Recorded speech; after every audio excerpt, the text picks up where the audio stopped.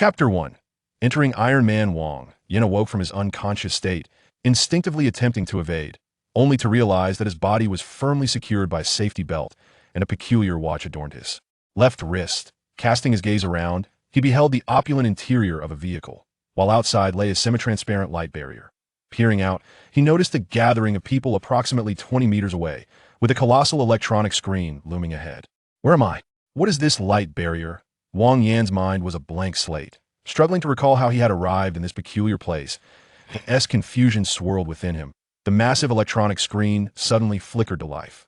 A humanoid figure, resplendent in red with yellow accents and exuding an aura of advanced technology, soared through the air, inciting frenzied cheers from the onlookers below. What is this? Iron Man? Am I dreaming? Wang Yan murmured, twisting his arm in a bid to confirm his reality. That IT heard it must be real. Then the question arises, if that red figure truly is Tony Stark, the Iron Man, why am I here?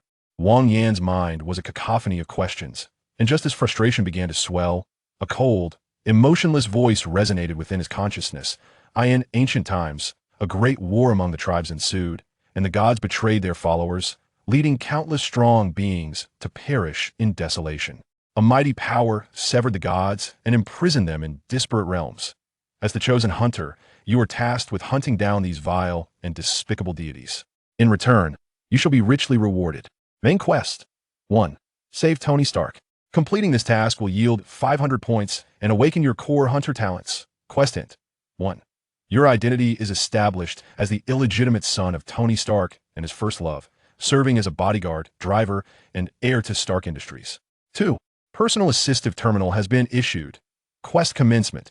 As the voice within his mind faded, the semi-transparent light barrier before him vanished into thin air. Simultaneously, a cacophony of cheers reached his ears. Iron Man, Iron Man, Iron Man. The cheers rang incessantly, and the ever-spotlight-seeking Tony beamed at the audience, subsequently landing beside Wang Yan. Let's go, son. With Tony's words, the dazzling Mark armor swiftly disassembled into a suitcase-sized form, the "Oh not call me son." The sudden revelation of an unexpected paternal figure left Wang Yan somewhat disoriented. Yet, with the circumstances still unclear, he resolved to endure for the moment. Wang Yan's resolve was commendable, however. At that instant, his years of teetering on the brink of death bestowed upon him a keen sense of danger, causing his expression to shift. Without a second thought, he pressed the accelerator and charged toward Tony. The abrupt turn of events tightened Tony Stark's chest, prompting an instinctive urge to don the Mark armor. Bang! A dull sound emanated from his side, accompanied by a cascade of fine car paint chips, and in an instant, Tony comprehended the gravity of the situation. Sniper. Filled with dread, Tony scrambled beneath the luxury vehicle. Bang! The door beside him was forcefully kicked open, and before Tony could grasp the situation, he was yanked onto the vehicle with great force. Is someone attempting to kill me? Seated in his place, Tony clutched the door handle with a white-knuckled grip. From the looks of it, they're not here to kill you. Perhaps they wish to engage in a deeper emotional exchange? Wang Yan, indifferent to Tony's plight, executed a swift drift, and, with a heavy press on the accelerator, the car bolted away like a wild dog unleashed. My sincerest apologies, but your illustrious image has just been utterly shattered. Forget about my image, I nearly lost my life. Tony Stark wiped the cold sweat from his forehead, feeling utterly disoriented. Though he had donned the rudimentary armor for but a fleeting moment, it still required at least 2 seconds to activate, and those intent on his demise were unlikely to grant him such leniency. Head to the Stark Industries laboratory. Understood. No sooner had Tony spoken than an electronic synthesized voice echoed in response. Simultaneously, the vehicle's navigation system delineated a remarkably clear route. Wang Yan drove with commendable speed, reaching their destination in approximately half an hour. This locale was one of the largest industrial zones in the United States and served as Tony Stark's stronghold. Main mission. 1. Save Tony Stark. Completion. Earned 500 points. Hunter's core ability awakened. As Wang Yan followed Tony through the laboratory's entrance, that frigid voice reverberated once more. He chose not to awaken his ability immediately, opting instead to postpone it for a while. And one could predict what might transpire upon awakening an ability, arousing Tony's suspicions, could lead to complications. If there's nothing pressing, I shall take my leave to rest. After exchanging pleasantries with Tony, Wang Yan navigated toward the bedroom located a short distance from the laboratory, guided by the memories in his mind. Settling into a comfortable position, he lay down and silently invoked, "Awaken." There was no intense pain, nor dazzling light effects, just a neutral voice declaring, awakening successful, along with a stream of information materializing in his mind. Hunter, when attacking targets of the god race, damage dealt will range from a minimum of 5 times to a maximum of 20 times. The lower the target's health, the greater the damage inflicted. When the target is gravely injured, there is a 50 chance to slay them. Cooldown time, 24 hours. What an extraordinary hunter.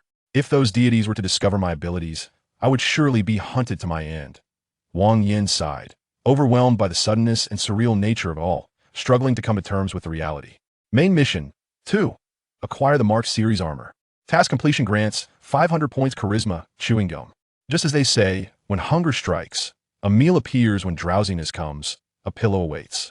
Now, what to do next? Wang Yan executed a deft somersault and landed gracefully on the ground before making his way towards the laboratory. Son, weren't you supposed to be resting?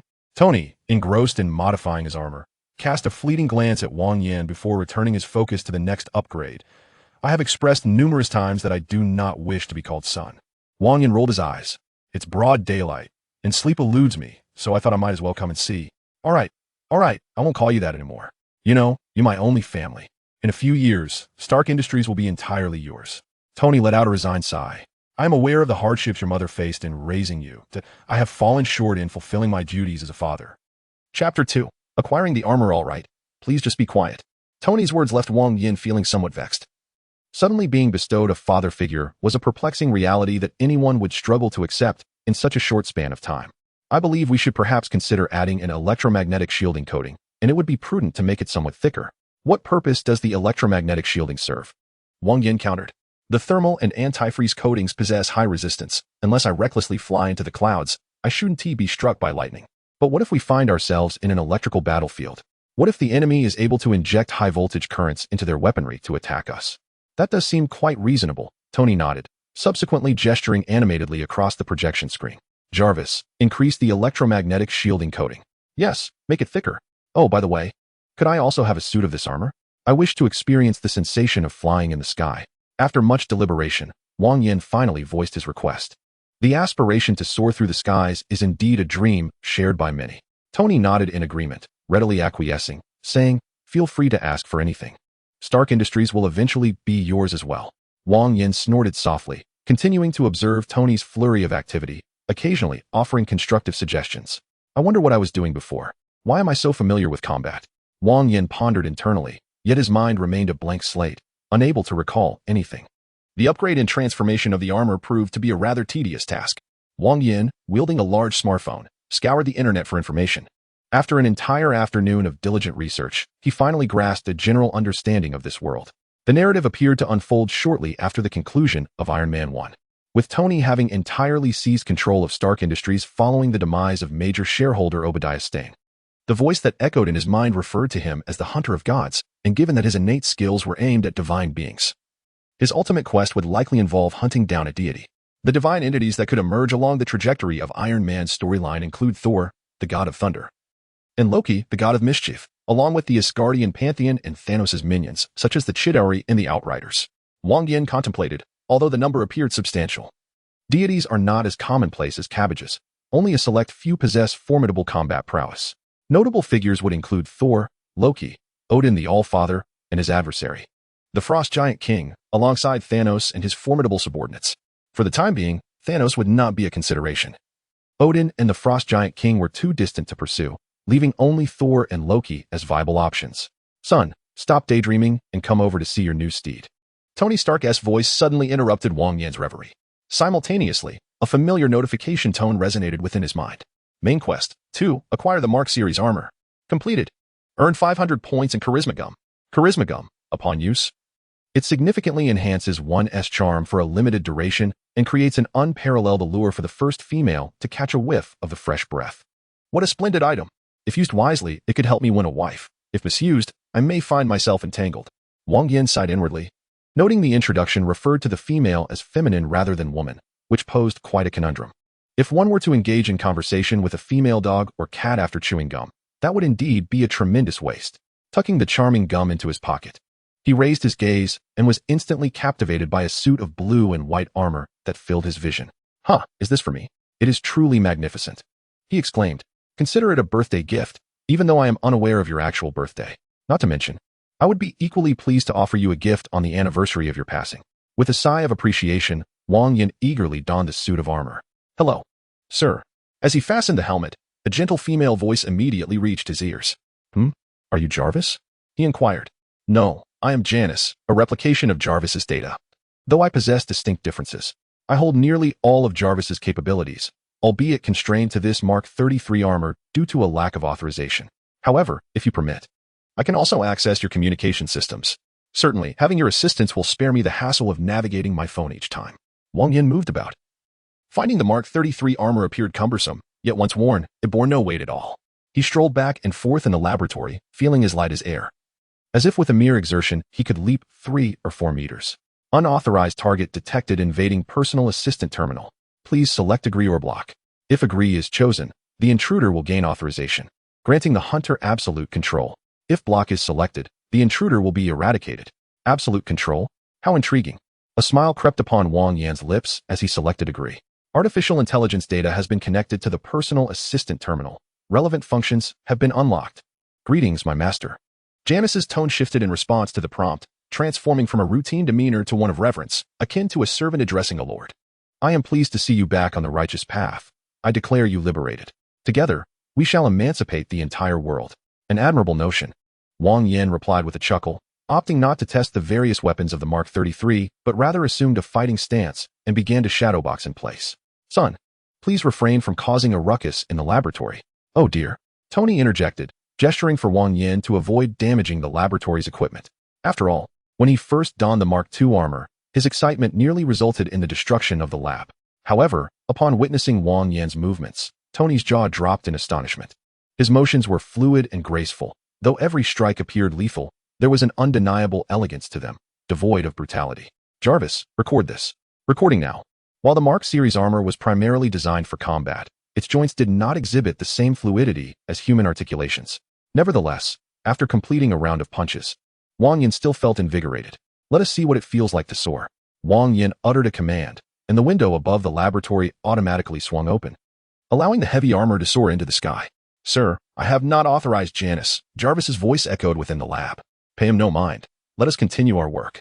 A contemplative expression crossed Tony's face as he pondered for a moment before resuming his tasks.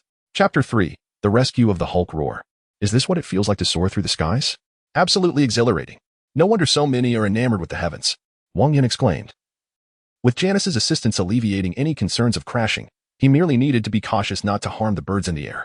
At full throttle, the Mark armor could exceed speeds of 500 kilometers per hour, slightly surpassing even the most advanced fighter jets. Without much effort, he flew beyond the borders of New Jersey and into New York City. Main mission: 3. Assist Bruce Banner in escaping General Ross's capture. Completion rewards 500 points and beneficial gene mutation. The Hulk? Upon hearing the voice in his mind, Wang Yan could not help but pause for a moment. The mention of the Hulk conjured vivid impressions. He was undoubtedly a formidable force within the Avengers. His presence signified an unparalleled combat prowess capable of rivaling any adversary. The arrival of the Hulk could lead to extreme outcomes, either an immense catastrophe or a dramatic turnaround in fortune. Even the mighty Loki, the god of mischief, was reduced to a mere punching bag in the face of the Hulk, while the colossal mechanical beast from Chitauri was obliterated with a single blow. This creature was practically invincible. If he were a genuine villain, such power would have rendered him unstoppable long ago. Alas, Bruce Banner's inherent goodness prevented him from unleashing his full potential unless he succumbed to a mindless rage, leaving him to flee instead. Janice, locate the enemy positions. Target, United States military. Scanning. Target locked. A battalion of 1,000, equipped with tanks, missiles, and other heavy weaponry, is approaching rapidly from the air with armed helicopters. Recommend ambush. Janice's succinct assessment was both timely and sound. No, prepare for battle. A cruel smile crept across Wang Yan's lips as the blue and white exterior of the armor began to shift, entering a state of optical invisibility. On a nearby suspension bridge, Bruce Banner was desperately fleeing, pursued by a cadre of fully armed American soldiers. Fire 2 tear gas grenades.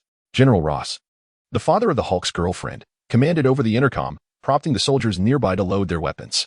As anticipated, the tear gas had no effect on the Hulk, only serving to incite his fury further. Roar. A feral bellow erupted from the swirling smoke as a towering, 3-meter-tall green giant leaped from the bridge, crushing a tank beneath his feet. Switch to heavy weaponry. From a distance, General Ross, witnessing the ineffectiveness of conventional bullets and tear gas, promptly resolved to deploy more powerful arms. I'll take care of this. The missile launcher had just been extracted from its box when Blonsky forcefully shoved a soldier aside, shouldering the weapon as he charged towards the Hulk. Blonsky was no ordinary extra. He was a formidable adversary to the Hulk, loathed by the abominable giant. After injecting himself with a concoction of Captain America's super soldier serum and Hulk's blood, followed by exposure to gamma radiation, he had successfully transformed into a creature even more powerful than the Hulk. However, at this moment, he had only just received the serum mixture and had yet to undergo gamma irradiation, rendering him merely a remarkably strong, ordinary human. A throng of soldiers encircled the Hulk, launching their attacks, while Wang Yan stealthily approached General Ross. Just as he intended to eliminate this buffoon, Janice suddenly spoke up. "Master, I have detected a unique energy fluctuation, likely indicative of a mutant." Mutant? This Mark 33 armor, enhanced by Tony Stark with numerous functional components, included a mutant energy detector among its features. Upon hearing Janice's words, Wang Yan recalled the mutant factions within the Marvel Universe. The more renowned members included Wolverine, Magneto, Professor X, Phoenix, and Apocalypse. Among those connected to Iron Man were Quicksilver, Scarlet Witch, and Captain Marvel. Who could it be? Wang Yan pondered briefly before instructing Janice, "Lock onto their position." Understood. The efficiency of the artificial intelligence was remarkable, as it promptly marked the target on the screen. Lo and behold, it is indeed a female, and she happens to be my favorite youthful beauty. Observing the target on the screen, Wang Yan felt a surge of excitement. The girl appeared to be around 15, with fair skin, embodying the essence of a blossoming beauty. She was hiding amidst the panicked crowd, seemingly disoriented, as if she had yet to fully grasp the situation. Is this Wanda, the Scarlet Witch? Recognizing the girl's somewhat familiar visage, Wang Yan's mind conjured the image of her effortlessly tearing apart a robot. The Scarlet Witch possessed the most potent abilities in mutant history, yet she could barely harness even 1% of her potential. She could create illusions, alter probabilities, modify causality, materialize energy, and even influence reality with her thoughts. Moreover, the more intense her emotions, the greater her power became, making her akin to a sorceress version of an enhanced Hulk. Boom, boom, boom. The heavy missile launcher rested on his shoulder like a child's toy. Watching the Hulk stagger back under the relentless missile strikes, Blonsky felt that this monster was nothing extraordinary. "Is this all you've got? Is this your limit? Come on, hit me." Blonsky's demeanor was excessively arrogant, but as the final missile was launched, a sudden stillness overtook his expression. Roar. With the cessation of missile fire, the Hulk finally regained his footing. A menacing expression emerged on the Hulk's face as he advanced towards Blonsky, much like a cat stalking a mouse. Bang! With a powerful kick, Blonsky soared into the air like a tattered sandbag, hurtling directly towards the Scarlet Witch. Wanda. What remarkable footwork. If only you were on the men's football team. Even the goalkeeper would be unnecessary. An extraordinary opportunity presented itself before Wang Yan, and he could not let it slip away. Deactivating the invisibility of his armor, he engaged all 4 flame thrusters at full power, propelling himself effortlessly to Wanda's vicinity in the blink of an eye. The human projectile that was Blonsky followed closely, crashing heavily into Wang Yan's back. With no time to waste on idle chatter, Wang Yan lifted his visor, popped a piece of charm gum into his mouth, and after a couple of vigorous chews, exhaled towards the Scarlet Witch. This series of actions left Wanda utterly bewildered. She flew over to shield herself from the impending attack, and without uttering a word, began chewing gum furiously while blowing air onto her own face. Just as the Scarlet Witch was engulfed in confusion, she suddenly sensed an alluring charm emanating from Wang Yan, captivating her thoughts and ensnaring her in daydreams. Chapter 4. Transformation into the Hulk. Beautiful lady, I must first address a matter, and I shall return to you shortly. After gently kissing Wanda on the lips, Wang Yan commanded his armor to soar into the sky, vanishing from sight in an instant. In reality, he had not truly departed but had ascended to a high altitude, activated his invisibility, and then swiftly returned. Drawing near to General Ross. Bang! A dull thud resonated, but aside from the swirling dust, nothing was visible. Invisible? General Ross reacted swiftly, yet his efforts proved futile. A rigid object, akin to a vice, clamped around his neck, lifting his frail body off the ground. Desperately, General Ross struggled, but regardless of how fiercely he clawed, he could not break free. Suddenly, the air before him twisted, as if a transparent box had been opened, revealing the face of an Eastern man. What audacity grants you the courage to challenge the Hulk so aggressively? Is it your shamelessness or Banner's excessive kindness? Do you truly believe you are invulnerable to death? Wang Yan unleashed a torrent of scorn upon General Ross, relishing the opportunity to retaliate against the despicable figure that had once disgusted him in the film. General Ross, drenched in Wang Yan's vitriol, simmered with rage. Although Wang Yan's words rang true, He found himself powerless to refute them, yet he was incensed nonetheless. Unfortunately for him, he was not the Hulk, and even if he were to explode with fury, it would avail him nothing. Release General Ross.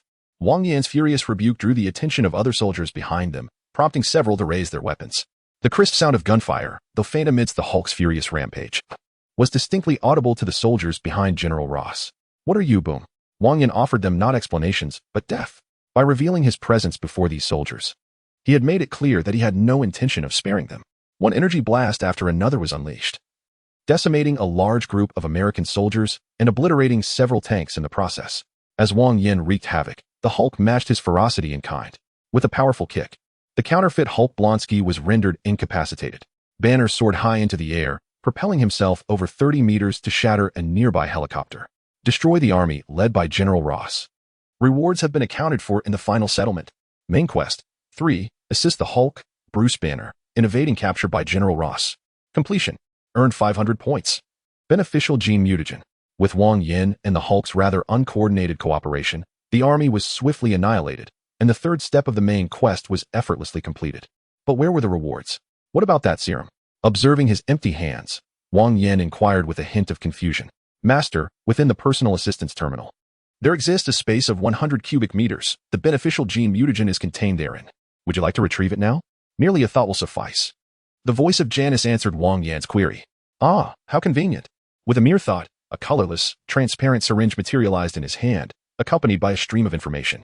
Beneficial gene mutagen. Upon usage, it can eliminate harmful components within genes and induce beneficial mutations. The comprehensive upper limit of gene strength is 100 points, and it can be sold for 5,000 points. Valued at 5,000 points? Inducing beneficial mutations in genes? Reading the description of the serum, Wang Yan felt a tightening in his chest.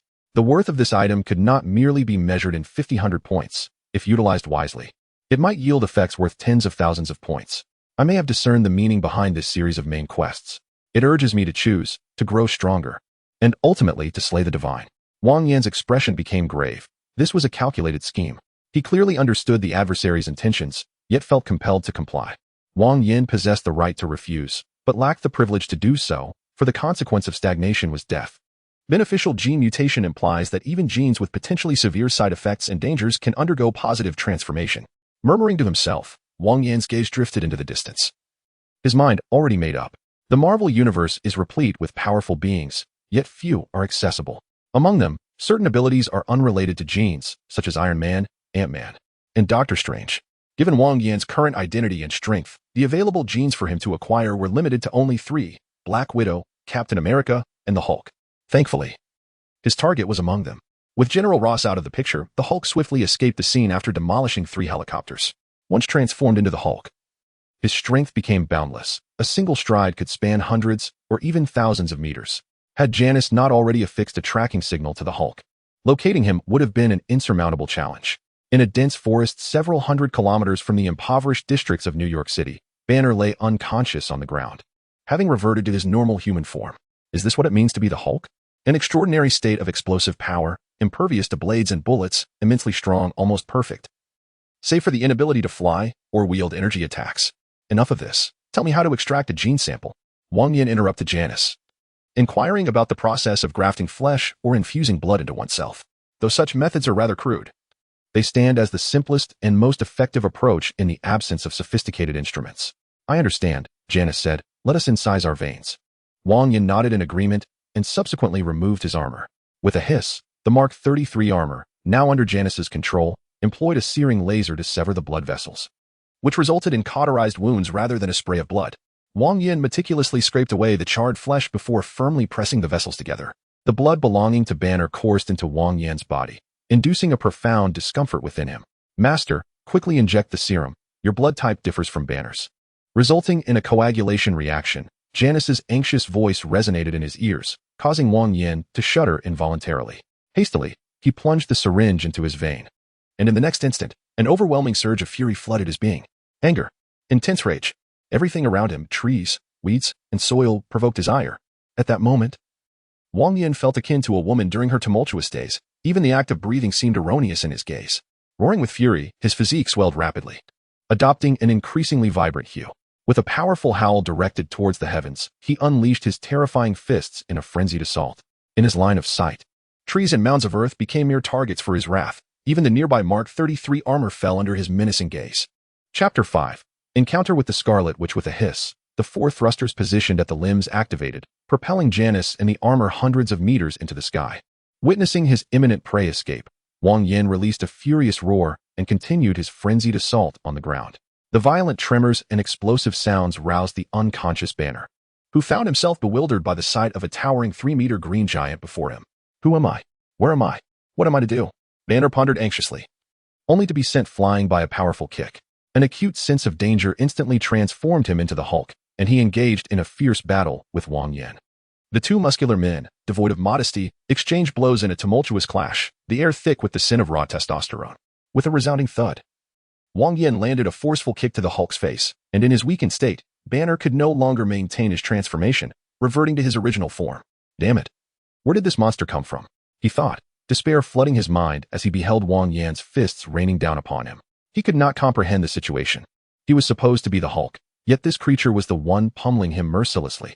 After a wild outburst, the ferocious aura surrounding Wang Yan gradually dissipated, his inflated form shrinking back to normalcy. Janice guided the Mark 33 armor back to the ground, enveloping Wang Yan once more. Farewell, Hulk. Energy coalesced within his palm, transforming into a blinding white light that pierced through Banner's chest. Green Giant Banner has been slain. Rewards have been tallied for final settlement. In this world, one Hulk is more than sufficient. Wang Yan chuckled softly, transforming into flames to reduce Banner's lifeless body to ashes. According to reports from the national news, a fierce battle erupted in the western suburbs of New York City. On one side stood General Ross, while the other was represented by the colossal figure adorned in green. The conflict was intense, resulting in the demise of all soldiers, with General Ross heroically sacrificing himself. A green giant? Jarvis, please replay the footage. Inside Stark Industries laboratory, Tony observed the slowed-down playback, his expression contemplative. In the footage, General Ross appeared inexplicably airborne, his face turning a deep shade of red, seemingly suffocating. Behind him, several soldiers wore expressions of sheer terror. The rear view was obscured. Only a frontal perspective revealed the truth. This must be an invisibility coating. Tony's mind raced, swiftly considering this possibility. Suddenly, the skylight in the laboratory opened, and Wang Yan returned. Did you find it exhilarating out there? Tony inquired, eyeing Wang Yan.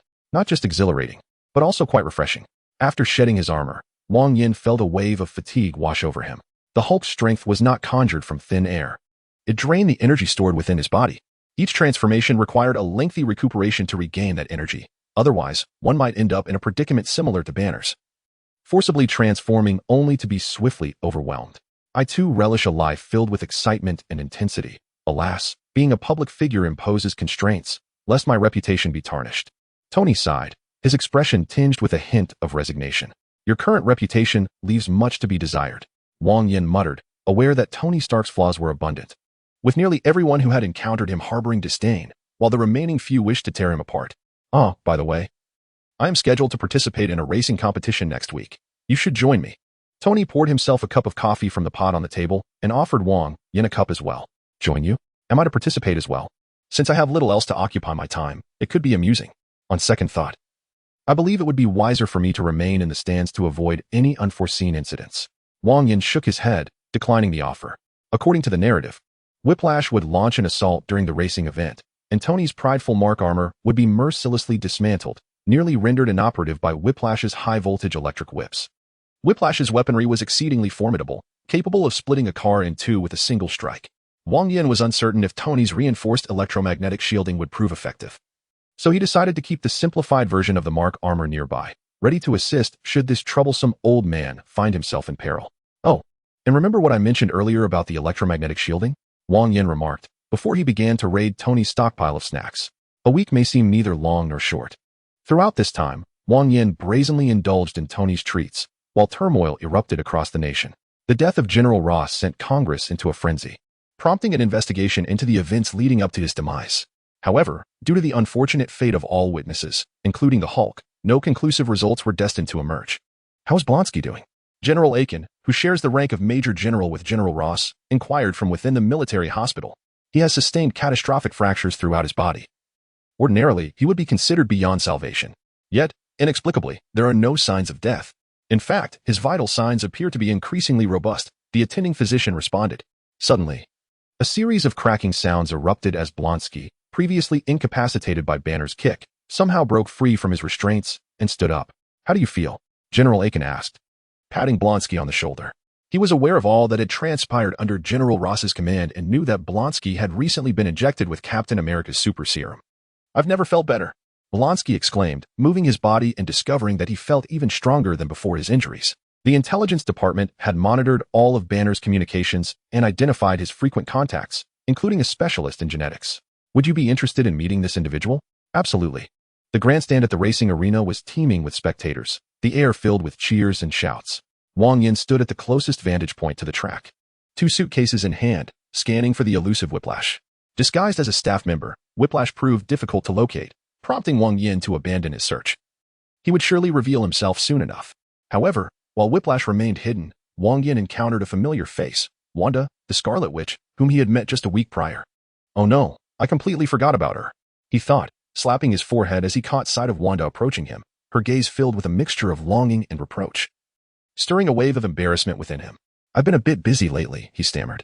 "I know you were Tony Stark's only son, the designated heir of Stark Industries. You must have countless responsibilities," Wanda replied, standing before him with a complex expression. Chapter 6. Eliminate Whiplash for reasons unknown. Ever since their encounter a week ago, Wanda had been unable to forget Wang Yan.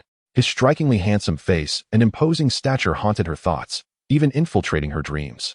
The Scarlet Witch and her brother Quicksilver had lost their parents to weapons manufactured by Stark Industries, which had fostered a deep-seated resentment towards Tony Stark.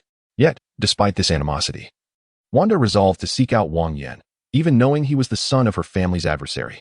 "How did you know about my connection to Stark?" Wang Yan asked, perplexed. "Look at that screen over there. It has been playing all day," Wanda replied, pointing towards a towering building opposite the racetrack, stifling a giggle. "What?" Wang Yan followed her gaze to see a massive screen displaying alternating images of himself and Tony Stark, interspersed with statements confirming his identity. Suddenly, a fleet of racing cars sped past on the track, their engines roaring and tearing through the air with explosive sounds. Meanwhile, a new mission finally arrived. Side quest: Eliminate Whiplash. Complete the task to earn 1,000 points. Find a secure place to wait, Wang Yan instructed. "I've uncovered a significant problem." As Wang Yan spoke to Wanda, the moment the task prompt echoed, he discerned the target's trail. A group of staff clad in crimson attire and donning helmets approached the stands from behind. The leader, robust in stature, had a toothpick clenched between his lips. Nonchalantly, he pushed open the gate between the stands and the track, unzipping his jacket to reveal the apparatus he wore beneath. Zzz. The device whirred to life, accompanied by a jarring crackle of electricity. A halo of white high-voltage energy encircled the whip, carving 2 deep rifts into the ground at its base. Wang Yan rose, his expression gravely solemn. Though the whip wielder was merely an ordinary individual, the contrivance he had created was anything but mundane. Previously, there had been doubts as to whether the electromagnetic shielding would withstand the whip's assault. Such uncertainties were now dispelled. "Tony Stark, I have awaited your arrival for far too long." The whip wielder lashed out with both whips, a malevolent grin adorning his face. A racing car surged towards him, and the whip wielder, unfazed, struck out with a whip just as the vehicle neared. Crack! The sharp sound was accompanied by a desperate scream. As the car, a lifetime's earnings for an ordinary citizen, was cleaved in two, its driver flung into the air, their fate uncertain. Damn it! The speeding Tony witnessed the chaos, attempting to evade, but the velocity was too great and the track too narrow, leaving him no choice but to collide. Crack! A similar lash came forth, and even Tony Stark could not escape unscathed. The car was severed, shattered parts scattering everywhere. Crack! Crack! Crack! The 2 whips sent sparks flying through the air, as the whip wielder advanced step by step, intent on concluding this farce. Yet, just as he raised his whip, a figure charged in, delivering a powerful kick to his chest. Bang! The whip wielder was sent flying several meters, crashing against the guardrail, while the assailant descended slowly, tossing a briefcase at Tony's feet. "Be cautious. This adversary is formidable. The electromagnetic shielding on the armor will not suffice." Before Wang Yan could finish his warning, Tony had already surged forward.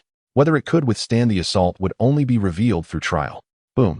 With the flame boosters propelling him, Tony's speed escalated to a terrifying velocity in under a second. The distance of several dozen meters vanished in an instant as he swung his fist, aiming to send the whip wielder sprawling. However, he was met with a whip crackling with blinding electricity. Crack! The impact resonated off the armor with a sharp sound, sending Tony hurtling back along the path he had just traversed. A deep gash marred the armor's surface. Not even the electromagnetic shielding could endure the onslaught, rendered utterly ineffective by that single lash. As you said, it indeed cannot withstand. Struggling to rise, Tony found that while the previous strike was severe, it had not rendered the armor irreparably damaged. Fire and energy blast directly. Do not consider anything else. Wang Yan scoffed, gathering energy orbs in his hands before unleashing them. The whiplock apparatus is formidable. Even Tony's armor is unable to contend with it in a one-on-one confrontation. However, the whiplock possesses significant limitations, notably its weak defensive capabilities. Thunderous explosions resonate as a barrage of energy projectiles is unleashed, throwing the whiplock into a state of disarray. Sparks erupt in all directions and at close range. They quickly sear multiple wounds into the whiplock's form. You provide cover fire. I will go in for the kill, Wang Yan shouted to Tony before charging forward boldly. As Wang Yan advanced, the whiplock, having just regained its footing, retaliated with a dual lash, delivering a brutal onslaught. Crack, crack, crack. The strikes were vicious and lethal, clearly aimed at taking a life. Wang Yan, undeterred, pressed forward with relentless precision, grasping one of the lashes. He activated the thrusters on his right foot to full power and delivered a powerful kick. Bang! The whiplock's high-voltage lash collided with Wang Yan's foot, but failed to impede his momentum. The coating on the armor shattered, revealing the metal beneath, which bore a distinct mark from the impact. Yet, Wang Yan succeeded. With all his strength, he delivered a kick that severed a portion of the whiplock's spine, causing a gruesome spillage of viscera and blood. The whiplock was incapacitated. Even if it survived, a life bound to a wheelchair awaited it. However, Wang Yan had no intention of sparing it, partly due to the whiplock's previous attempts on his life and partly because of the mission at hand. 1,000 points of merit were at stake, and he was not about to let such an opportunity slip by. Why live when you court death? Wang Yan scoffed coldly, gathering energy in his palm before piercing through the whiplock's skull. Main quest: 4. Eliminate the whiplock. Completed. Earned 1,000 points. A pleasant chime echoed in his mind. Wang Yan was uncertain of the utility of these points, yet he surmised they must hold substantial value. Just the fact that they could be redeemed alongside enticing rewards like charisma gum and benign gene mutagens attests to their rarity. You shouldn't have killed him. It was merely self-defense, wasn't it? I trust Stark Industries' legal department, he heard a voice protest. Wang Yan smiled, seemingly unperturbed by the act of killing. What a coincidence. I too have great faith in the company's legal department. Tony Stark approached, glancing at the Scarlet Witch, Wanda, not far off. Who is that girl? Is she the daughter-in-law you found for me? Chapter 7. Infinity Stones, are you all right? Did you sustain any injuries? Wanda rushed over, concern etched on her face. Just a trivial character. I am unscathed, Wang Yan replied as he disengaged from the mark armor, taking Wanda's hand and leading her toward the parking lot. I want to experience the sensation of flying. Wanda's face flushed crimson, a young girl smitten, her animosity toward Tony Stark forgotten. You want to fly? Very well. I shall take you to the skies. Wang Yan exclaimed with a laugh, donning the mark armor once more and lifting Wanda into the air. This ability to woo women certainly runs in the family, Tony Stark muttered, appearing quite satisfied. Mr. Stark, have you seen my sister? She seemed to be with your son earlier. As Tony Stark pondered this, a 15-year-old boy suddenly appeared before him. This was Quicksilver, the younger brother of Scarlet Witch. He was quick in every sense, eating, drinking, and everything else. Though he harbored a strong desire to confront Tony Stark, he decided to hold back for the sake of his sister. Your sister? She's gone to heaven. Quicksilver. I have no idea if this will work. It's my first time. Failure is expected. Well, let us give it a try. There's nothing to lose. Inside Stark Industries, Wang Yan and Scarlet Witch lay on the bed, their eyes glued to the game on the screen. Wang Yan muttered to himself, while Wanda's eyes sparkled with radiant light. With a flourish, as the music played, all 10 cards flipped over. No duds, every single one was exceptional. Wow. Seeing the results on the screen, Wang Yan excitedly embraced Wanda and planted a couple of kisses on her cheek. The two were merely experimenting with the limits of Scarlet Witch's powers, not engaging in anything inappropriate. Initially, they thought that getting even 1 or 2 from the game would be quite lucky, but to their astonishment, Wanda had overexerted herself and produced 10 flawless cards. You are even more formidable than I imagined, Wang Yan remarked, filled with admiration. Under normal circumstances, even an extraordinary stroke of luck yielding 2 would have been impressive, yet under the influence of Scarlet Witch's abilities, they achieved 10. It was as if the game had been completely manipulated by Wanda. Currently, due to her youth, Scarlet Witch's powers had not yet reached the level seen in Avengers 1. However, Wang Yan had no time to wait for her growth, as Thor and the trickster Loki were drawing nearer. Among the 6 Infinity Stones, the only ones Wang Yan had a chance of obtaining were the Space Stone and the Time Stone. He might also devise a way to acquire the Mind Stone. While the other 3 were not located on Earth, he pondered the challenges ahead, feeling they were not insurmountable. The Power Stone had been taken by Thanos after being guarded by the Nova Corps on Xandar. The Space Stone was held by S.H.I.E.L.D., which had been studying it without any significant breakthroughs. The Reality Stone, once in the hands of the Dark Elves, was lost to Thor and Asgard after their defeat. The Soul Stone was with Thanos, obtained through the sacrifice of his daughter Gamora. The Time Stone resided in the Sanctum Sanctorum, later claimed by Doctor Strange. The Mind Stone was embedded in Loki's scepter, eventually giving rise to Vision. At this stage, the only feasible opportunities lay with the Time Stone and the Space Stone. And even those were merely possibilities. However, with Scarlet Witch Wanda's assistance, those chances significantly increased. "Wanda, I need your help with something," Wang Yan said, gripping her hand with intense resolve. "I will do my best," Wanda replied, her cheeks flushed. Despite her embarrassment, she bravely lifted her gaze to meet Wang Yan's. From this moment onward, at the headquarters of SHIELD, General Axion and Blonsky awaited the data from the researchers. To induce mutations in the cells enhanced by the super serum, they needed to endure approximately 783 trillion electron volts of gamma radiation energy within a single second. This quantity demanded utmost precision. Even the slightest deviation could lead to unforeseeable consequences. A researcher clad in a white lab coat remarked, "What kind of unforeseeable consequences?" "Death," General Axion inquired, furrowing his brow. "The variables that affect the experimental outcomes are never the upper and lower limits of the instruments, but rather their precision. Our equipment is more than capable in terms of power, with ample surplus, yet achieving the necessary precision is exceedingly challenging. Should an accident occur, the most favorable outcome would be cellular carcinogenesis. Is there a way to mitigate this? Or reduce the risks of the experiment? Given the current pace of technological advancement, there is no possibility of that within the next decade," the researcher lamented. For this intricate experiment delving into cellular structures was fraught with too many uncertainties. The ultimate result rested solely on the whims of fate. "Colonel, what are your thoughts?" After receiving the researcher's response, General Axion deferred the decision-making to Blonsky. "I have never known safety in my life, only struggle," Blonsky snorted, shedding his shirt and reclining directly upon the examination table. His intense animosity toward the Hulk drove him to disregard all else, while the Hulk's terrifying power captivated him. Even if there existed a mere 1 in 10,000 chance. Even if failure meant obliteration, Blonsky was resolute in his desire to attempt it.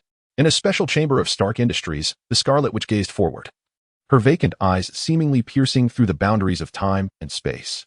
Blonsky's fate lingered at a critical juncture, one path broad and smooth, the other shrouded in darkness. "Choose the dark," she murmured, envisioning the treacherous road riddled with pitfalls. "Help him navigate these obstacles." As Wanda's words resonated, beads of sweat formed on her youthful visage, and her complexion paled slightly. There is no need for his path to be entirely smooth. He merely needs to be able to traverse it. I do not require him to be overwhelmingly powerful, just strong enough for a time. With a gentle whisper to Wanda, Wang Yan displayed a countenance of guilt and concern.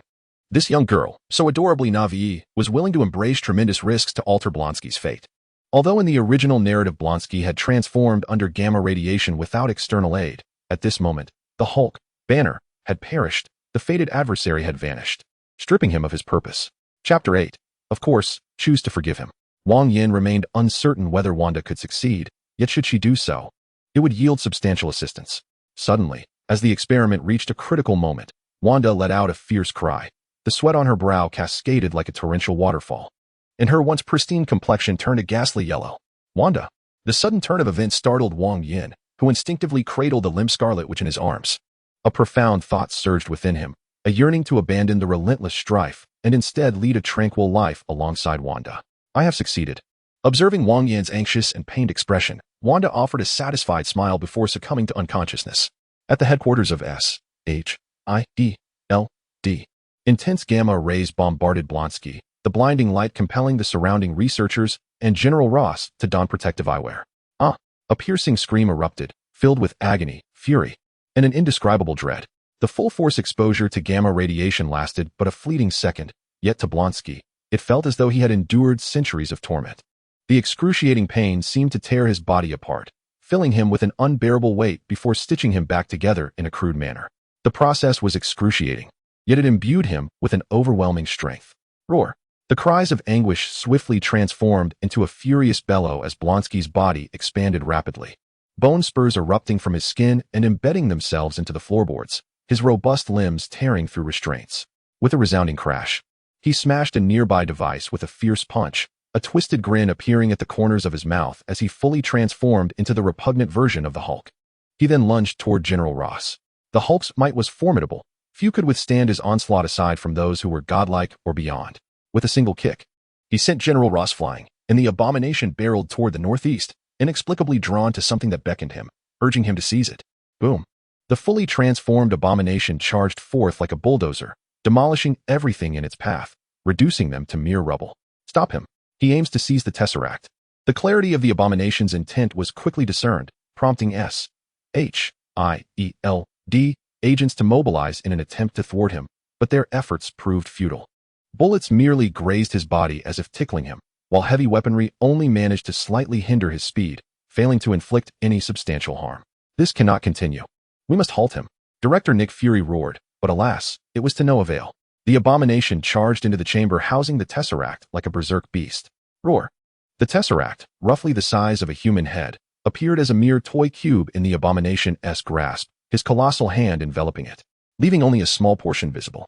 The abomination remained oblivious to the Tesseract's purpose or why it was imperative to possess it. Thus, after achieving his immediate goal, he found himself in a state of confusion. It seems you require assistance. Just as Director Fury felt the situation spiraling out of control, a voice suddenly echoed from nearby. A red armored figure hovered in the air, exuding an air of flamboyance. Quickly, we must stop him. The Tesseract must not be lost. Excellent. That is precisely my intention, Tony Stark declared, as the launcher on his right hand began to gather energy. Zing. A searing white laser instantaneously traversed a distance of 100 meters, striking him as he leapt high towards another building. The sudden, excruciating pain caused him to shudder, sending the energy cube he held flying from his grasp. Almost all eyes, including those of Iron Man Tony Stark and S.H.I.E.L.D. Director Nick Fury, were fixated on the energy cube, an object of utmost importance that could not be lost. However, just as the cube had traveled approximately 30 meters from his hand, it inexplicably vanished into thin air. Indeed, it had vanished without a trace. There was no warning. It simply disappeared into nothingness. J.A.R.V.I.S. Initiate sonar scanning, Tony Stark commanded, and the previously empty sky displayed a vague silhouette on the screen. It was humanoid, adorned in blue and white, lacking wings yet capable of flight. Without a moment's hesitation, Tony surmised what it was. With a resigned sigh, he chose to feign ignorance. After all, it was his son. Forgiveness was the only option. Acquire the Space Stone. Submitting it will yield corresponding rewards. The Space Stone, one of the 6 Infinity Stones of the Marvel Universe, wielding the power to control space. Upon sale, it could be exchanged for 20,000 points. 100,000 points? Truly a remarkable treasure, Wang Yan mused, subsequently placing the Space Stone into the spatial compartment of his personal assistant terminal. Its value was immeasurable, far beyond the mere 2,000 points it could fetch. One of the most powerful artifacts in the Marvel Universe, gathering all 6 would grant one the strength to surpass even deities, effortlessly obliterating entire universes. There was no way he would part with it for a paltry sum. Main quest. 5. Eliminate the counterfeit Hulk abomination. Completing the task will yield 1,000 points and a beneficial gene harmonizer. Just as Wang Yan secured the Space Stone and prepared to check on the Scarlet Witch Wanda, a notification echoed in his mind. Well, it seems overtime is unavoidable. With a resigned sigh, Wang Yan found a suitable spot to remove his armor, then struck his own face with considerable force. The Hulk's lineage required fury to be activated, with greater anger equating to enhanced strength and defense. Yet, after several self-inflicted slaps, he realized that, aside from the pain in his face, he felt no anger whatsoever. Upon reflection, he understood why. How could one become enraged by their own actions? At most, it was a feeling of helplessness. Forget it. I'll go see what is happening. Perhaps witnessing more death will ignite my fury, Wang Yan muttered, then donned his armor and soared towards S.H.I.E.L.D. Without the destined adversary, the abomination was a veritable force of destruction, rampaging with a physique exceeding 3 meters in height, more terrifying than a tank, trampling everything in his path. Even with the advanced technology of Iron Man's suit, Tony Stark found himself outmatched, let alone S.H.I.E.L.D. The Avengers might have stood a chance, but those elite warriors had yet to join the fray. Chapter 9. Seeking the Ancient One in Asgard, Thor reigns as prince. While Vision remains uncreated, Scarlet Witch has been whisked away by Abomination, Doctor Strange is occupied in surgery, and Captain Marvel wanders the cosmos. The only formidable ally, the Hulk, is still in Abomination's clutches, who can be sought for reason. Alas, Abomination rampages, leaving a trail of devastation in his wake. The S.H.I.E.L.D. attempts to intervene, yet are powerless to halt his rampage, forced to watch helplessly as he wreaks havoc. Master, Abomination's power is beginning to fluctuate. with a significant probability of reverting to his original state within a minute. Janice's voice echoed, tinged with uncertainty. This was to be expected. The prowess of artificial intelligence lies in its extensive data, and this was Janice's first encounter with Abomination. Devoid of any reference information, leading her to a tentative conclusion. Prepare yourselves, we shall execute a cunning plan. Wang Yan chuckled lightly. As his armor shoulder and rear ammunition bays opened, primed for deployment, Janice's time estimation proved greatly inaccurate. Upon Wang Yan's return, Abomination persisted for a full 3 minutes before succumbing to exhaustion. In total, he had held out for nearly half an hour. Impressive indeed, Wang Yan mused, unleashing a barrage from all remote weaponry on his shoulders and back, determined to obliterate Abomination. The ground shook as dozens of missiles descended, turning the surrounding 20-meter radius into pulverized debris. This unexpected assault not only caught Abomination off guard, but also left S.H.I.E.L.D. in a state of bewilderment. They had endured relentless torment under Abomination's might, barely managing to survive, yet before they could apprehend him, a deluge of missiles erupted seemingly from nowhere. Main Quest 5. Eliminate the counterfeit Hulk, Abomination. Completion. Earned 1,000 points. Beneficial Gene Harmonizer. Beneficial Gene Harmonizer. When used alongside 2 or more bloodlines, it can reconcile conflicts between them. The cumulative genetic strength limit is 200 points, and it can be sold for 10,000 points. Indeed, a remarkable item. Wang Yan reflected, yet the bounty only deepened his unease. Such a series of tasks, not particularly arduous or lavish rewards. Where in the world does one encounter such fortune? The more he was offered now, the greater the impending peril loomed, potentially escalating to life-threatening extremes. With no time to ponder the bewildered expressions of S.H.I.E.L.D. and Tony's resigned demeanor, Wang Yan turned and returned to Stark Industries. Previously, his forced alteration of Abomination's fate had left Scarlet Witch utterly exhausted, and she now lay in a deep slumber. Wang Yan gently caressed Wanda's cheek, feeling a pang of compassion. Such a naive girl could only exist in films, comics, and novels. In reality, individuals were far more astute, eager to drain every drop of blood from you. With Wanda's assistance, Wang Yan had acquired the Space Stone from the Energy Cube. Yet he dared not reveal it just yet. In the absence of knowledge, he remained secure. However, once the energy fluctuations of the Space Stone were detected by S.H.I.E.L.D.'s instruments, even Iron Man Tony Stark would be unable to protect him. Nearly a year had elapsed since Thor's departure and Loki the God of Mischief's arrival. As for when the God of Thunder would descend, that remained uncertain. Wang Yan pondered carefully and felt that there might be an opportunity in Wakanda, and perhaps he could also seek guidance from the Ancient One. Wakanda possessed a resilient metal known as vibranium, nearly indestructible, which even Thor and Loki could not damage. Should he craft his armor from this metal, Iron Man would undoubtedly become one of the mightiest beings in the Marvel Universe. The Ancient One wielded various formidable spells and could provide insights into the power of the soul, which would compensate for Wang Yan's shortcomings. After all, while the Hulk excelled in strength and defense, his other attributes were rather lacking. After a moment of contemplation, Wang Yan ultimately resolved to seek the Ancient One, as the allure of soul power was simply too compelling to resist. Scarlet, which had slept for a full day and night before awakening, Wanda, weary from her exertion, exuded an air of fragility that tugged at Wang Yan's heartstrings. After spending a week cherishing moments with Wanda, Wang Yan set forth on his journey to find the Ancient One. The Ancient One was the supreme sorcerer on Earth, capable of confronting the supreme being Dormammu, who ruled the Dark Universe. Were it not for his suicidal resolve, his incompetent apprentice could never have harmed him. Wang Yan speculated that, had Doctor Strange not joined the fray and revealed certain truths to the Ancient One, he would have continued to protect the Earth until a worthy successor emerged. This must be the place. After several hours of flight, Wang Yan arrived at a small village nestled at the foot of the Himalayas. Though it lay within the borders of China, it was home to a diverse populace. People from India, Nepal, Bhutan, and Pakistan congregated here due to shared beliefs, complicating the local dynamics significantly. "Excuse me, have you heard of Kamartosh?" Wang Yan casually inquired of a passerby. In response, the individual replied in a rapid, incomprehensible dialect, leaving Wang Yan utterly bewildered. "Could you speak in a language I understand?" "Fool." The person shot Wang Yan a disdainful glance before turning away. Wang Yan was left in disbelief. "Master, that individual was from India. Having lived here for many years, everyone possesses some knowledge of other ethnic languages. As for the insult, it likely stems from historical animosities." Janice's voice emanated from his earpiece, enlightening Wang Yan.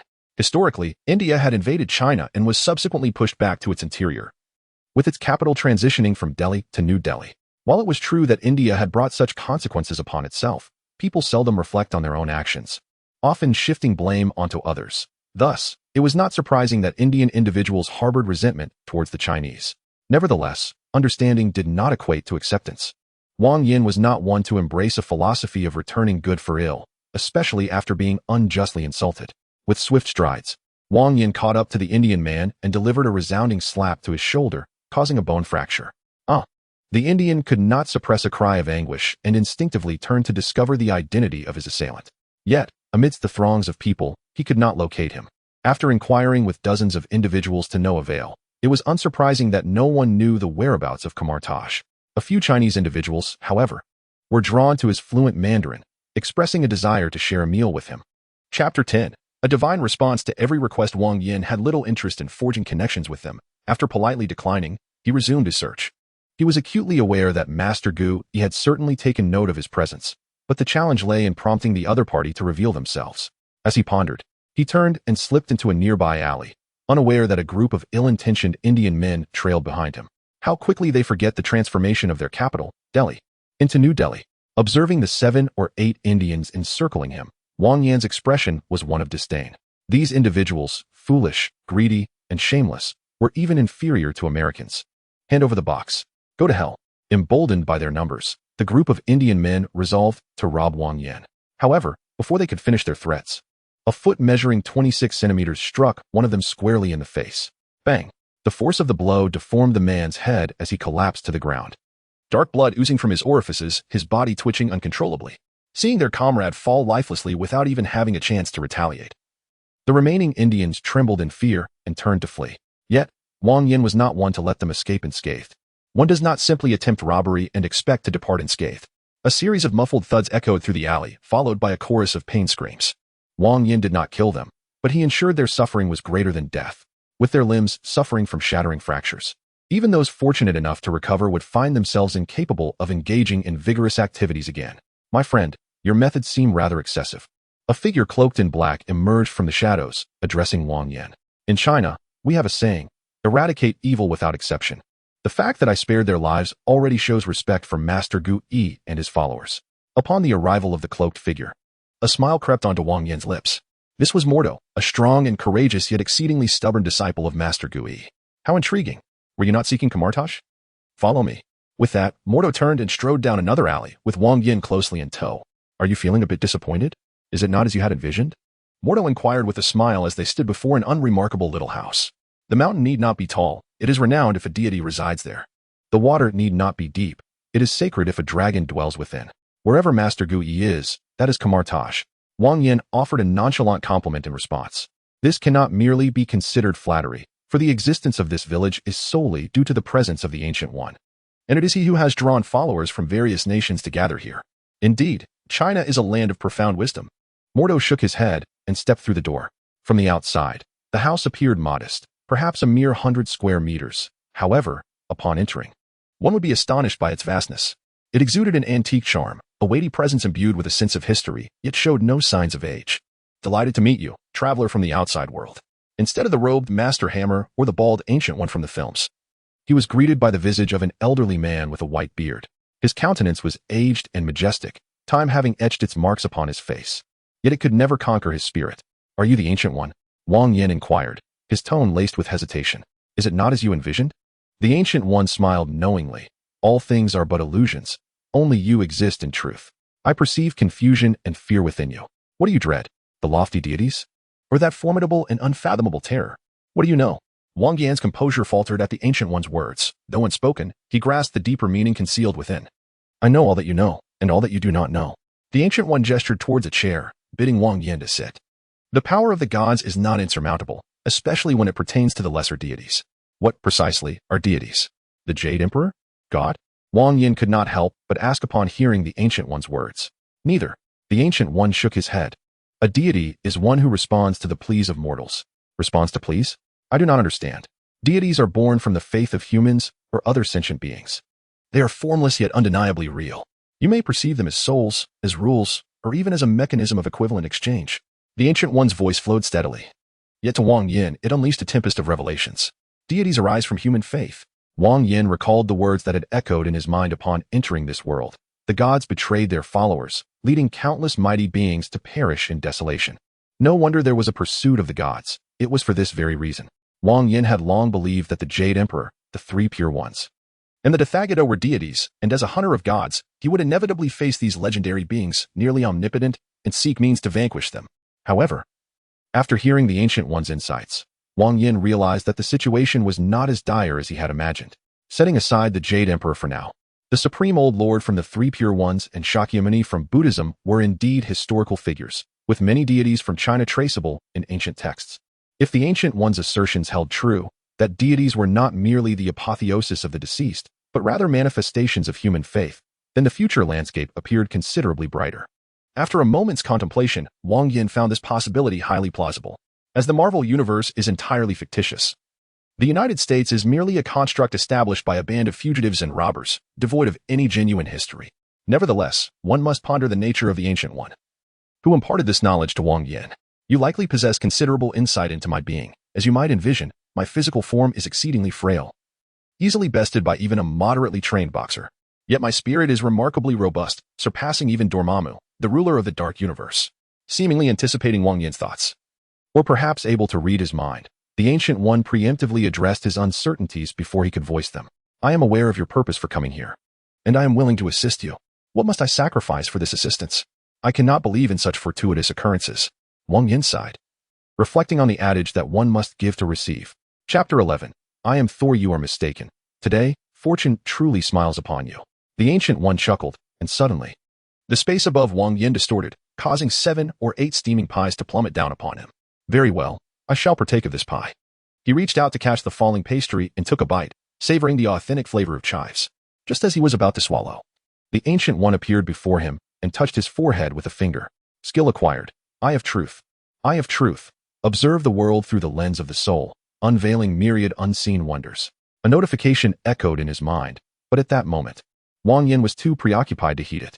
The scene before him rippled like water, dispersing the superficial layers and revealing the essence of reality. A kaleidoscope of colors swirled, devoid of direction or dimension.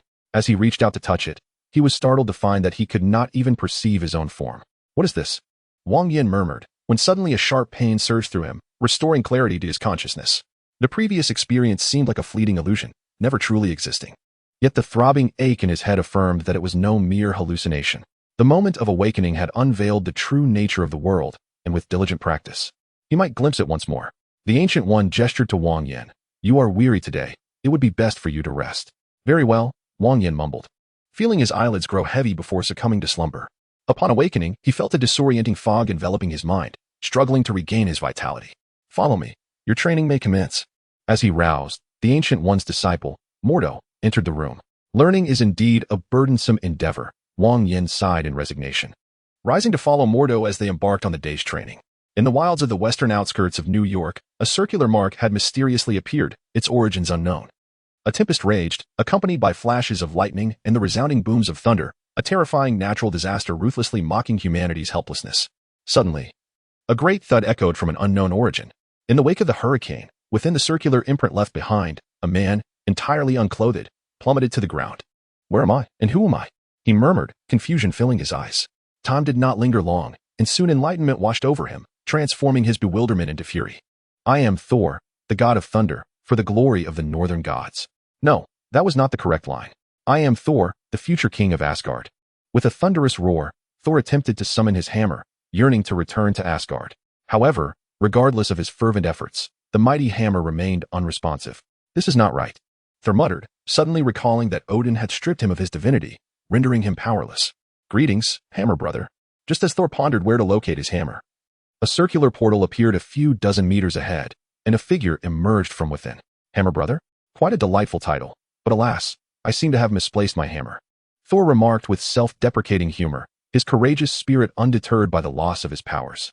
Main quest. 6. Eliminate Thor the God of Thunder. Success yields 1,000 points. Failure results in obliteration. Well then, this has turned serious. Upon hearing the voice in his mind, Wang Yan thought to himself, as expected. He opened a suitcase. Stepping into it as a simplistic yet effective suit of armor enveloped him. If I cannot locate it, then so be it. This creates a splendid opportunity for me to eliminate you. What is this? Do you believe that mere metal can contend with me? Although I know not who you are or why you wish to slay me, I suspect you have miscalculated. Thor beckoned to Wang Yan with a dismissive finger, exuding an air of arrogance. Is this how you typically behave? Not too shabby. I am even more audacious with my hammer. Thor replied nonchalantly, and in an instant lunged toward Wang Yan. Thud. His fist struck the armor with a dull thump. Wang Yan stood firm, while Thor staggered back a step. Quite sturdy. I presume you are quite popular with the ladies. Growing weary of idle banter, Wang Yan began to gather energy in his right hand. Sizzle. A searing laser blade swiftly materialized, warping the air around it with its heat. As Wang Yan's deadly intent became evident, Thor's demeanor shifted to one of seriousness. Under normal circumstances, he would not fear the laser blade. However, having been stripped of his powers by Odin and losing track of his hammer, he found himself utterly defenseless. Without a moment's hesitation, Thor turned to flee. A head-on confrontation would lead only to demise. Escape was the only viable path. Yet, no matter how swift he was, he could not outrun light. At the very moment he pivoted, Wang Yan's laser blade descended with fierce determination. Whoosh! A shrill sound suddenly erupted, and Wang Yan felt an overwhelmingly terrifying force strike his chest from an unknown source. The Mark armor was sent hurtling backward like a released arrow, the sheer impact carving a trench more than half a meter deep into the ground. Ha ha! I knew you wouldn't abandon me, Wang Yan thought, discomforting yet amused. While Thor, the god of thunder, erupted into laughter. In his grip was a gleaming silver hammer, crackling with blinding electricity, emanating an aura of profound mystery. I knew it wouldn't be so easy, Wang Yan murmured, feeling little surprise. After all, Thor was the son of Odin, the king of the gods. It was impossible for him to let Wang Yan fall into true peril. Just like in the movies, whenever Thor faced mortal danger, his hammer would return to him, restoring his divine powers. Come on, let this iron lump feel the might of a god. Thor roared, and a bolt of purple lightning descended from the heavens, striking the hammer before crashing into the ground. Zzz. The powerful current scorched the earth, turning it to charred blackness. Wang Yan commanded his armor to soar into the sky, attempting to evade Thor's strike. Yet, the lightning seemed to have a mind of its own, homing in on him directly. The lightning summoned by Thor was even more potent than the high-voltage current of a cattle prod. The surface coating of the makeshift armor vaporized, and even the tough alloy was pierced through. Chapter 12. The Arrival of S.H.I.E.L.D. The terrifying current struck him, and the excruciating pain forced Wang Yan to wail in agony.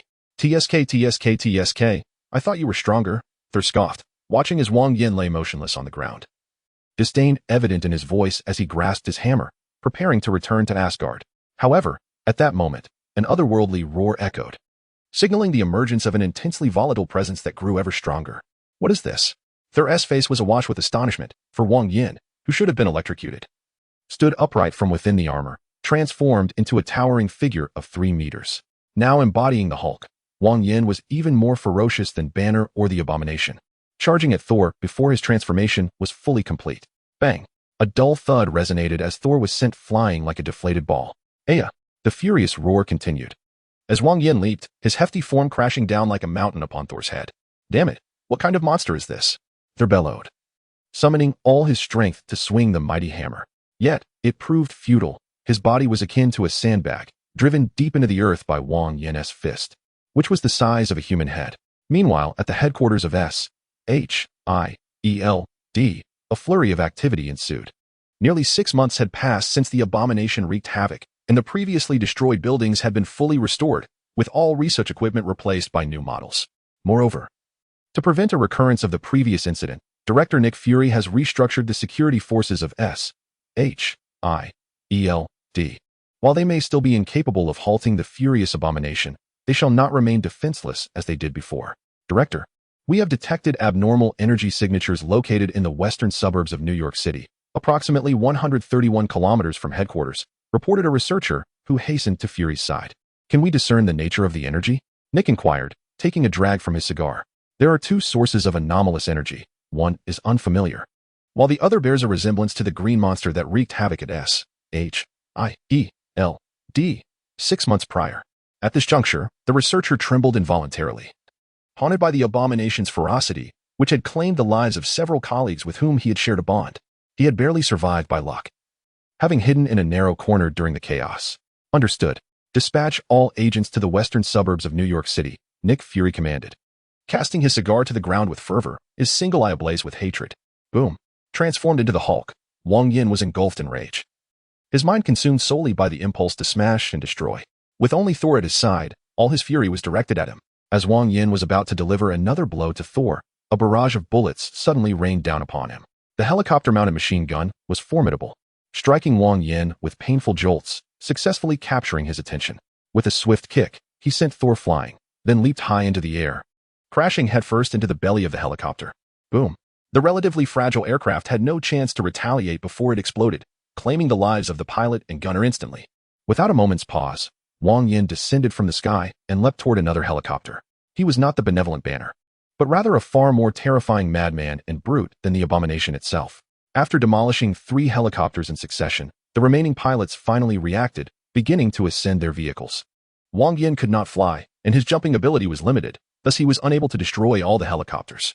However, this did not imply that he was safe, as dozens of armored vehicles trailed closely behind the helicopters. Open fire, leave no survivors. With Director Nick Fury's command, the surrounding agents immediately armed themselves and began their assault. Conventional handguns proved ineffective against Wang Yan, while machine gun fire merely elicited discomfort. Yet, as a global organization, SHIELD possessed formidable technology. A trio of arrows flew forth, their speed too swift to react to, and their angles too cunning to evade. However, upon striking Wang Yan, they felt as though they were mere needles against steel, leaving no mark. A smirk of disdain curled at the corners of Wang Yan's lips, but in the next moment, the 3 arrows detonated, launching him into the air.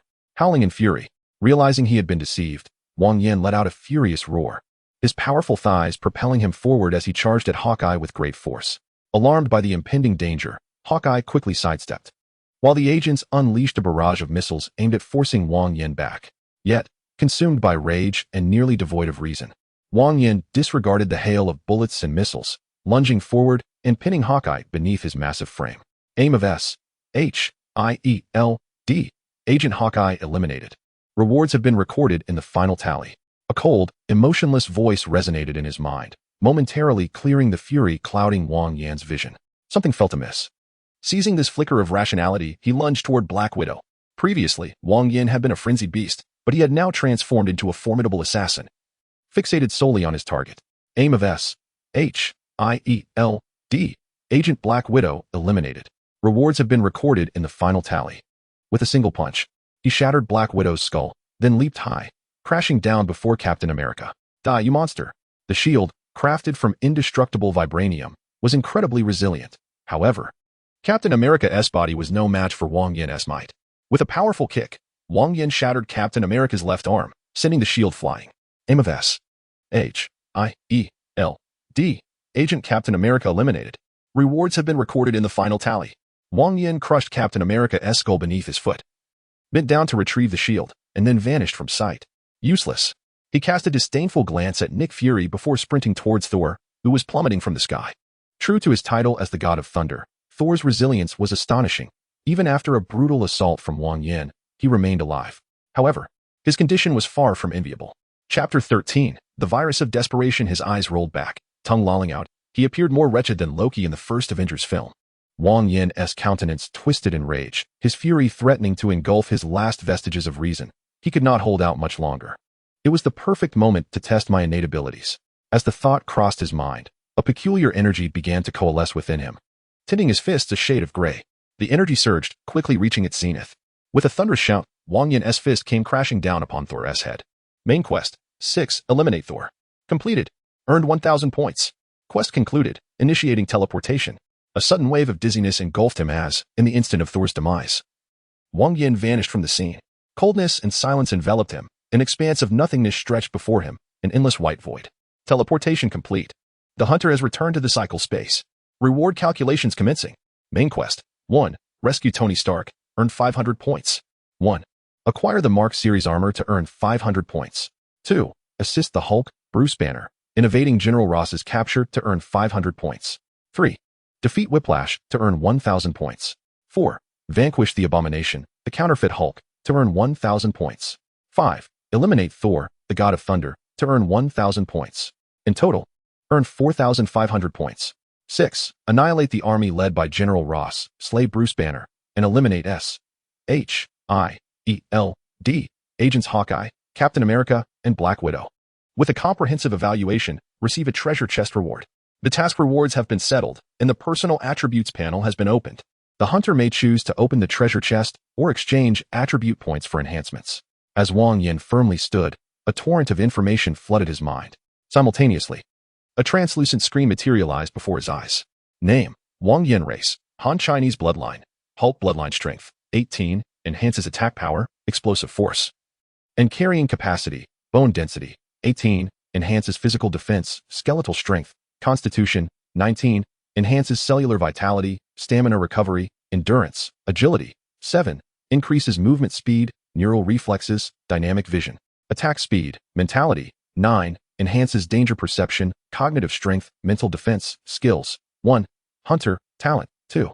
Eye of Truth. The attributes panel clearly delineated Wang Yan's extraordinary physical qualities in numerical form.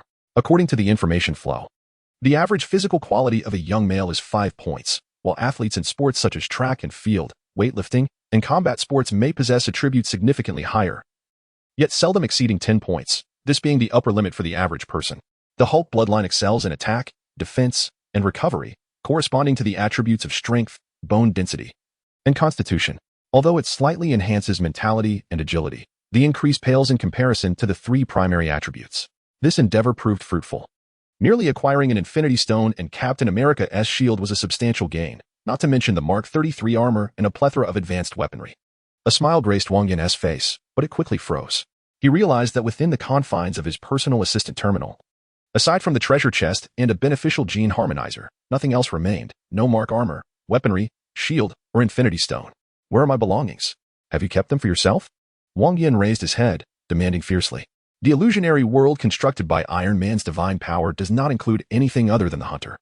The hunter may choose to utilize points to purchase divine power for enhancements, with the cost determined by the item's grade. You are essentially charging me. Wang Yan seethed in anger, yet after his outburst, he could only silently open the list to select what he required for divine power enhancement. Mark 33 armor, non-divisible.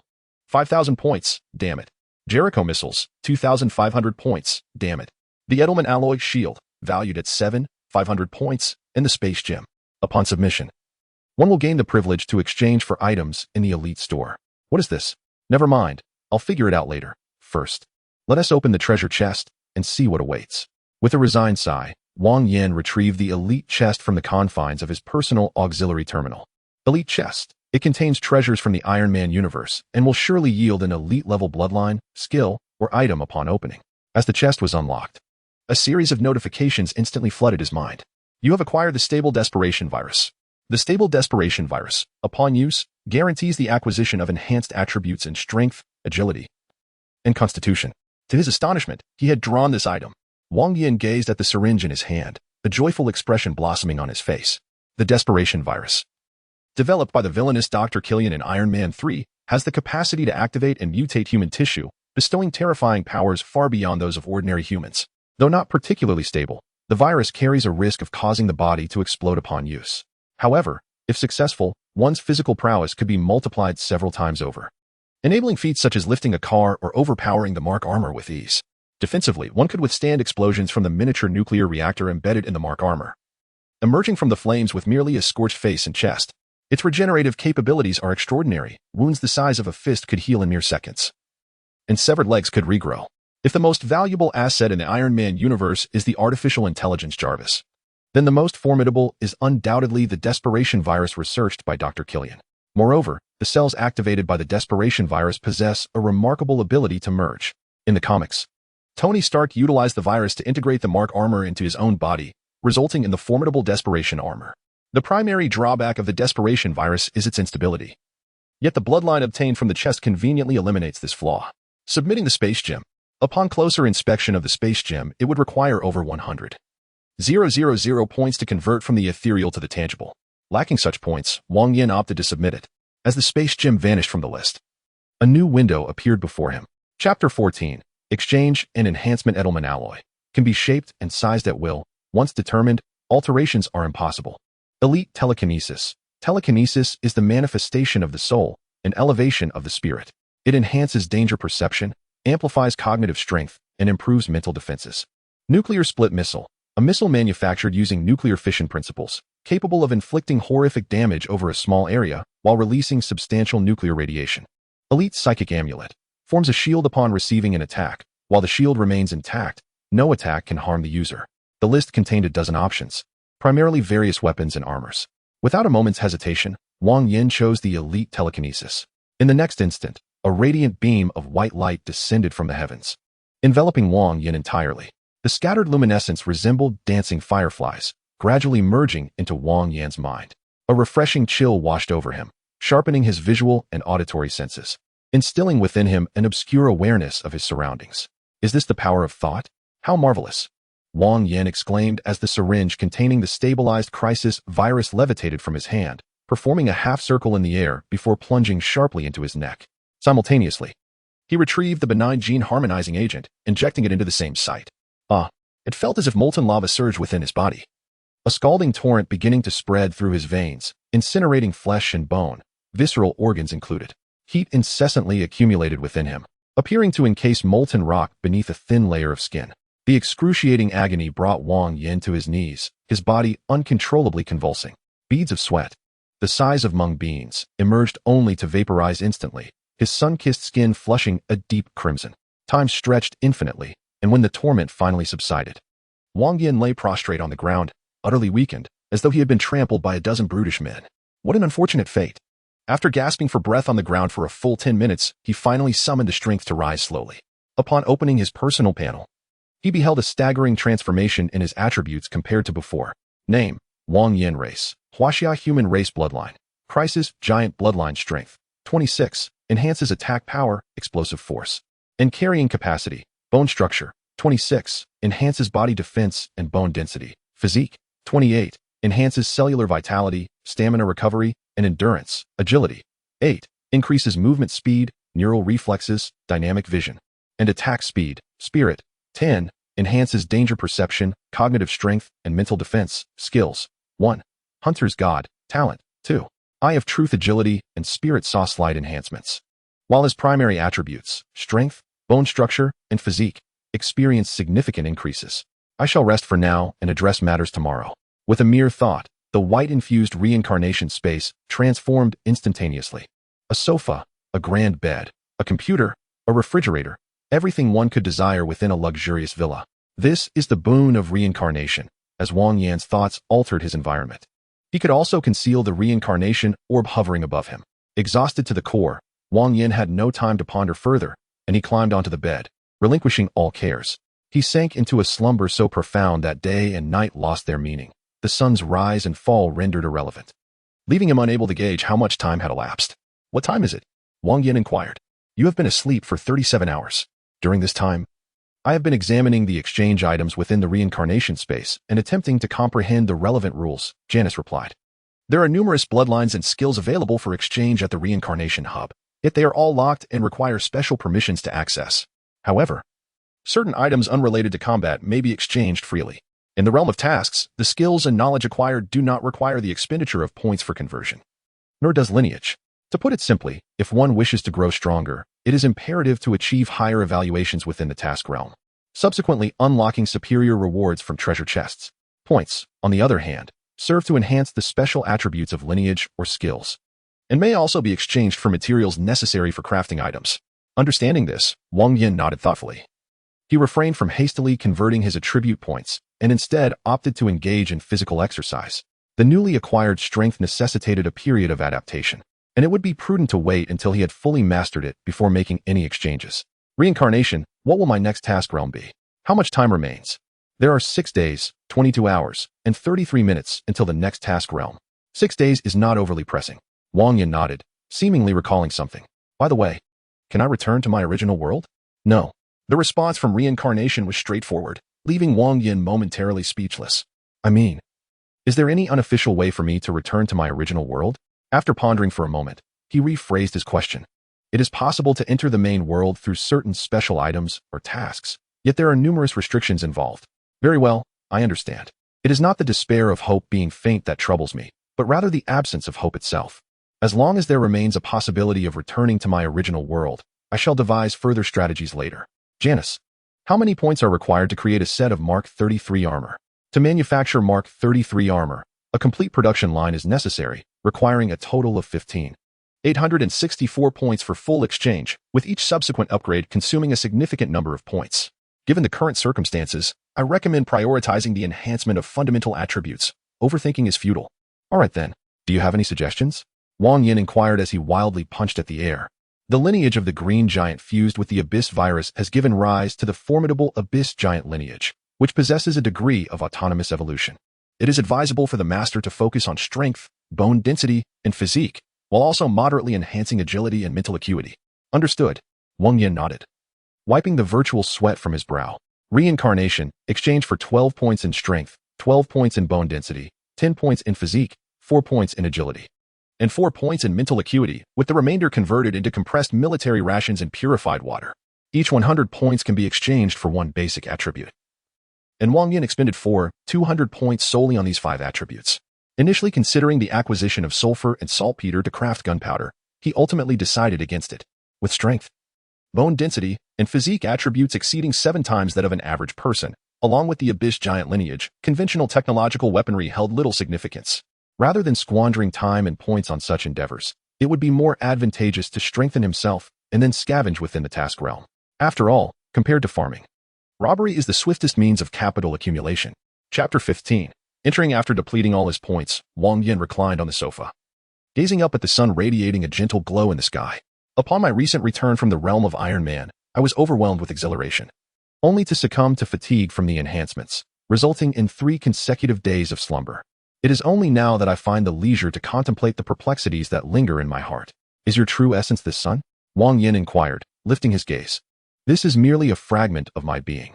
You previously mentioned that Iron Man and the associated worlds are constructed from divine power, and that everything, save for myself, is but an illusion. Therefore, I seek to understand the circumstances surrounding the Ancient One. How is it that he is aware of my identity? Furthermore, is it possible for me to bring the Scarlet Witch, Wanda, into this realm? The world forged by divine power is not immutable. When the strength of the soul reaches a certain threshold, one can perceive the essence of the world and sever the influence of divine power over their own soul. The Ancient One and the Scarlet Witch are unique entities. When the task world resets, their previous memories are not entirely erased. By unlocking higher-level reward chests, there is a chance to obtain items capable of extracting the souls of narrative characters. I seem to grasp your meaning. As long as one's soul power attains a sufficient level, one can disentangle themselves from the illusory realm, no longer subject to the whims of divine might. Wang Yan nodded, increasingly convinced that seeking the Ancient One was indeed the right course. As for the choice of telekinesis, it felt like a fortunate coincidence, an encounter with a golden opportunity rather than an ordinary one. Having spent half a year in the presence of the Ancient One, Wang Yan had acquired no spells whatsoever, nor had he received even a single pendant. It resembled a typical student learning from an average teacher, where only the most rudimentary knowledge was imparted. According to the Ancient One, those spells were inferior to the might of Wang Yan's punch post-transformation, rendering their study a waste of time. The issue with the pendant was akin. Possessing it without the ability to utilize it would only lead to unnecessary vexation. However, this past half-year was not devoid of gains. On the contrary, Wang Yan had amassed profound insights. Under the tutelage of this supreme sorcerer, he developed an exceptionally deep understanding of the soul. With the acquisition of relevant skills and knowledge in the future, he need not fret over any foundational deficiencies. Is the Thunder God, whom I vanquished in the last assignment, the deity you referred to as a traitorous god? This deity appears rather feeble. In every illusory world, typically only one deity exists. The divine power is vast and boundless. Facing a deity with the current strength of the God-Slayer is utterly futile. The Thunder God, Thor, embodies divine power and possesses divine attributes. Defeating him can slightly diminish the strength of the deity. I see now, the strategy involves eliminating targets imbued with divine might, gradually weakening the deity step by step. Once a certain threshold is reached, the final blow can be delivered. Wang Yan nodded, delegating the remaining inquiries to Janice. The respite passed swiftly, seeming to conclude in the blink of an eye, accompanied by the countdown echoing in his mind. Wang Yan's figure vanished from the spot in an instant. World type, supernatural, energy level, low martial arts, plot match, one-eyed Taoist, danger level, medium, main quest, 1. Eliminate a divine vessel. Completion rewards 1,000 points. Side quests, 1. Slay a vampire.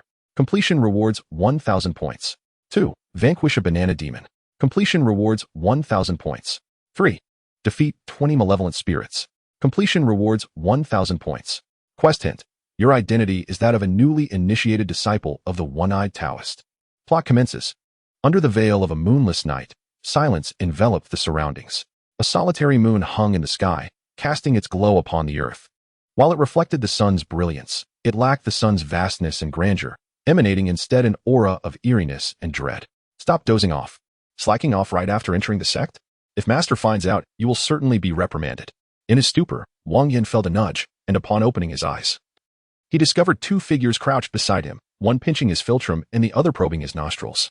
Even if he had truly fainted, one would expect them to pry open his eyes, not toy with his nose. Xiao Hao shot a glare at Afang, irritated by the pinching that felt like it was digging into his skin. I'm awake. Quickly withdraw your fingers from my nostrils. Wang Yan swatted away the hands of Xiao Hao and Afang, feeling as though his nostrils had been painfully stretched. It's normal to feel discomfort the first time. Xiao Hao helped Wang Yan to his feet, jesting. Enough chatter, let us get to work. Afang rolled his eyes. Today is the day of the lunar eclipse. All the malevolent spirits illuminated by the moonlight will enter a frenzy, gaining considerable strength. We must proceed with caution, or we shall surely face dire consequences. Junior brother. As a newcomer, you know little of what lies ahead. Just observe for now. Xiao Hao signaled, feigning a gesture of mentorship, while in reality, he sought a scapegoat. These two senior brothers were cunning and lazy, primarily serving as comic relief with little practical utility. Very well, I shall concern myself with nothing. Wang Yan chuckled and found a higher vantage point to sit quietly. This was the storage chamber of the one-eyed Taoist, where various weak, malevolent spirits were sealed in jars, gradually dissipating their malice before being sent for reincarnation. As for the more ferocious ones, they were dealt with immediately. Wang Yan was curious. He wished to ascertain whether he could contend with these weaker spirits. If he struggled against them, facing vampires and banana demons would likely be a perilous endeavor. As for that divine vessel, it would undoubtedly result in his demise. Alas, the jar is exposed to moonlight. Afang exclaimed suddenly, hurriedly placing the jar he held into a shaded area. Today, during the lunar eclipse, the malevolent energy surged throughout the realm. These jars, which typically could ward off the moonlight's malevolence, were as fragile as paper today. A moment's inattention could allow their contents to escape. Fortunately, it's not a significant issue. As Afang muttered softly, he turned to organize the other jars, unaware that the spot behind him, illuminated by the moonlight, began to swell ominously. A faint sound, like a whisper, reached Wang Yan's ears with alarming clarity. Enclosed within the jar was something indistinguishable, a putrid mass akin to a vile sludge. For reasons unknown, Wang Yan was suddenly reminded of the malevolent spirits from the tale of the ravenous ghostly fetus, which bore a similarly grotesque appearance. Chapter 16. The banana leaf ghost. Wang Yan glanced at Afang and Xiao Hao, who were preoccupied with sealing the hole in the ceiling and had not noticed the commotion behind them. Let us see if I can extinguish this menace. It would be a favor to my rather ungrateful master. As this thought crossed his mind, his right hand rapidly flushed crimson, a hidden heat surging within, ready to unleash at any moment. With a sizzling sound, he pressed gently against the jagged opening of the jar, a cacophony of noises erupting instantly. The basketball-sized jar began to shake uncontrollably, and Wang Yan could hear piercing screams reverberating in his ears. Exorcise the malevolent spirit. Rewards have been factored into the final tally. To his surprise, the cold, emotionless voice of the cycle echoed in his mind, eliciting a faint smile at the corners of Wang Yan's lips. A cursory glance revealed at least 10 jars scattered throughout the room, indicating that he was destined to assist his master significantly. Although Xiao Hao and Afang had a penchant for mischief, their foundational skills were solid, and they effortlessly relocated all the jars to a shaded area, sealing the hole in the roof with talismans. For reasons unclear, there was a peculiar lightness to the jars. Xiao Hao muttered, then clapped his hands, exclaiming, "Mission accomplished." With a brother's effort, two can accomplish the work of three. Afang patted Xiao Hao on the shoulder, his gaze flicking to Wang Yan, quickly correcting himself. No. I meant 3 can accomplish the work of 4. We can head back to sleep now. Sleep? There is still a house over there. Upon finishing his sentence, the duo hastened towards the adjacent house, while Wang Yan leisurely closed the door behind him. Unbeknownst to him, a small pool of fetid, rotten sludge silently oozed from the jar that had been breached by the moonlight, crawling towards the crevice where the light seeped in from the roof. On this day, when the celestial dog devours the moon, portents of calamity often herald the emergence of powerful demons and malevolent spirits.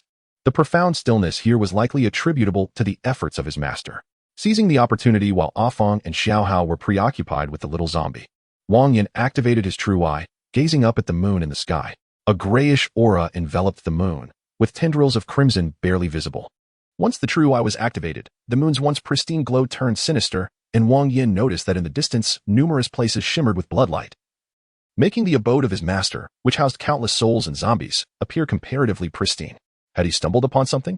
Just as Wang Yan pondered this, A hand suddenly slapped his shoulder, startling him nearly into transformation. "Ah, master." Straining to suppress his instinctive reaction, Wang Yan turned to find none other than his master, the one-eyebrow Taoist. In this film, the character of the one-browed Taoist is portrayed by Lin Jingying, and his image is naturally akin to his real self. With his grizzled hair and simple attire, despite having surpassed middle age, he exudes none of the weariness typically associated with it. Rather, he appears more spirited than many younger men. You possess extraordinary gifts, able to perceive what the ordinary eye cannot from a tender age. However, I urge you to refrain from employing your celestial sight too often, for it may lead to considerable troubles. I have never feared trouble. Wang Yan chuckled softly and then inquired, "Master, do gods truly exist in this world? What foolishness is this? With demons and spirits around. It is only natural that deities and Buddhas exist as well." The one-browed Taoist gave a gentle pat to the back of Wang Yan's head before retreating to his quarters to rest. "Of course, I am aware that deities and Buddhas exist. Merely 10 days ago, I vanquished one." Wang Yan muttered quietly, adding, "Although that was merely a minor minion imbued with divine power." Upon returning to his living quarters, he found the one-browed Taoist instructing an adorably daft zombie. The little creature, with a face full of obedience, was attempting to light the Taoist's pipe with a match, displaying a surprising level of sentience. Wang Yan couldn't help but exclaim in admiration. The bond between the two was reminiscent of a tender father-son relationship. Suddenly, a panicked voice pierced through the air from outside. "We're in big trouble." Wang Yan turned to see a man, hat in hand, trudging in with a dazed expression. "One-browed master, we are in grave danger."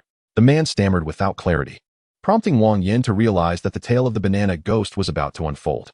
The abode of the one-browed Taoist and his disciples is likely situated in the southern regions, given that bananas are tropical plants that thrive under specific climatic conditions. As for the banana ghost, Wang Yan speculated that her emergence was likely due to the celestial phenomenon of the dog star eclipsing the moon. After all, the malevolent energy that pervaded the night was excessively potent, rendering the jars that sealed the malevolent spirits as fragile as paper. Thus, the appearance of a ghost residing within a banana tree was not altogether unexpected. The banana farmer, perhaps not entirely sound of mind, babbled for quite some time before elucidating the matter at hand. "You saw a red shadow within the banana grove." Upon hearing this, the one-browed Taoist's expression grew serious. In the realm of the living, red signifies celebration, whereas in the world of spirits, it symbolizes malevolence. Typically, when spirits begin their transformation, they do not display a red hue. It is only after they have consumed human blood or souls that they become ferocious. Does this mean someone has perished at the hands of the banana ghost? Whether it is true or not, we shall ascertain by investigating, replied the one-browed Taoist, instructing the banana farmer to lead the way while he and his disciples followed closely behind. The oppressive aura of malevolence was palpable. I fear that the count of lives claimed by her could exceed 10. As they approached the banana grove, the one-browed Taoist's brows furrowed deeply. "Master, is she difficult to confront?" Wang Yan glanced around, feeling that something was amiss. The atmosphere was suffocating, and a faint scent of blood hung in the air, stirring a sense of unease within. Activating his true sight, the scene within the banana grove transformed instantaneously. A dozen gray shadows meandered aimlessly, trailing behind them a blinding streak of red. "There it is," Wang Yan whispered sharply, leaping towards the source of that crimson hue.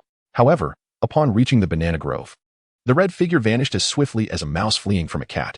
"Did you discern what it was?" the one-browed Taoist inquired as he approached Wang Yan. It was a female ghost clad in a flowing red gown. There are also several gray shadows nearby. They must be the souls she has claimed. "Several shadows?" It appears this ghost only consumes essence rather than souls. The one-browed Taoist nodded, acknowledging that she would not recklessly confront so many. "We should return and devise a plan to lure her out." He gestured, indicating that they would retrieve the necessary talismans from their dwelling. Chapter 17. Vanquishing the female ghost. This ghost delights in feasting upon human vitality. We merely need to find a man with abundant young energy to draw her out. Of course, it is imperative that she remains unaware of the presence of others nearby. The one-browed Taoist surveyed his 3 disciples, asking, "Are you all still virgins?" "It is essential." "I am not." Xiao Hao and Afong exchanged glances, then directed their gaze towards Wang Yan. "I just caught a glimpse of that banana grove ghost." A smile graced Wang Yan's face as he casually remarked, "Did you see what she looked like? Is she beautiful?" Xiao Hao could not contain his curiosity. "Exceedingly beautiful. As radiant as a celestial being. Allow me to entice her. I possess abundant young energy. She'll be drawn to me." Upon hearing Wang Yan's affirmative response, Xiao Hao immediately thumped his chest in assurance. "Chopping wood leaves me weary, and if I can't run 1,000 meters each morning without gasping, I doubt your young energy is that strong." After hearing about the beauty of the banana grove ghost, Afong wasted no time in undermining Xiao Hao. "Come on. You're no better. You can't last 2 minutes. Enough. Wang Yan, you go." The one-browed Taoist interjected, sensing the absurdity escalating between his two disciples.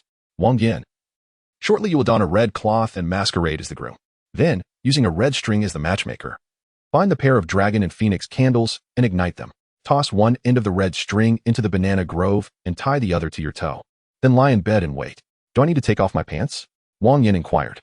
You genuinely wish to engage with her? Are you not fearful of being drained to a husk? The one-browed Taoist rolled his eyes, suddenly recognizing that this seemingly composed disciple shared the same traits as the other two. Enough chatter, quickly put on the red cloth. You must impersonate the groom shortly. Under the one-browed Taoist's urging, Wang Yan draped several red cloths over himself, bound his toes with red thread, and then reclined on the bed that had long been prepared. As the dragon and phoenix candles flickered to life, a chilling wind swept in through the window. Wang Yan activated his true eye, witnessing gray streams intertwined with a faint red light, gradually inching closer along the red thread towards him. Who? The wind carried a refreshing fragrance that eagerly entered Wang Yan's nostrils. He felt an inexplicable heat rising within him, yet his mind was shrouded in a haze. Typically, such bodily warmth would invigorate the spirit, but in this instance, the contrasting lethargy was unmistakably the work of the banana ghost. The escalating heat threatened to awaken the dormant power of his giant bloodline, compelling him to suppress the urge to transform. He lay quietly on the bed, awaiting the ghost's appearance. Before long, as the alluring scent intensified, a crimson figure glided through the window, hovering above Wang Yan. Her skin was as smooth as cream. Her arms akin to tender lotus stems, with willow-like brows, almond-shaped eyes, and a cherry-red mouth, all framed by a delicate blush on her fair visage, rendering her breathtakingly beautiful.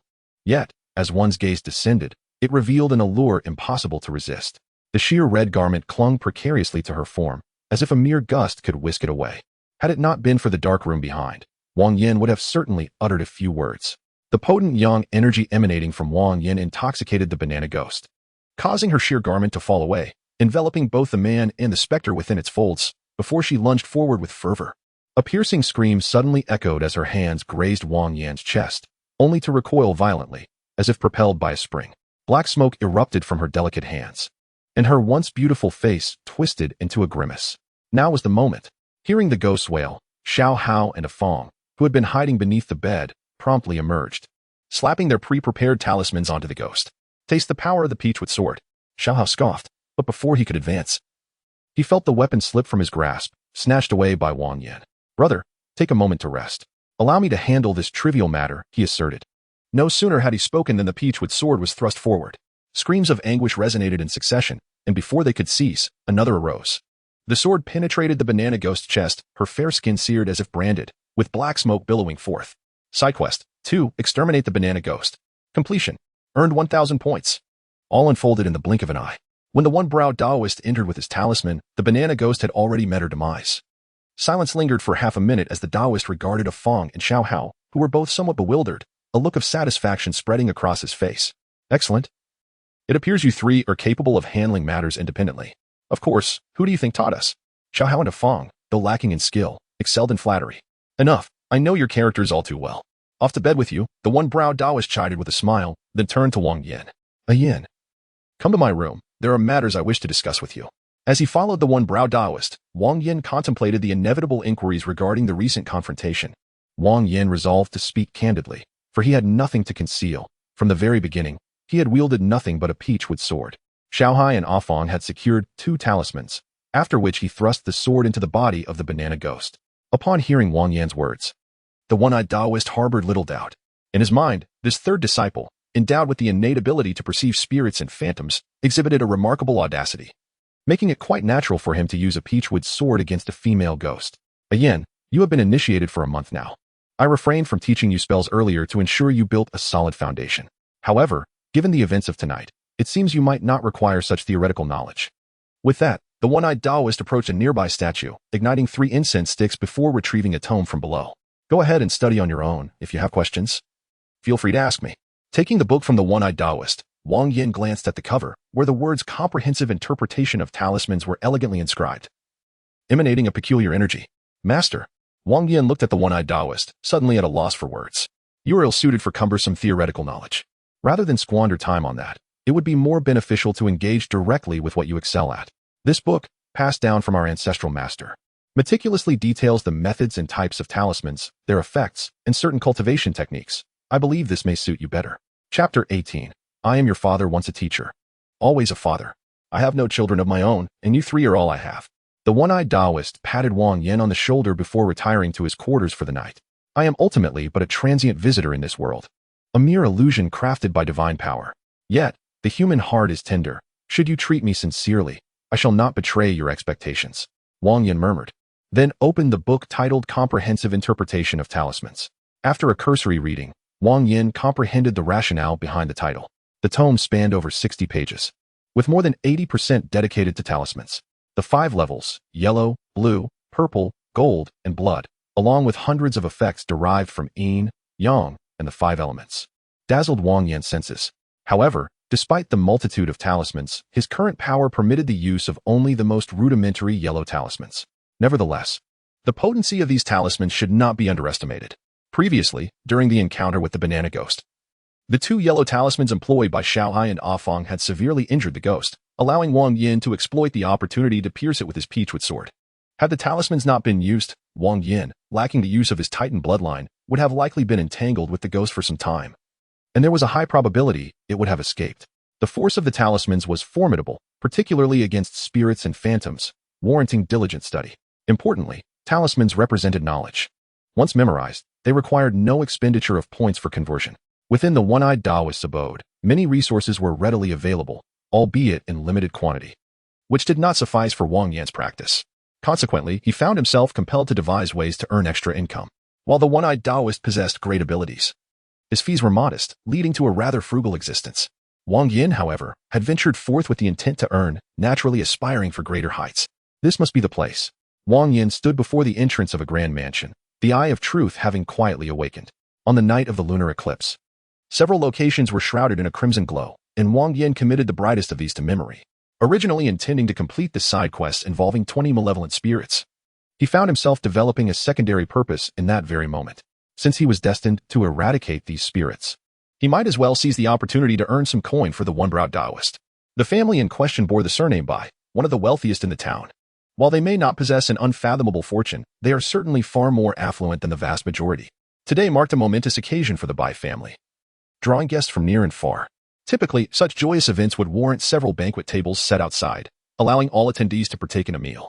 However, the Bai family exemplified the essence of callousness and disdain towards the impoverished, forbidding the less fortunate from approaching, under threat of being violently driven away by their loyal servants. Though Wang Yan harbored no fear of these ordinary folk, he had no desire to court trouble. He settled at a nearby tea stall, sipping tea as he awaited developments. The Bai residence was among the locations that emitted a red glow on the night of the eclipse, thus it was inevitable that malevolent spirits would be present. However, these sinister entities would conceal themselves during the day and emerge at night to hunt and kill, necessitating patience on his part. Time passed swiftly, and soon dusk approached. The Bai household was festooned with lanterns, bustling with activity. The patriarch of the Bai family stood at the entrance, greeting esteemed guests, his cheeks strained from the effort of smiling. Congratulations were in order, as the Bai family had welcomed a new addition. A man clad in splendid attire bowed respectfully to the elder Bai before entering the mansion. Xiaoel, go see what is happening over there. Wasn't the entire street supposed to be cleared? Why are there still lowly commoners seated?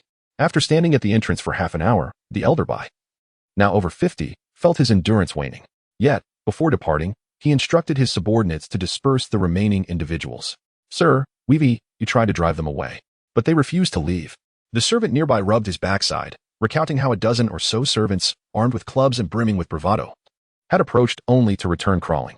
They were strong, and each strike was aimed with lethal intent, with some still lying motionless on the ground. Is that so? Come with me. I wish to see which deity dares to disturb my Bai household. The elder Bai scoffed coldly, striding toward Wang Yan. Young man, where do you hail from? Who else is in your family? What occupation do you pursue? I've noticed you sitting here all afternoon. Would you care to join us for a cup of tea?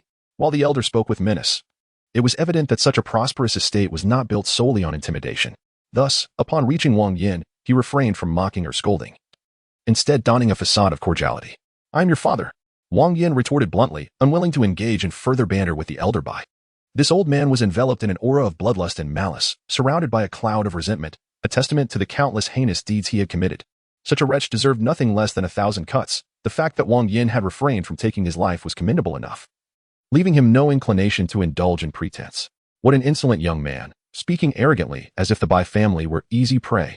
Upon hearing Wang Yan's words, old Master Bai was instantly filled with fury, ready to command his servants to take action. I advise you to behave yourself, or else your son's joyous day may very well become your day of mourning. Of course, it matters not if you choose to remain obstinate. Your entire family shall likely not survive the night. Wang Yan extracted a bottle of lei bai from his spatial ring, sipping from it as he spoke. The benefits of the spatial ring are indeed remarkable. Whatever is placed inside retains its original state upon retrieval, eliminating concerns of food spoilage or frozen drinks warming up. The casual manner in which Wang Yan handled the beverage left Old Master Bai trembling in shock. He realized he had encountered an extraordinary individual.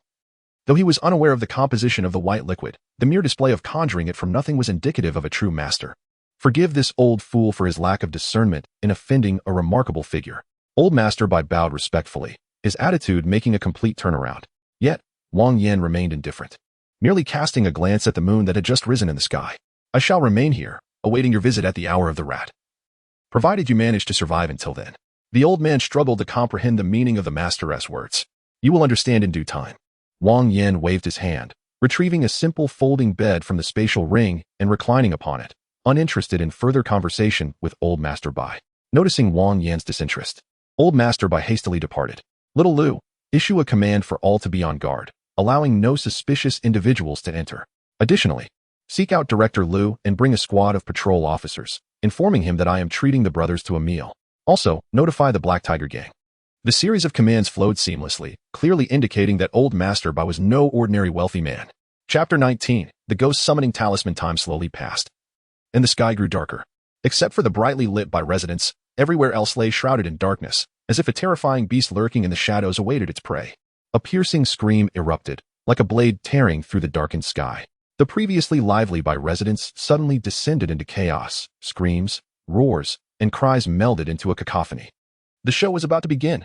Hearing the turmoil from within the Bai residence, Wang Yan swiftly rose from his folding bed, ready for Old Master Bai to plead for his assistance. It did not take long for Old Master Bai, in a state of urgency, to rush towards him, flanked by his servants. Master, save me. Save the Bai family. Old Master Bai fell to his knees with a thud, his face etched with fear and helplessness.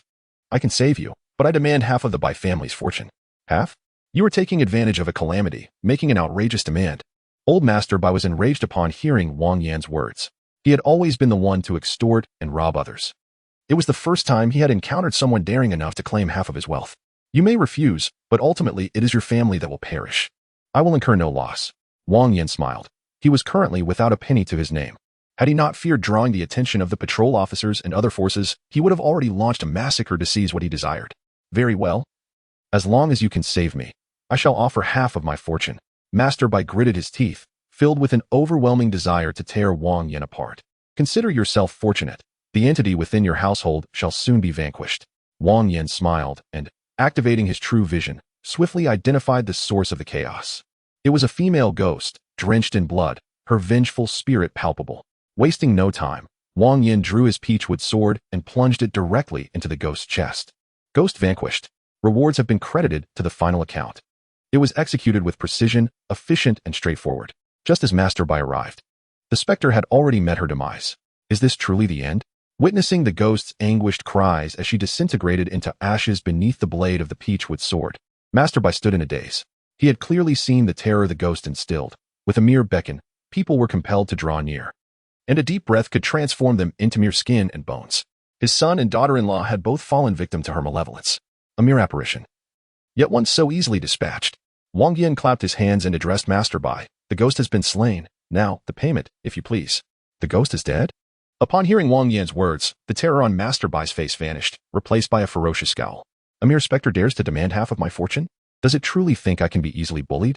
With a thunderous roar, he summoned his household servants to encircle Wang Yan. What? Do you intend to renege on our agreement? While I may not excel in combat, I can certainly eliminate you with ease. Shall we see which is more formidable, the ghost or your servants? Wang Yan scoffed, his tone laced with disdain. Hearing Wang Yan's words, Master Bai was suddenly reminded of the female ghost that had effortlessly claimed the lives of dozens from the Bai family. Though young, this man was undoubtedly formidable. It would be wise to avoid provoking him. Yet, half of his fortune seemed excessive. Years of nefarious deeds had culminated in this wealth, and he was loath to part with it. Very well, let us each take a step back. How about granting me, old Lu, a favor? 100 silver dollars. As a gesture of friendship, a man in police uniform stepped forward to mediate, though his words clearly favored Master Bai. Indeed, we often cross paths. There is no need for hostility. Director Liu speaks wisely. Let us compromise and remain friends. Xiao Liu, fetch 200 silver dollars for this esteemed individual. With Director Liu's backing, Master Bai, who had previously felt apprehensive, now stood resolute. Very well, I shall express my gratitude to Master Bai. Wang Yan chose not to prolong the dispute, accepting the 200 silver dollars before turning to leave. In this era, the purchasing power of silver dollars remained significant. 3 silver dollars could buy a plow ox, and 800 could procure a courtyard house.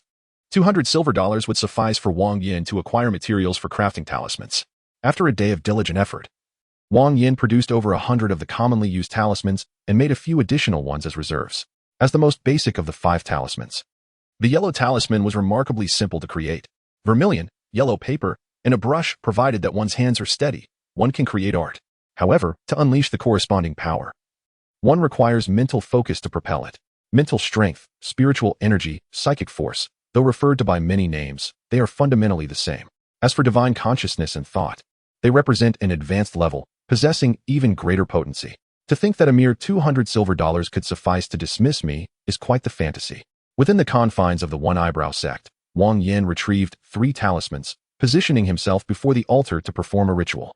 The 3 talismans included the Ghost Summoning Talisman, the Ghost Controlling Talisman, and the Ghost Nourishing Talisman, commonly used for attracting and nurturing restless spirits.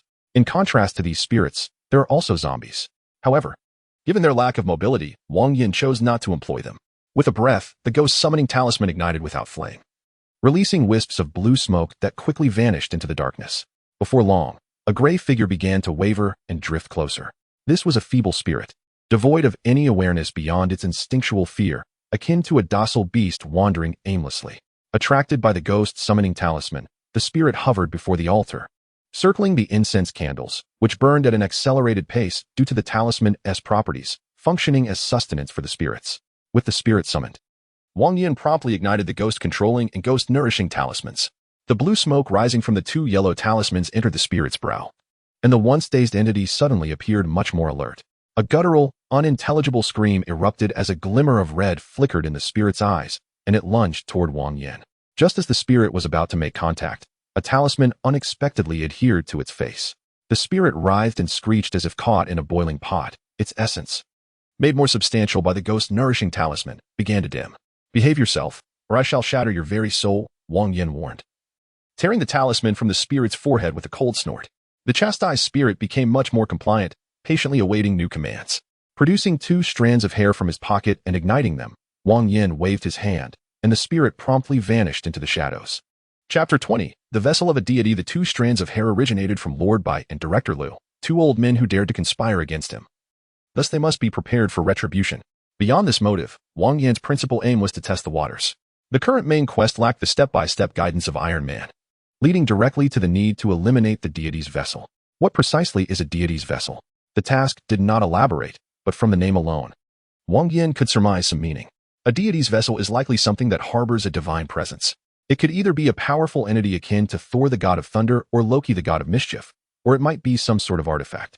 In the realm of the One Eyebrow sect, formidable beings are limited, and their strength falls far short of that of Thor. Thus, the likelihood of the deity's vessel being an object has significantly increased. Following this line of thought, what could objects related to the divine be? Statues? Ritual implements? Quite coincidentally, when Wang Yan entered the Bai family's ancestral home, he experienced an inexplicable sensation, which subsequently attracted the probing of a vengeful spirit. Of course, the primary motive was to retaliate against old Master Bai, for he had broken his promises and acted insincerely. The spirit moved with remarkable speed. While Wang Yan traversed the path for over half an hour, it arrived in mere minutes. With Wang Yan, a formidable sorcerer, at its side, the spirit wreaked havoc with abandon, as if a wolf had entered a sheepfold. The Bai family consisted of ordinary people, merely fierce and wicked, having committed numerous misdeeds. Compared to the spirit, they were as fragile as lambs among a pack of wolves, easily manipulated at will. Indeed, the spirit slaughtered within the Bai household, leaving rivers of blood in its wake, draining the lifeblood of its victims to augment its own strength. The shrill cries echoed through the night like a terrifying nightmare, with no struggle capable of awakening those trapped within. Old Master Bai beheld the crimson specter that had transformed into a malevolent spirit. looking at the chaotic arrangement of corpses in the courtyard, his entire being trembling uncontrollably with madness. Fear could not halt the calamity, much like old Master by himself. No, no, he cried, fleeing in a frenzy, yet he remained unable to evade the spirit's relentless pursuit. Just as the vengeful spirit lunged at him, on the brink of capture, a brilliant white light suddenly erupted from his being. The anguished wail of the spirit, laden with indescribable pain and terror, filled the air. What was happening? As old Master Bai narrowly escaped, he turned to discover that the blood-soaked spirit was now seated on the ground, its claws charred black as if scorched by fierce flames. Is this the jade guanyin I sought from Mount Wutai? Observing the softly glowing jade pendant at his chest, and then glancing at the terrified spirit, old Master Bai swiftly grasped the situation. Ha ha ha, heaven has not forsaken me, Bai. A mere little ghost dares to be brazen, seeking its own demise. Seeing that the spirit could not harm him, old Master Bai, who had just moments before been frightened to the point of submission, now boldly approached the spirit to provoke it. How amusing, that he could so readily inflict injury upon the spirit. In the nearby temple, Wang Yan watched the trembling red straw figure on the altar, a cold smile creeping across his lips. The Taoist priest of Yimei had taken his 2 disciples, Xiao Hao and a Fong, to a neighboring village to capture ghosts, likely to be occupied until late into the night. It was still before the midnight hour, leaving ample time for Wang Yan to engage in his own mischief. Let me see what you truly are. He drew 10 ghost-rearing talismans from a nearby stack, igniting them. The tendrils of blue smoke coalesced into a column, swiftly absorbed by the red straw figure. A silent roar erupted suddenly, and after absorbing the power of the 10 talismans, the spirit was drenched in a deep crimson hue, so rich it seemed to drip with blood. A faint red mist swirled around it, creating an aura of sheer terror. Come on, come at me. The 50-something old Master Bai, caught in a whirlwind of fear and astonishment, could not help but display an odd bravado, twisting his body as he taunted the spirit, uncertain whether he had provoked the wrath of the vengeful spirit. The malevolent entity let out a piercing howl and recklessly lunged forward. Its obsidian claws were shrouded in a veil of crimson mist, colliding violently with the statue of Guanyin. A cacophonous sound erupted, and Lord Bai felt an excruciating pain as a considerable portion of flesh was torn from his chest. The vivid crimson blood mingling grotesquely with the pallid fat, rendering the scene both gory and repulsive. How could this be? How could this be?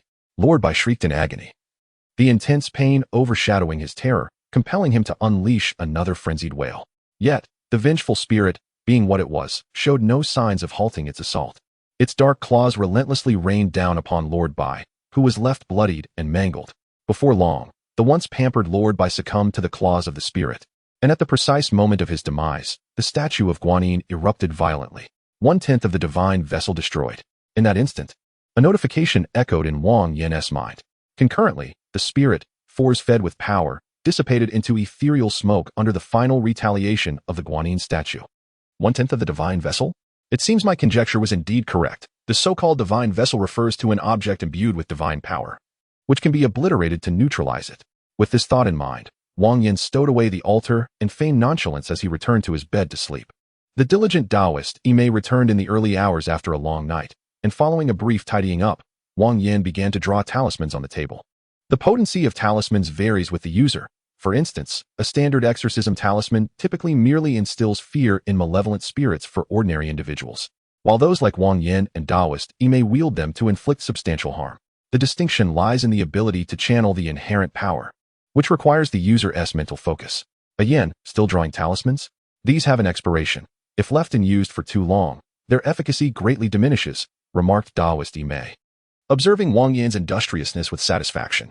Not to worry, I have plenty to spare, Wang Yan replied with a smile, placing a completed exorcism talisman beside him. Junior brother, where did you acquire the funds? Master has emphasized that a gentleman should acquire wealth through righteous means. Ill-gotten gains can lead to perilous consequences. For your safety, let me bear the burden instead. A Fong interjected, stuffing several talismans into his robe, his expression lewdly mischievous. I captured a minor spirit a few days ago and received a reward of 100 silver dollars, Wang Yan casually mentioned, producing $50 from his pocket and placing them on the table. Chapter 21. The emergence of the vampire. 100 silver dollars for a mere minor spirit? How extravagant. Junior brother, what manner of spirit was it? Why did you not bring your elder brother along for such a windfall? Xiao Hao exclaimed, slapping Wang Yan on the shoulder with a knowing grin. It is merely a vengeful spirit. Next time, I shall certainly bring my senior brother along. Upon hearing Wang Yan's words, Xiao Hao nearly choked on his own saliva, gasping for breath. Afraid, are you? Look at your lack of spirit. Xiaohao's reaction did not surprise the one-browed Taoist. After rolling his eyes, he retreated to his room for a rest.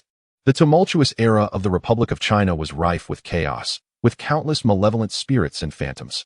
However, once the area expanded to several million square kilometers, the situation became less daunting. It had been a month and a half since their last ghost hunting expedition.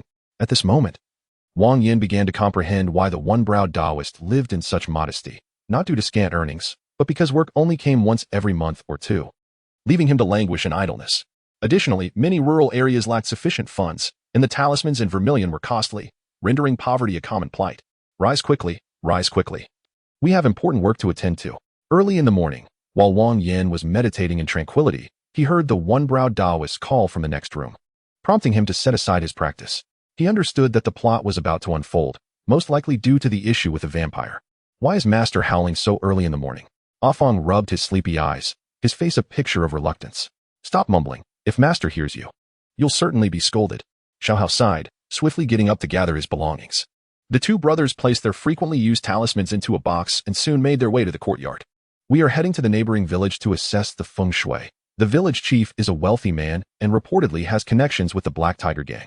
He has a descendant in the city who is the captain of a guard unit, commanding 100 men. If we execute this task well, we won't have to worry about money for quite some time. As the one-browed Taoist cautioned his disciples to avoid trouble, he proceeded towards their destination. Surrounded by mountains, the left side boasted the auspicious golden basin, while the right presented the flowing waters of the central hall. In front lay the resplendent courtyard, and behind stood the verdant jade mountain, creating a harmonious atmosphere conducive to prosperity. At the highest point of the village, the one-browed Taoist stood with the village chief, meticulously inspecting the surrounding feng shui. What could be the issue? Recently, the livestock has been restless, and the villagers lack vitality.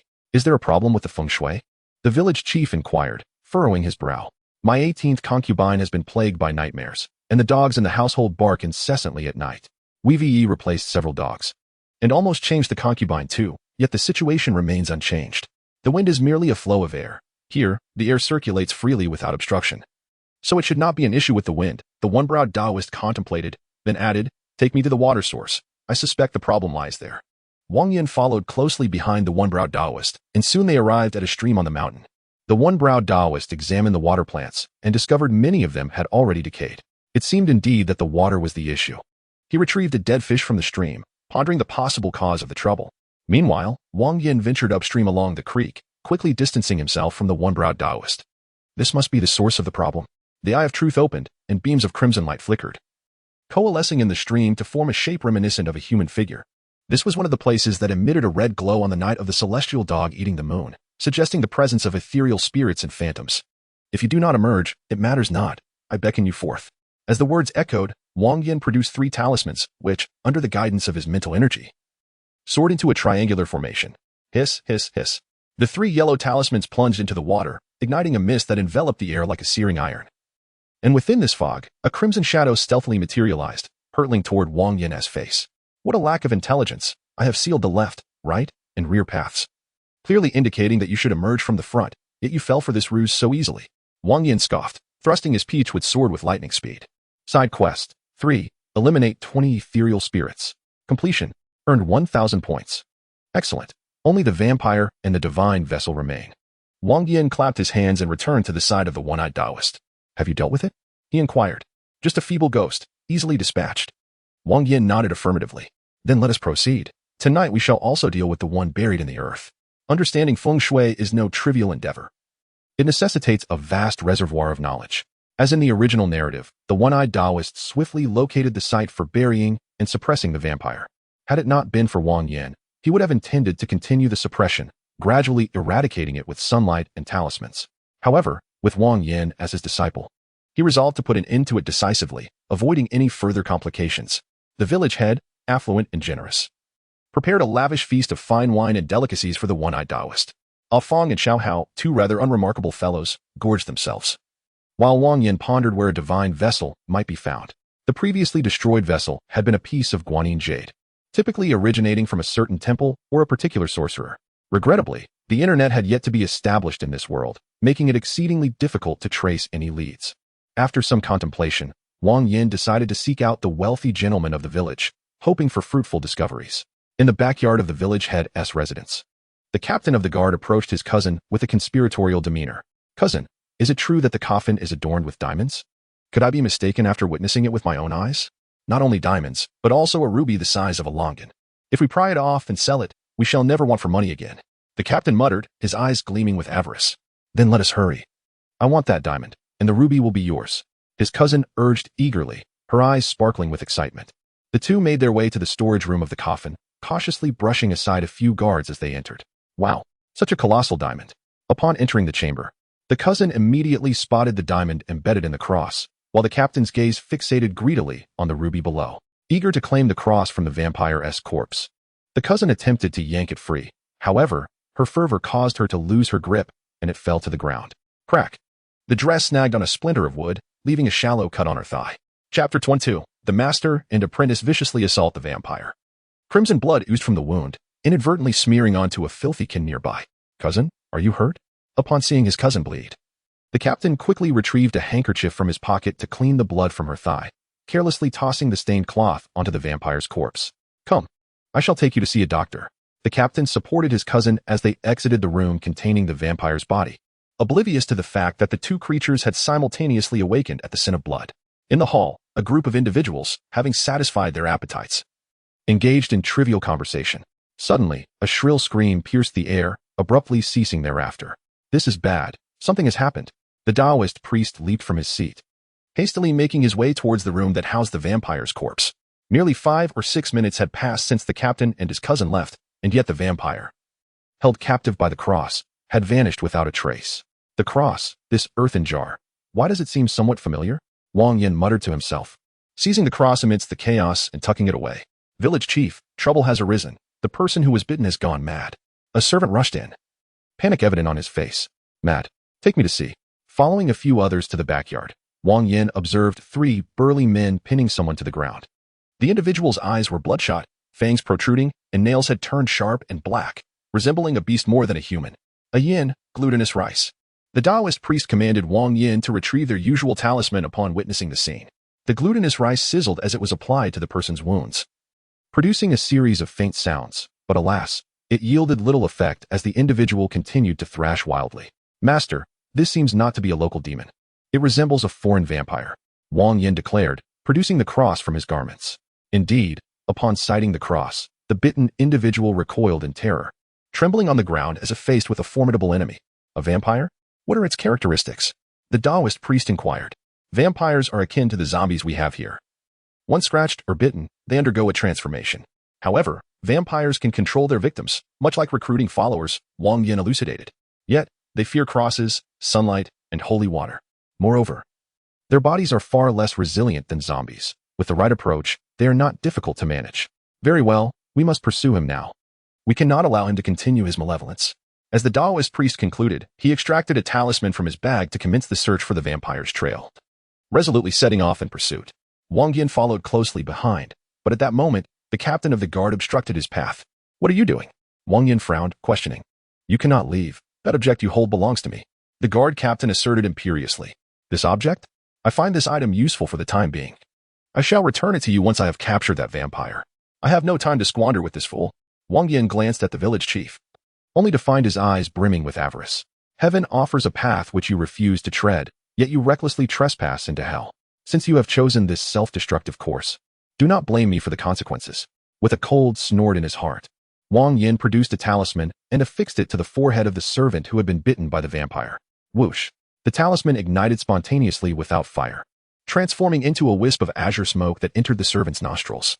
The servant, who had been struggling and howling, immediately fell silent, as docile as a sheep.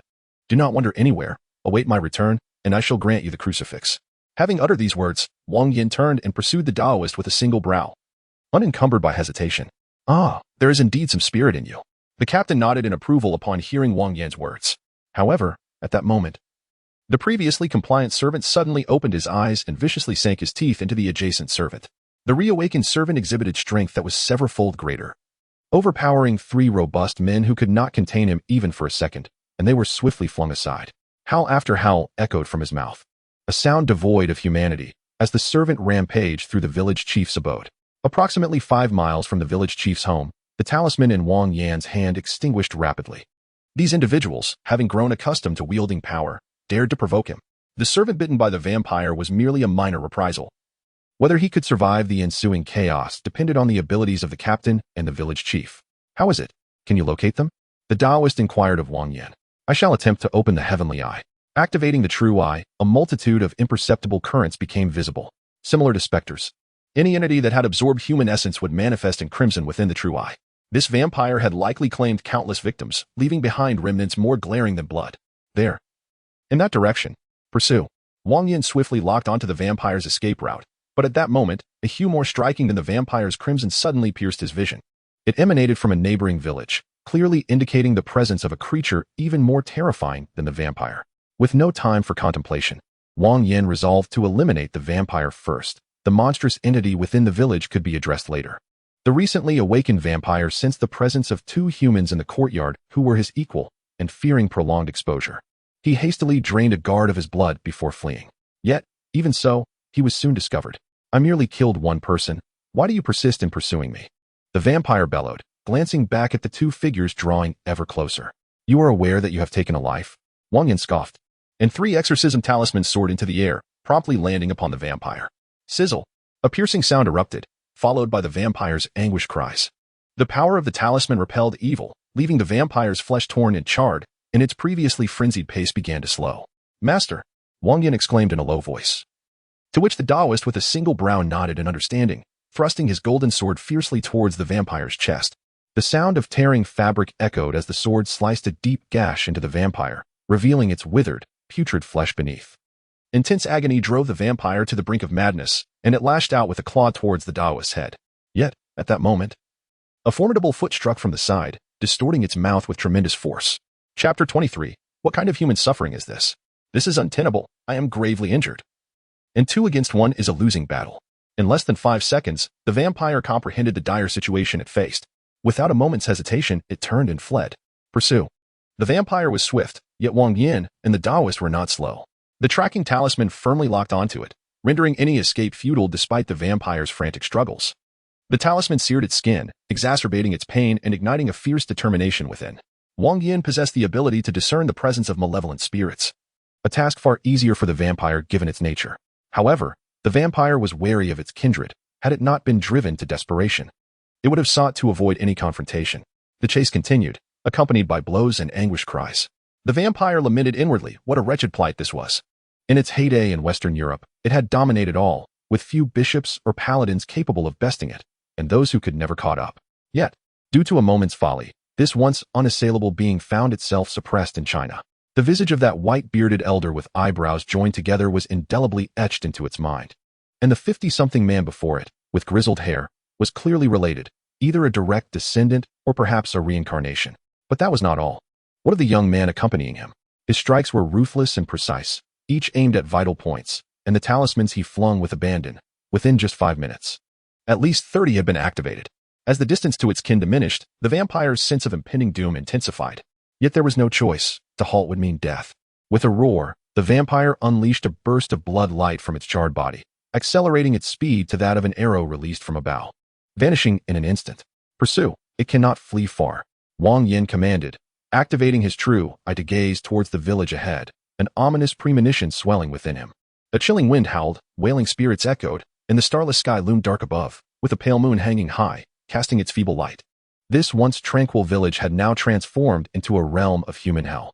The ground was strewn with blood and bones. Countless screams and wails filled the air, alongside a monstrous creature voraciously devouring its prey.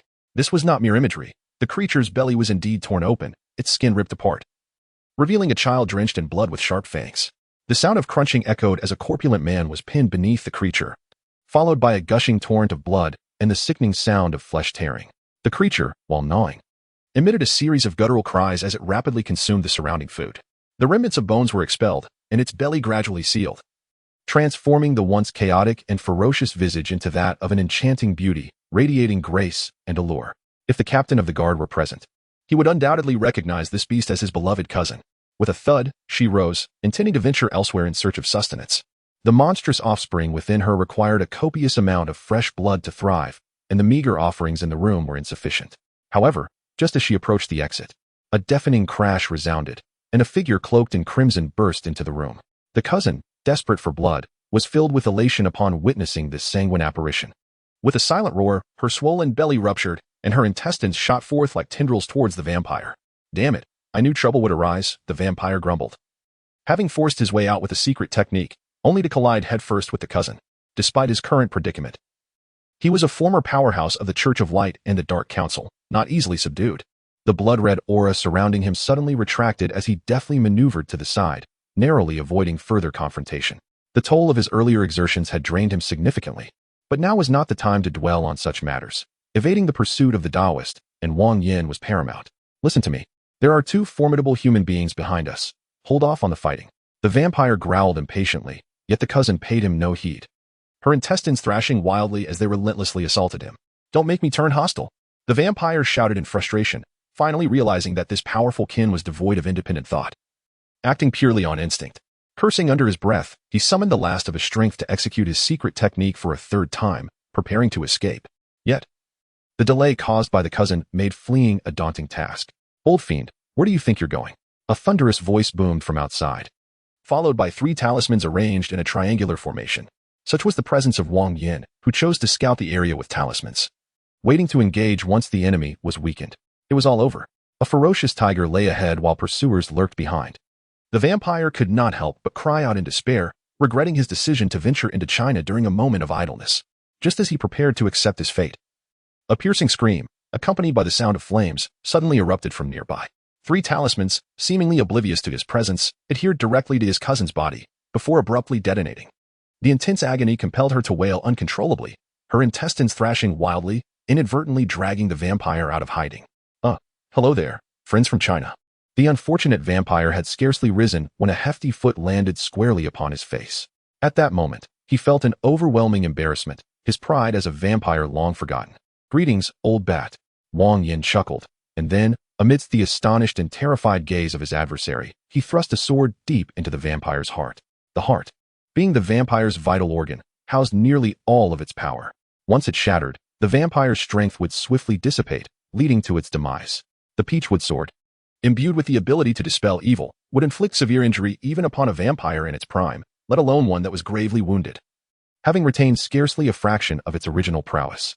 Chapter 24. Farewell Wanda. Main Quest. 1. Eliminate the vampire. Completed. Earned 1,000 points. As the notification echoed in his mind, Wang Yan kicked the vampire's lifeless body aside and unleashed 3 more talismans into the room. With the Eye of Truth activated, Wang Yan could perceive the crimson aura enveloping the vicinity, rendering entry into the room unnecessary. However, unlike last time, having learned from experience, his cousin refrained from confronting the talismans head-on. Instead, she utilized her intestines to expel the dispelling charms. "Master, the entity inside is formidable. We doubt we can prevail." Wang Yan pondered momentarily before addressing the one-browed Taoist. Those trained in the arts had long accepted the possibility of sacrificing themselves for the sake of humanity. Such a powerful specter must not be allowed to escape. Even at the cost of their lives, they must vanquish it. With unwavering resolve, the one-browed Taoist declared, "Let us confront this abomination." Upon uttering these words, he unleashed the golden money sword, scattering 3 coins that emitted a faint radiance, launching them forcefully toward the door. Boom. The coins possessed immense power, obliterating a wall in an explosive display. As dust settled and debris fell, the ghastly figure finally came into view. There sat his cousin. Stunningly beautiful with an elegant figure, on a chair, her distended abdomen rapidly swelling, revealing a grotesque pattern akin to a writhing worm. Within a mere 5 seconds, the horrifying scene that could terrify an ordinary person into keeping their legs tucked in at night unfolded. The cousin's belly ruptured, exposing a horrific infant within. Its body was a vivid crimson, teeth bared, nails dark as night, emitting chilling cries. Merely its appearance was enough to instill dread. And it was accompanied by 2 intestines that were more fearsome than steel whips. What manner of creature is this? The scene before me was so bizarre that even the seasoned Taoist with a single brow felt a chill of terror. This was undoubtedly a malevolent spirit, having attached itself to the woman and gestating a demonic fetus. While the current situation was not yet dire, the arrival of the demon would render its power tenfold more terrifying. Why hesitate? It seemed imperative to eliminate her before the demon could manifest. The Taoist, sensing an overwhelming threat emanating from his cousin, could not afford to waste a moment. If Wang Yan's words held any truth, then failing to act now would lead to an inescapable calamity once the demon arrived. Bang, bang, bang. A copper coin flew through the air, landing upon his cousin and igniting in a burst of flames. The money sword, which the Taoist had refined over an extended period, possessed a potency far superior to that of a Peachwood sword. Recognizing his master had initiated the attack, Wang Yan sprang into action. He reached into his bosom and retrieved a substantial stack of talismans. Rumbling. The materials purchased with 150 silver dollars were sufficient to create 2,000 talismans. Although Wang Yan had not exhausted all his supplies during the past few days of drawing talismans, he had certainly utilized more than half. With his mental focus, talismans soared through the air, inflicting damage that far surpassed that of a nearby Taoist. The intense agony drove his cousin to a piercing scream. With her intestines lashing out toward Wang Yan and the Taoist, evidently desperate to fight back. Dodge! Wang Yan shouted, narrowly evading the assault. However, the Taoist was not as fortunate. His chest was pierced, leaving a bloody wound as his body was sent flying. Master, seeing the Taoist injured, Wang Yan could not continue his assault and turned to flee. Yet, after enduring such a prolonged bombardment, his cousin was enraged and would not allow him to escape now that she had a chance to retaliate. Her two intestines were as fearsome as high-voltage whips. In the world of Iron Man, Wang Yan had at least his mark armor, but here he could only rely on his physical resilience. Cursed be it. Ensnared by his cousin, Wang Yan's fury ignited, and he hurled several dispelling talismans in unison. His cousin, seemingly enraged as well, recklessly lunged at Wang Yan. Something felt amiss. Her reaction bewildered Wang Yan, leading him to suspect she harbored some ulterior motive. Indeed, amidst the smoke and flames generated by the burning talismans, a blood-red shadow darted outward. Kill the ghost mother. Reward has been credited to the final tally. Hunting task. 1. Eliminate the blood-sucking demon infant. Completing this task grants 3,000 points and a demon infant treasure chest.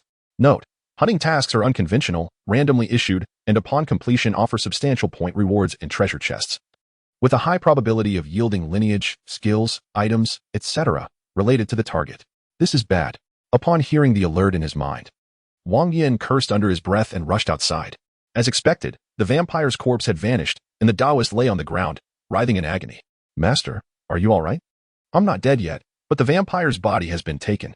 The one-browed Taoist coughed twice. Although his chest bore a gaping wound, it had not struck a vital area. And he would not perish just yet. Let us return to the one-browed abode and devise a plan for the remaining matters at our leisure. After ensuring the Taoist was settled, Wang Yan promptly retrieved a tracking talisman to search for the whereabouts of the blood-sucking demon infant. This matter required prompt attention. The longer it was delayed, the greater the unforeseen troubles would become. Should the demon infant fully absorb the powers of the vampire, confronting it would become exceedingly troublesome. As the tracking talisman ignited, the thin, curling smoke drifted northward despite the southwest wind.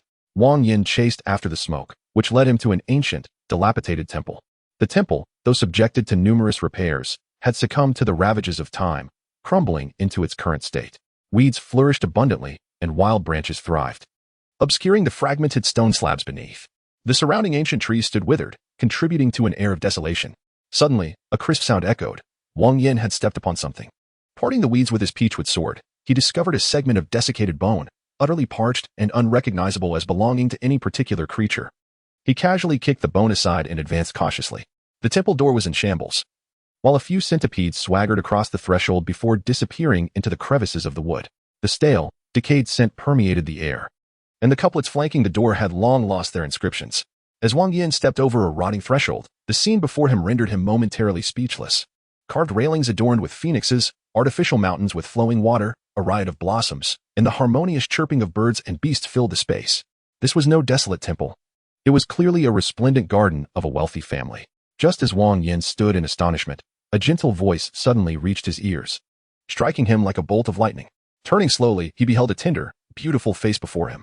A mixture of joy, grievance, and complex emotions danced across the youthful, fair visage, stirring Wang Yan's heart with compassion. Wanda! He rushed forward, embracing the Scarlet Witch tightly. Yet, in the next moment, he felt a sharp pain in his neck, and the scene around him warped into chaos. The pavilion, the mountains, the flowers, all vanished, leaving only decay in their wake. And even the Wanda he had held transformed before his eyes. Now resembling a grotesque demon, the blood-sucking infant had grown significantly larger, standing half a meter tall, with crimson skin and sharp fangs bared in a vicious snarl. Its claws gleamed like 10 razor-sharp daggers. The demon infant howled skyward, its cries laced with anguish. Wang Yan noticed with horror that his lips had been scorched to a charred black, and 2 of his teeth were missing. What is happening? Had the blood-sucking demon infant bitten him, leaving him, a fervent young man, with such an affliction? Observing the infant's wretched condition, Wang Yan quickly grasped the situation. The abyss virus lineage differed from the green giant lineage. Even without a physical transformation, it retained immense heat within its body. The vampiric infant unexpectedly transformed into the likeness of the Scarlet Witch, Wanda, and bit him, leaving a blister as a result. The infant howled twice, glancing at Wang Yan with a hint of fear. However, what was to come would instill even greater terror. That initial bite was merely child's play. A ferocious roar erupted, akin to a beast's growl, as the previously refined Wang Yan suddenly expanded, his sun-kissed skin turning a vivid red, and his height soaring to 3 meters. The bloodline of the desperate giant, a fusion of the green giant bloodline and the desperate virus bloodline, possessed strength far exceeding the sum of its components. His crimson skin radiated an awe-inspiring heat, with each breath igniting bursts of flames from his nostrils.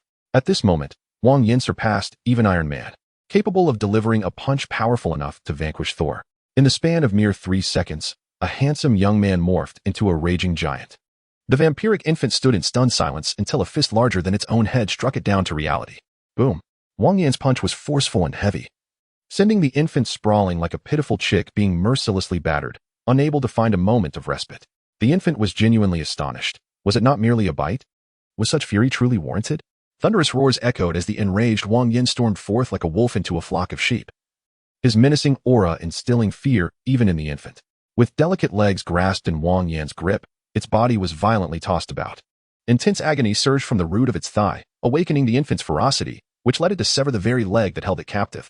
Thud. The frail body crashed to the ground, and the infant glared at Wang Yan, its eyes brimming with murderous intent. Big guy, I think. No, you don't think. Before the words left its lips, that massive, burdensome body crashed down upon it. The infant regretted its decision to lay a trap here. This was no mere human, but rather a frenzied beast clad in human skin. Thud. Wang Yan forcefully smashed the infant into the ground and lifted his foot to stomp down. Hunting task 1.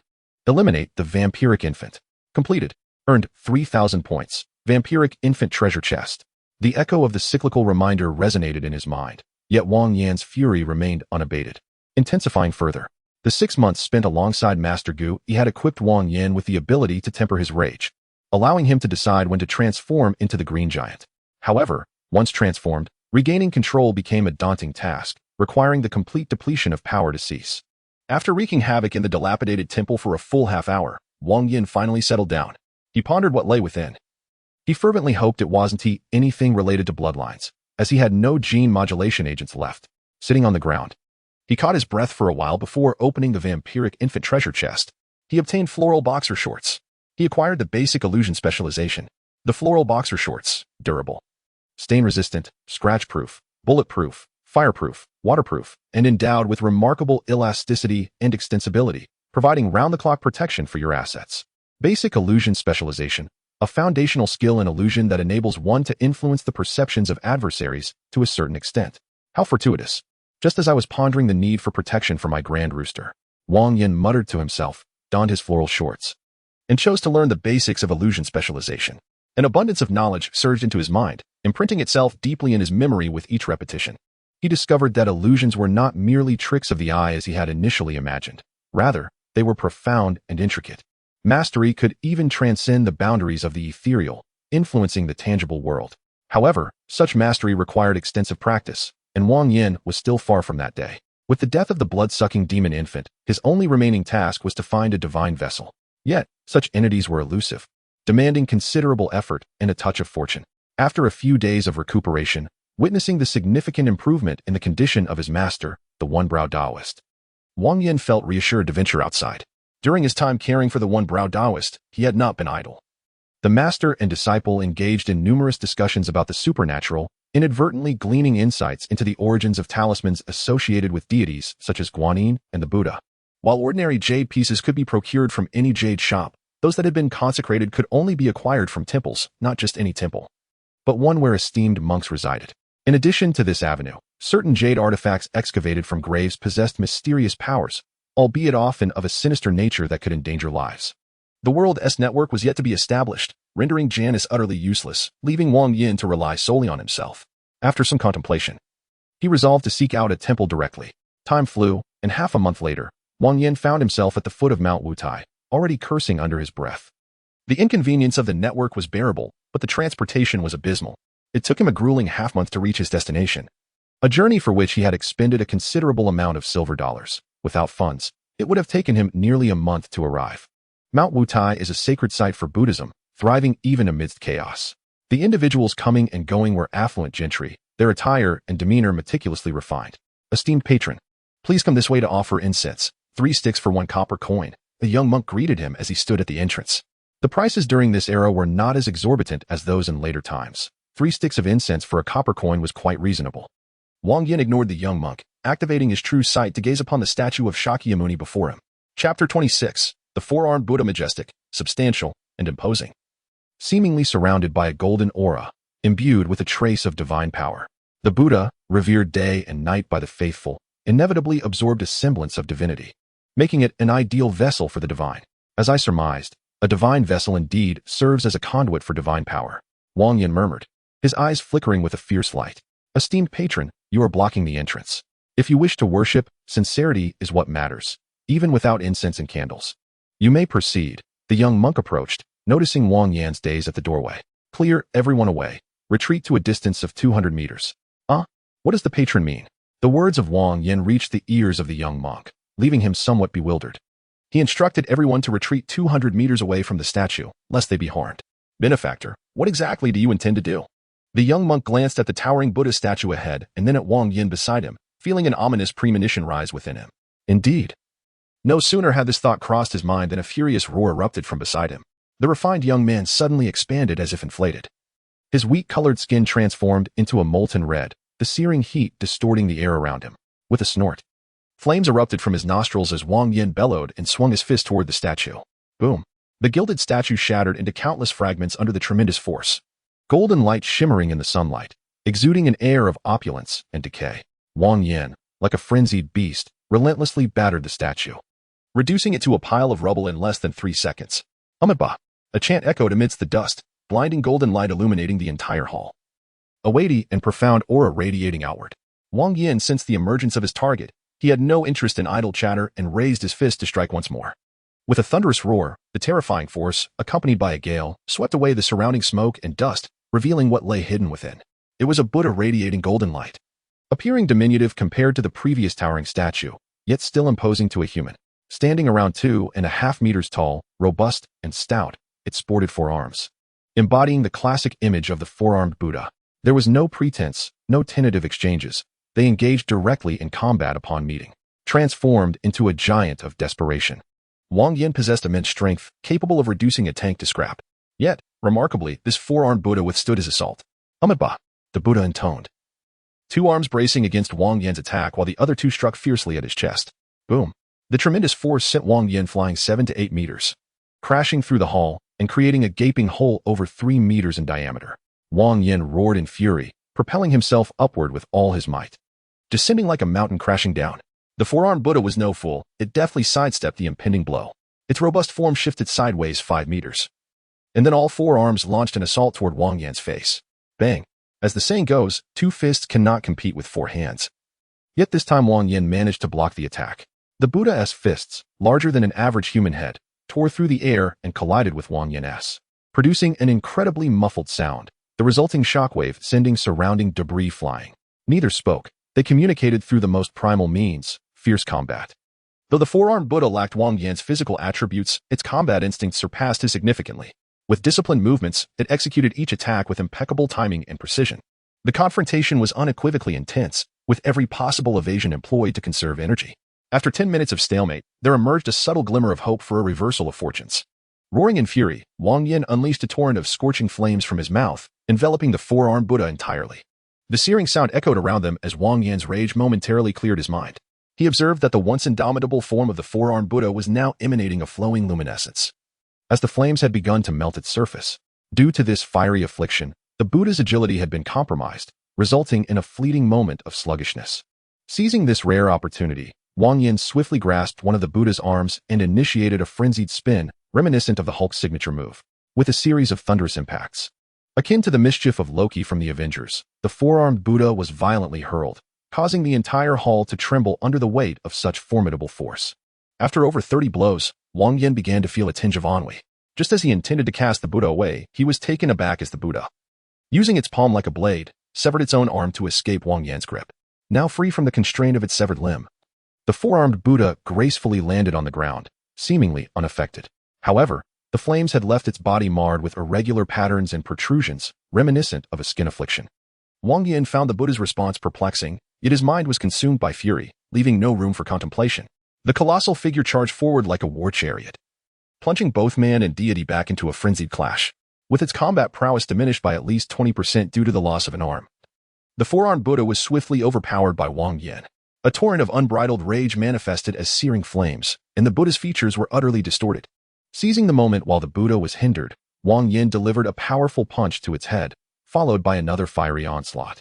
This cycle of fists and flames continued for several exchanges until the once mighty four-armed Buddha was utterly stripped of its capacity to resist, finding itself firmly beneath Wang Yan's foot. "It is over," Wang Yan murmured, invoking the hunter's skill as an enigmatic power coalesced within him, tinging his fist with a gray hue. Amitabha. The four-armed Buddha, struggling to lift its head, faced Wang Yan with a featureless visage, its golden form trembling uncontrollably. Chapter 27. Engaging in Indecorous Acts. Main Quest. 1. Eliminate a Divine Vessel. Completed. Earned 1,000 points. Mission complete. Initiating teleportation. A sudden wave of dizziness enveloped him, and in the instant of the four-armed Buddha's demise, Wang Yan's figure vanished from the scene. Cold and desolate, the expanse before one's eyes is devoid of life, seemingly infinite in its whiteness. Transmission complete. The hunter has returned to the cycle space. Task rewards are being calculated. Main quest. 1. Eliminate a divine vessel. Earn 1,000 points. Side quests. 1. Slay a vampire. Earn 1,000 points. 2. Vanquish a banana spirit. Earn 1,000 points. 3. Defeat 20 malevolent spirits. Earn 1,000 points. Hunting task. 1. Exterminate a bloodsucking infant. Earn 3,000 points. Hunt the treasure chest infant. Eliminate the ghostly mother. Total points earned, 7,000. Overall evaluation grants a reward of a level treasure chest. Task rewards have been finalized, and the personal attribute panel has been activated. The hunter may choose to open the treasure chest or redeem attribute points for enhancement. Upon returning to the cycle space, Wang Yan shed his previous transformation. Opening the level reward treasure chest, he discovered a skill book and a pistol. He acquired basic melee specialization. He obtained the Wang Ba Box, unlimited bullets. Basic melee specialization, the simplest and most direct techniques, which, upon mastery, unleash tremendous power. Wang Ba Box, unlimited bullets and upgraded pistol, capable of firing 10 rounds in rapid succession, featuring a simple design, formidable power, and no concerns of jamming. It can inflict substantial damage on level targets. Ah, what splendid items. Pulling the trigger of the Wang Ba Box, despite its appearance as an antiquated pistol, it discharged rounds at a rate akin to a machine gun in his hands. The Wang Ba Box is reminiscent of the most commonly used pistols during the War of Resistance, akin to those wielded by treacherous translators. Its power is modest, and its accuracy is lacking. Without striking a vital point, it seldom proves lethal. However, the firearm Wang Yan wielded was far from such inferior quality. Its might was truly formidable. Wang Yan stowed the Wang Ba Box and subsequently employed the basic melee specialization, similar to the basic illusion specialization. These specialized skills pertain to knowledge. The higher the skill level, the greater the volume of knowledge contained. The skill book transformed into a stream of light and entered his mind, instantly flooding his memory with a vast array of knowledge. Palms, fists, fingers, claws, kicks, and stomps, each simple maneuver seemed as though it had been practiced 1,000 times, becoming as effortless as the acts of eating and drinking. Strength, bone structure, and physique attributes each redeemed 17 points, while the mental attribute redeemed 11 points, and the agility attribute redeemed 8 points. Strength, agility, and physique attributes have exceeded the limit. The hunter's current level is level, with a maximum attribute limit of 50 points. 50 points? How can this limit be surpassed? Hearing the cycle's words, Wang Yan inquired. When one or more attributes reach 50 points, a qualification task may be initiated. Upon completion, the current level will increase by 1, and the attribute limit will be raised. Attributes that do not pass the qualification may still be enhanced, but the cost in attribute points will be doubled, and the enhancement effect will be halved. I understand now. For attributes that do not pass the qualification, 4 times the attribute points are required to reach the normal level of qualified attributes. Wang Yan nodded, comprehending the essence of reincarnation. 12 points were exchanged for strength, bones, and physique attributes, 10 points for mental attributes, and 4 points for agility. As his words resonated, a brilliant orb of white light descended from above, enveloping him entirely. The painstakingly acquired 7,000 points were swiftly consumed, leaving him with a potent sensation that nearly compelled him to sing in exaltation. Bloodlines, skills, and items could only be obtained by opening treasure chests, while points could enhance physical attributes or transform into items within the task world. Wang Yan speculated that the points might serve additional purposes, yet pondering further was futile at this moment. After reserving 2,000 points for Janice, he felt the need for a powerful item to instill fear and clear the area, or perhaps a delicate tool for exploration. He entrusted these tasks to Janice, as he now required a restful slumber. Following the completion of each mission, a 10-day respite was afforded, allowing Wang Yan to acclimate to his newfound strength or to indulge in 10 days of deep sleep. Either choice was inconsequential. Upon awakening, 10 hours had elapsed. As he opened his eyes, he beheld a stunning beauty manipulating an array of unfamiliar instruments, while a group of robots busily attended to their tasks nearby. What was happening? Had he awoken from a dream? Wang Yan scratched his ear, feeling as though he were still in a reverie. "You have finally awakened, my master." The enchanting figure turned to him, her voice echoing Janice's, yet bearing the visage of the Scarlet Witch. "Wanda, are you Janice?" Wang Yan stammered, pinching the softest part of her form, which felt remarkably real, soft, supple, and smooth. What was the meaning of this? He found himself quite bewildered. This is a benefit granted to the master by reincarnation. You can exchange a minimal amount of points for items that have no direct correlation to combat. However, these cannot be taken outside nor used as consumables. To put it simply, they are akin to toys. At this juncture, Janice twirled, showcasing her alluring figure fully to Wang Yan. This body cost 50 points and cannot be utilized as consumables for certain skills or recovery abilities, nor can it be consumed as food. It cannot leave the reincarnation space and serves merely as a vessel for the soul. However, Janice suddenly elongated her words, a playful smile gracing her lips. "You may engage in some rather intimate activities with your master. Spare me the intimacy. I am not desperate enough for that," Wang Yan retorted, rolling his eyes and pushing Janice aside. If it were the actual Scarlet Witch, he might not have been averse to some dalliance. After all, this innocent girl had risked her life to alter the fate of the counterfeit Hulk for him, and as a man, Wang Yan felt he owed her a promise. Yet with Janice, he deemed it unnecessary. Aside from her ability to move on her own, she resembled a mere lifelike doll. "Now tell me, what purpose does this plethora of equipment serve?" I meticulously analyzed the adversaries faced in these two missions alongside the overall prowess of the master. Subsequently, I devised a reinforcement strategy tailored for the master, emphasizing self-enhancement while incorporating technology as a supplementary aid. In simpler terms, it entails fortifying one's lineage while simultaneously crafting technological gadgets for self-preservation. Janice remarked, "These instruments cost less than 500 points in total, yet the materials required amounted to a staggering 1,300 points. Chapter 28. The device thus, what is it that you are tasked to create? This. Janice lifted an object resembling a flashlight and addressed Wang Yan. "What is this for?" he inquired. "A laser weapon," she explained, "which, upon striking a surface, can instantaneously reach temperatures of approximately 10,000 degrees, exceeding both the core of the Earth and the surface of the Sun. Even the Master's dire viral lineage would be incapable of withstanding such heat. A critical hit would be fatal." Janice tucked a stray strand of hair behind her ear. Were it not for Wang Yan's awareness of her true nature, he might have perceived her as a gentle and alluring beauty. However, due to material constraints, the lifespan of this laser weapon is notably brief. At full power, it can be utilized for a maximum of 2 seconds before becoming utterly inoperative. At half power, it can be employed 3 times, each for 1 second. Nevertheless, in many instances, this would suffice to preserve the master's life. If the master were to catch the enemy off guard, it might even yield a decisive advantage. "I see, this is indeed a remarkable item. Spending over 1,300 points to save a life in a critical moment is quite worthwhile," Wang Yan acknowledged. "How long will it take to produce? Will I be able to use it before the next mission begins?" "Based on the current progress, we should have a finished product ready before the mission commences," she assured him. "Very well, continue with your work. Oh, and be sure to alter Wanda's appearance swiftly." Entrusting everything to Janice, Wang Yan felt at ease, assuming the role of a hands-off manager. Aside from engaging in meditation as taught by the Ancient One, he devoted his time to practicing telekinesis. Telekinesis is a versatile skill, capable of performing myriad tasks, albeit lacking in specialization. Presently, Wang Yan employed it to manipulate talismans, yet there remained a considerable journey ahead before it could be directly applied in combat. Time passed swiftly, and before he knew it, the final day had arrived. "Master, the product is complete," Janice announced, presenting a small device reminiscent of a flashlight. "Is this it?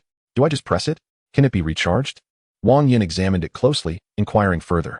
Pressing the red button activates full power, while the green button engages half power. This device is a disposable consumable, so there is no need for recharging. "Understood." Stowing the laser flashlight away, Wang Yan reclined on the sofa, quietly awaiting the commencement of the third mission. Rest period concluded. The hunter will be teleported in 120 seconds. Please prepare accordingly. As the countdown reached its conclusion, a wave of intense dizziness overcame him, and he subsequently lost consciousness. The cacophony was overwhelming, a tumult reminiscent of thousands of ducks quacking in unison. The air was thick with a faint odor of sweat, mingled with an unidentifiable stench of foul feet, creating a thoroughly nauseating atmosphere. World type, science fiction, energy level, low combat, matching plot, Train to Busan, danger level, medium, main mission, 1, eliminate the hybrid mutant. Completing this task rewards 1,000 points.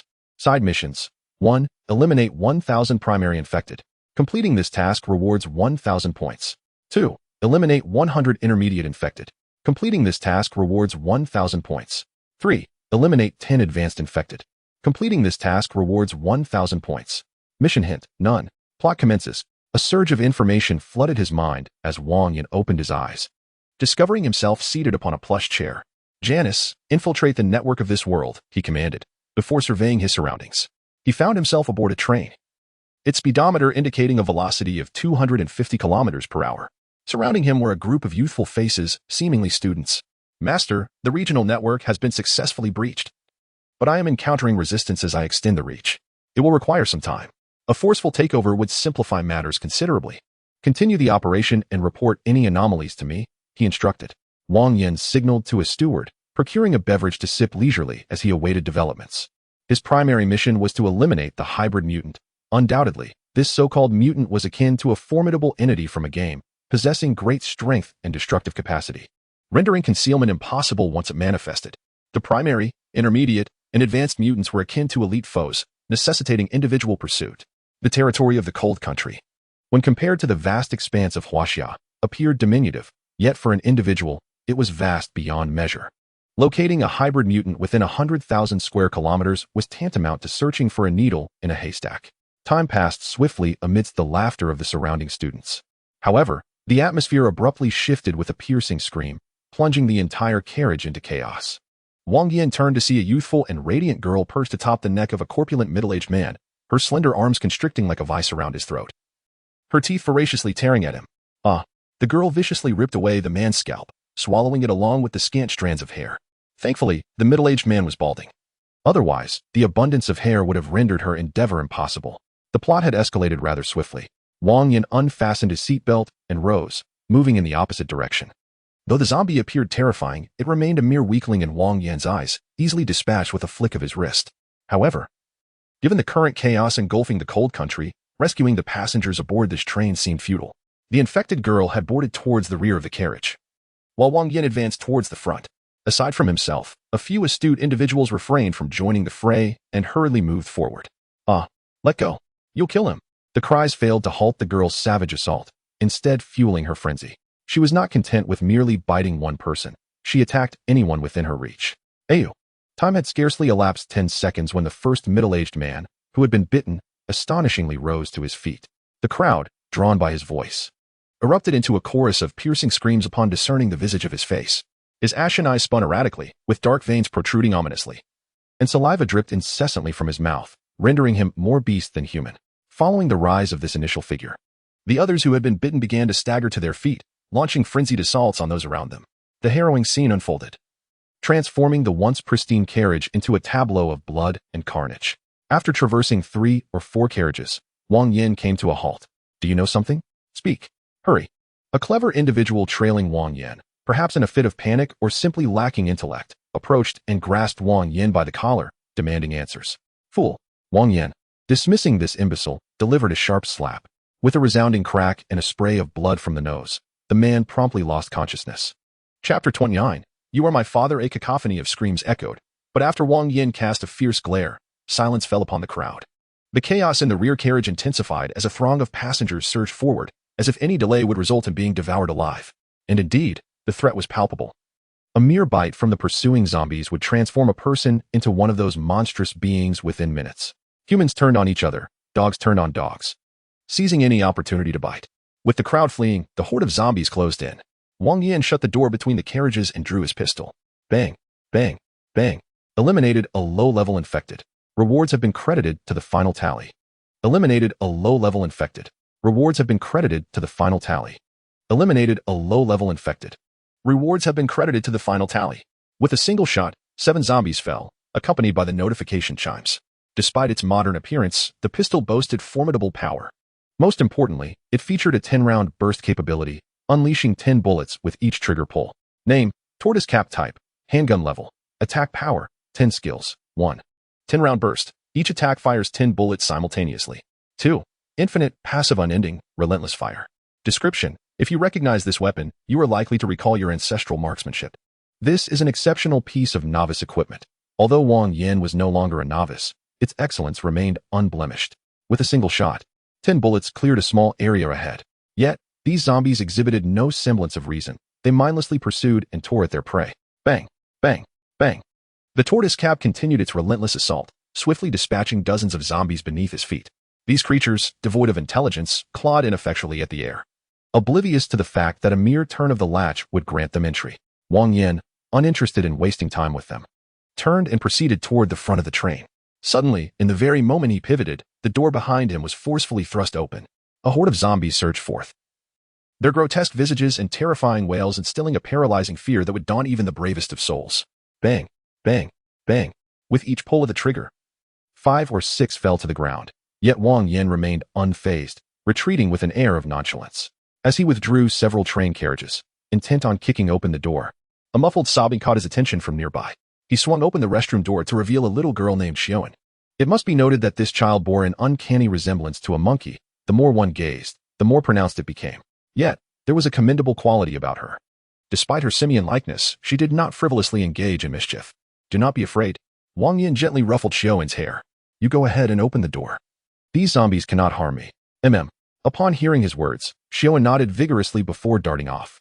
In truth, Train to Busan lacked innovation in its plot and setting, presenting little more than a profound exploration of human nature.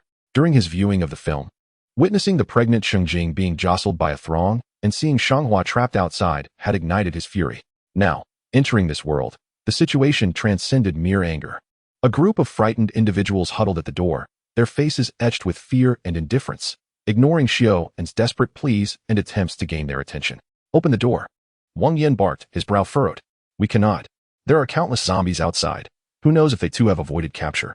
The corpulent Jin, filled with malevolence, howled from within the crowd.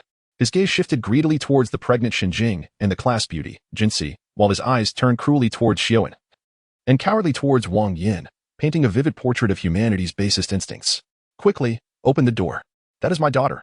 Executive Sure You of the securities company screamed, launching himself towards the door in a frenzy. Though akin to Jin in his selfishness, the moment his daughter was on the other side, his demeanor underwent a dramatic transformation. We cannot open the door. You seek to doom us all. Jin's voice rose above the clamor, inciting a chorus of agreement from the masses. You scoundrel. Bang. Sure You, consumed by madness, lunged at the several obstructing him. But just then, the crack of a gunshot echoed, and the clustered 5 or 6 individuals instantly met their demise, their blood and brain matter splattering across the scene. Screams erupted, mingling with the growls of the undead, creating utter chaos. Wang Yan scooped up Xion and with a powerful kick, sent the door, and the unfortunate souls behind it, flying. Master, I have intercepted a piece of information. A formidable monster has been detected at Taegu Station, and the Han Nation is mobilizing a large force to eradicate it. Janice's voice suddenly reached Wang Yan's ears, leaving him momentarily stunned. The Han Nation is gathering a large force? How substantial? According to the intel, approximately 800 individuals. What the hell? A large force? Wang Yan nearly choked on his own spit. The absurdity of an 800-strong force reminiscent of the Warring States period in Japan. Master, considering the vast expanse of the Cold Nation's territory and its military prowess, an army of 800 can indeed be deemed substantial. Very well. Let it be regarded as a formidable force. Display the image of that creature and concurrently conduct a power assessment based on the engagement with the Cold Nation's forces. Wang Yan, cradling Xion, traversed the area as if it were uninhabited, with a prior instance of having dispatched 5 or 6 individuals with a single shot. The inept guards obstructing the door scattered in terror like startled rodents. Are you Manager Jin? Wang Yan inquired, shutting the car door behind him and scanning the surroundings until he spotted the corpulent Manager Jin of the passenger transport company. Indeed, I am. It appeared that the mere title conferred a modicum of superiority, for the previously terrified Manager Jin now stood upright, attempting to project confidence. Then, with a resounding bang, 10 bullets to terminate one life seemed excessive, yet Wang Yan, not one to be miserly, generously bestowed upon him another 10. Go find your father. Placing Xiaowen gently on the ground, Wang Yan intended to seek out the train conductor to direct the train to Daitian Station. However, just as he was about to depart, Xiaowen clung tightly to his leg, refusing to let go. Brother, please don't abandon me. Tears traced down her fair cheeks, revealing the extent of her fright. Be good. I have matters to attend to. Go find your father. Wang Yan affectionately ruffled her hair, smiling. No, you are my father now. Chapter 30. Father, please help us. Xiaowen resolutely shook her head, her determination unwavering. Child, how can you say such a thing? Wang Yan found himself both amused and exasperated by her declaration. He was merely a 10-year-old with 220 months to his name. How could he possibly assume the role of a father? Yet, truth be told, being called father brought him an unexpected joy. Very well, since you insist on calling me father, I shall protect you henceforth. With that, Wang Yan lifted Xiaowen into his arms, casting a glance at the quivering Shiryu hidden among the crowd, understanding her desire to cling to him. Shiryu was rather handsome, tall, robust, and affluent, yet, Wang Yan pondered, why did his offspring resemble a monkey? He sighed inwardly, dismissing the concerns of those behind him, and strode forward. Wait for me, wait for me. After taking several paces, another call echoed from behind. It was Shang Hua, robust as an ox, supporting his pregnant wife. Shang Jing, his expression a complex tapestry of emotions. Please, help us. This resilient man, who typically refused to seek assistance, found himself compelled to do so, knowing he could not single-handedly protect his wife amidst the throngs of zombies. Why should I assist you? Wang Yan shot him a glance, appreciating the courage and responsibility of such a man, yet wary of the complications that might ensue. While managing Xiaowen was manageable, adding a pregnant woman to the equation could prove challenging.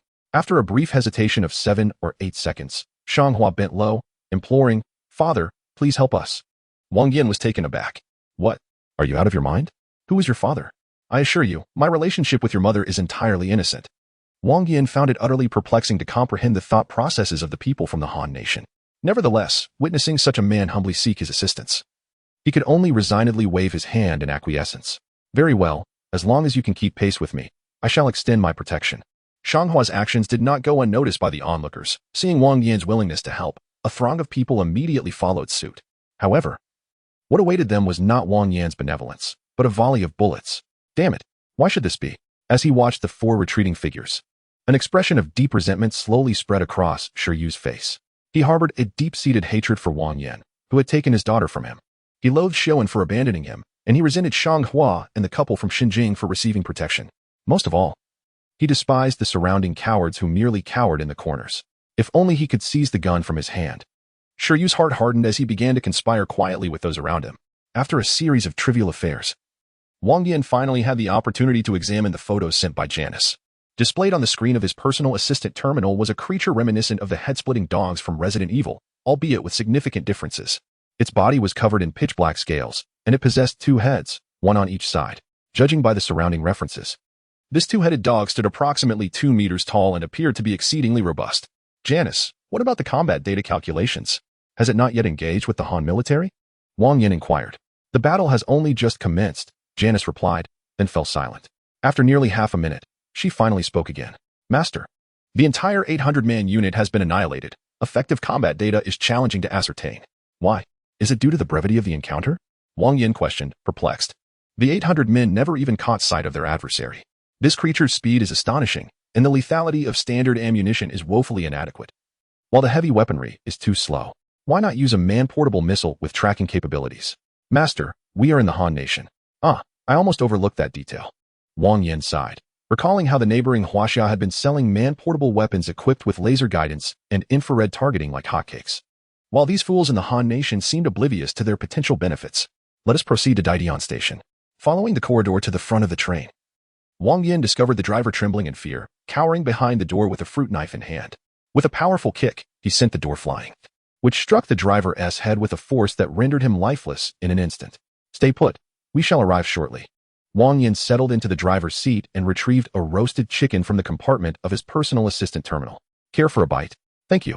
But I truly cannot eat, Xinjing replied, her gaze toward Wang Yan imbued with an indescribable fear. If you do not wish to eat, then so be it.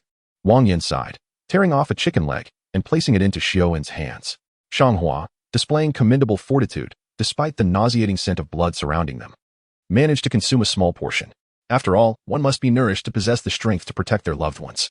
Time flew by, and as the train gradually slowed, Wang Yan finally reached his destination. Lock the train systems. With a brief word to Janice, Wang Yan turned and made his way towards the location of the monstrous creature. Where are we headed? Xiaowen inquired, lifting her head. We are going to confront a monster and see if we can slay it, Wang Yan replied. If you are afraid, you can stay in the vehicle. It should be safer there. No, I want to accompany you, Xiaowen insisted, shaking her little head vigorously. Her hands clinging tightly to Wang Yan's neck, refusing to let go. What about you two? Wang Yan glanced at the couple, Sheng Jing and Ha Shang. We will stick with you. At least we won't have to worry about those biting monsters. Very well, but remember to keep yourselves safe. I may not be able to look after you, Wang Yan cautioned, nodding as he adjusted Xiaowen in his arms. Based on the information provided by Janice, the location of the two-headed dog and the conflict with the Han country's forces was to the south of Daitian Station, approximately 500 meters away. It had been about 10 minutes since the main force had been decimated. He wondered if the two-headed dog still lingered there.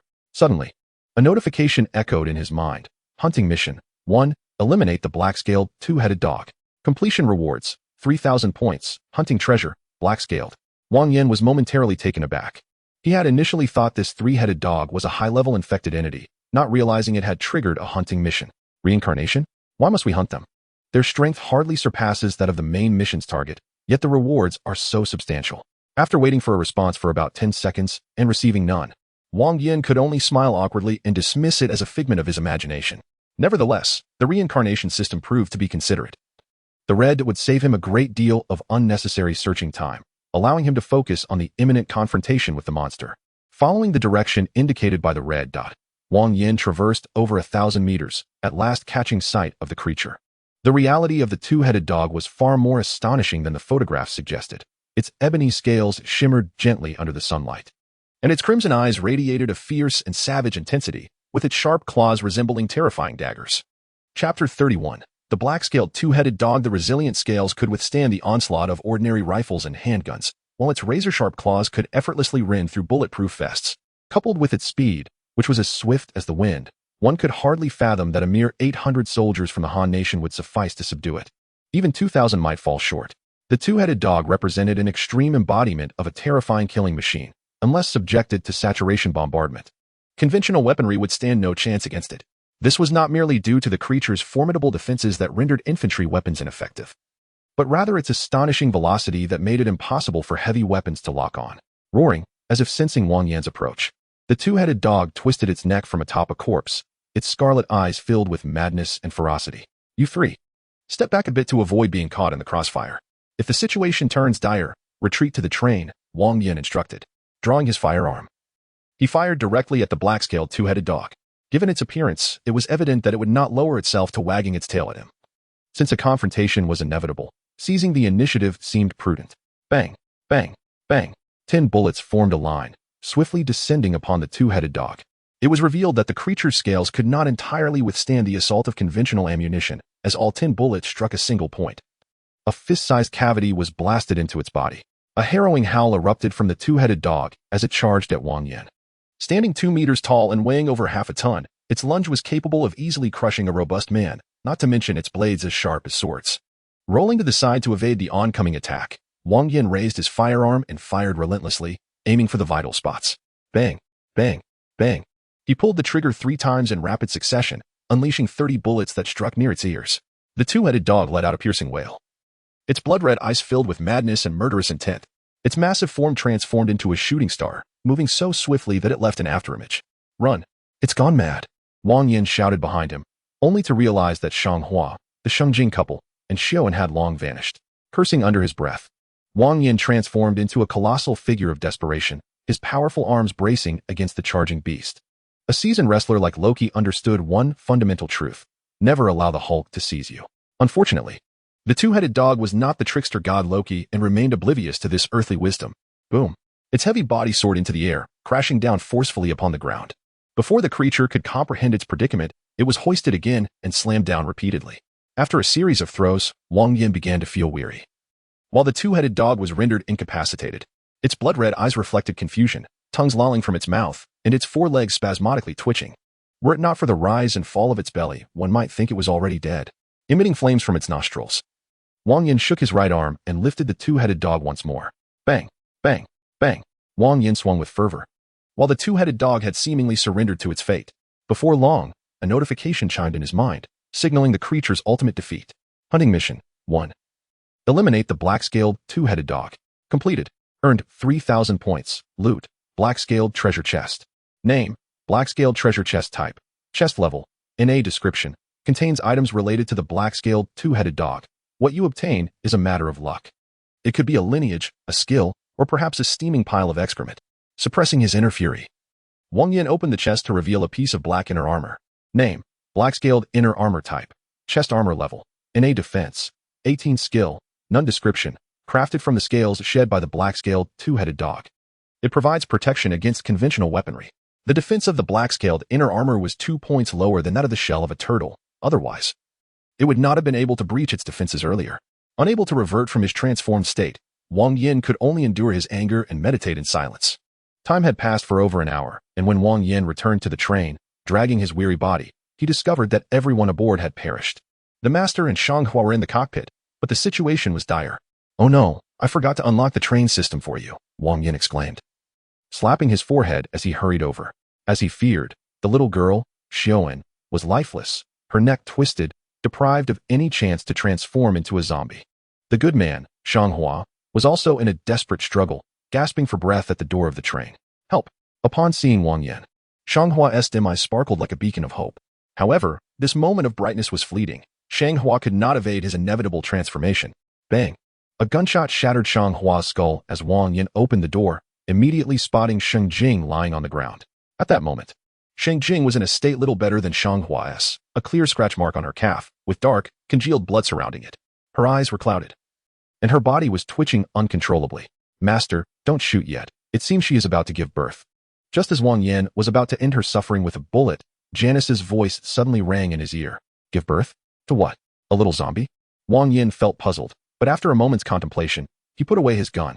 However, not shooting did not mean Wang Yan let down his guard. He swiftly crushed Sheng Jing's legs and arms underfoot, finally feeling a sense of relief. The pained murmurs soon transformed into roars as Sheng Jing writhed, her mouth opening in a futile attempt to attack. With her movements, her swollen belly began to heave violently. "Master, just cut her open, otherwise the child has no chance of survival." But even if the child were born, what could be done? In this chaotic place, where would one find milk? Moreover, he had no knowledge of how to care for an infant. Wang Yan felt conflicted. He detested dragging matters out. He found children bothersome, even those in their teens. Yet, being human was to be emotional. Though he was unhesitating in killing, he was essentially a kind-hearted individual. With a resigned sigh, Wang Yan picked up the fruit knife that the train driver had previously dropped and quietly opened Sheng Jing's belly. As air filled her lungs, a loud wail pierced the air. Wang Yan gazed at the child in his hands, overwhelmed by a surge of mixed emotions. "Unfortunately, I cannot take you away. Your survival depends solely on fate." He sighed again and proceeded to search for baby formula, following the directions provided by Janice. Chapter 32. Advanced Infected Entity. Sure you, Janice. Reveal your intentions. I do not believe an artificial intelligence like you has any connection to the notion of kindness. After successfully locating a supermarket, Wang Yan selected the most expensive baby formula and purified water, then conjured a ball of flame from his palm to slowly heat it. According to the cycle's narrative, the deities betrayed their followers, who then retaliated fiercely. A powerful entity had separated numerous gods into different realms, and it was the Master's duty to hunt them down. While this narrative seemed straightforward, it was riddled with inconsistencies. Janice paused before articulating her thoughts. If that formidable entity is indeed powerful enough to sever the ties of numerous deities, why then would he seek to venerate them? It stands to reason that this entity likely harbored animosity towards the divine from the very outset, only emerging when the gods betrayed their followers. As for the cycle of reincarnation, it presumably allies with this entity, although one cannot entirely dismiss the possibility of siding with the devotees of the deities. Thus, what relevance does this infant hold? Do not suggest that this child is a deity. Wang Yan glanced at the small creature in his arms, blissfully enjoying its milk. Feeling somewhat bewildered, it was clear that this little one could not possibly be a god. Rather, he intended to discuss the relationship between reincarnation and the divine.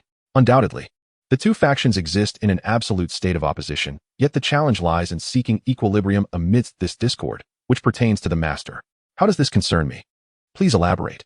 Based on my conjecture, reincarnation should possess the capacity to suppress the gods, yet it cannot directly confront them. Hence the necessity for a master to stir the pot. Given that this world is constructed from divine power, eliminating those formidable individuals would consequently weaken the gods. Naturally, the weakened deities, having betrayed their followers, would not remain passive. Therefore, are you suggesting that the target of the hunting mission is aligned with the divine? A chill ran through Wang Yan. He had initially believed that reincarnation was all-powerful, but Janice's insights made him realize he had been dancing on the edge of a blade. Any misstep on the side of reincarnation could lead to his demise without a trace. The target of the hunting mission was not necessarily stronger than that of the main quest, yet its elimination promised greater rewards and points in treasure chests, which seemed illogical. The only plausible explanation was that reincarnation was eager to eradicate it, lacking the patience to wait.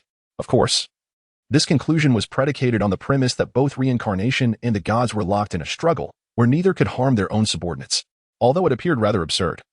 It also held a semblance of logic.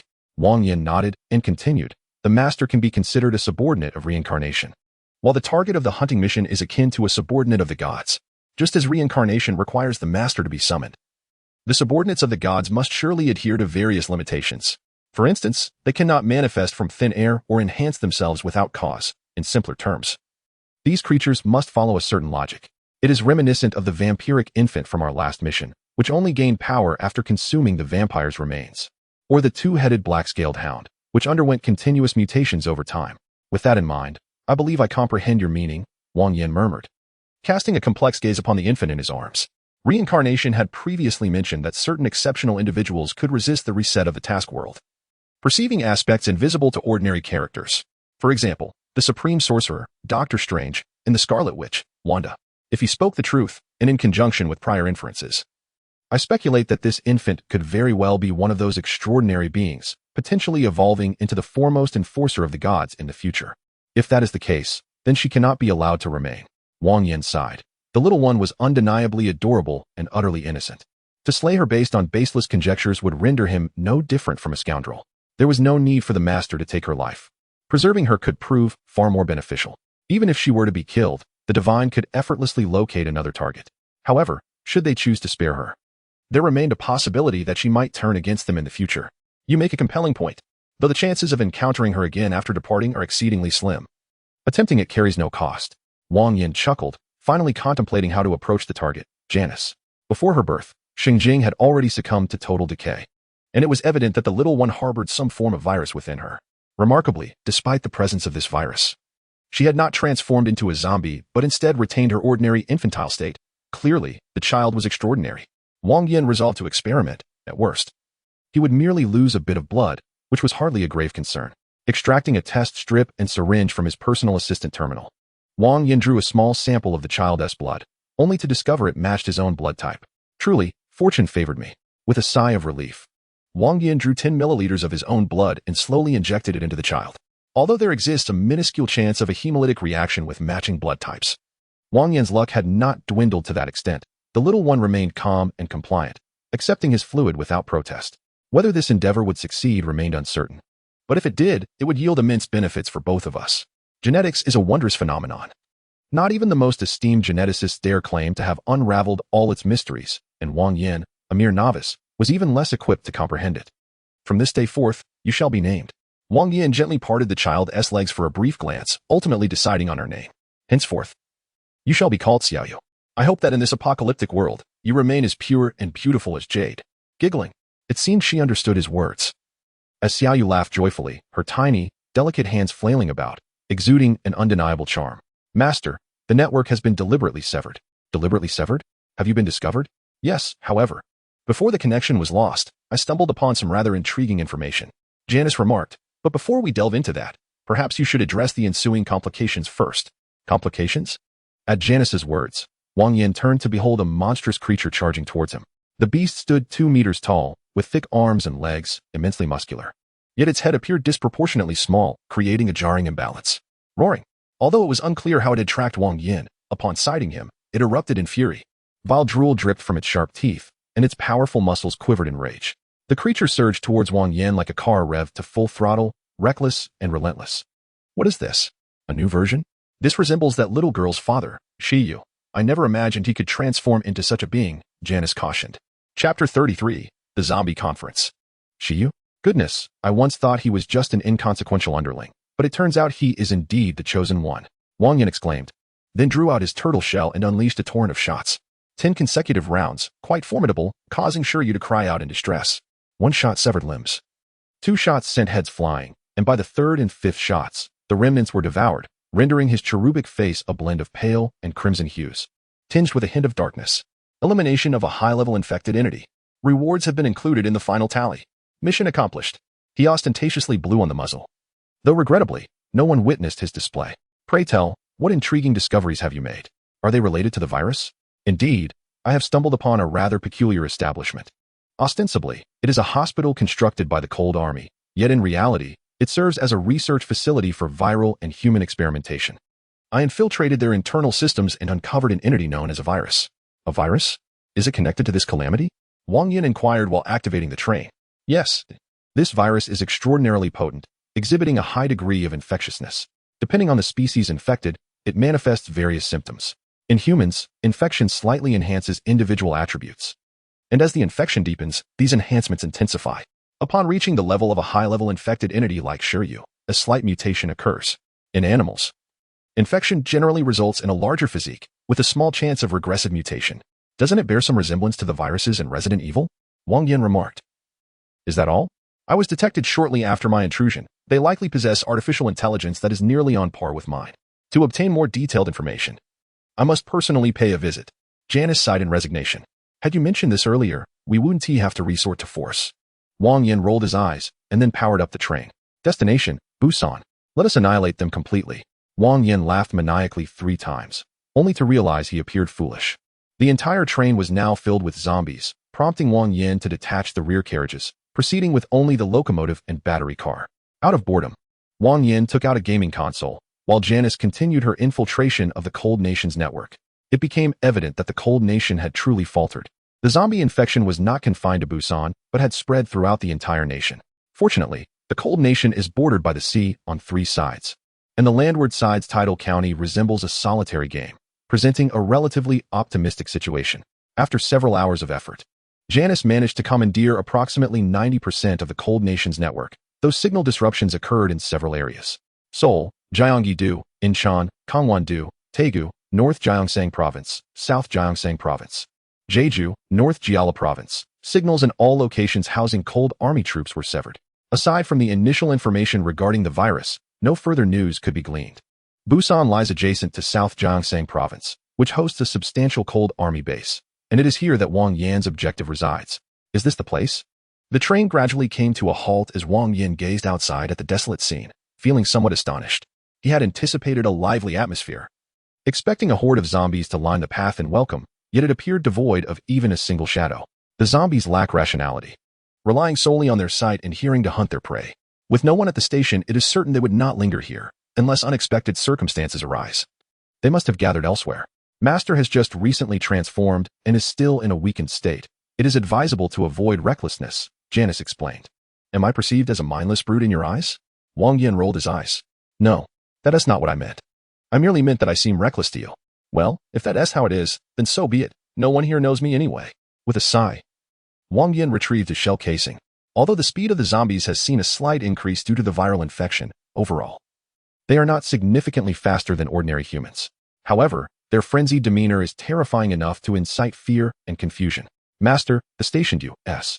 military base here is quite large, with at least 2,000 soldiers present. The number of ordinary civilians is considerably less. As long as these zombies cannot wield firearms, they are no different from regular humans. Though his words were audacious, Wang Yan was not the kind of fool who acts recklessly. Cautiously following the direction provided by Janice, Wang Yan soon located the entrance to the military base. As anticipated, a large group of zombies was clustered together, seemingly in a stupor as if in a meeting. There appeared to be over 2,000 of them, still within an acceptable range. Rather than foolishly charging in, Wang Yan searched for a suitable combat location nearby. Scanning the area, he spotted a 4-story building that resembled a cafeteria. Avoiding the zombies' line of sight, Wang Yan entered the small building. Due to the majority of the zombies congregated outside, only a handful were trapped in corners within the cafeteria. Upon hearing the door creak open, those few zombies became crazed as if they had caught a whiff of blood. Bang, bang, bang. After shooting down several zombies, Wang Yan paid no heed to anything else and sprinted up the stairs in quick succession. The 4-story building stood nearly 12 meters high, and within 10 seconds, Wang Yan reached the rooftop. Securing the hatch and raising his weapon, he shot down the 10 or so zombies that had pursued him, achieving temporary safety. With over 2,000 zombies, it seemed he would have to shoot for quite a while. Observing the distant horde of zombies, Wang Yan moved his body slightly before decisively opening fire. Bang, bang, bang. The open rooftop, devoid of walls, allowed the sound to attract the attention of the zombie throng instantly. A massive group of starving zombies roared as they surged forward, but faced with the towering 12-meter wall, they could only frantically claw at the surface in desperation. Each time he pulled the trigger, his shell casing unleashed 10 bullets, which rarely missed their target amidst the tightly packed mass of zombies. Killed a low-level infected. Rewards have been accounted for in the final tally. Killed a mid-level infected. Rewards have been accounted for in the final tally. Side quest. 1. Eliminate 1,000 low-level infected. Completed. Earned 1,000 points. Over 2,000 zombies were swiftly decimated by half, among which were approximately 10 intermediate infected entities. Side quest 1 had been completed, leaving the remainder to fate. Suddenly, fortune favored the diligent. Amidst the relentless efforts of the multitude of zombies, a sturdy wall was unexpectedly clawed open, revealing a substantial breach. Countless zombies surged forth, ascending the staircase in a frenzied dash. Chapter 34. The Chilean Arm. Within less than a minute, Wang Yan heard a cacophony of chaotic footsteps and frenzied roars emanating from the staircase. Glancing downward, he noticed that the majority of the remaining 1,000 zombies had infiltrated the opening, leaving only a handful still mindlessly scratching at the walls. 12 meters, not a significant challenge. Noticing the gate behind him being forcibly breached, Wang Yan leaped from the rooftop. Thud, bang. The former was the sound of Wang Yan landing, while the latter was the noise of the gate being forced open. The densely packed zombies, devoid of reason, mindlessly pursued their prey. Thud, thud, thud. The zombies leaped from the rooftop like dumplings, yet they lacked Wang Yan's robust physique. The unfortunate ones met their demise upon impact, while the fortunate became crippled, struggling to crawl towards Wang Yan. It was imperative to flee quickly, lest complications arise. As the accumulation of corpses on the ground increased, the damage sustained by the zombies upon landing diminished. Wang Yan dashed toward the office building, entering and promptly securing the door behind him. On the surface, this appeared to be the office area of a U.S. military base, but in reality, it was merely a surface bunker. The true office area lay underground. Is this the place? Wang Yan approached the storeroom door and delivered a powerful kick. Bang! His formidable kick could have shattered even 10-centimeter thick solid wood. However, the door remained steadfast, leaving his foot numb from the impact. It seemed this was indeed the location. With a cold snort, Wang Yan withdrew his firearm and fired 10 rounds. 100 bullets shattered the lock, and he kicked the door open, revealing a dark corridor. Ding, ding, ding. Just as Wang Yan was about to descend, a series of sounds erupted, followed by an illumination of countless wall lights, brightening the corridor. Master, there is a network interface at your feet, connected to your personal assistant terminal using a data cable. Janice's voice resonated in his ears, prompting Wang Yan to retract his foot.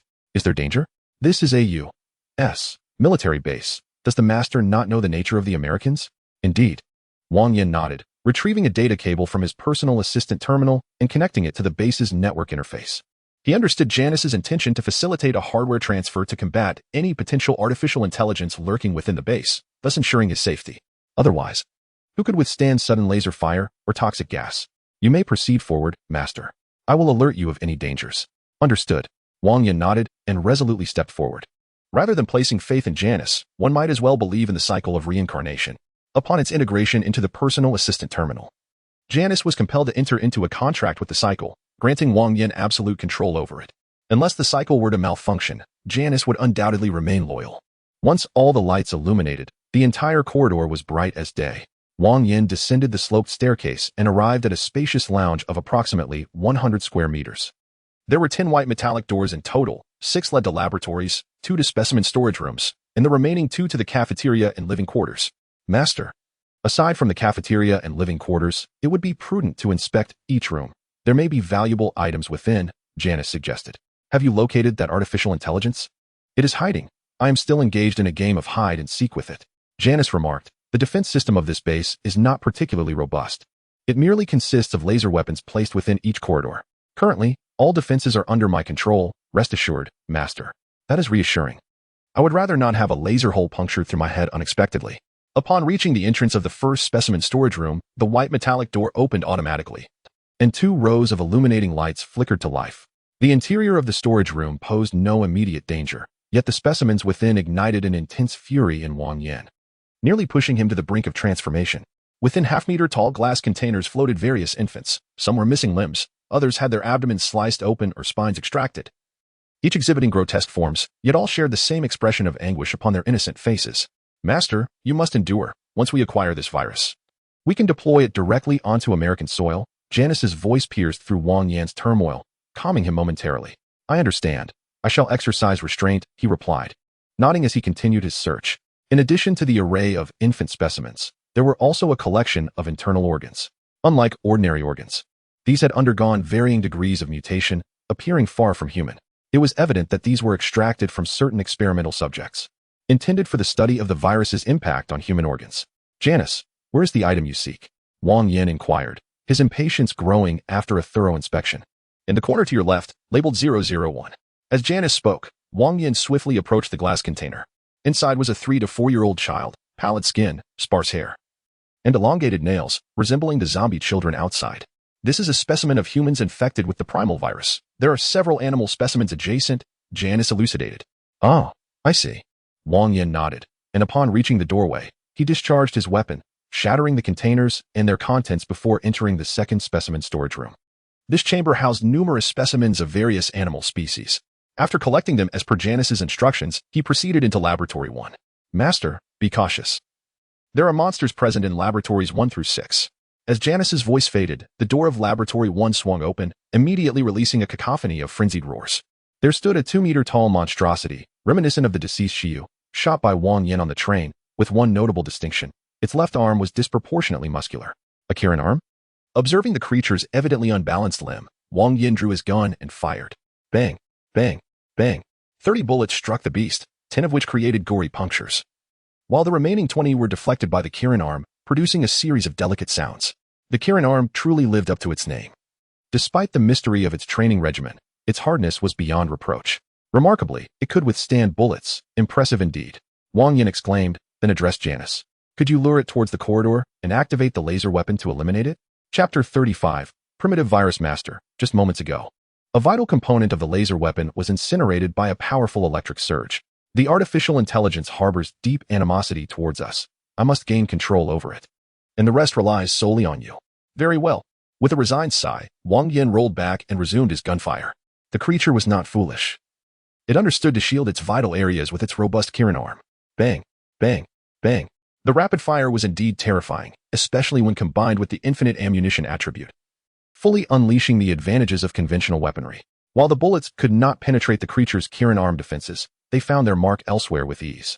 As the beast pressed forward, impervious to the barrage, one of its legs could no longer bear the strain. Crack, thud. Its right leg snapped, collapsing to the ground, and it struggled to rise, advancing like a limping chicken. Yet after a few paces, its other leg also gave way. Kill confirmed for advanced infected entity. Rewards have been added to the final tally. With the announcement echoing in his mind, the creature finally succumbed to its knees. Wang Yan proceeded to Laboratory 2, employing the same tactics to deal with the captive monstrosity within. The 6 laboratories contained 3 advanced infected entities and 7 or 8 lower-tier ones. After Wang Yan meticulously eliminated them all, he arrived at Laboratory 3. Nearly 2 hours had elapsed since entering this underground base, and Wang Yan's combat had concluded. While the struggle between Janice and the enigmatic artificial intelligence was drawing to a close, you will all perish. A youthful voice pierced the air, followed by the projection of a small girl materializing before him. Her sky-blue hair cascaded to her shoulders, curling at the ends, and her cherubic face was marred by an expression of hostility, rendering her anything but endearing. The girl's visage was unremarkable, perhaps only slightly more attractive than the average child. Yet when Wang Yan discerned her features, he nearly leapt in shock. The Flame Empress? Indeed. Her appearance was strikingly reminiscent of the artificial intelligence known as the Flame Empress from the Resident Evil series. However, the Flame Empress had red hair, whereas hers was a striking azure. Wang Yan regained his composure, pondering whether this world bore any connection to the realm of Resident Evil. In many respects, the virus resembles a creation of the Americans, much like artificial intelligence, which bears a striking resemblance to its counterparts. I am the Blue Queen, not the Flame Empress. The artificial intelligence girl coldly uttered a phrase before being forcibly shut down by Janice. From this moment forth, the entire network of the base fell under Janice's dominion, granting her unrestricted access to all data. The virus is a novel strain that amalgamates characteristics of the original virus and the Holy Maiden virus, possessing a highly contagious nature while also inducing mutations in the infected. Based on the degree of infection, it is categorized into 3 levels: primary, intermediate, and advanced. Primary infected individuals exhibit little difference from ordinary humans, while those at the intermediate level experience a significant enhancement in physical capabilities. Advanced infected beings can withstand damage from conventional bullets.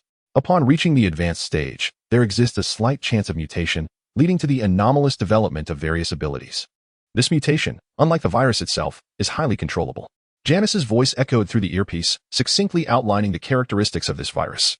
Similar to its predecessor, yet markedly distinct. It is more stable and easier to manage. Is this virus related to the biohazard phenomenon? The likelihood of this being a world akin to that of biohazard is substantial. However, due to the isolated nature of each nation's base, access is limited to information from a few other bases within the Cold Nation. Very well. Where shall we proceed next? Wang Yan inquired. Please hold on a moment, Master. I need to compile and package the relevant data, which will take some time. Oh, by the way, there are some original strain viruses in the safe of laboratory number 2. The code is 1344. It would be prudent for you to retrieve them. Understood. Wang Yan replied, making his way to laboratory number 2 to locate the safe. Upon opening it, he was met with 6 test tubes. Their pale green liquid exuding an ethereal beauty. Name, original strain virus type, bloodline level. Description, the original strain virus possesses a high toxicity. There is a 0.0001 chance of acquiring a fully fledged bloodline enhancement, along with the awakening of evolution-related talents upon use. Only the stability of the bloodline, known as the ultimate virus, is at this level. The minuscule chance of 1 in 100,000 for this virus to yield an extraordinary talent skill? I find that hard to believe. With a disdainful spit, he proceeded to store all 6 test tubes in his personal assistant terminal. Undoubtedly, this original strain virus is immensely powerful. Particularly the talent skill associated with evolution. If successful, the potential for the future is vast. However, a 1 in 100,000 probability is preposterous. Only those deemed the chosen ones might strike such fortune. The rest would do well to remain in their own comfort. Wait. The chosen one? At this thought, Wang Yan suddenly paused, then glanced down at the small figure of Xiaoyu nestled in his arms, his expression becoming increasingly conflicted. Whether she is truly the chosen one remains uncertain, yet Xiaoyu is undeniably special, born from an infected pregnant woman and infused with his own blood. Little Yu never cried or threw tantrums, exhibiting a remarkable composure that was hardly characteristic of a newborn scarcely a day old. It would not be long before I departed, leaving you, a mere child, unattended to face inevitable demise. Rather than succumb to starvation or become prey to the undead, it seemed more prudent to take a gamble. Wang Yan, resolute in his determination, clenched his teeth and withdrew a syringe, injecting 1/3 of a dose of the original virus into little Yu's bloodstream. As the pale green liquid coursed through her veins, she let out her second cry since birth. Transparent tears cascaded down her cheeks, tugging at Wang Yan's heartstrings. Yet, despite the sorrow, there was no alternative. It was a matter of risking everything or facing death. There existed no third option. As moments ticked by, little Yu gradually ceased her weeping and fell into a deep slumber. The worst fears did not materialize. She retained her original rosy and endearing appearance, untouched by the virus, and remained a charming child of destiny. Janice, with a sigh of admiration, connected back to Wang Yan's personal assistance terminal. Master, our next destination can be Jiangyidu, where the largest base of the stationed Hami forces lies. There should be an abundance of valuable resources. Jiangyidu? What of the artificial intelligence? Did you destroy it, or did it evade capture? Wang Yan inquired.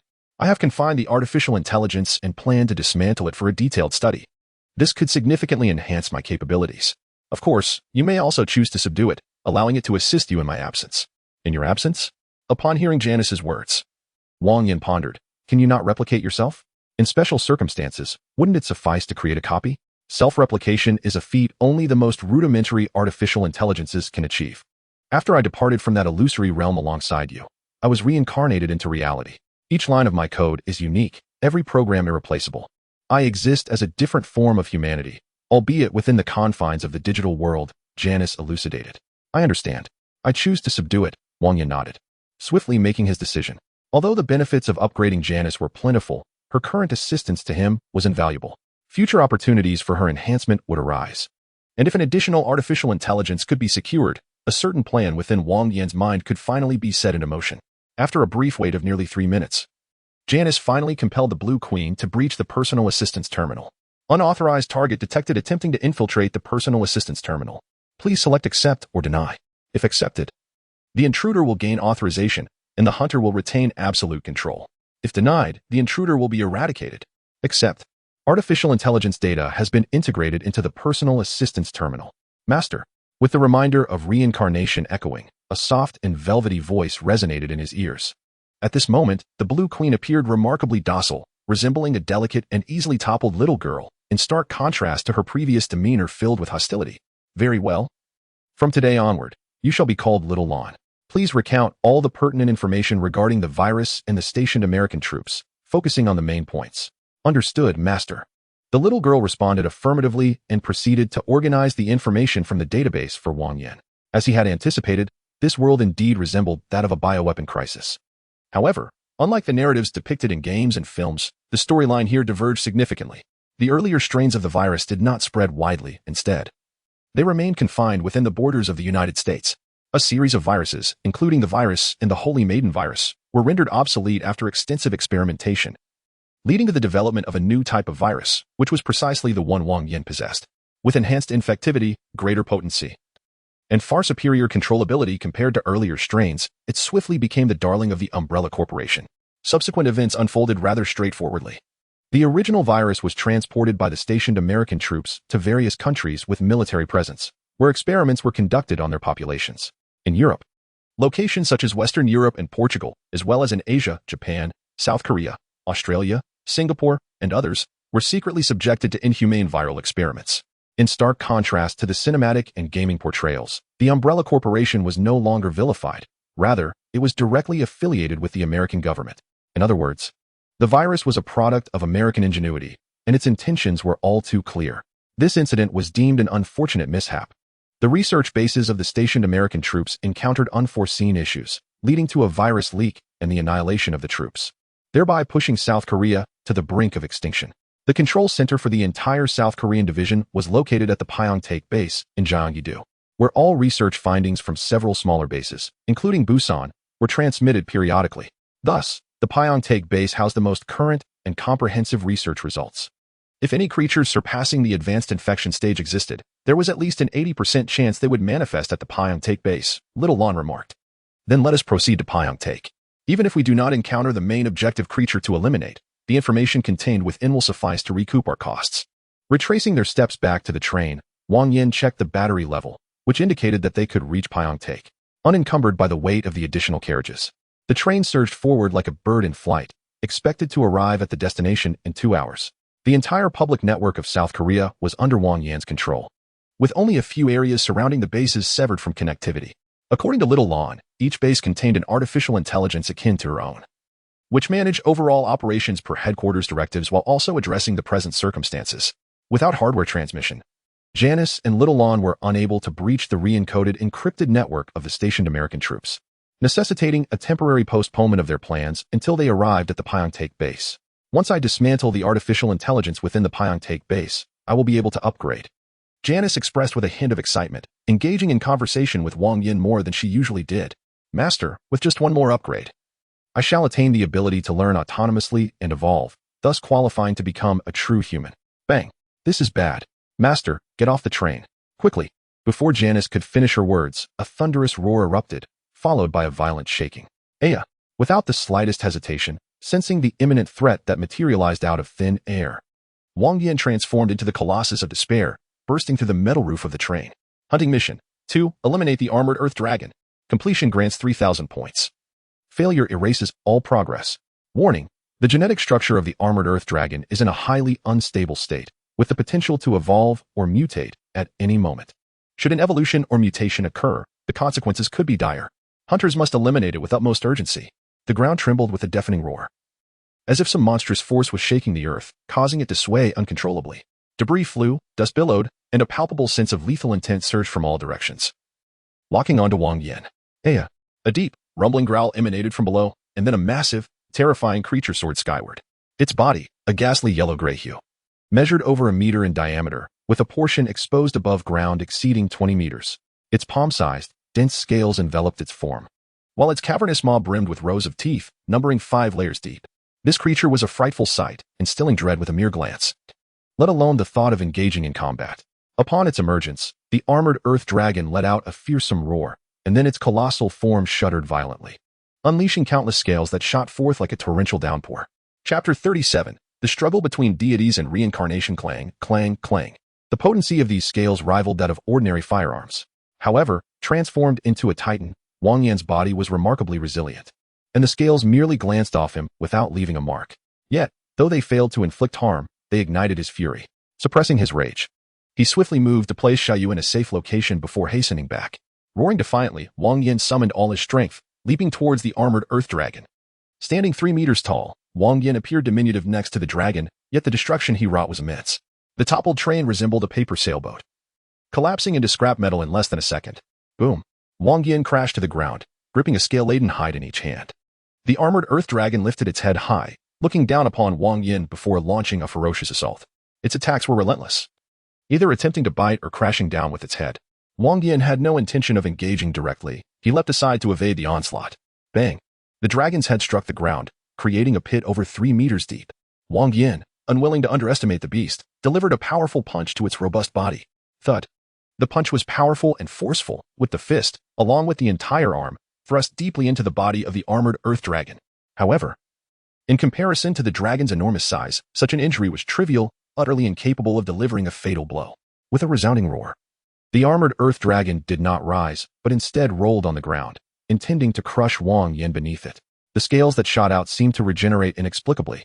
The newly formed scales glimmered with a cold light, emitting a chilling aura of lethal intent that could be felt even from several meters away. Dust and debris swirled around, creating the illusion of a terrestrial dragon rolling across the earth, capable of instantly shattering anything that came into contact with it.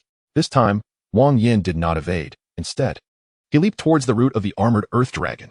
Although transformed, plunging him into a state of extreme rage, it did not render Wang Yan a mindless brute. His intellect remained intact, yet there were many instances where matters could be resolved with sheer force, rendering thought unnecessary. After battling the armored earth dragon for a while, Wang Yan discerned that the lower half of its body remained hidden beneath the soil, showing no signs of emerging. For elongated creatures like this, once immobilized in a specific location, their overall combat effectiveness would significantly diminish. The more powerful the creature, the stronger the instinct. The armored earth dragon could not possibly be oblivious to this fact. Nevertheless, it proceeded as such, suggesting there was a reason unknown to Wang Yan. With a furious roar, Wang Yan thrust his fist deep into the body of the armored earth dragon, withdrawing it only to thrust again, wildly repeating this action. He made no attempt to extract the dragon from the earth, as it was impractical given its size. Instead of prolonging the struggle, he opted for a swift resolution, targeting its vital points directly. Wang Yan's relentless assault inflicted immense suffering upon the armored earth dragon. Despite its colossal size, each strike only created a fist-sized hole.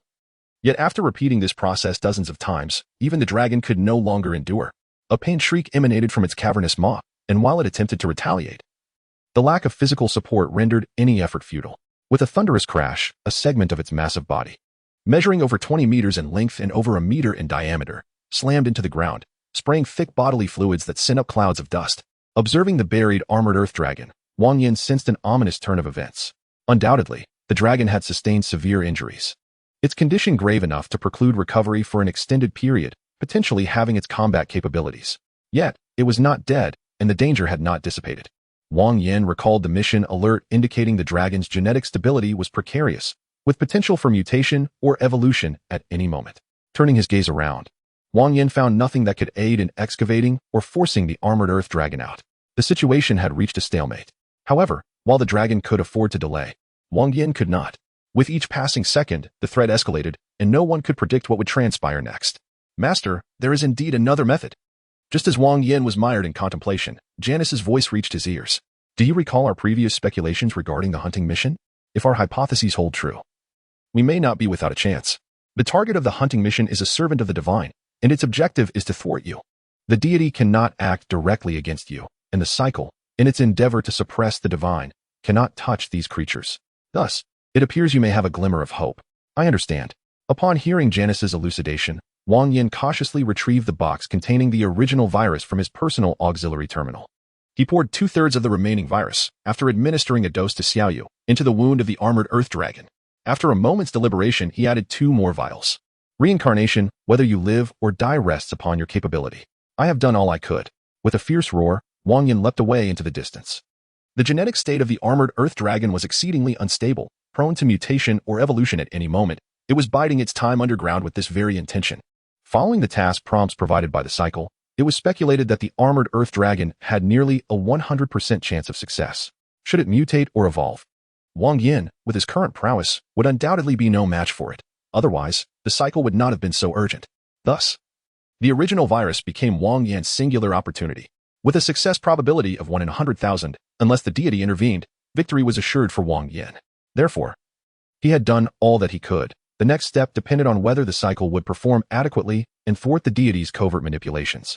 Of course, all these assumptions hinged upon the struggle between the deity and the cycle. If this conjecture proved erroneous, then Wang Yan would surely meet his demise today. Boom. As the virus coursed through its body, the armored earth dragon, previously immobilized, could no longer remain dormant. Its form, concealed within the earth, began to writhe as if plunged into boiling oil, wreaking havoc upon the already ravaged ground.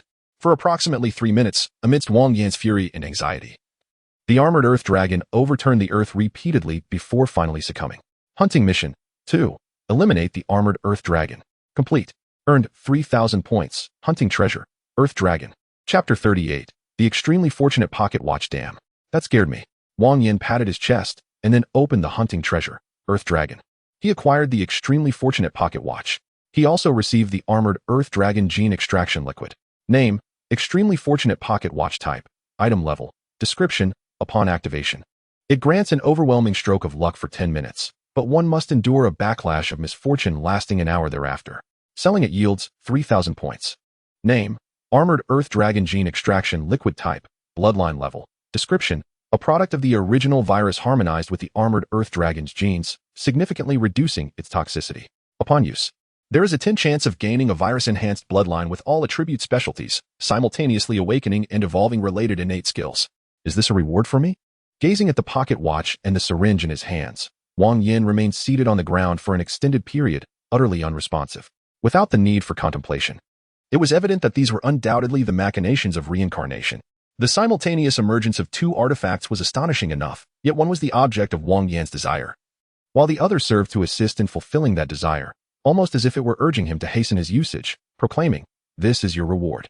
Seeking reliable counsel, Wang Yan hesitated for a moment before addressing Janice. "I suggest you trust in reincarnation, just as before, believing in its capabilities," she advised. "Very well. I shall place my faith in it once more," Wang Yan resolutely declared, biting down on his resolve as he pressed the ultra-lucky pocket watch. Click. The crisp sound echoed in his ears, causing Wang Yan to shudder involuntarily. The surroundings remained unchanged, still marred by the devastation of the armored earth dragon.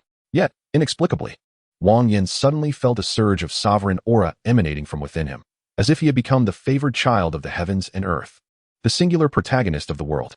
Although the underlying principle eluded him, the sensation was exhilarating. With a gasp of wonder, Wang Yan unhesitatingly injected the gene extraction serum of the armored earth dragon into his bloodstream. The cool serum coursed through his veins like molten lava, seemingly igniting the bloodline of the colossal giant within him, which erupted into a blaze upon his skin. Roar! The roaring flames distorted the air around him as Wang Yan bellowed, unleashing a column of fire that shot forth with ferocity. Second ability awakened. Devourer of Flames. Upon consuming the flesh and blood of a target, one may acquire a skill that the target possesses, either permanently or temporarily. This skill must not conflict with attributes such as might, defense, recovery, swiftness, perception, or flames. Once utilized, the skill will vanish forever. What a remarkable power! Feeling the surging strength within his body, Wang Yan believed that if he were to engage in battle with the armored earth dragon again, he could effortlessly rend it apart.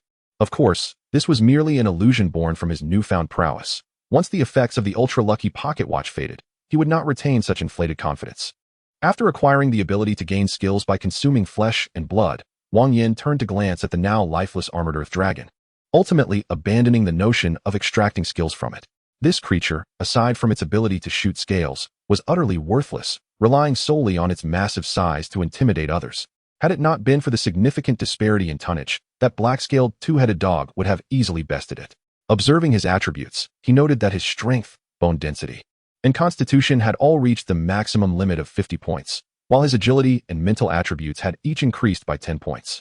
Name: Wang Yan. Race: Huaxia human bloodline. Enhanced bloodline of the colossal giant. Strength: 50, enhancing attack power, explosive force, and load capacity, bone density.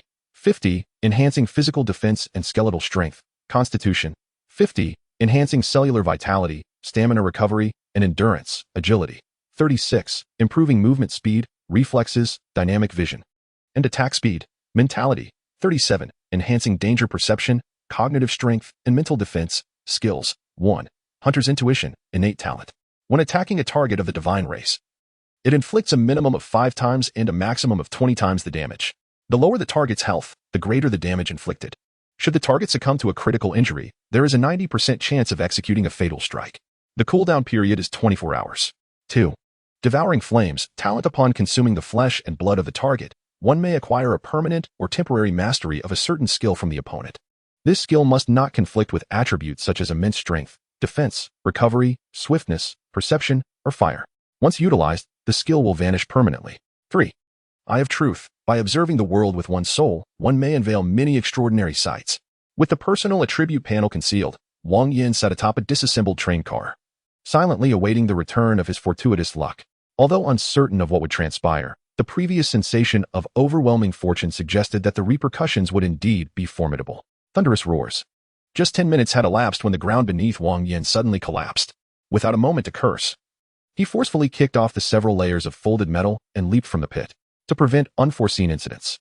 He had stacked the train cars into thick layers and remained over 100 meters away from the battle with the armored Earth Dragon. Yet, an unexpected event still occurred. Boom. His heavy form crashed down upon the ground, only to sink once more. Wang Yan suspected he had unwittingly stepped upon a rat's nest, as there were holes everywhere. Fortunately, this hole was not too deep, merely reaching his waist, allowing him to struggle free with a bit of effort. With an hour of luck backlash remaining, he had approximately 30 minutes until his transformation would dissipate. Gazing at the distant houses and utility poles, Wang Yan resolved to move further away. An hour is neither excessively long nor particularly short, yet for Wang Yan, it proved to be exceptionally arduous. While in his transformed state, he was relatively unscathed by these troubles. However, the subsequent half-hour of weakness post-transformation was truly terrifying. In the urban area, buildings were on the verge of collapsing. Utility poles were ready to topple, and zombies lurked ready to emerge at any moment. Out in the countryside, what semblance of a rural area could there be in that wretched land of the cold nation? In just half an hour, Wang Yan experienced what it meant to descend into hell, to feel as though the entire world was arrayed against him. Even drinking cool water felt like a misfortune, and every misstep seemed to lead to calamity. On 2 occasions, he nearly met his end, with countless wounds adorning his body. Had it not been for the robust regenerative powers of his lineage, those injuries alone could have drained the life from him. What a dire situation. Wang Yan sat on the ground, gasping for breath, the blood streaming from his wounds thoroughly soaking his garments. A single hour of bad luck had brought him to the brink of his limits. If prolonged by another 10 minutes, he surely would have perished. I have made a grave error. I should have returned to the cycle space before employing that destructive table. Chapter 39. The non-existent monster. Wang Yan cursed under his breath. Feeling utterly befuddled, Janice too wondered why such an unreliable suggestion was offered. Master, what if we encounter a monster with formidable skills next? What if the primary mission's initial mutant happens to be slightly stronger than you? Janice retorted. It seems that holds true. Wang Yan scratched his head and then struggled to search for Xiaoyu. The little one was remarkably well behaved, not crying or fussing at all, and fortuitously. While he was being pursued by numerous zombies, Xiaoyu encountered not a single shadow of danger. The train had been utterly destroyed, leaving no option but to drive. With a sigh, Wang Yan set off with Xiaoyu in search of a vehicle. The previous battle had been so devastating that it obliterated all buildings and cars within a 100-meter radius. Wang Yan ran 500 or 600 meters before finally finding a car in a courtyard. He extracted the metallic wire connecting the ignition key, made contact a few times, and after igniting the engine, they were off. The gasoline in the tank was sufficient to cover 400 kilometers, enough to reach the Ping's base. At this moment, Wang Yan felt immensely grateful for the relatively small land area of Han Country. If it were as vast as Huaxia, spanning millions of square kilometers, the journey alone would be exhausting.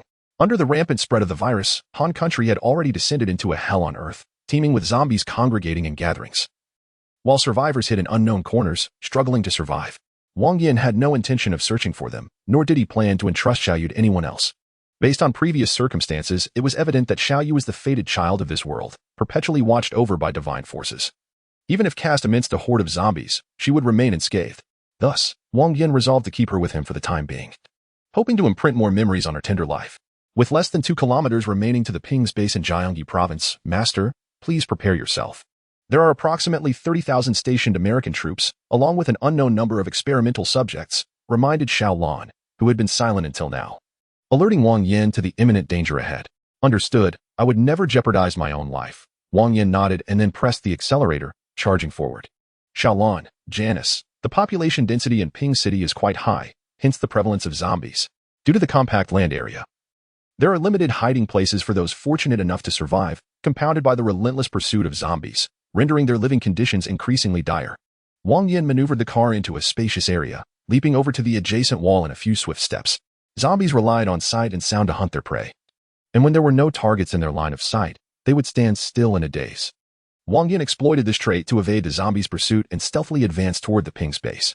As the largest rogue faction in the world, the destroyers of global peace, the cancer of the earth, the American military demonstrated formidable capabilities in warfare.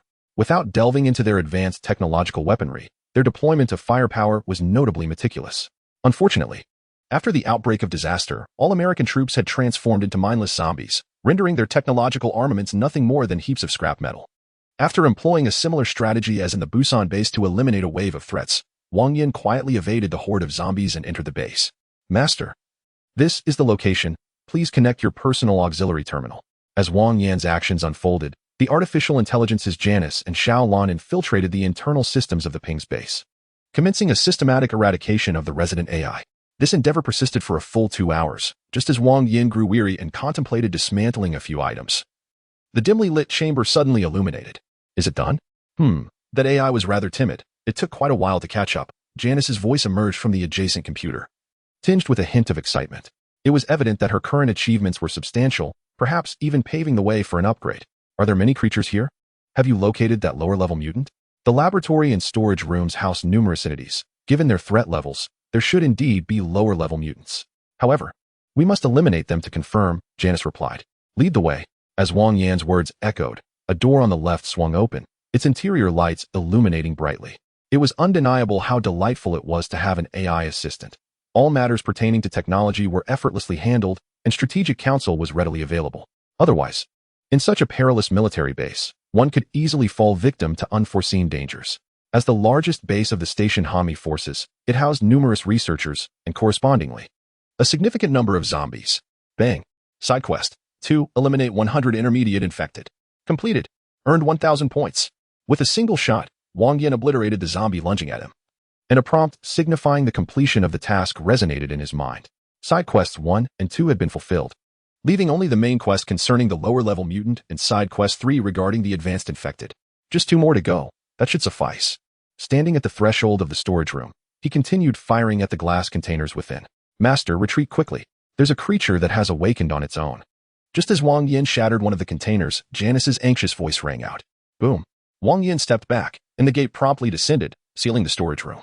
This was a security measure of the base, activated when containment was compromised. The 20-centimeter thick alloy could withstand assaults from heavy tanks, easily deterring a few creatures. What kind of monster is inside? Wang Yan inquired. I'm uncertain. The records lack relevant details. It's possible the AI deleted them before being dismantled. Janice's voice emanated from the wall-mounted speaker. In the corner of the storage room stood 3 containers. The records indicated they were empty. Yet, empty containers could not spontaneously shatter, and this damage appeared to be an explosive rupture from within. I suspect a formidable creature resides inside, one powerful enough to serve as a secret weapon for the base. Boom, boom, boom. A series of muffled thuds resonated from within the doorway, and distinct fist imprints were visible on the 20-centimeter thick alloy. There was no doubt. That was the target of this mission. Wang Yan stowed away his turtle shell, steeling himself for close combat. Boom, boom, boom. The fist-sized head of an ordinary person relentlessly hammered against the alloy plate, causing it to tremble incessantly. This 20-centimeter thick door could withstand the assault of the creature. Yet the doorframe and walls lacked such fortitude. As the violent shaking escalated, the doorframe ultimately succumbed to the strain and collapsed. Simultaneously, a black stream of light surged forth from within, aiming directly at Wang Yan's face. Chapter 40. The Black Ticket of the Smuggler. This black stream, no larger than a basketball, moved with astonishing speed, reaching Wang Yan in the blink of an eye, before crashing violently into a large, flame-wreathed red hand. Bang. Splatter. Side quest 3. Eliminate 10 advanced infected. Completion. Earned 1,000 points. Discarding the mug from his hand, Wang Yan felt an unprecedented surge of vitality. The primal virus lineage endowed him with attributes across the board, unlike the Hulk and the endurance virus, which were limited to strength, bones, and physique. Having passed the initial adaptation phase, Wang Yan's second transformation undoubtedly showcased his prowess at its zenith. With formidable strength, invincible defense, exceptional recovery, and even speed that was no longer a weakness, he was a force to be reckoned with. In the face of the advanced infected speed, He would have previously been unable to catch it and might have even been toyed with like a monkey. However, the current Wang Yan was entirely transformed, seizing the creature and crushing it with a firm grip. Howl, roar. Two sounds that bore no resemblance to human voices erupted almost simultaneously as Wang Yan lunged forward, colliding fiercely with the creature within. Boom. A thunderous explosion resonated ahead, sending a terrifying shockwave that swept away surrounding glass and the monster's putrid flesh. Wang Yan took 2 steps back, finally discerning the nature of his adversary. Standing a towering 4 meters tall, with bulging muscles, thick arms, and legs. Its body was encased in a dense layer of horn-like skin. This was a creature that resembled the Hulk even more than the Hulk itself, undoubtedly excelling in strength and defense. Boom. A terrifying force struck, sending Wang Yan hurtling backward. After relying on the endurance giant lineage with impunity, he finally faced a setback. Despite injecting the gene extraction liquid of the chitinous dragon to compensate for his agility and mental attributes, he was still unable to withstand this beast's might. Howl! An enraged roar erupted as flames blazed fiercely around him. Unyielding, Wang Yan charged forward once more. Boom! The 2 humanoid giants engaged in a frenzied battle, each blow resonating with ferocity, shattering glass and sending putrid flesh flying into corners. Fortunately, the spacious storage room allowed ample room for both creatures to maneuver. Otherwise, their conflict would have been severely constrained. The battle was exceptionally intense, and Wang Yan gradually found himself at a disadvantage, being pressed back by the creature's relentless assault. Every glass container shattered under the pressure, while a small dog, half a meter long, cowered in a corner, trembling at the sight of 2 behemoths grappling like street thugs. Boom. The massive body crashed against the wall with tremendous force. Wang Yan shook his head, sensing that something was amiss. Being suppressed in an area where he typically thrived was an ominous sign indeed. Transformation serves as both his trump card and his most formidable tactic. Should he be subdued in this regard, the outcome of the battle appears to be devoid of suspense. Nevertheless, Wang Yan is not one to yield easily. He fights fiercely when capable and even more tenaciously when he is not, refusing to concede defeat even when overwhelmed. Thus, for an hour, he was mercilessly battered. Boom. A terrifying force propelled him violently into the wall, his body contorting into H-shape before gradually sliding down. Coughing, exhausted from the relentless assault. Even the enhanced bloodline from the dire virus could not sustain him. The strength ebbed away like a receding tide, leaving the weakened Wang Yan slumped on the ground. Gazing at the monstrous beast that approached with a menacing gait, a sinister grin emerging on his lips. Do not mistake my silence for weakness. I am no mere sickly cat.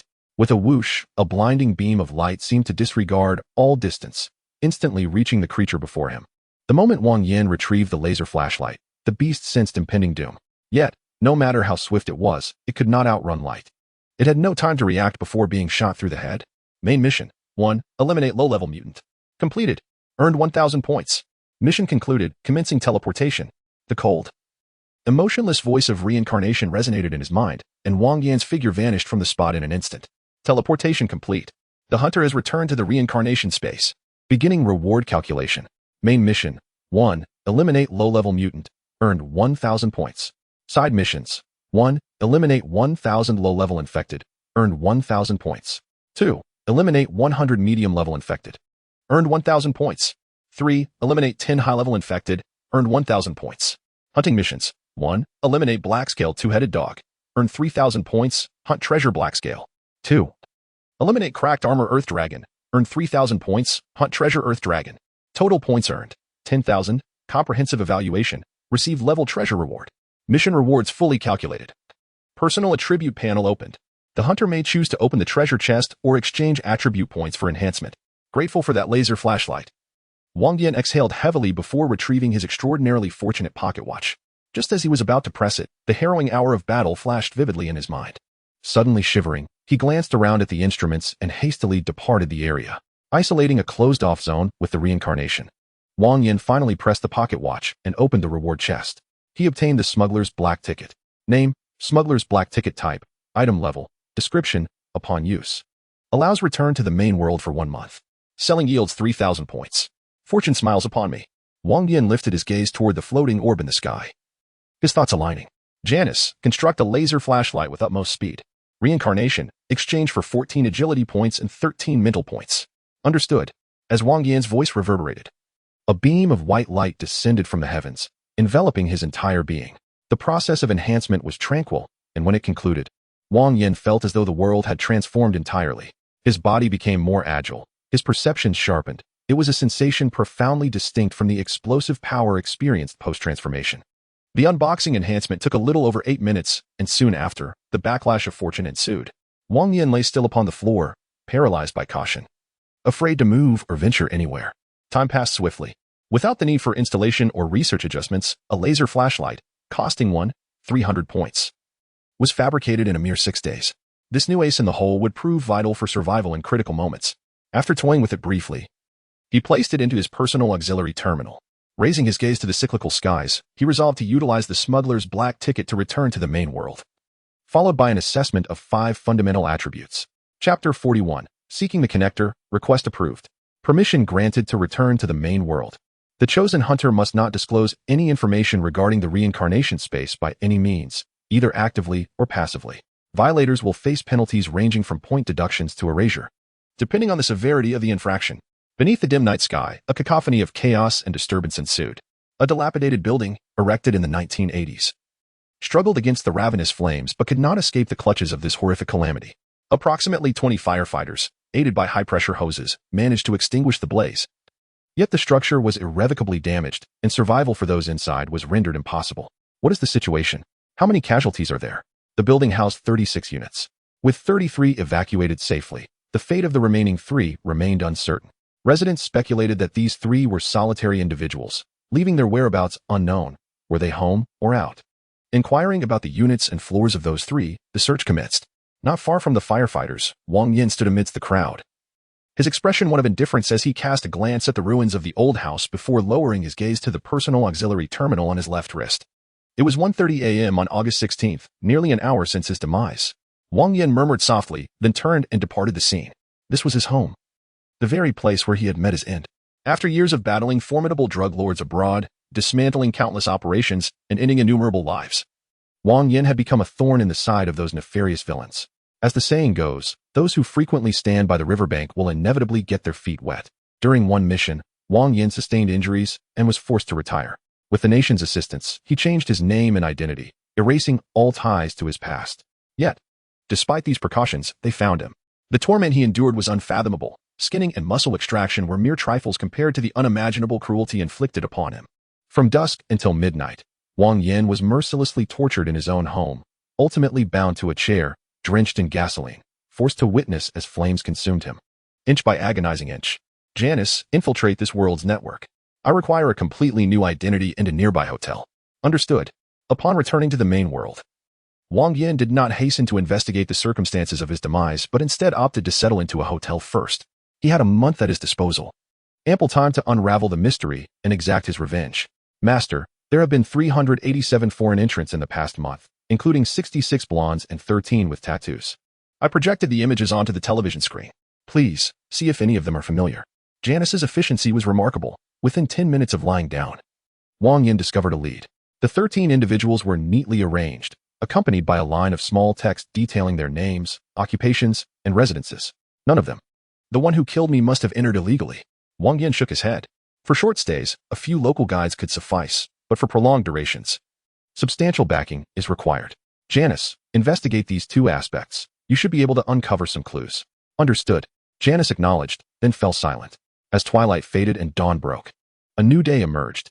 Wang Yan opened his eyes, and the television mounted on the wall flickered to life, displaying the visage of a bald, scar-faced brute, the leader of the Black Dragon Society. 3 days ago, a transfer of 2 million was received. Spare me the details, just list all potential targets. I will visit them one by one. Surely, I can extract information. Wang Yan toyed with the laser flashlight in his hand, a sinister smile curling at the corners of his mouth. Mission objective: 1. Locate the contact. A succinct notification echoed in his mind, causing Wang Yan to pause momentarily. What is this? No rewards. And what on earth does locating a contact entail? With a population of 14 billion in Huaxia, where am I to find a contact? Wang Yan was genuinely perplexed. The task seemed utterly absurd, devoid of any hints. 1 month? Even a year might not suffice. Master, remain composed. The cycle should not assign an impossible task. Perhaps if you reflect carefully, there may be something or some ability within you that can assist in finding this contact. Indeed. Upon hearing Janice's words, Wang Yan nodded and began to ponder what might aid him in locating someone. Without a doubt, the luck-enhancing pocket watch should suffice. The feeling of extraordinary luck, akin to that of a fated being, was simply unparalleled. However, the 10-minute duration was far too brief, and the backlash of luck in the following hour could be perilous. warranting caution.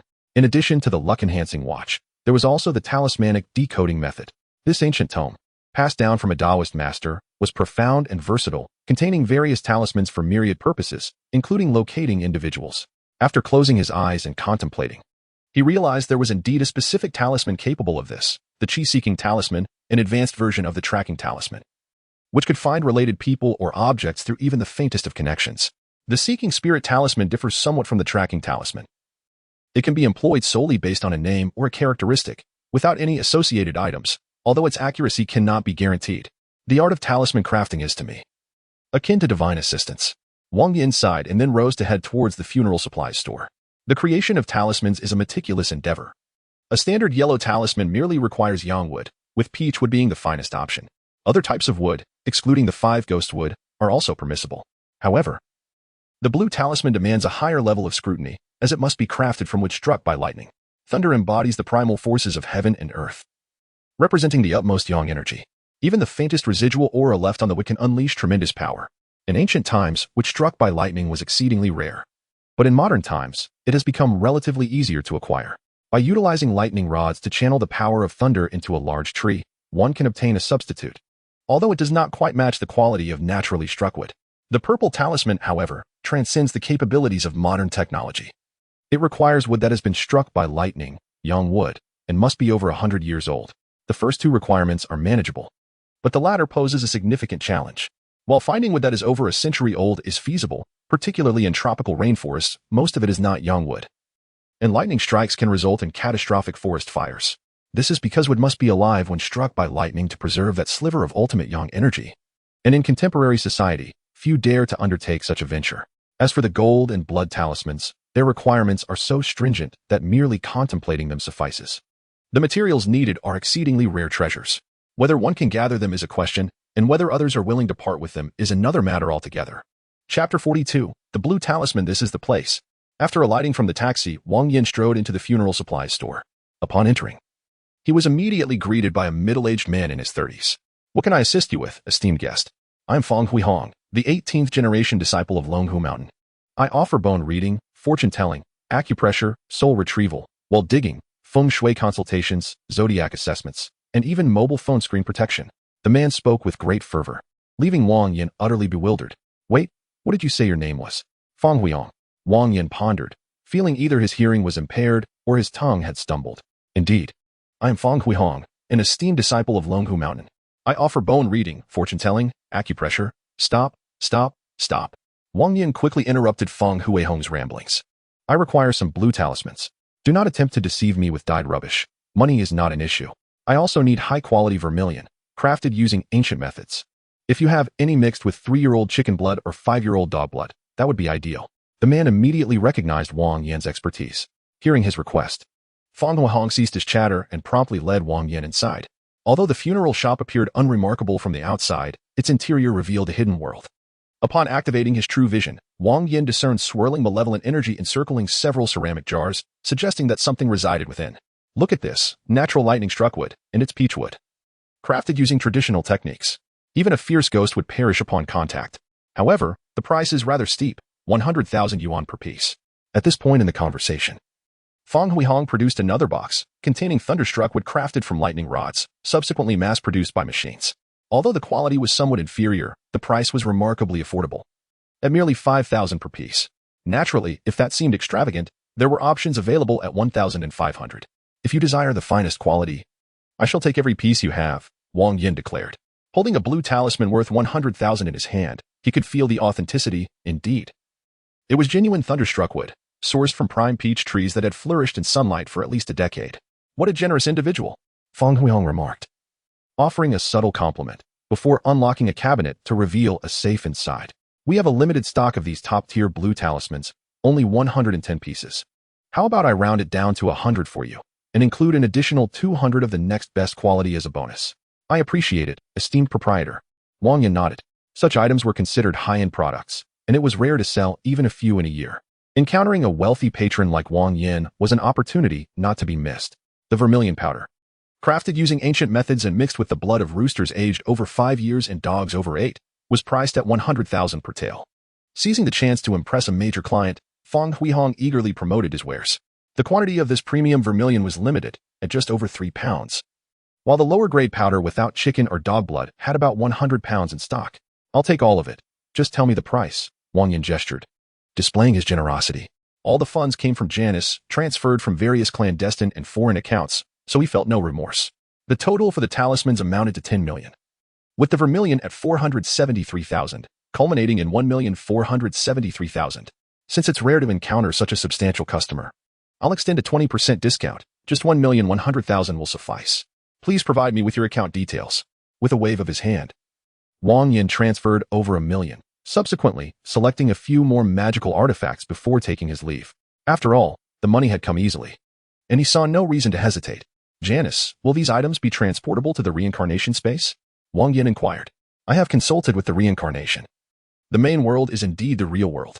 Not only talismans and vermilion, but even a nuclear bomb could be utilized if taken back. Wang Yan murmured thoughtfully, making his way back to the funeral supplies store. Why has the gentleman returned? Is there an issue with the living items in the shop? Fong Huihong felt a surge of anxiety upon seeing Wang Yan retracing his steps. A stock of over 10 million was not easily sold. It could take years to find another buyer. Not at all. I discovered that your goods are of exceptional quality, prompting me to purchase more. Wang Yan smiled. Please package all the blue talismans and vermilion for me. If you have purple and gold talismans, include those as well. Money is no object. But I fear you may lack inventory. You jest, sir. We certainly have blue talismans and vermilion. However, purple and gold talismans are controlled by the major sects, making them difficult to procure. Those antiquarians only accept barter. I will need some time to acquire them. Fong Huihong rubbed his hands together, an instinct telling him that a significant deal had arrived. Money was no object. Rather, he needed speed. Swift action was imperative. I'll need a month. No. Just half a month will suffice. I shall provide you with a deposit of 1 billion. If that proves insufficient, do let me know. Should there be any excess, consider it your reward for your efforts. Wang Yan transferred the funds to Fong Huihong's account. With Janice's assistance, the cumbersome procedures became a mere formality, and the money arrived instantaneously. As for the substantial sum being transferred from abroad to Huaxia, and whether it would attract governmental scrutiny, that was of no concern to him. Let Fong Huihong handle it.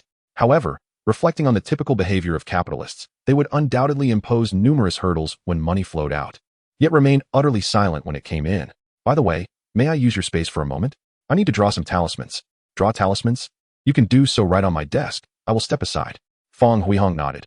He was mindful of the taboos among practitioners, especially considering Wang Yan's wealth and influence. No need to step away. If you can learn from this, it's yours to keep. In that case, thank you.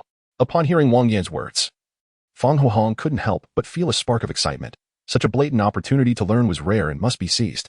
He ground, measured, and concocted with far more proficiency than Wang Yan, showcasing his remarkable skills. He began by drawing a few sets of ghost summoning and zombie summoning talismans to warm up, followed by a multitude of energy-seeking talismans. While yellow talismans could be drawn by anyone, even mass-produced using specialized printers, blue talismans were a different matter entirely. Only genuine practitioners could create them.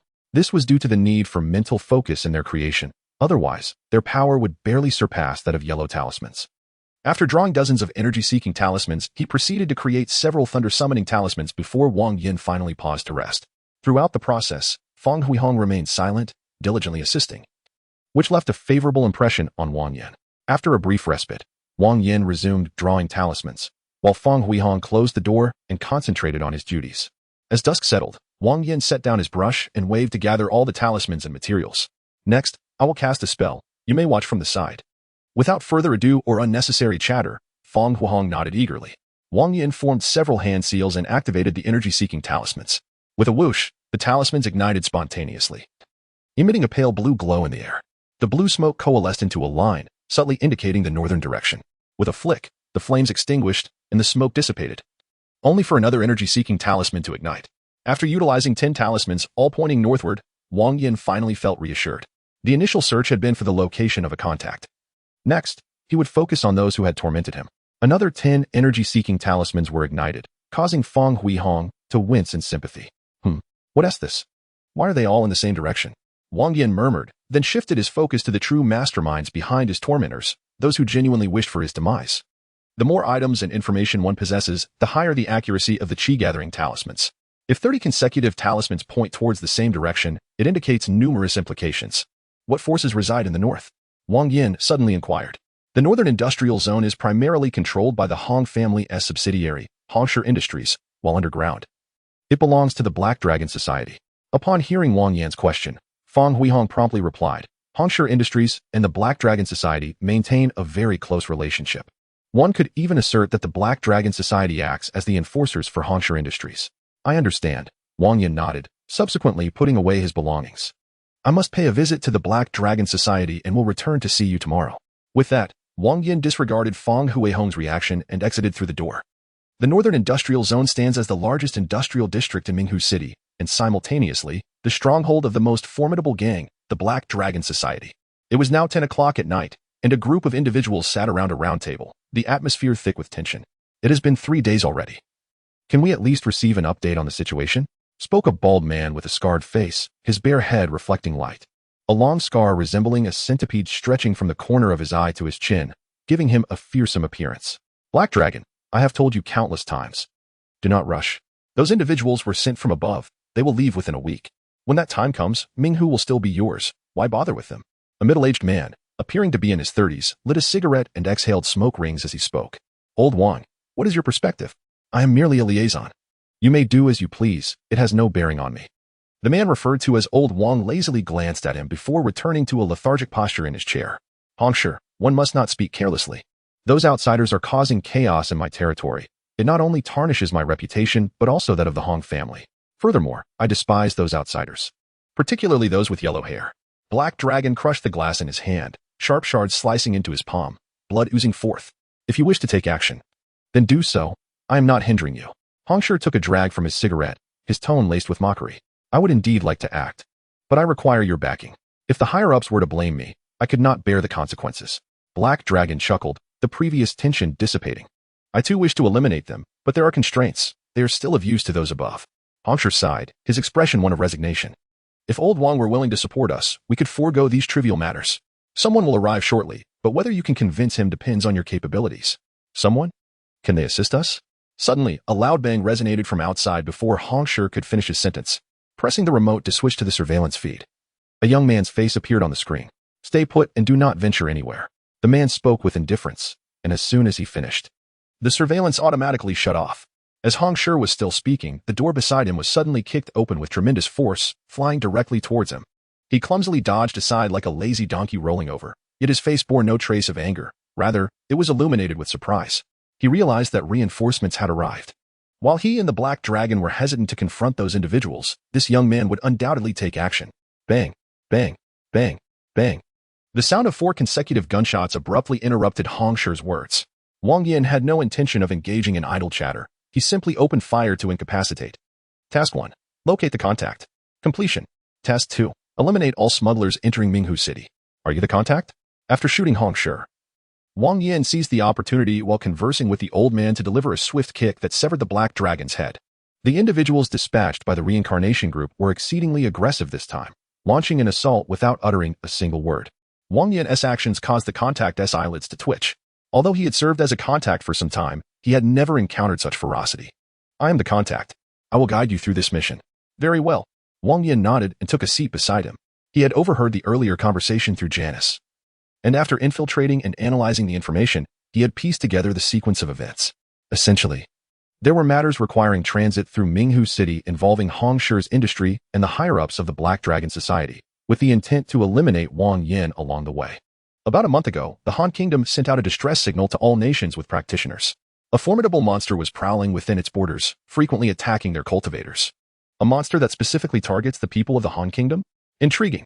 Upon hearing the contact's words, Wang Yan couldn't help but chuckle. Strange occurrences are common, but this year seems particularly rife with them. A monster killing people based on nationality. The Han Kingdom is one of the few developed nations in Asia. Yet they cannot handle a single monster? And they seek help from the entire world? Don't get me wrong. I was equally baffled when I first learned of this. Yet, it has indeed transpired, the contact sighed. This monster appeared and vanished without a trace, seemingly harboring a grudge against the people of the Han Kingdom. Despite being adjacent to Chao County, it never wreaked havoc there. The Han Kingdom even deployed aircraft to search, but to no avail. Not a single hair was discovered. If it were merely this, the Han people wouldn't resort to seeking global assistance. Wang Yan shook his head. Given their lack of shame, they would not act in such a manner unless cornered. Roughly speaking, that monster has existed for over a decade. While it occasionally claimed a life, the occurrences were infrequent, totaling only a few each year. However, in the last 6 months, for reasons unknown, there have been killings almost daily. And they predominantly involve cultivators with abilities far surpassing ordinary individuals. The significance of cultivators is self-evident. Many matters that are inconvenient for various nations rely on them. The contact side again. Although his words seemed to express sympathy for the Han Kingdom, his expression betrayed a sense of schadenfreude. In the frigid land of the cold nation, a diminutive territory with a sparse population and a lack of historical depth, the emergence of cultivators is a rare occurrence, yielding only a few each year. And they are often of the most inferior caliber. That monster, however, is quite adept at targeting the formidable. Once, the cold nation could have ranked among the top 30 globally, but now it struggles to even breach the top 50. Thus, are we focused on that monster? No. Our true mission is to retrieve the ashes and relics of the warriors from the anti-Rice Aid Tide period. How that monster behaves is of no consequence to us. As the liaison stated. Understood, Wang Yan nodded. But what are these individuals? What is the situation regarding the yellow-haired ones they mentioned? They are sent by the Hong family in collaboration with foreign partners, with the objective clearly being that monster. After all, the creature is a veritable treasure trove. Some of the talismans you utilize can only be drawn with the monster's blood. The Hong family provides these individuals with unconventional channels, allowing them to partake in the spoils of the monster's flesh and blood. However, it seems that the Hong family has diverted them to Ming Lake for other purposes. Upon hearing the liaison's words, Wang Yan comprehended the situation entirely. The Hong family has deep connections with foreign drug lords, and his actions have severely undermined their interests. After his discharge from the military, he leveraged his background to track them down, subsequently orchestrating the demise of those yellow-haired individuals under the guise of the cold nation's affairs. As for Heilong and Hong Shi, being mere lackeys of the Hong family, they possess limited knowledge but are incensed by the reckless behavior of the yellow-haired ones. By the way, what is your current level? How many missions have you undertaken? The liaison suddenly inquired. This is the assessment for my advancement. I have completed 3 missions thus far. After 3 missions, I have barely reached the level, which is just passable. The liaison nodded. In his understanding, 3 missions are somewhat mediocre, considering that to max out a certain attribute to level 50 requires approximately 5,000 points, which most individuals would accumulate after around 3 missions. However, the liaison was slightly mistaken. Wang Yan had not merely achieved 50 points in one attribute, but had attained 50 points across all attributes and possessed a hybrid lineage with all attribute specialties. A stark contrast to the individual the liaison envisioned. The transfer of the ashes and relics is scheduled for next Tuesday. According to the plan, you have tonight and tomorrow morning for rest. We shall depart for the cold nation by plane in the afternoon. Very well. To give me a call when the time comes. Wang Yan nodded, exchanging contact information with the liaison, and then casually tore off Hong Shi's ear. Based on the intelligence gathered by Janice, this individual, as the chairman of Hong Shi Industries, while appearing respectable, is indeed notorious for his malevolence, having committed numerous heinous acts. Wang Yan chose not to kill him, but rather to maim him, allowing him to experience the torment of a life worse than death. As for the reason behind acquiring his ear, it naturally serves as a medium for spell casting. Otherwise, how could one eliminate members of the Hong family situated thousands of kilometers away in other provinces? Be cautious. Do not create too much commotion, or it will be challenging to bring the situation to a close. The intermediary, seasoned in experience, immediately discerned Wang Yan's intentions from his movements. Rest assured, it will not implicate you. Wang Yan waved his hand and vanished into the night. Upon returning to Feng Huihong's modest establishment, Wang Yan set up the altar. His target was the Hong family. The foreign blonde ruffians were of no immediate concern, as Janice would surely lead them here. Good sir, what are you doing with the altar at such a late hour? Feng Huihong could not suppress a gulp, observing the thick stack of talismans and paper effigies atop the altar. I am employing distant magic to deal with a few adversaries, while also broadening your horizons. Dealing with adversaries? Hearing Wang Yan's words, Feng Huihong's face turned pale. The preparation was evidently more than a mere confrontation. It was a declaration of intent to annihilate. Do not concern yourself with the details, simply observe. Wang Yan severed a small piece of flesh from Hong Shi's ear and wrapped it in a blue talisman. This was known as a blood curse talisman, one of the most challenging types among blue talismans, second only to the thunder calling talisman. He crafted 20, but only 4 succeeded, the rest were failures. The talisman, encasing the fragment of flesh, ignited spontaneously, emitting a faint crimson hue amidst the pale blue flames, creating an eerie spectacle. The blood curse talisman burned slowly, its palm-sized form enduring like a candle. Wang Yan took a deep breath, his expression suddenly transforming into one of ferocity. I curse you to bleed from all 7 orifices. Boom. As soon as Wang Yan's words fell, The blood-cursed talisman erupted into a fierce blaze, instantly reducing the flesh within to ashes. Fang Huihong watched in terror, while Wang Yan effortlessly grasped a second talisman containing more of Hong Shi's bloodied flesh. Meanwhile, in the grand estate of the Hong family in the capital, over 200 family members were gathered to celebrate the patriarch's birthday. The Hong family had held a respectable position since the founding of the nation, exploiting the era's systemic deficiencies through a series of unscrupulous means, amassing great wealth. Riding the wave of economic reform, they ventured into import-export trade, becoming one of the foremost affluent families of the time. As a savvy player in the evolving landscape, the patriarch was not content with mere wealth. He allied with foreign powers and engaged in illicit enterprises. Gambling, drugs, and organized crime flourished under his influence, establishing him as a notorious figure in the underworld within just a few decades. Third son, you must expedite your cooperation with your second brother's transformation. The pressure is mounting. The authorities have resolved to crack down on organized crime. Our family must not serve as a model but should actively assist in combating the disobedient elements. You are well acquainted with these matters. I need not teach you further. Father, I will accelerate my efforts. The third son nodded respectfully. That is good. Our family is vast. We cannot afford to err in our overarching direction. Just as the patriarch spoke, he was suddenly overtaken by a fit of coughs, only to discover his palm stained with a crimson hue.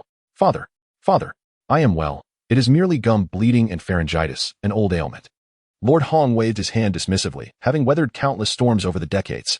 However, upon lifting his gaze to behold the terrified expressions of his son, daughter-in-law, grandson, and granddaughter-in-law, he finally sensed that something was amiss.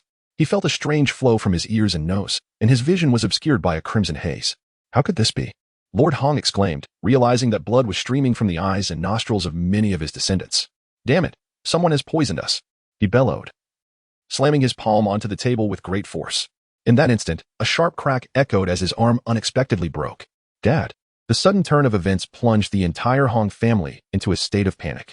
His third son attempted to assist Lord Hong, but as soon as he shifted from his seat, his legs gave way with a sharp snap. A series of cracking sounds filled the air as others tried to rise, only to collapse to the ground. The remaining family members exchanged fearful glances, paralyzed by dread. There are practitioners scheming against us. Lord Hong, well versed in the ways of the world, immediately recognized the dire situation as he surveyed the tragic state of his family. Quick, call your elder brother and tell him, he shouted, but suddenly, a wave of excruciating pain surged through his abdomen, prompting him to expel a foul, viscous substance. The agony and weakness overwhelmed him, blurring his consciousness. I curse you to be shattered in bone. I curse you to be eviscerated. The voice was ethereal, almost imperceptible, yet it resonated with boundless resentment and murderous intent. Lord Hong was oblivious to whom he had offended. It was not his amiable nature or reluctance to provoke conflict, but rather the multitude of enemies he had accumulated over time, too many for him to remember. Quickly, Lord Hong trembled, his nearly collapsing body struggling to hold on. Yet he summoned his indomitable will to attempt to contact his eldest son, who was far away in the capital. Alas, his noble intentions clashed with a harsh reality. In his dying moments, he finally discerned a whisper so faint it seemed non-existent. I curse you, heirs of the Hong family, to be utterly exterminated. Boom. Like thunder crashing down, it shattered the air, and the once struggling Lord Hong fell limp to the ground, silenced forever. At the capital's conference center, Hong Chao jolted awake, drenched in cold sweat that soaked his sheets. What is happening? Why do I feel such a sense of foreboding? He glanced at his phone. It was midnight, a time when vengeful spirits might seek retribution. Perhaps I am just exhausted. I have a long day of meetings ahead, he muttered to himself, settling back into bed. I curse you, heirs of the Hong family, to be utterly exterminated. In the funeral supplies store of Fang Huihong, Wang Yan shouted in fury as a blue blood curse enveloped the flesh and blood of Hong Shi, instantly reducing it to ashes. As the talisman burned, over 100 members of the Hong family met a tragic end, and Wang Yan's vendetta was finally avenged. At that moment, an overwhelming force suddenly descended upon Wang Yan, striking him with tremendous impact. Bang! His body was propelled backward, crashing through the wall and leaving behind a gaping hole. Remarkably, Wang Yan emerged unscathed. Not even a speck of dust clinging to him. The hunter faces backlash from national fortune. It has been blocked. Warning, the current level can only block national fortune backlash once. The hunter must proceed with caution. National fortune backlash? Upon hearing the reminder from the cycle, Wang Yan fell into a contemplative silence. National fortune embodies the collective fate of a country. The stronger and more vibrant a nation, the more potent its fortune. Similar to the protagonist of heaven and earth, this fortune envelopes a nation rather than an individual. To strike down the protagonist invites an endless array of troubles and retaliation. Before engaging in battle, calamities may unexpectedly befall one. Just as one prepares to act, a nuclear bomb may drop from above. A fleeting thought could lead to choking on a sip of water. Such bizarre misfortunes are always possible, compared to individual misfortunes. The backlash for national fortune is more straightforward and direct, returning the force with unyielding ferocity. Those who withstand it may survive, while those who cannot will meet their demise instantly. Wang Yan would not foolishly oppose a nation, yet the man from the Hong family was a government official, shielded by the national fortune. To eliminate him would require adherence to the rules of the state, lest the cycle refuse further protection. Master, it seems that the cycle is severely limited in the main world. As Wang Yan pondered, the voice of Janice suddenly echoed in his ears. I have noticed as well. The cycle lacks the overwhelming dominance it possessed in the task world, proceeding with great caution. Not only has it appointed a liaison, but it is also exceedingly careful in its actions. Wang Yan nodded, discussing with Janice and realizing that without relevant information to support their hypotheses, nearly all conjectures would falter. They decided to set these thoughts aside for the time being. While Wang Yan conversed with Janice, 3 blonde-haired, blue-eyed men arrived at the door of Feng Hui Hong. Here we are. That damned old Hong. If not for needing his assistance to secure a quota, I would have already dealt with him. Enough, let's hurry inside and check. We still have to return to our fun. The 3 men grumbled, clearly harboring frustration. It was understandable. Anyone would feel irked if interrupted in the midst of a significant moment. Suppressing their anger, they knocked on the door, producing a series of dull thuds. Bang, bang, bang. Each knock resonated like 10 consecutive shots, and with Wang Yan's speed, the bullets fired per second rivaled that of some vintage machine guns. Hundreds of bullets erupted forth, instantly transforming the 3 men outside into a sieve. Assessment task 2. Eliminate all illegal immigrants entering Minghu City. Completed. Assessment task 3. Retrieve the ashes and belongings of the anti-American aid tide warriors. Upon discovering Feng Hui Hong, it became evident that he was engaged in the grotesque task of stitching together a corpse's head. The intermediary had ruthlessly eliminated the entire family of the counterpart. After entering, the search for the contact led to a journey by car to the frigid northeast, seeking aid from the Han nation. As a fearsome beast was reported to be on the loose, the individuals involved were split into 2 factions. One aimed to obstruct Huaxia, while the other hastened towards the Han nation, intending to eliminate the protagonist en route after infiltrating Huaxia. In Chapter 46, titled The Monstrous Yellow, a surprising turn of events unfolded. Observing the 3 individuals sprawled on the ground at the entrance, Wang Yan felt a surge of astonishment. As life rapidly ebbed away, the appearances of the 3 men underwent drastic transformations. One skin darkened, sprouting tufts of black hair. Another developed scales and sprouted a tail from behind, while the final individual, lacking any beastly traits, revealed a metallic sheen beneath his battered skin. The former 2 were likely genetically modified beings, not through conventional means, but rather via an unstable genetic implantation. The third seemed to be augmented mechanically, with artificial components replacing natural organs, significantly enhancing combat prowess. Janice elucidated. Due to the constraints of insufficient technological advancement, while genetic modifications and foreign object implants can bestow immense power in a fleeting moment, they come at the cost of numerous lives and the shortening of one's lifespan. The drawbacks of such enhancements are considerable, and I would advise against your selection, Master. Rest assured, I am merely curious, Wang Yan replied, crouching down to examine the remnants of the 3 corpses, which he surmised were either American or from Western Europe. As such golden-haired, blue-eyed, and hair-laden individuals were not native to Huaxia. Well, the matter is resolved. Now I can finally rest. He produced a flame talisman and tossed it to the ground, igniting the 3 corpses alongside the door that had been shattered into pieces. Feng Hui Hong, hiding in the courtyard, trembled in fear, for he was merely an ordinary vendor of funeral supplies, unaccustomed to such brutal and terrifying scenes.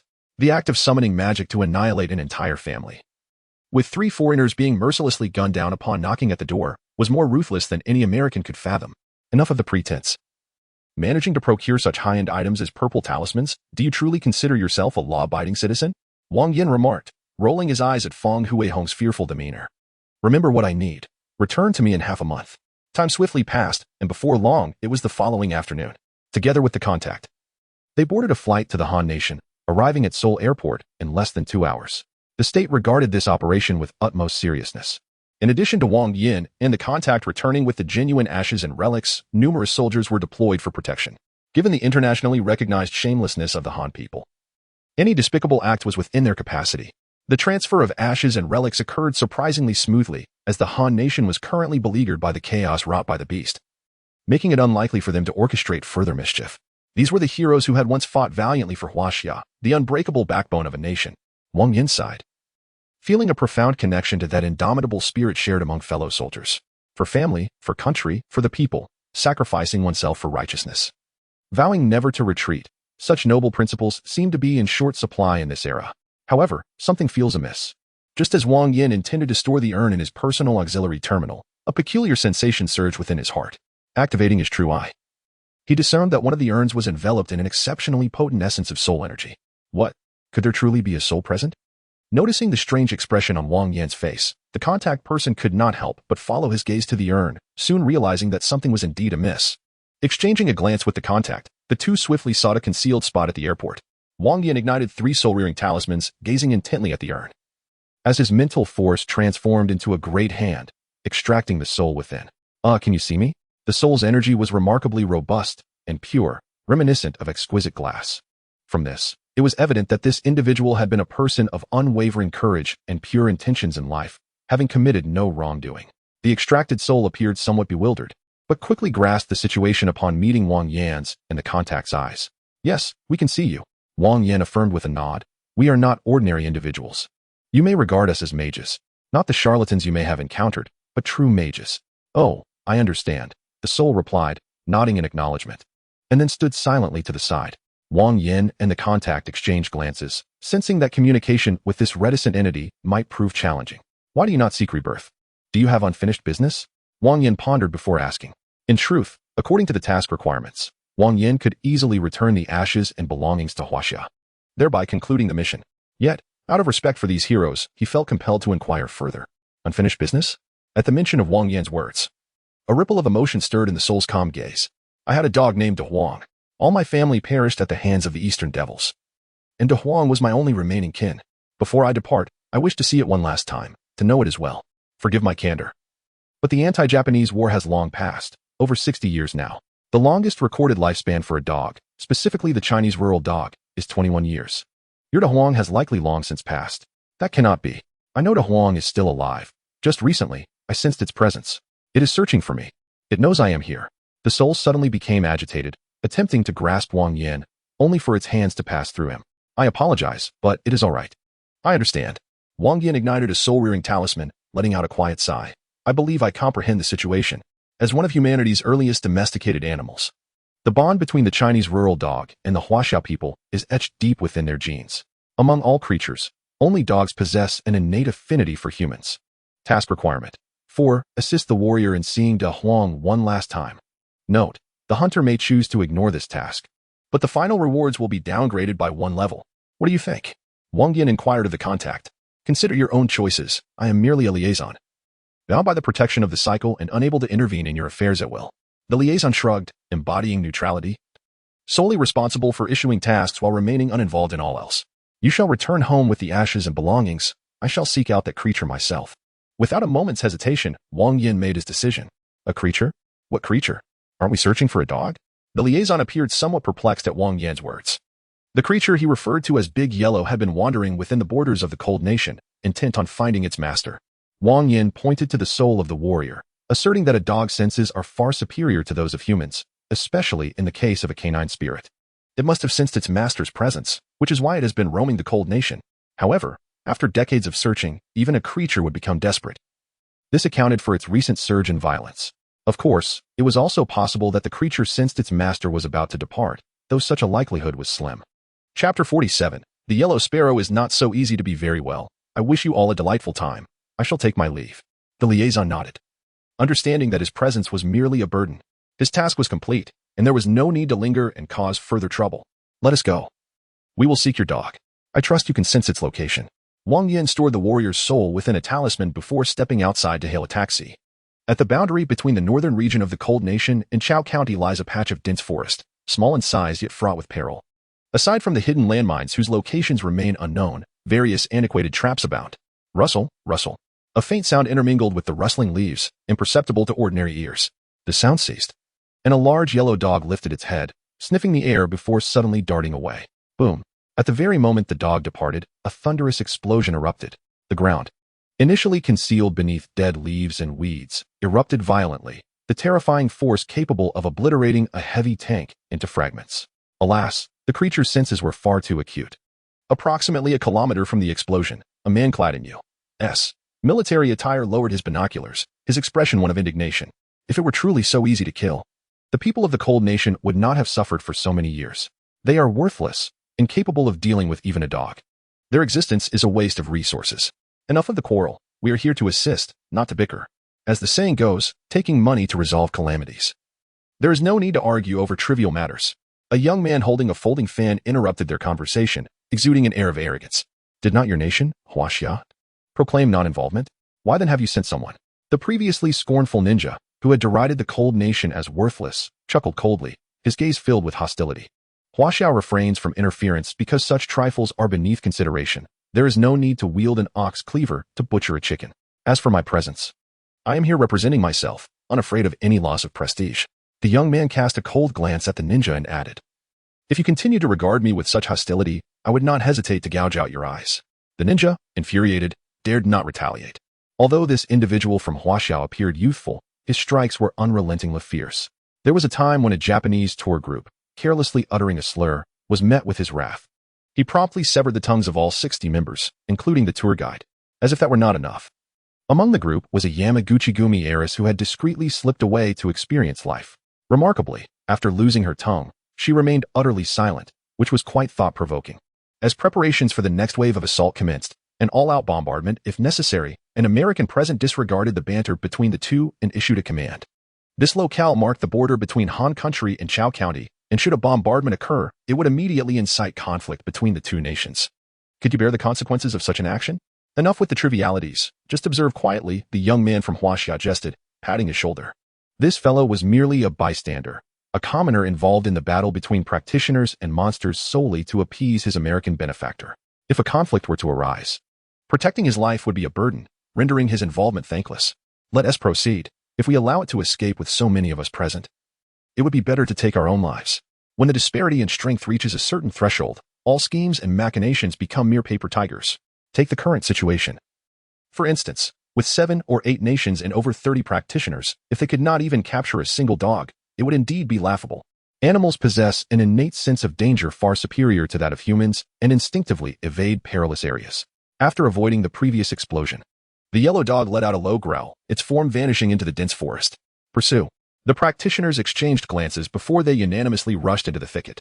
The Han Country, beleaguered by the yellow dog, had offered substantial rewards, nearly depleting its own treasures intended for cultivation. However, what constituted substantial rewards for Han Country was but a trifle in the eyes of formidable powers such as America, Western Europe, and Huaxia. Yet, in the spirit of humanitarianism and mutual support, 7 or 8 nations dispatched personnel. The major powers, sending mere foot soldiers for bureaucratic matters, found that the smaller factions had dispatched their elite, albeit still mere foot soldiers in the eyes of the larger powers. This patch of forest is not vast. Let us encircle it. If we discover anything, we shall raise the alarm. Although the newcomers were not particularly powerful, they possessed considerable experience, especially in tactics of overwhelming their foes with numbers. The silhouettes of several ninjas gradually faded away, while a few Americans activated the infrared goggles on their helmets. Underneath an almost carpet-like search, they soon detected the yellow dog as presence. Yet, rather than stating they had found the yellow dog, it would be more accurate to say that the yellow dog had sensed their approach. In the midst of the withered grass, a yellow dog lunged and tackled a practitioner, subsequently sinking its teeth viciously into his neck. The sound was crisp and melodious, yet exceedingly brutal. Releasing the unfortunate man's neck, the yellow dog vanished in an instant. The atmosphere was thick with the tension of pursuit and evasion, of hunting and being hunted. The dense forest seemed to be a stage for death to descend at any moment. What a fascinating game this was. Who truly was the prey? And who was the hunter remained uncertain. Outside the thicket, a young man from Huaxia refrained from intervening, instead choosing to wait in silence. His purpose was merely to observe. The fate of those within held no significance for him. Should the outcome result in mutual destruction, he would not mind playing the role of the Yellow Sparrow. Indeed, it was a captivating game, though being the Yellow Sparrow was no easy task. A chilling voice emerged from behind, prompting the young man to turn and discover an Asian face. A Huaxia individual? After a brief exchange, silence enveloped them, despite this being their first encounter. An uncanny understanding existed between them, with neither inquiring about the other's identity or intentions. "My good dog is injured," said the warrior's spirit, emerging from the concealed ghostly talisman, pleading for Wang Yan's assistance despite the sun's burning rays. "I understand. I shall go to its aid, though I cannot guarantee success," Wang Yan replied before venturing into the forest.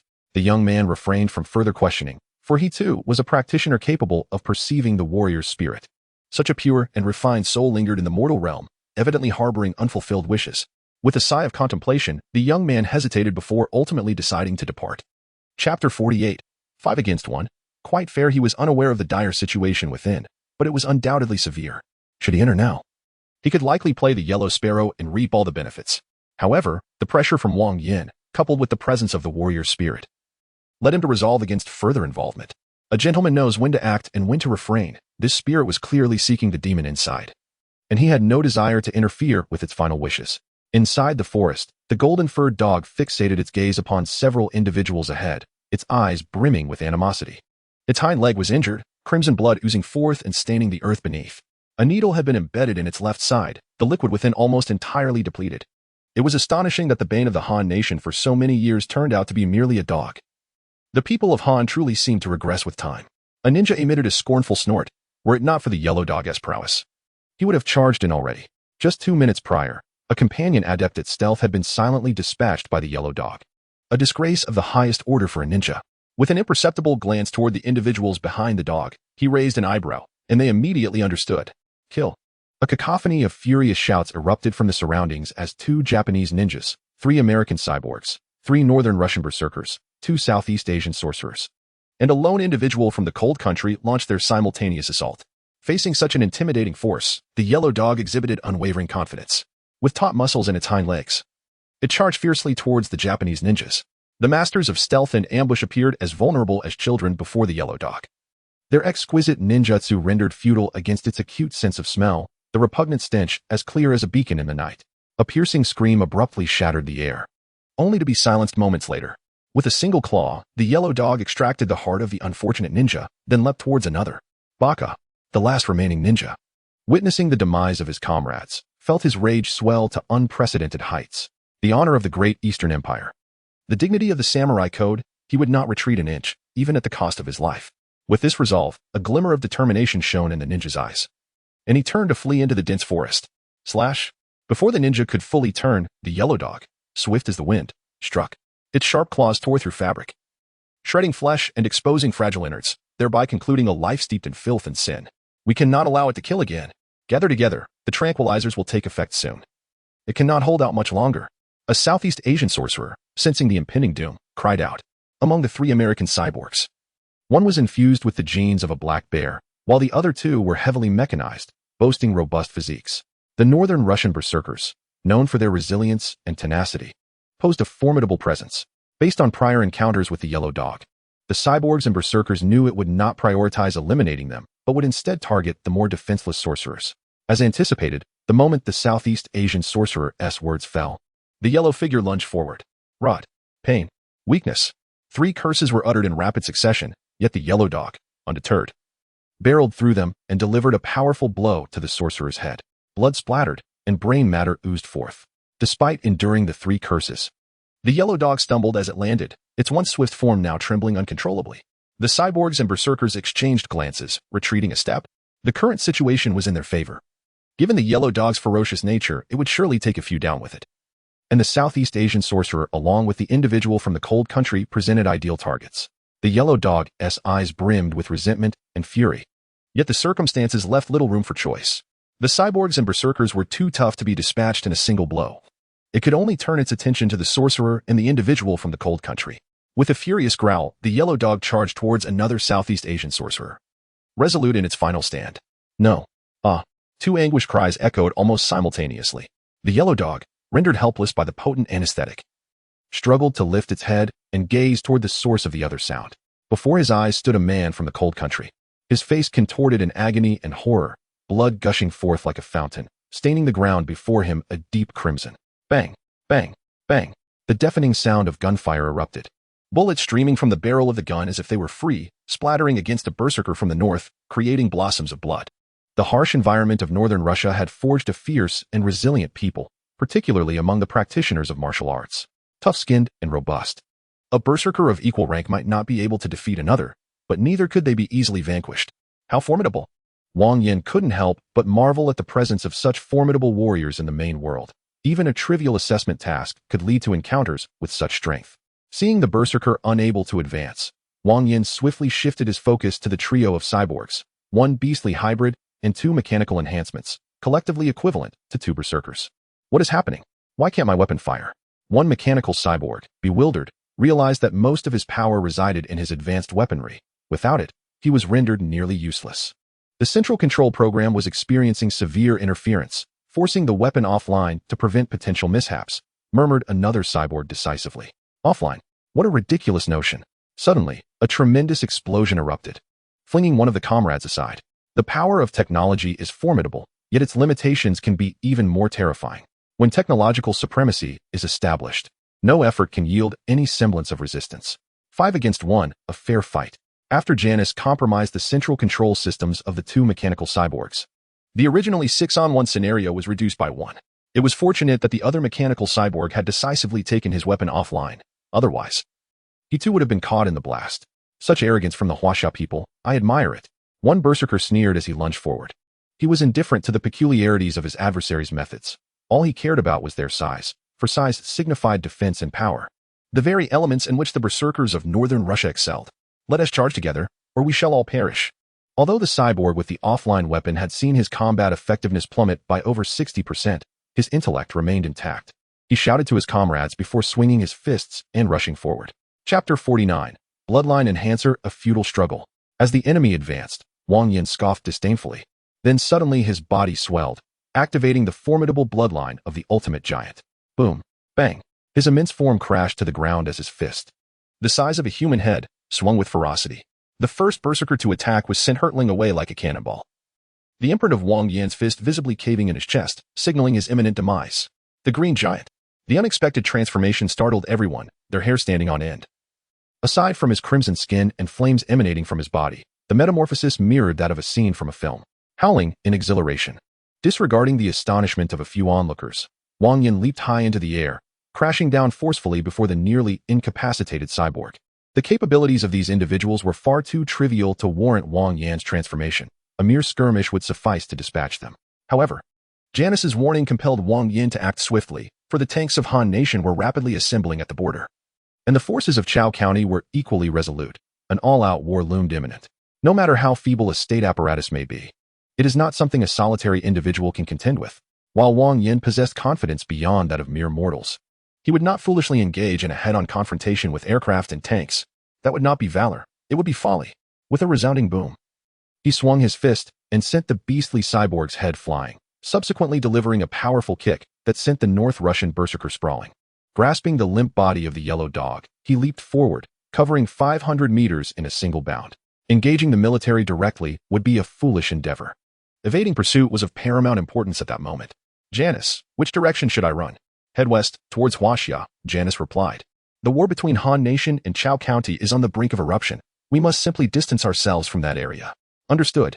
As his colossal form raced forward, the earth trembled beneath him, and in no time, he reached the coastline. Without a moment's hesitation, Wang Yan plunged into the sea, clutching the yellow dog.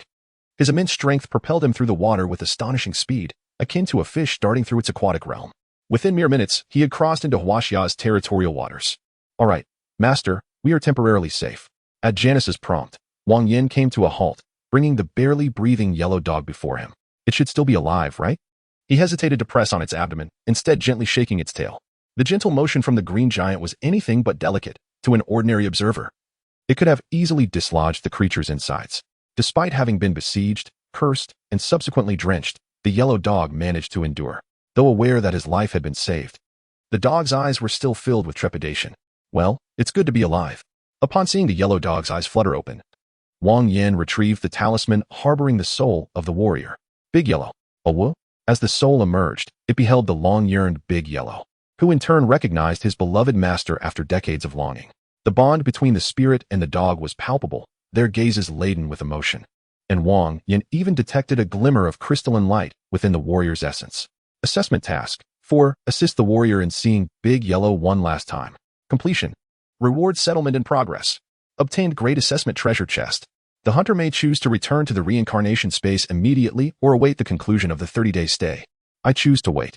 The spirit and the dog, having been apart for over 60 years, engaged in a heartfelt, endless exchange. Wang Yan refrained from interjecting. instead slowing his pace as he swam towards Huaxia, simultaneously making a call to his contact to arrange for the retrieval. The tensions between Chao County and Han Nation, as anticipated, turned out to be much ado about nothing. Despite Han Nation's inferiority, their powerful patron deterred Chao County from acting recklessly. As for Wang Yan, the pursuit was abandoned by both sides upon his entry into the land of Huaxia. To continue would be nothing but a futile waste of time. Wang Yan had just returned with the ashes and relics of his fallen comrades, and it was certain that Huaxia would go to great lengths to safeguard him. A month is neither particularly long nor short. Wang Yan chose to regard it as a period of respite. However, he did not forget about the matter of the talisman paper and remained in anticipation of news from Feng Huihong. Although that fellow appeared to be honest and unassuming, his capabilities were far from trivial.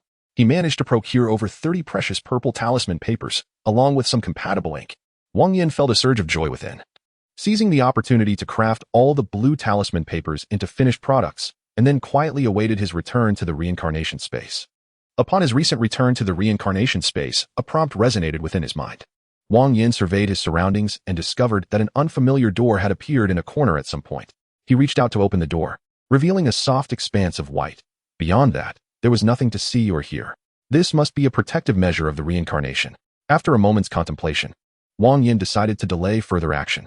He pressed the extraordinarily auspicious pocket watch and subsequently opened the assessment treasure chest. He obtained a bloodline enhancer. Name, bloodline enhancer type. Item level. Description, a rare elixir capable of elevating bloodline levels. The higher the bloodline level, the more special attributes it possesses, albeit with diminishing effects. It can elevate bloodlines with 5 foundational attributes from level to level, or enhance a singular attribute bloodline from level to level. Selling it grants 3,000 points. Haha, what incredible fortune. Just when I needed something, it arrives. Wang Yan laughed heartily and, without hesitation, injected the bloodline enhancer into his veins. It was scorching and searing. As painful as ever, yet the enhancement effect was tremendously significant. Although all foundational attributes remained at 50 points. Wang Yan felt as if he could obliterate his former self with a single punch. Attributes are the foundation, bloodlines amplify advantages, while skills represent a form of transcendence. Essentially, both bloodlines and skills are extensions of foundational attributes, capable of mutually enhancing one another. Janice, how is Xiaolan? Did she return with you? Wang Yan inquired. Lying on the floor, cautious not to move excessively, though speaking posed no issue, Xiaolan did not return. She either successfully remained in the main world or was erased by the reincarnation, Janice replied. Wang Yan did not expect to deceive the reincarnation, but rather sought to ascertain its bottom line. He ordered the deletion of all information related to the reincarnation space from Xiaolan's database, ensuring it would not disrupt the power dynamics of the main world, nor partake in any conflicts, but solely focus on research, development, and resource collection, thus establishing a relatively stable logistical support for Wang Yan. Chapter 50. Trading Area. Wang Yan left Xiaolan in the main world to prepare for his next return. As for the prospect of success, it ultimately hinges upon the cycle of reincarnation. The response from the cycle granted Wang Yan a profound sense of relief, allowing him to lie upon the ground and continue his contemplation. The activation of the trading zone indicated that there were many individuals akin to him under the auspices of the cycle. In such circumstances, it was evident that others had likely undertaken similar endeavors, perhaps with even greater foresight than he had considered. This realization suddenly drenched Wang Yan in a cold sweat. Although the assessment task appeared deceptively simple, merely dispatching a few inconsequential cultivators to fulfill the objective, the reality was far more intricate. On the surface, it seemed to oscillate between the Cold Nation and Tide County, yet beneath lay the geopolitical tension between the United States and China. It was common knowledge that the Cold Nation was a puppet of the United States, while Tide County was a favored subordinate of China, regardless of the disputes that arose. Any outbreak of hostilities would undoubtedly involve the intervention of major powers. Wang Yan, draping himself in the banner of China, had slain a significant number of cultivators from various nations at the juncture of the Cold Nation and Tide County, and had also captured monsters that had ravaged the Cold Nation for years. Any semblance of dignity left in the Cold Nation would not allow such actions to go unpunished. Should any slip occur during this process, Wang Yan would be met with a comprehensive assault from the military forces of the Cold Nation. The so-called ease of the task was merely an illusion. Dancing upon the edge of a blade was the truest experience of all. However, the past was now behind him, and Xiaolan had successfully remained in the main world. What would unfold next was a matter of human endeavor paired with divine will. The hour of fortuitous backlash soon elapsed, although this was the third time he had utilized the extraordinarily fortunate pocket watch. The sensation of opposing the entire world was utterly terrifying. Standing was erroneous, lying down was erroneous, speaking was erroneous, remaining silent was erroneous. and even breathing felt like a mistake. In the realm of reincarnation, it was tolerable, merely a sense of discomfort, yet in the task world, one could truly grasp the meaning of being forsaken by heaven and earth. With 6,000 points remaining, Wang Yan resolved to first explore the trading zone for any necessities, with the remainder to be spent on enhancing his foundational attributes. He opened the door and entered without hesitation, immediately sensing as though he had penetrated a membrane, the cacophony of sounds flooding into his ears. Before him lay a street approximately 10 meters wide, with rows of houses standing orderly beside one another, their various names and signs dazzling to Wang Yan's eyes. Equipment, items, bloodlines, skills, everything imaginable was available, including a multitude of pets and exotic wares. Wang Yan did not rush to seek out items of interest. Instead, he continued forward, intending to ascertain the length of the street. After approximately a quarter of an hour, he finally reached its end. However, this was not the expanse of white he had envisioned, but rather an immense square. A throng of people squatted on the ground, setting up stalls, their numbers vastly exceeding those on the street, though the quality was markedly inferior. Wang Yan took a turn around the area, discovering an array of bizarre items, far more chaotic than those on the street. Yet one aspect remained consistent. Every individual regarded Wang Yan with an expression of disdain. What was the situation? Had I become a target of discrimination? Wang Yan scratched his head, pondering what was amiss with him that rendered him so unwelcomed. Young man, are you perhaps questioning the very essence of existence? Just as Wang Yan was enveloped in his thoughts, a voice suddenly resonated from behind him. Turning around, he beheld a gentleman adorned with an elegant hairpin and wielding a folding fan, exuding an air of scholarly refinement. It is my first time here, and it appears I am somewhat disregarded, Wang Yan replied with a forced chuckle, fully embodying the helplessness and uncertainty of a newcomer. Ha! A perfectly normal occurrence. The man chuckled lightly. In the trading district, emotions are set aside, and only interests are discussed. If you possess points, you are a lord. If not, you are but a servant. As a newly minted novice, you must have expended all your points on enhancing your attributes, leaving you with little to spare. How did you know I just achieved novice status? Wang Yan inquired, a hint of confusion in his voice. Because you arrived from that direction. The gentleman gestured towards the path Wang Yan had taken.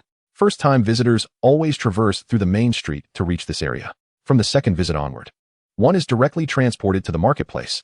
The shops in the main street are monopolized by powerful factions, while the marketplace belongs to the wandering souls.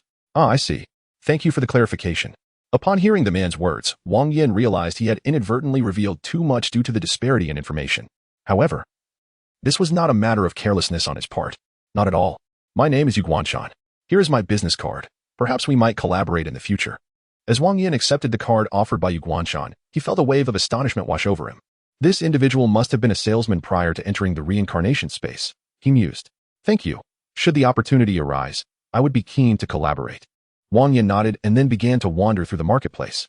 TCH, that hypocrite Yu Buchuan has opened shop again, muttered a nearby vendor as Yuguanshan departed. Yu Buchuan? You mean Yuguanshan? Wang Yan halted, curiosity piqued.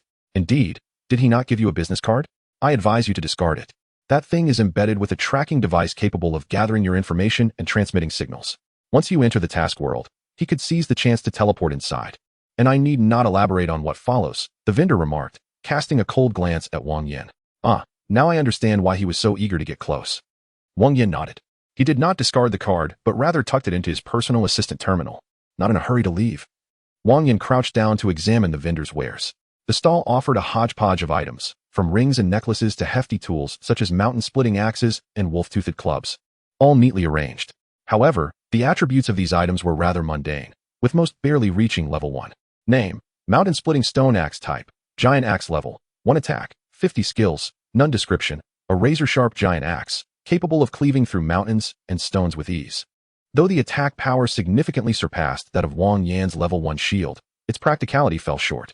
After all, ranged weapons inherently held an advantage over melee ones, especially considering Wang Yan's shield was capable of 10 consecutive shots with infinite ammunition. Greetings, esteemed sir. As I am new to this place, I find myself somewhat bewildered by many aspects. Could you assist me in understanding this? How many points is it worth? Wang Yan produced the original virus and handed it to the stall owner. Upon entering the trading area, he had already assimilated the rules into his mind. In this trading zone, mutual attacks are prohibited, malicious encirclement is forbidden, and all transactions must be validated by the cycle. In simpler terms, if Wang Yan chooses not to part with his item, no one can seize it from him. Chapter 51. Indescribably striking handsomeness, a potion? Such items are indeed rather rare. The stall owner glanced at Wang Yan, his expression betraying no hint of change. He had encountered many newcomers who mistakenly believed they possessed a treasure.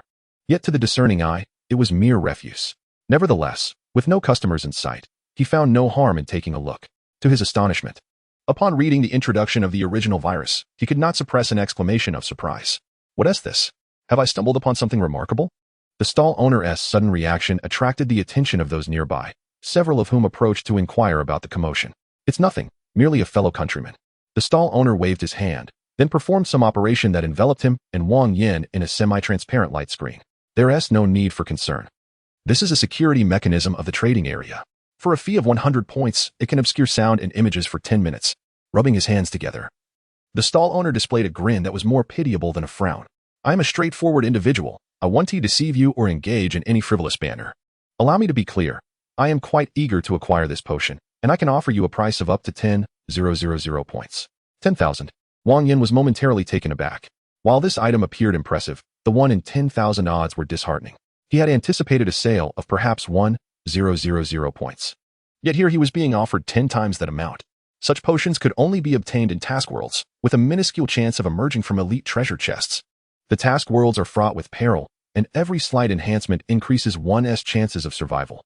Thus, newcomers seldom retain such items, opting instead to use them or directly sell them to the cycle.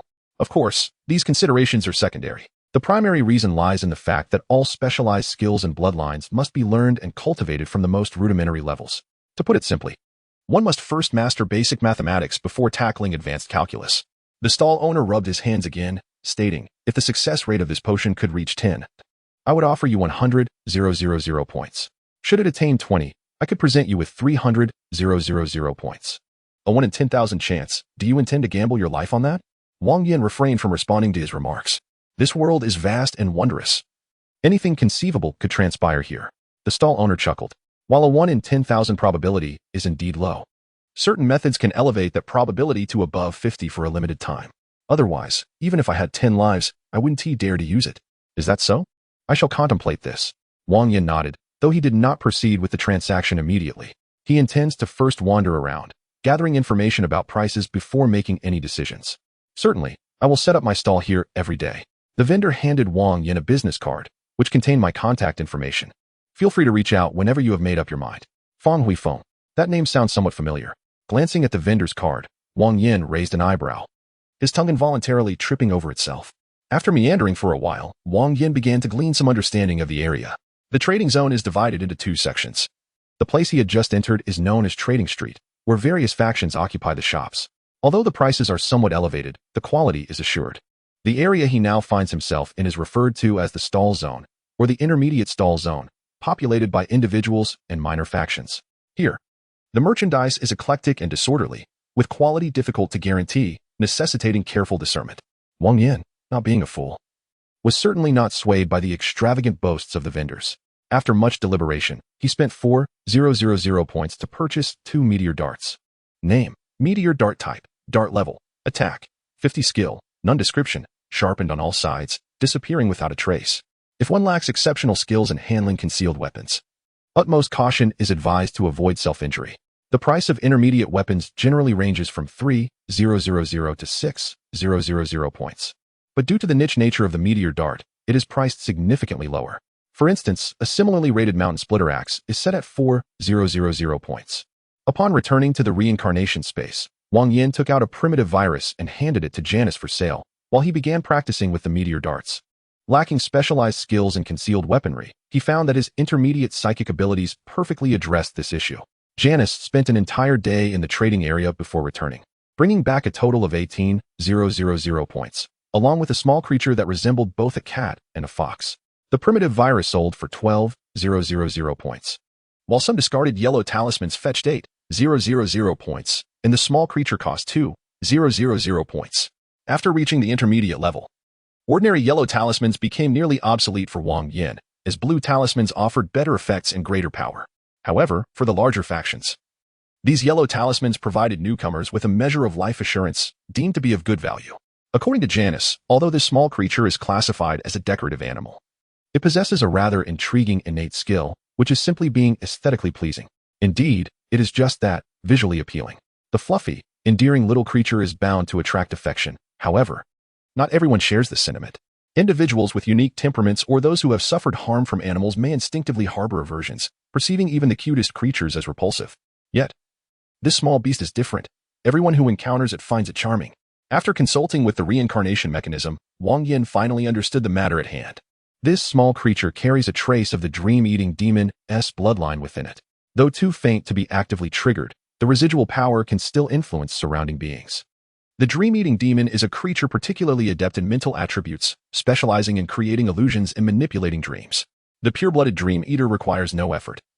Its mere presence radiates a power capable of driving countless beings into madness. Janice, your presence truly alleviates my burdens.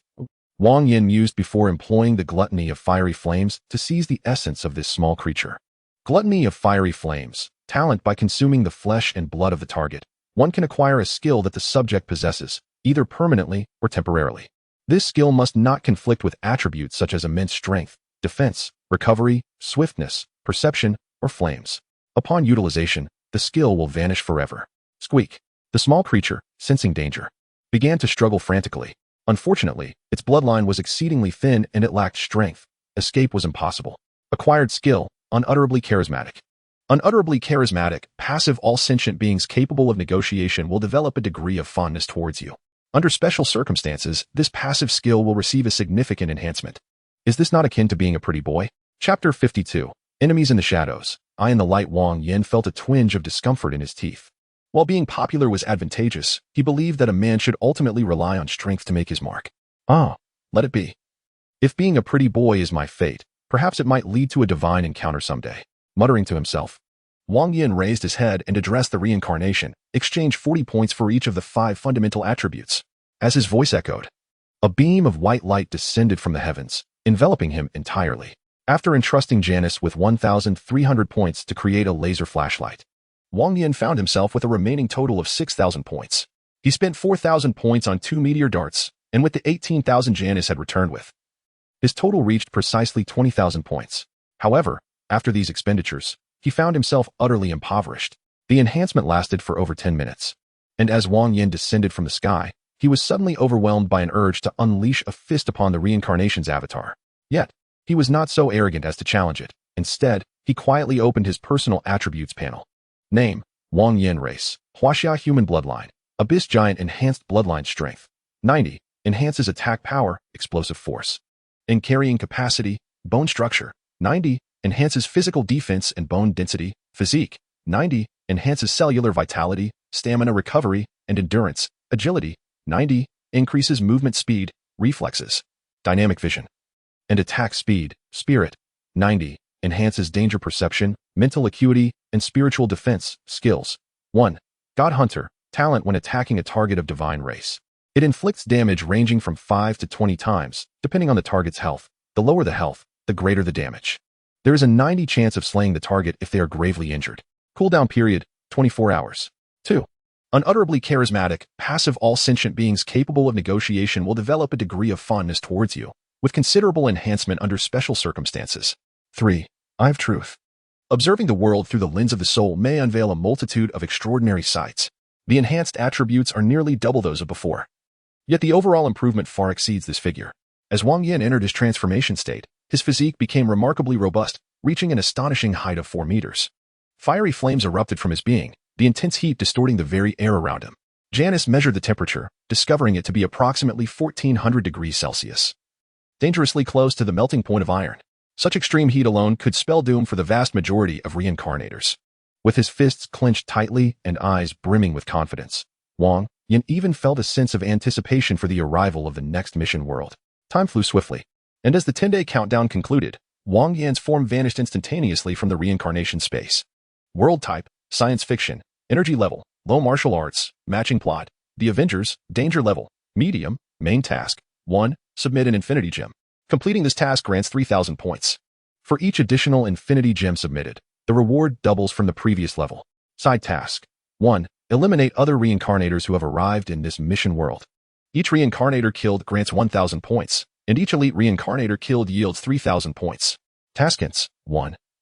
Identity set as the illegitimate son of Tony Stark and his first love, serving as both bodyguard and driver, as well as the future heir to Stark Industries. 2. All items possessed by reincarnators are of real existence. Plot commences. Chaos and turmoil engulfed the air, tinged with the scent of charred matter. Wang Yan opened his eyes to find himself within a confined space. The malevolent god Loki, Hawkeye, and several researchers were gathered, facing off against Nick Fury, the director of S.H.I.E.L.D. It appeared to be the initial moment of the plot, where the leader of the Chitauri and the malevolent god Loki had opened a portal using the Space Stone, intending to expand it to facilitate the invasion of the Chitauri army. If Wang Yan desired, he could seize the opportunity to snatch Loki's scepter while the god was injured, subsequently surrendering the Mind Stone contained within, thus completing his task and returning to the reincarnation space. However, Wang Yan was an individual of ambition, unwilling to settle for merely the bare minimum of task completion. The timeline of the Avengers occurred 1 year after Thor's first arrival. Aside from the Time Stone safeguarded by the Ancient One, both the Space Stone and the Mind Stone were Wang Yan's targets this time. Other options were too distant, and their possessors far too powerful, making acquisition exceedingly difficult. Yet, should he choose to pursue them, there were slim chances available. Casually selecting a vehicle, Wang Yan followed behind the malevolent god Loki with a composed demeanor. Yet, the notoriously cunning Loki seemed disinclined to notice him. An energy beam shot forth from the scepter, aimed directly at Wang Yan's chest. I haven't sought trouble with you yet you choose to provoke me first? Wang Yan let out a cold snort as a meteor dart shot forth from his personal auxiliary terminal, swiftly piercing the car's tire under the control of his telekinesis. The sound of hissing was followed by a resounding bang. The sudden blowout caught Hawkeye off guard, causing him to crash violently into a supporting pillar. However, the quality of S.H.I.E.L.D. vehicles was commendable. Despite colliding at over 90 kilometers per hour, the impact merely misaligned the bumper. Fool! Wang Yan scoffed disdainfully at the trickster god Loki, and with a swift press of the accelerator, the car shot away like a wild dog unleashed. In truth, the Asgardian race was not divine but rather a distinct breed of humanity, with lifespans of 5,000 years and powers far exceeding those of ordinary humans. They towered above humankind. The divinity bestowed upon them granted an exceptionally unique status. Upon comprehending the essence of this world, Wang Yan regarded the so-called gods as mere jesters. Can beings that can be effortlessly slain still be called gods? No, they are but insects. Janus, track down the Scarlet Witch. Additionally, other reincarnators should remain vigilant. I suspect they may exploit the chaos at a critical moment, Wang Yan declared, subsequently contemplating the mission at hand.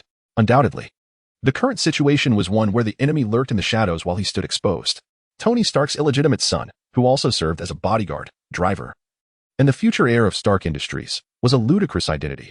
Any reincarnator who had seen the films would be aware that Wang Yan was just like them. In this scenario, the only way to uncover the enemy's whereabouts was to lie in wait like a hunter. Chapter 53. The former director Wang Yan was undeterred by the enemy's frenzied assaults. What truly concerned him was the possibility of them lying low and plotting in secret. It was rare for someone like Wang Yan, who revealed his identity from the outset, to be in such a position. Others, if they remained diligent and unobtrusive, would be difficult to unmask. Just when Wang Yan's plan was nearing fruition, a previously cooperative ally would suddenly intervene with a chilling proclamation. I'm sorry, but I'm the police. This revelation would send Wang Yan's mind into turmoil. Head to Stark Industries. I need to have a heart-to-heart with that cheap old man. Wang Yan sighed, ultimately succumbing to the pressure and embarking down that path. While others traversed realms to find wives, he traversed to become a son. Who could he turn to for justice? Janus, get in touch with Tony Stark and inquire if he knows Wanda's whereabouts. Wang Yan relinquished the driving to Janus and reclined his seat, seeking a moment of respite. However, at that instant, an overwhelming sense of danger enveloped him, causing beads of cold sweat to form. This is bad. Wang Yan forcefully smashed open the car door and leapt out. Boom.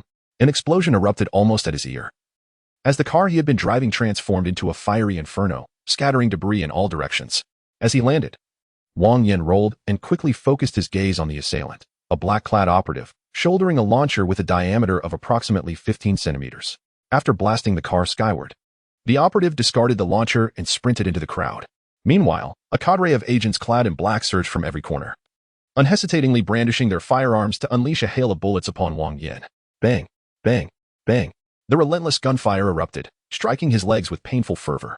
Wang Yan, adorned in ultra-durable floral shorts that could withstand even a tank's assault, felt only minor discomfort. His upper body was protected by a black-scaled inner armor, which, though of moderate defense, could still mitigate some damage. Most importantly, Wang Yan's physical attributes had reached an impressive score of 90. Unless struck in a particularly vulnerable area such as the eyes, he would merely endure the pain of the shots. With little time to spare for these agents, Wang Yan shielded his eyes with his hands and leapt into the fray. The sudden eruption of gunfire sent the crowd into a frenzy, their panicked screams echoing as they fled in all directions. The ensuing chaos provided Wang Yan with a means of escape. Yet he was taken aback when the agents brazenly opened fire on the fleeing civilians. The air was filled with blood-curdling cries as ordinary people fell in droves around him. Nonetheless, Wang Yan's resolve to escape remained unshaken. He was determined not to transform unless absolutely necessary, as the attack felt eerily orchestrated, as though someone was deliberately probing his capabilities. "Master, hold on. Reinforcements will arrive in approximately 10 seconds," came Janice's voice through his earpiece. Without the luxury of responding, Wang Yan abruptly dove forward to evade an incoming missile. Boom! The terrifying explosion rippled across a wide radius, propelling him violently against a wall. "Damn it! Let me find out who you are." Wang Yan cursed under his breath. He had no intention of continuing his flight, for assistance was already on its way. "Son, hold tight." A familiar voice resonated from above as the Mark armor arced through the storm of bullets, seizing Wang Yan's arm. "Forget them. We need to get to safety." "Understood," Wang Yan replied, eager to waste no time as Tony Stark led him towards Stark Industries. "What on earth happened? Why are the S.H.I.E.L.D. agents trying to kill you? What unspeakable act have you committed to incite such hatred that they would fire upon innocent civilians?" Tony inquired as he poured himself a cup of coffee after removing the Mark armor. His expression and demeanor suggested he bore no ill will towards Wang Yan, as he too harbored disdain for S.H.I.E.L.D.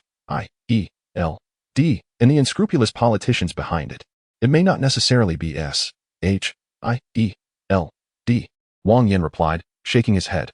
"I recently uncovered some secrets. The current S.H.I.E.L.D. has been infiltrated and is riddled with Hydra's influence. They must have discovered my investigation into them, prompting their attempts to silence me. As for the innocent bystanders, they can easily fabricate an excuse, after all. The government excels at that. That explains a lot. No wonder I've always despised them. It seems the current S.H.I.E.L.D. has become a puppet of Hydra."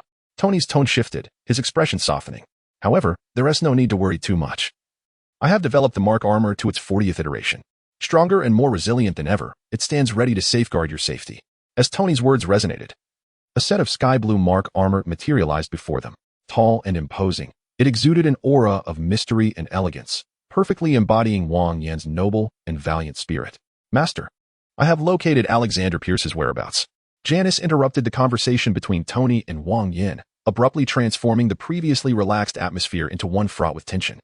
"What do you want with Pierce?" Tony furrowed his brow, a sense of foreboding creeping over him. Alexander Pierce, the former director of S.H.I.E.L.D. and a mentor to the current director Nick Fury, held a uniquely pivotal position within the organization. Moreover, he was the leader of Hydra. Wang Yan rose to his feet. "I suspect he sent someone to kill me." "He sent someone to kill you?" Upon hearing Wang Yan's words, Tony Stark's expression fluctuated between apprehension and resolve. "Can we confirm it was him? Whether it is or not, we shall find out." Wang Yan opted for a simpler model of armor rather than the latest version, as donning the advanced suit without mechanical assistance proved cumbersome. "Alexander Pierce? Those damn politicians."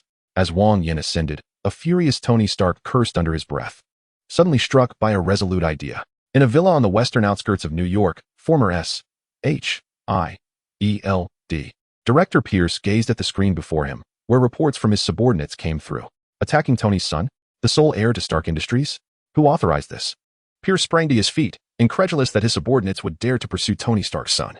Given Stark's audacious nature, especially in confronting the council during press conferences, he would undoubtedly go mad if he discovered that S.H.I.E.L.D. was after his child. Fortuitously, Wang Yan had been rescued. Had he perished, Tony Stark would not let the matter rest and might even resort to launching a nuclear missile at the council. Make no mistake, Tony Stark would absolutely consider such an action. Chapter 54. Is this it? "Boss, weren't you the one who ordered us to do this?" Upon hearing Pierce's remarks, his subordinates were momentarily taken aback. "Nonsense. How could I have instructed you to undertake such a foolish act? Do you take me for a fool?" Pierce erupted in anger, only to see his subordinates silently switch the screen, revealing footage from a recent directive he had issued. As he watched himself on screen, confusion washed over Pierce. He could not recall the events at all. Regrettably, reality does not bend to forgetfulness. The footage was irrefutable. The expressions, movements, and tone were indistinguishable from his own. No, not indistinguishable, it was indeed him. How could this be? Pierce could not fathom why he would issue such an absurd command, or why it had slipped his mind entirely. This should have been your doing, yet not of your own volition. Achieving such a state was not particularly challenging. Hypnosis and manipulation could accomplish it with minimal effort. As Pierce grappled with intertwining feelings of confusion, anger, and fear, a voice emerged from behind him, instantly eclipsing all emotions with sheer terror. How did you get in here? Have you forgotten? Tony, besides being a mechanical genius, is also among the pinnacle of programming talent. To me, such biometric locks that utilize fingerprint and iris recognition hold no significance. They pale in comparison to the most traditional mechanical locks. Wang Yan settled onto the nearby sofa, exhibiting no sense of decorum befitting a guest. With his arrival, the surrounding signals were immediately commandeered. Pierce's subordinates could still see and hear him. But the Pierce they encountered was merely a simulation crafted by Janice, not the genuine article. Damn it, it's Jarvis. Realizing this, Pierce cursed vehemently. Yet he did not attempt to flee, as he understood that escaping in the presence of Wang Yan was utterly futile. Greetings, sir. I am not Jarvis. I am Janice. An artificial intelligence of a superior caliber, a voice emanated from the monitor ahead, revealing the image of a woman on one of the screens. Golden-haired and blue-eyed. With cascading waves, her facial features were soft yet possessed a striking quality, embodying the beauty of Caucasian women in its entirety. All right, I concede. Pierce raised his hands. Though Wang Yan, knowing him well, was certain he was merely stalling for time. As expected, Pierce settled onto the opposite sofa, discreetly kicking the leg of the sofa with his foot. Observing this, Wang Yan chose not to expose him, instead engaging in trivial banter while awaiting Janice's response. Master, all encrypted files have been decrypted. 3 potential targets have been identified. Pierce's wife, daughter, and personal secretary, Janice announced. The previously calm Alexander Pierce could no longer maintain his composure. How could you? Do not be so astonished. I have long been aware of your identity as the leader of Hydra. My purpose here is merely to ascertain who wishes to eliminate me, Wang Yan remarked, patting Pierce on the shoulder, a playful smile gracing his lips. Janice, please call his secretary and instruct her to arrive at the earliest opportunity, Wang Yan directed, subsequently withdrawing his phone to amuse himself. As the personal secretary, she was naturally beautiful, possessing a stunning figure, and aside from her professional duties, she also managed daily affairs, residing within her employer's villa, a perfectly reasonable arrangement. Thus, within 10 minutes, Pierce's enchanting secretary arrived. Boss, you summoned me? Her voice echoed from outside the door. And upon entering and spotting Wang Yan, she momentarily paused before launching an assault. Bewitchment. Hypnosis. 2 orbs of pink light shot forth from her hands, landing instantaneously upon Wang Yan. The speed of her attack was so swift that there was hardly time for evasion. Yet when the assault struck Wang Yan, both parties were left in a state of bewilderment. Wang Yan felt as though he had been playfully tapped a few times, after which nothing followed. Meanwhile, the female secretary was engulfed in profound self-doubt. Her infallible technique had proven utterly ineffective. Was this all? After a few moments of waiting, Wang Yan lifted his gaze, his expression filled with confusion. Damn it, you possess a mental attribute specialty. The female secretary cursed angrily, attempting to flee, but it was already too late. Whoosh. Kill level reincarnator. Gain 1,000 points. A sharp meteor dart soared past, claiming a beautiful head. Wang Yan waved his hand, unleashing a torrent of searing flames that engulfed her lifeless body. It must have been her doing. Wang Yan sighed. Although he had identified his assailant, he still felt quite displeased.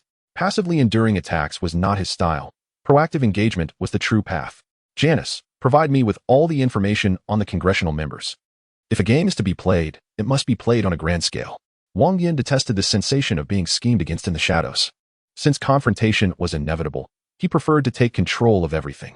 As for the repercussions of the high-ranking official's demise, Janice could handle that. The prowess of artificial intelligence manifests in many ways. As long as they do not meet face-to-face, Janice would dictate how things were conducted, given the current circumstances. As long as Vision and Ultron had not emerged, the World-S network would be under Janice's command. Even Jarvis would be powerless. Though breaching the National Defense Network posed some challenges, it was not insurmountable with a little time granted to Janice. Locating the congressional members would require time, as would searching for the Scarlet Witch, Wanda, so Wang Yan took a brief respite. However, he did not wish to invite trouble, yet trouble arrived unbidden. Master S.H.I.E.L.D. Agents Coulson and the one known as Black Widow, Natasha, have arrived. S.H.I.E.L.D. How intriguing. Within Stark Industries' research area, Wang Yan was somewhat taken aback by Janice's report. He had assumed that no one knew of his confrontation with Alexander Pierce. Why would S.H.I.E.L.D. come to him? It must pertain to the incident a few days prior when agents pursued him. I see. Wang Yan pondered for a moment before saying, let them in. Just as Coulson reached for the doorbell, the door swung open on its own. Technology is indeed a magnificent marvel. Coulson marveled, stepping inside. Greetings, Mr. Wang Yan. Coulson pulled out a small notebook from his pocket, waved it briefly, and then quickly tucked it away. Chapter 55. Are you threatening me? To be frank, had it not been for Wang Yan's physical prowess far exceeding that of an ordinary person, he likely wouldn't have been able to discern the contents of the notebook. I am Agent Coulson from the Department of Homeland Strategic Defense, Attack, and Logistics. This is my colleague, Natasha. I believe you have heard of us. Yes. Tony has mentioned you a few times. How did he describe you? Oh. A group adept at bullying ordinary people, but cowering like weak chicks in the face of the strong. Wang Yan gently blew the tea leaves floating in his cup aside, took a delicate sip, and remarked, while I recognize that such remarks may be rather impolite, I am merely relaying Tony's exact words. I apologize for the previous incident. It was not the doing of S.H.I.E.L.D. Coulson suppressed the fury bubbling within him and explained, while the Black Widow beside him revealed a glint of danger in her eyes. ISNT at the S.H.I.E.L.D. Then who is it? Hydra? Are there traitors with an S.H.I.E.L.D.?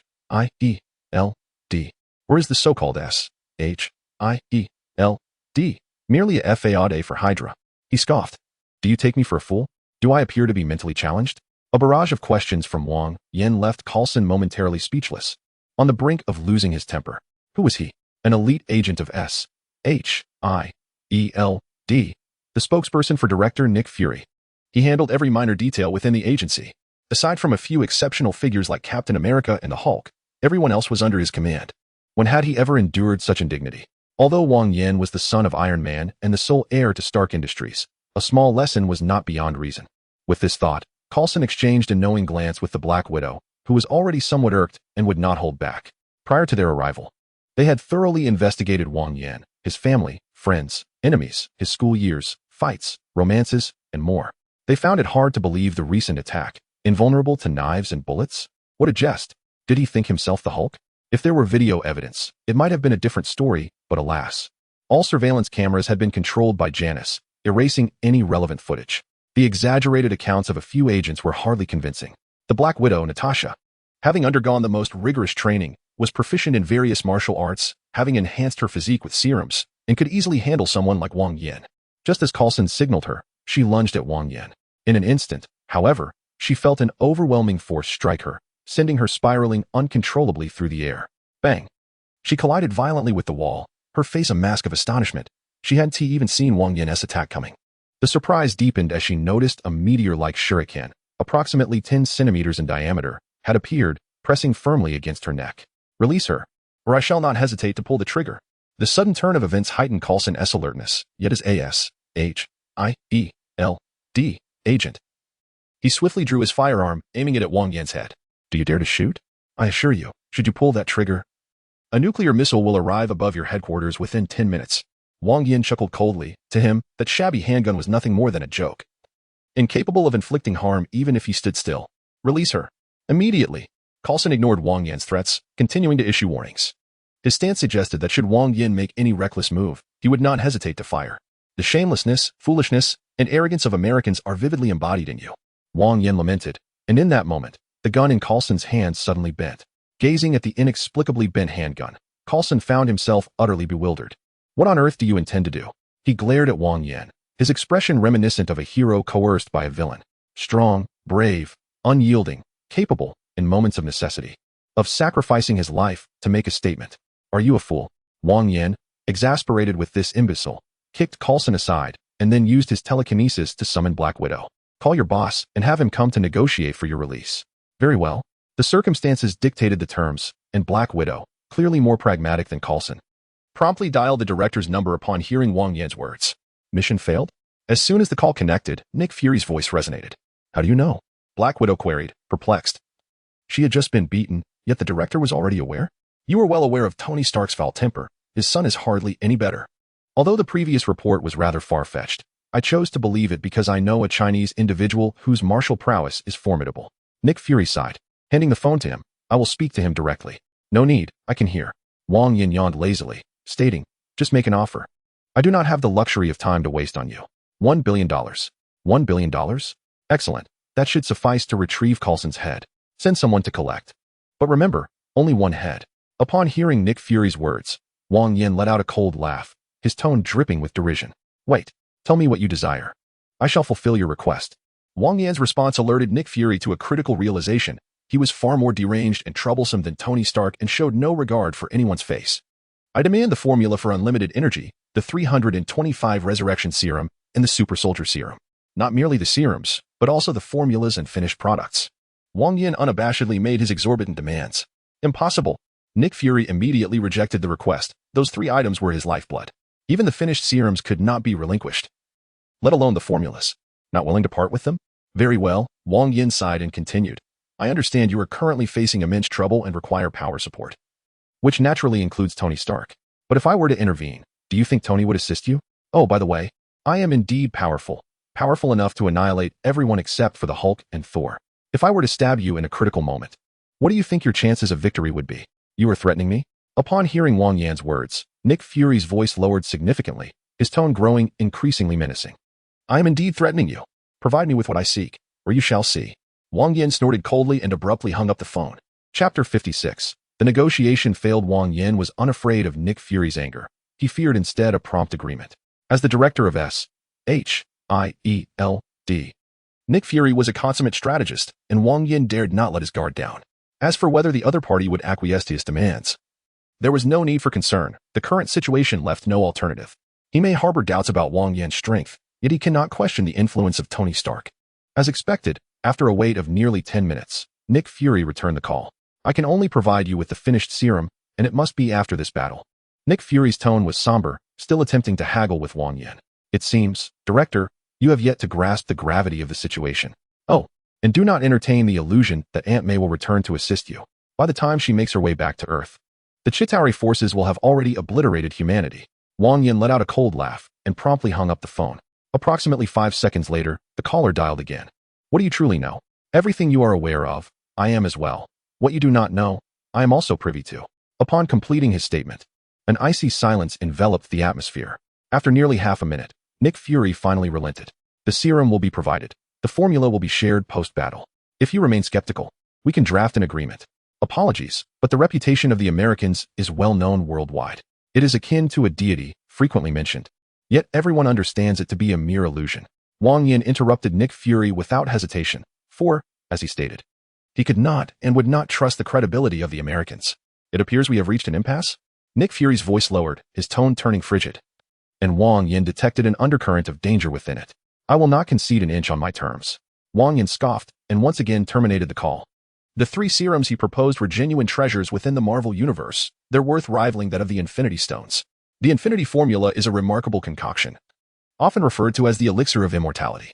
It was developed by Newton to extend the life of the great prophet Nostradamus, granting one several millennia of lifespan, albeit with severe side effects that could deteriorate the brain and lead to dementia. Professor Berthold Stenberg acquired a portion of the Infinity Formula and subsequently developed an anti-aging serum that retains some effects of the Infinity Formula while eliminating the risk of dementia. However, this serum necessitates continuous use. Otherwise, the body will rapidly age. Nick Fury has injected himself with this serum. The Resurrection Serum, designated 325, was developed by S.H.I.E.L.D., using the corpses of the alien Kree, significantly enhancing the human regenerative capacity to achieve a form of resurrection. This serum also carries side effects, potentially inducing various degrees of mental illness. As for the final Super Soldier Serum, its reputation precedes it, having been utilized by Captain America, the Hulk, and the Abomination. Wang Yan yearned for these items, specifically the 3 formulas. After all, the cyclical world is fraught with peril, and he must confront deities of unimaginable power. Thus, he could not afford to overlook any opportunity to augment his strength. After a wait that lasted a full half hour, Wang Yan, seeing that Nick Fury would not yield, decided not to waste any more time with him. If Nick Fury refused to relinquish what Wang Yan desired, he should not be surprised by Wang Yan's ruthless resolve. However, that old schemer is undoubtedly cunning and may harbor ulterior motives. Thus, Wang Yan must devise a strategy to guard against him. Janice, have you still not located Wanda? Wang Yan refrained from allowing Coulson and Black Widow to leave, for they naturally dared not depart. They had overheard his conversation with director Nick Fury, which was marked by an exceptionally firm attitude and an exceedingly volatile temperament. Provoking him would yield no favorable outcome. I cannot find her, Janice exclaimed. She has either vanished from this world or is in a place devoid of internet connectivity. Her frustration was palpable. Not only was she at a loss But Quicksilver was also unaccounted for. Although artificial intelligence is formidable, it is not omnipotent. In areas without network access, Janice was as blind as a bat, incapable of exercising any of her abilities. I understand. Wang Yan contemplated for a moment, then called Tony Stark to explain the situation before dialing another number. He was uncertain if the number had changed. It probably hadn't. After a few rings, the call connected, and the resonant voice of the Ancient One resonated from the other end. You have returned? Yes, I have returned, and I find myself in trouble. Come over and explain. As her words settled, a burst of sparks materialized from thin air, rapidly expanding into a doorway approximately 2 meters in diameter, a portal connecting two realms. Wang Yan, accompanied by Coulson and Black Widow, stepped through and instantly arrived at Kamartaj. What is this place? Black Widow inquired, surveying the ancient decor surrounding them. This is Kamartaj, the residence of the Ancient One, Wang Yan replied as he proceeded towards the Ancient One's chamber. The Asgardian gods protect the 9 realms from extraterrestrial threats, while the Supreme Sorcerer guards Earth against incursions from the multiverse. Master Mordo, please assist me by ensuring they do not escape. Of course, if you find it too troublesome, you may break their legs. Wang Yan greeted Master Mordo, who was practicing in the courtyard, before entering the Ancient One's room. The Asgardian gods? Are you referring to Thor? Black Widow asked, but Wang Yan had already departed, leaving her with no reply. You seek to know the whereabouts of the Scarlet Witch? The Ancient One, anticipating Wang Yan's intent, spoke before he could utter a word. Yes. Wang Yan recounted his dealings with director Nick Fury. I require those 3 items to enhance my strength, but Nick Fury is unwilling to grant them to me. Thus, I must possess sufficient leverage to confront him directly, compelling him to seek my assistance. Iron Man Tony Stark is one, and the Scarlet Witch is another. It appears you have devised a detailed plan. Fortuitously, I can lend you a hand. The Ancient One said, extending her finger to touch Wang Yan's forehead. Skill acquired. Void Traversal. Void Traversal. The power of the soul communes with the cosmos, enabling the opening of a gateway to the depicted location. This is your unique talisman, although it is challenging to transport beyond this realm. It will serve you well for temporary use. Title: Suspended Ring Type. Item Level. Description: when used in conjunction with the skill of Void Traversal, it conserves 95 of soul power. In Chapter 57, the Hydra Base. Thank you, Master. With overwhelming excitement, Wang Yan accepted the suspended ring handed to him by the Ancient One. After enduring 3 cycles of the world, he had finally acquired this skill. Void Traversal could open a portal to any place he had previously visited, even if he had not been there. As long as he could vividly and completely depict a location through memory, he could successfully open the door, making it exceedingly convenient. Your arrival has rewritten the fate of the Scarlet Witch, liberating her soul from this illusory world, no longer following her original path. The Ancient One gazed at Wang Yan, noting that this was something the divine powers could not allow, thus a new Scarlet Witch was born. Are you suggesting that Wanda is no longer the Wanda we knew? That she has assumed a different identity? Wang Yan furrowed his brow, struggling to comprehend. With the emergence of a new Scarlet Witch in this world, where did that leave the Wanda in his heart? You are unique. Those closely bound to you will detach from the river of fate. The more powerful they are, the more pronounced this effect. The Scarlet Witch has already taken her leave. Who will be next? Tony Stark? And what about you, Master? Has your fate also diverged? Wang Yan countered. My fate has long been beyond the control of divine power. Yet the stronger the soul, the greater the constraints imposed upon it. The divine cannot threaten me, but I too cannot depart. The Ancient One smiled, her expression imbued with wisdom. However, I have sensed a calling. When your strength reaches a certain threshold, that great entity behind you will grant me an opportunity to leave. This being is far mightier than any god, yet appears to be significantly restricted, unable to wield power beyond the divine in this realm. I understand. Upon hearing the Ancient One's words, Wang Yan finally grasped why the Supreme Mage had always been so amiable and proactive in assisting him. It was not merely the result of his overwhelming aura. Rather, the cycle had made a pact with the Ancient One. She would aid Wang Yan in gaining strength, and in return, the cycle would offer her a chance to escape from the realm of the divine. Finding the whereabouts of the Scarlet Witch depends entirely on you. I will sever the connection between Earth and the extraterrestrial realm. Before the energies of the Space Stone are fully unleashed, no information will be able to escape. The Ancient One was sincere, decisively quashing the variable of Captain Marvel at its inception. Thank you, Master. Wang Yan bowed respectfully before employing Void Traversal to depart. Naturally, before leaving, he did not forget to retrieve Coulson and Black Widow, who were under the watchful eye of Mordo, bringing both back to Stark Industries in the United States. Did we just visit the Himalayas? Back in the U.S., Coulson's face was a portrait of disbelief. What he had seen and heard could have been an illusion. The phone's location could have been fabricated by artificial intelligence, but was it truly necessary? What was the purpose of such a convoluted journey? To instill fear in them? In a quaint village nestled at the foot of the Himalayas, a place rife with diverse adherents due to issues of faith, chaos reigned as the ancient sorcerer. The Ancient One preferred solitude and shunned mundane affairs. Amidst this disorder, Wang Yan meticulously arranged candles and incense on the altar, having extracted it from his personal assistant device. After lighting the incense and bowing reverently towards the east, he produced 10 azure divination talismans, poised to cast a spell in search of the elusive Scarlet Witch. What are you doing? Paying homage to your ancestors? Though Wang Yan bore the visage of a true descendant of the Huaxiao lineage, it was known that only half of his bloodline was of that heritage. Having witnessed various events unfold, Coulson, a loyal hound of Nick Fury, found himself engulfed in profound trepidation towards Wang Yan. The thought of fleeing was unfathomable. Even the mere suggestion from Wang Yan to depart struck fear into his heart. I shall perform a talismanic art, which you may perceive as a superpower or magic, Wang Yan casually informed Coulson before gently shaking the divination talisman. The precious azure charm ignited instantly, emitting a plume of smoke that coalesced into a line, subtly directing him towards the east. Concurrently, an enigmatic message unfurled within his mind, guiding him in pursuit of the Scarlet Witch. The East? Is that Western Europe? The Hydra base? The Genesis of Ultron? Wang Yan murmured, igniting another divination talisman. The azure smoke, albeit somewhat diffuse, ultimately remained steadfast in its direction towards the east. No, not that Hydra base, but Quicksilver. An epiphany struck Wang Yan, prompting an immediate shift in focus. Sure enough, upon redirecting his aim to Quicksilver, the information provided by the talisman crystallized with clarity. This shouldn't be. The Ancient One claimed Wanda had extricated herself from this illusory realm. Why is she still entangled with Quicksilver? Wang Yan pondered, momentarily perplexed. However, he was not one to dwell on incongruities. If understanding eluded him, he would let it be, for it was of little consequence. As he envisioned the interior of the Hydra base in Western Europe depicted in films, Wang Yan waved his right hand, unveiling a portal 2 meters in diameter. Within the Hydra base in Western Europe, Baron Wolfgang von Strucker gazed upon a man and woman confined in a cell, his eyes aflame with a fire named Hope. Recently, he had fortuitously stumbled upon these siblings, ravaged by the scars of war. Driven by vengeance, they voluntarily underwent human enhancement experiments, acquiring formidable and unique abilities.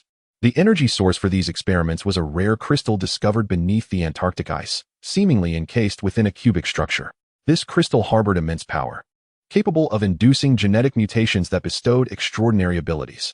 Baron Strucker had recruited over 1,000 subjects for testing, yet aside from this brother-sister duo, all others perished tragically. Despite the heavy losses, the surviving pair exceeded his wildest expectations. One possessed unparalleled speed, while the other wielded a myriad of potent magical abilities. The results of the experiment were reasonably satisfactory, yet there appeared to be a troubling issue with the siblings' mental states. 3 days prior, the younger brother suddenly exclaimed that it was finally his turn to traverse dimensions, plunging into a state of extreme exhilaration that persisted for 2 days before subsiding. Conversely, the sister exhibited a starkly contrasting demeanor. She seemed lost in a daze, abandoning her diligent practice of magic to sit idly in a corner. Her mental state oscillated between lucidity and confusion, repeatedly murmuring nonsensical phrases such as, "I am Wanda. Where are you, not Wanda?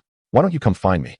Chapter 58. The search for the Scarlet Witch. Baron Stark harbored concerns, having invested considerable time and resources, an incalculable sum of money, into this endeavor. Any misstep would result in significant losses.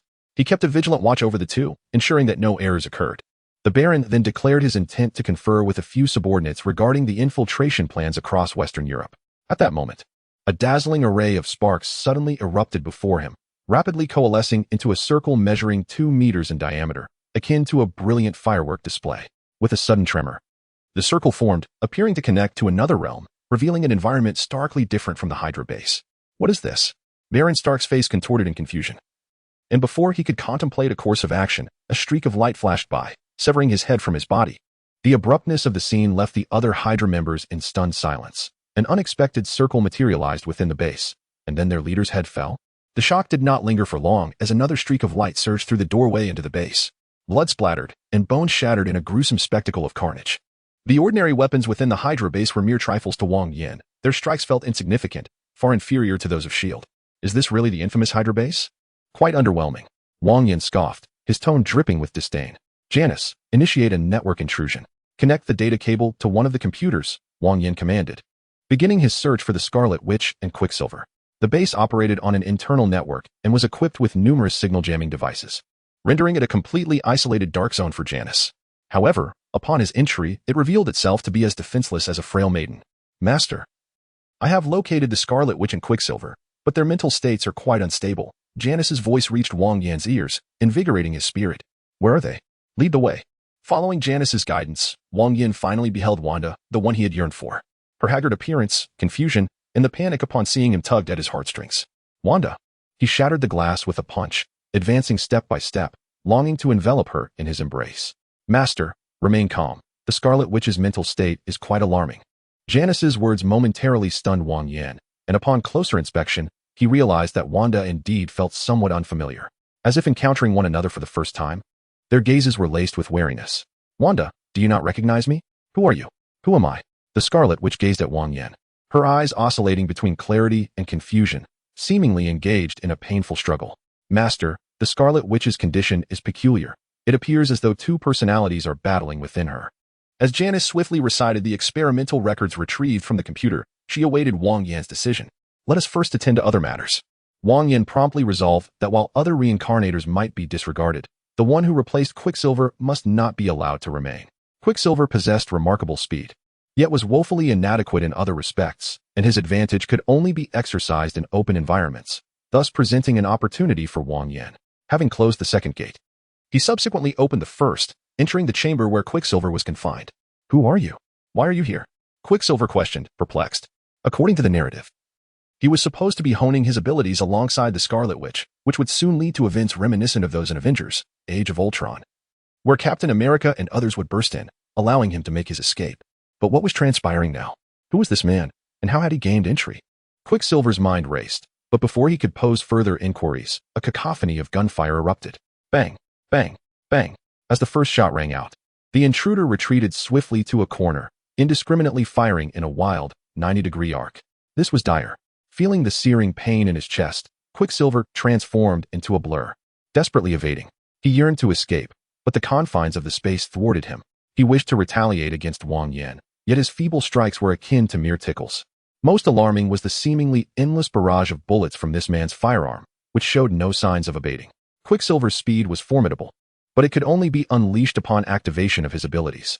The gunshot that had injured him had caused crimson blood to flow uncontrollably, leaving him unable to endure for long. What was happening? Why did this differ so drastically from the film I watched? Quicksilver seethed with frustration, yet it proved futile. The situation had been meticulously calculated by Janice, and as an ordinary person, he could never outthink an artificial intelligence. Bang, bang, bang. The weapon in the assailant's hands unleashed a relentless torrent of bullets, and after a span of 10 seconds, it struck Quicksilver a second time. Wang Yan, eyes shut, was pressed against the angle formed by the walls, relying solely on instinct to shoot. Half a minute elapsed amidst the unyielding assault, and Quicksilver's body was riddled with wounds. Ultimately unable to escape his fate, kill-level reincarnator, earn 1,000 points. This reincarnator was impoverished, much like the woman who had orchestrated Alexander Pierce's assassination days prior. Devoid of anything but her skills. Regrettably, Wang Yan could not extract the skills, or else there might have been some gain. Having resolved matters here, Wang Yan hastened next door to check on the Scarlet Witch's condition. Compared to before, Wanda appeared significantly improved. The confusion in her eyes had dissipated, leaving only sorrow and longing. I thought you had abandoned me. Wanda sobbed softly into Wang Yan's embrace, tears streaming down her cheeks in silent anguish. I ventured into a perilous realm, teeming with unimaginable monsters and formidable foes that even the gods fear. Wang Yan gently stroked Wanda's head, his face etched with guilt. Take me with you. I am unafraid of danger. Wanda lifted her head, her expression resolute. I fear for your safety. He tightened his hold on her, whispering, when you possess the strength to rival Odin, the All-Father, I shall take you away from this illusory world. Yes, I will strive diligently to reach Odin's level. Wanda nodded firmly, burying her face once more in Wang Yan's embrace. Chapter 59. Poo-Poo Lou in Washington. 83 of the 100 most powerful individuals in the nation convened. This was the American Congress, one of the largest administrative bodies. What could be the reason for such secrecy surrounding this meeting, with no disclosure of its agenda? A rotund man, brimming with complaints, felt as though his grievances were materializing. For a man of his stature, summer was particularly cruel. Merely existing caused him to sweat, and even minimal movement transformed him into a drenched creature. The 200-meter trek from the automobile exclusion zone to the air-conditioned hall was excruciating.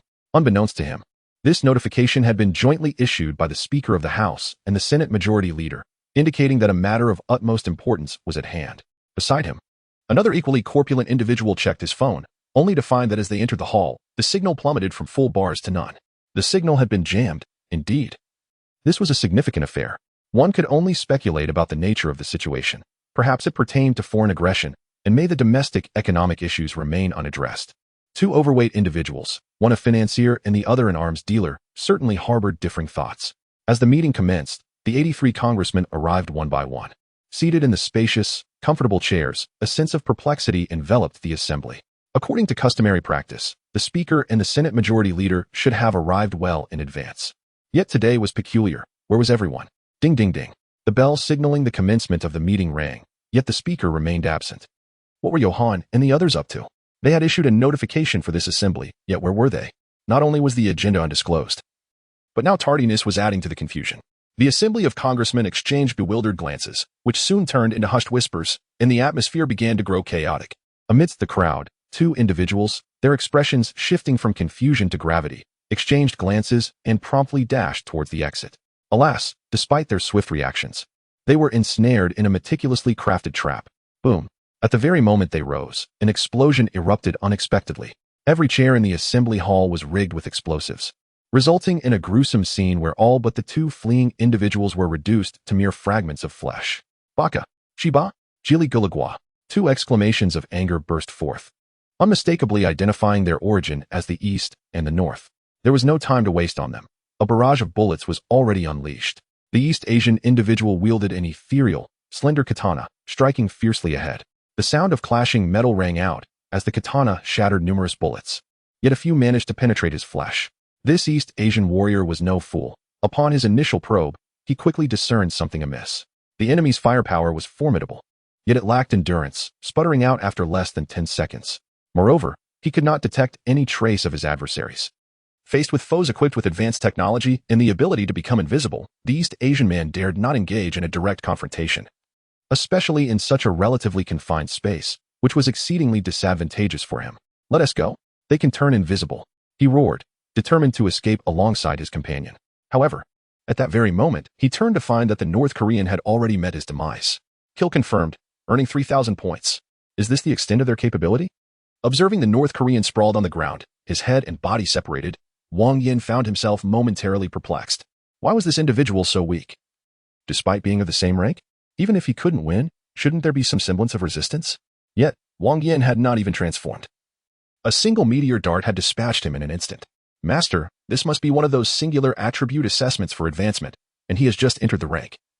Janice's voice echoed through the headset. Although the Master was also of the same rank, his foundational strength far surpassed that of his opponent. The Master's attributes, strength, bone structure, and physique, had been augmented thrice through the Hulk lineage, the Abyss virus, and the Primal virus, while his mental attributes had received enhancements from a ranked telekinetic skill and the Primal virus. Even his weakest agility attribute had been bolstered by the Primal virus. Thus, overpowering this North Korean was entirely expected. Ah, so this fellow's weakness is almost surreal. Wang Yan sighed, realizing that it was not the man's inadequacy but rather his own overwhelming strength. Attaining 3 bloodlines and a skill enhancement at this rank, with one being all-encompassing. Who could one possibly argue with? Janice, clear the scene. I shall confront this swordsman. As the words left his mouth, 2 meteor darts soared forth. Clang. The East Asian's prowess was formidable, certainly not comparable to the previous weakling. The swiftly flying meteor darts were intercepted, their trajectories significantly altered. Whoosh. The darts sliced through the air, veering around before returning. The East Asian remained fully focused, preparing to strike once again as the darts approached. This was not his first encounter with a reincarnator, but it was indeed his first against one with a specialization in mental attributes. Unlike the anticipated casting of spells from afar, this adversary surprisingly wielded physical attacks. Though somewhat taken aback, the Eastern dweller felt an overwhelming sense of relief. Physical assaults are far more straightforward. They involve slicing and striking without the convoluted intricacies of arcane forces. In contrast, magic can manifest in unfathomable ways. With this realization, the Eastern dweller's anxiety subsided. He was not particularly fearful of the enemy's strength, but rather of the bizarre unpredictability that might ensue. Draw/slash. With a fierce cry, the Eastern warrior unleashed a formidable presence with his slender katana. The sound of impact resonated, somewhat muted yet not worthy of his concern. Gripping his blade firmly, he prepared to counter another flying shuriken. However, at that moment, he discovered that 2 more shurikens were soaring through the air toward him. Controlling 4 at once. No wonder the hapless Puyo Legion had met his end so swiftly. The The Eastern Dweller silently lamented, sharpening his focus. Although the challenge of facing 4 shurikens had intensified, it had not yet reached his limits. His confidence was soon shattered, however, as he realized that the 4 shurikens had inexplicably multiplied to 8. Damn it, he exclaimed, a curse learned from a friend escaping his lips as he turned to flee.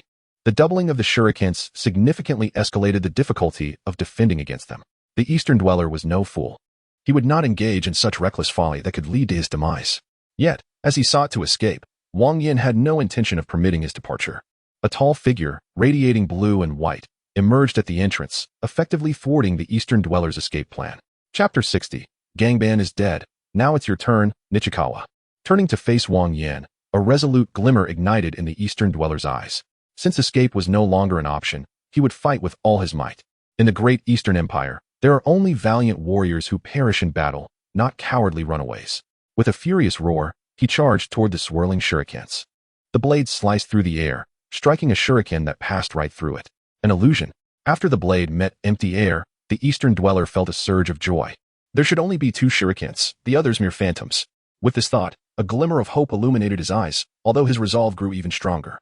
Ignoring the incoming shurikens, he raised his katana before him and leapt towards Wang Yan. He aimed to conclude this battle with utmost swiftness. Undeterred by the imminent danger or the specter of death looming over him, the Eastern Dweller was gambling, betting on his speed and Wang Yan's instinct for self-preservation. It was not that he relished the risk. Rather, he had no other choice. The hope for escape had dissipated, and he could no longer discern which shurikens were illusions. Thus, he sought to secure a sliver of survival through this desperate approach. Unfortunately for him, this calculation was destined to fail. A blue talisman soared through the air, and in the next instant, he lost consciousness. Boom. Crack. A flash of lightning appeared from nowhere, striking precisely atop the Eastern Dweller's head. Previously, the once tenacious individual from the land of the rising sun was instantaneously reduced to a handful of ash, leaving not a trace of bone behind. Eliminating a high-level reincarnator awards 3,000 points. Name, Thunderbolt Talisman Type, Talisman Level. Attack, 170 Skill, None Description, a one-time consumable that simulates the power of thunder. Inflicting greater damage on malevolent spirits and demons. Selling it grants 3,000 points. Indeed, the Thunderbolt Talisman, the most intricate of blue talismans, possesses an extraordinary potency. Wang Yan sighed, reflecting that eliminating this individual from the east was not particularly difficult. He had merely delayed for the sake of honing his skills and affording Janice some time to clean up the scene. Regrettably, the East Asian man, rather obstinately, charged forward in desperation upon realizing escape was futile, compelling Wang Yan to test the talisman's might. The outcome was undoubtedly gratifying. Although the Thunderbolt Talisman only simulated the force of thunder, its power at this level was indeed remarkable. Even without transforming, a single strike would severely injure Wang Yan, let alone the fact that he had thoroughly overpowered his opponent. With the battle concluded, Janice had also nearly finished her task. All bodies had been incinerated to ash, discreetly exiting via the air conditioning system and drainage. Unless someone meticulously vacuumed the area and subsequently analyzed the remnants, it would be impossible to discern whether what remained was soil or cremains. Janice, have you managed to handle the online matters? All information pertaining to this meeting has been deleted. Once we deal with the driver, we can proceed to the next phase of our plan. Excellent. Out of 100 representatives, only 83 attended. The absence of the remaining 17 poses a significant issue. Wang Yan nodded, resolving to have individual discussions with these 17 individuals. To disregard the joint notification from the Speaker of the House and the Senate President is audacious. They are either reincarnators who have caught on to something or old adversaries sensing trouble. The former represent foes devoid of enmity, driven solely by points, while the latter embody pure hatred, for Wang Yan had once been ruthlessly ensnared by them. It must be noted that our adversaries are rather refined in appearance, whereas theirs are decidedly loathsome. Wang Yan's subsequent plans must proceed without a single misstep. The reincarnators are manageable, but the old foes cannot be spared. In a villa within Washington, D.C., 3 individuals sat around a table, their expressions grave. Kanban has perished, and that worthless Purpurea has met the same fate. The voice, laden with suppressed fury, belonged to a young woman in her 30s, strikingly attractive with a voluptuous figure. As predicted by Nichikawa, this meeting is fraught with complications. It is futile to be angry, Maisie. We ought to devise a solution instead. One among them, Yamamoto, sighed. He had initially opposed the participation of the two, but Purpurea insisted on joining the fray, and out of sheer reluctance, he had permitted Kanban to accompany her. Unfortunately, both had met their demise, without even a shred of information to relay back. The individual capable of dispatching both Mr. Gangband and Mr. Puyuel must possess extraordinary strength and act with complete impunity. It would be prudent for us to refrain from further conflict and avoid drawing attention. Is the death of Mr. Gangban to be dismissed so easily? Maisie seethed internally, clearly yearning for vengeance. What else is there? If you wish to court death, I shall not impede you. Nichuan cast her a sidelong glance, emitting a nonchalant huff. This woman was utterly incomprehensible. In her eyes, Gangban was infallible, and even when wrong, he was deemed right. All who opposed Gangban were in the wrong, and even if justified, they remained erroneous. She exhibited no scruples, no boundaries, devoid of any semblance of character. Whatever Gangban commanded, she complied without hesitation, even when he once instructed her to disrobe and entertain another. Both Nichuan and Yamamoto held her in disdain. Had it not been for her decent abilities, she would have long been expelled from their ranks. Very well, if you choose to be timid, I shall venture forth alone. Maisie scoffed, turning on her heel to leave. Damn it, that wretched woman. Her words ignited a fury within Nichuan, compelling him to draw his weapon in a fit of rage. Bang! The shot rang out, and Maisie crumpled to the ground. Nichuan stared at the gun he had just drawn, momentarily bewildered. This is bad, an enemy attack. Yamamoto's furious shout jolted Nichuan from his stupor. Bang, bang, bang, bang. Bullets riddled the door, and both Nichuan and Yamamoto ducked for cover. Neither possessed the physical prowess to withstand the onslaught of bullets. While a direct hit would not spell certain death, injury was inevitable. My adversaries grow ever stronger. The efficacy of this weapon diminishes with each encounter. Outside, Wang Yan sighed, stowing away his tortoiseshell, preparing to return to the reincarnation space to sell it. Boom. The boosters on his limbs erupted with flames, propelling him swiftly into the room. Without a moment's hesitation, energy blasts erupted from his hands, and two meteor darts silently manifested behind him. The sound of the meteor darts slicing through the air was drowned out by the thunderous roar of the energy blasts, and in an instant, they reached Nichuan. Damn it, it's Iron Man's armor. Nichuan shouted in anger, drawing a katana to strike fiercely at the meteor dart. Chapter 61, The Arrival of S.H.I.E.L.D. Swoosh. Before the katana could make contact with the meteor dart, the second dart soared from behind, piercing through his neck with ease. Kill level reincarnator, earn 1,000 points. An effortless victory. Wang Yan chuckled coldly, unleashing energy blast with reckless abandon, forcing Yamamoto into a corner with no means of escape. Wang Yan felt a twinge of disappointment. Despite sharing the same level, these individuals were worlds apart from him. The Mark armor, though formidable, lacked agility. In other words, within a confined space, the Mark armor was utterly ineffectual, easily vanquished with minimal effort. Yet, this armor, which he perceived to have glaring weaknesses, could still compel several level reincarnators to flee in disarray. One could only conclude that falling behind in a single step led to being perpetually outmatched, with the disparity becoming ever more pronounced at higher levels. If this trend continues, there will be a stark contrast between fully enhanced attributes and those that remain unenhanced, a disparity that cannot simply be bridged by accumulating attribute points. Therefore, to achieve strength in the future, one must establish a solid foundation. It appears I must find ways to acquire more items that enhance lineage or continue to seek the fusion of new bloodlines. Wang Yan contemplated this. Yet he was acutely aware that such thoughts were mere fantasies. Lineage is both precious and scarce, and any item that could assist in enhancing lineage is exorbitantly priced. To purchase relevant items in the trading district, Wang Yan would need to face bankruptcy at least 8 times, given his current financial state.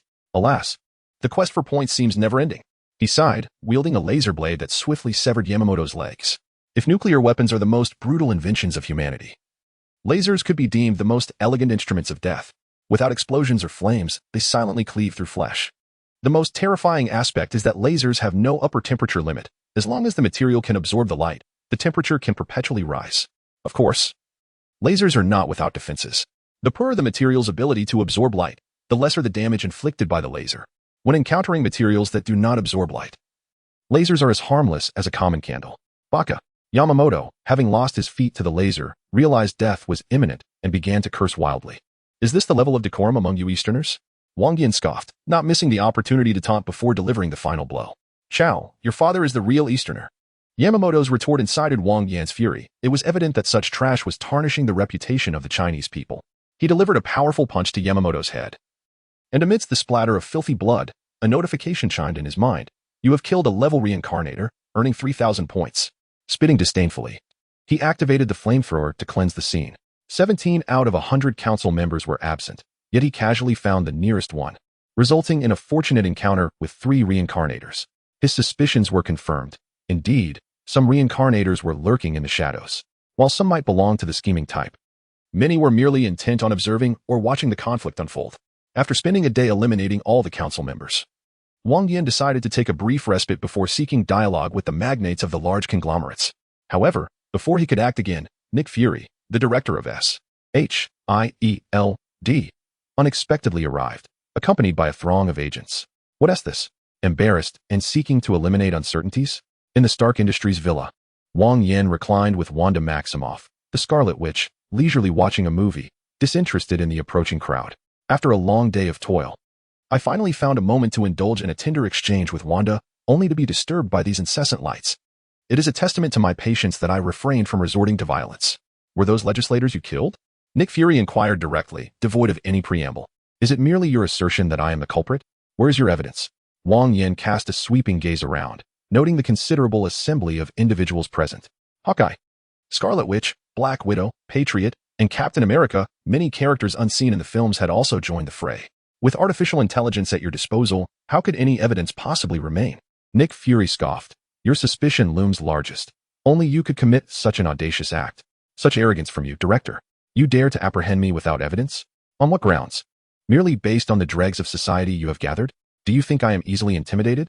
Wang Yan bellowed, as the armored figure of Mark instantly aimed its energy weapon at Nick Fury. Without your armor, you can barely unleash half your potential. Seize him, but ensure he remains alive. A glint of ruthlessness flashed in Nick Fury's single eye. While he bore no personal animosity toward Wang Yan, he had encountered many arrogant fools before and was not easily provoked. Yet, anyone who dared to pry into his secrets must face dire consequences. Upon Fury's command, a cadre of agents lunged forward without hesitation. In stark contrast, Wang Yan maintained an air of indifference, seemingly unperturbed by their advance. Seeking death, Nick Fury scoffed inwardly. Having already passed a death sentence on Wang Yan, capturing him within SHIELD was imperative, even at the cost of alienating Tony Stark. He could not allow Wang Yan to roam free. This man was dangerously unpredictable, more so than anyone else. As for Tony Stark, as long as Wang Yan remained alive, everything else was negotiable. With the right maneuvers, Fury even harbored confidence in extracting significant leverage from Stark. Unfortunately for Fury, reality was far more merciless than his expectations. In a surprising turn, Wanda, nestled against Wang Yan like a docile kitten, waved her hand. Captain America, leading the charge, was sent hurtling backward as though struck by a high-speed train. Since Wang Yan's last departure from this realm, all had been reset. Thor had returned to life, and Tony Stark was without his son. The Ancient One, wielding formidable spiritual power, resisted the divine forces that sought to reset him, while the Scarlet Witch, though also a unique entity, exhibited a marked decrease in strength. Though Wanda had not been reset, another soul had manifested within her, a soul wholly belonging to this world. Thus, without external interference, Wanda's own essence succumbed to a dormant state. Upon Wang Yan's return to this realm, the gentle flutter of a butterfly's wings awakened Wanda, who sensed his presence. Chapter 62. The formula acquired. The subsequent events unfolded with simplicity. Wanda's soul proved far more potent than that of the newly emerged Scarlet Witch, swiftly consuming it and significantly amplifying her own spiritual strength. At this moment, although the Scarlet Witch could not contend with the likes of the Hulk, Banner, or Thor, she found it quite effortless to deal with the unworthy adversaries brought by Nick Fury. A thunderous explosion resonated, followed by an overwhelmingly fearsome shockwave. The agents, attempting to follow in Captain America's footsteps, found their physical prowess lacking in comparison. Gush, gush, gush. Crimson blood spewed from their mouths, and the gaze cast upon Wanda was rife with dread. This seemingly innocent and adorable girl possessed such formidable supernatural powers. Nick Fury's expression grew grave, and thoughts of retreat began to swirl in his mind. However, he was caught in a situation from which there was no easy escape. He needed to devise a plan swiftly. As he pondered, the harsh reality dealt him another crushing blow. Boom! The sturdy wall was shattered, revealing a resplendent red Iron Man suit, none other than Tony Stark. Without a moment's hesitation, Tony unleashed a barrage of firepower from the weapons mounted on his shoulders and arms, exhibiting an unwavering determination. Wait, I surrender.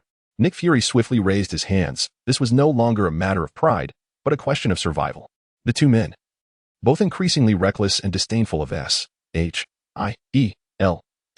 were on a collision course. If Fury maintained his obstinate stance, Stark and Wang Yan would surely annihilate them. Stop. Wang Yan waved his hand, conjuring an invisible barrier that stood before Stark, effectively nullifying his attacks. Had I known it would come to this, I would have acted differently. Wang Yan scoffed, his tone dripping with contempt. However, I am not unreasonable. If you provide me with what I seek, I will assist you in dealing with the Chitauri. This is what you desire. The completed item will be delivered shortly. Nick Fury cast a penetrating glance at Wang Yan, whose calm demeanor concealed a tempest of lethal intent.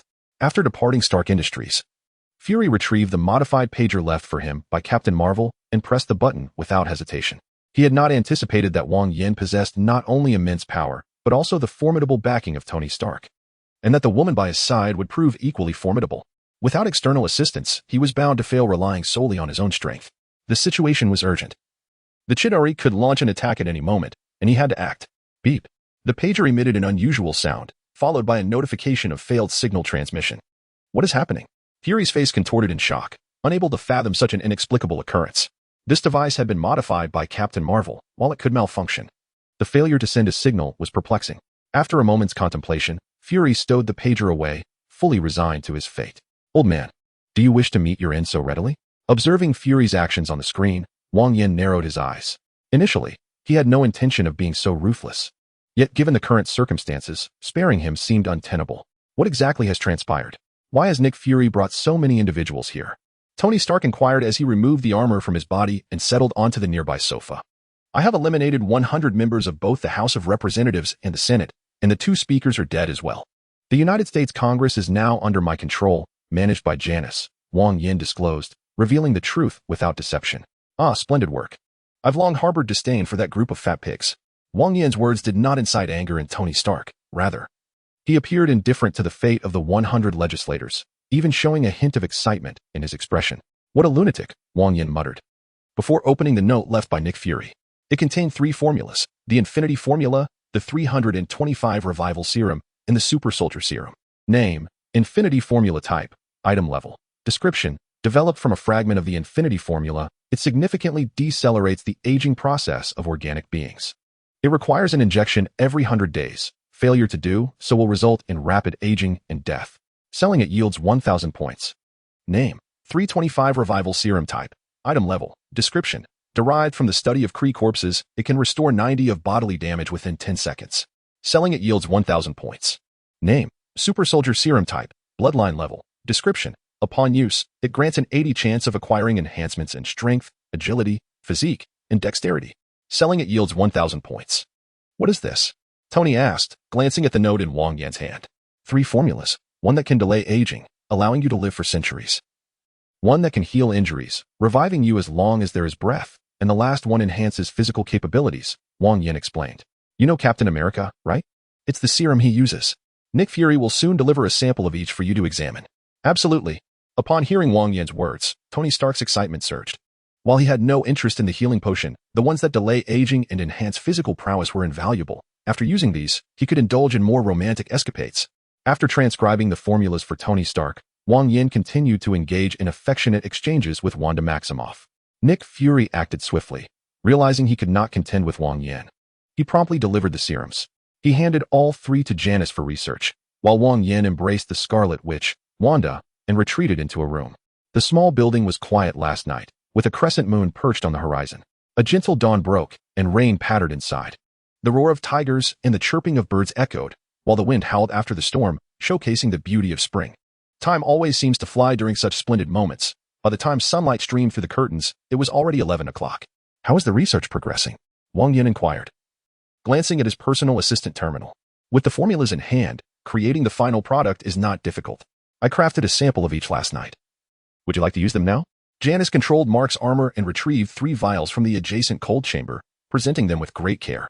These concoctions have been meticulously crafted according to a specific formula, representing the very essence of what Wang Yan had tirelessly sought. Chapter 63, Consuming Wanda. Name: Super Serum. Enhanced Bloodline. Type: Bloodline level. Initial description: upon usage, there exists an 80 probability of acquiring enhancements in strength, bone structure, constitution, and agility, resulting in a Super Serum enhanced bloodline. This is the foundational level of the bloodline, which may be diluted or otherwise modified for reduced efficacy.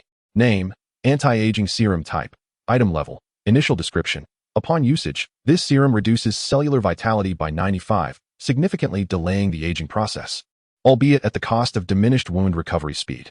Its effectiveness diminishes beyond a certain threshold. Sale yields 1,000 points.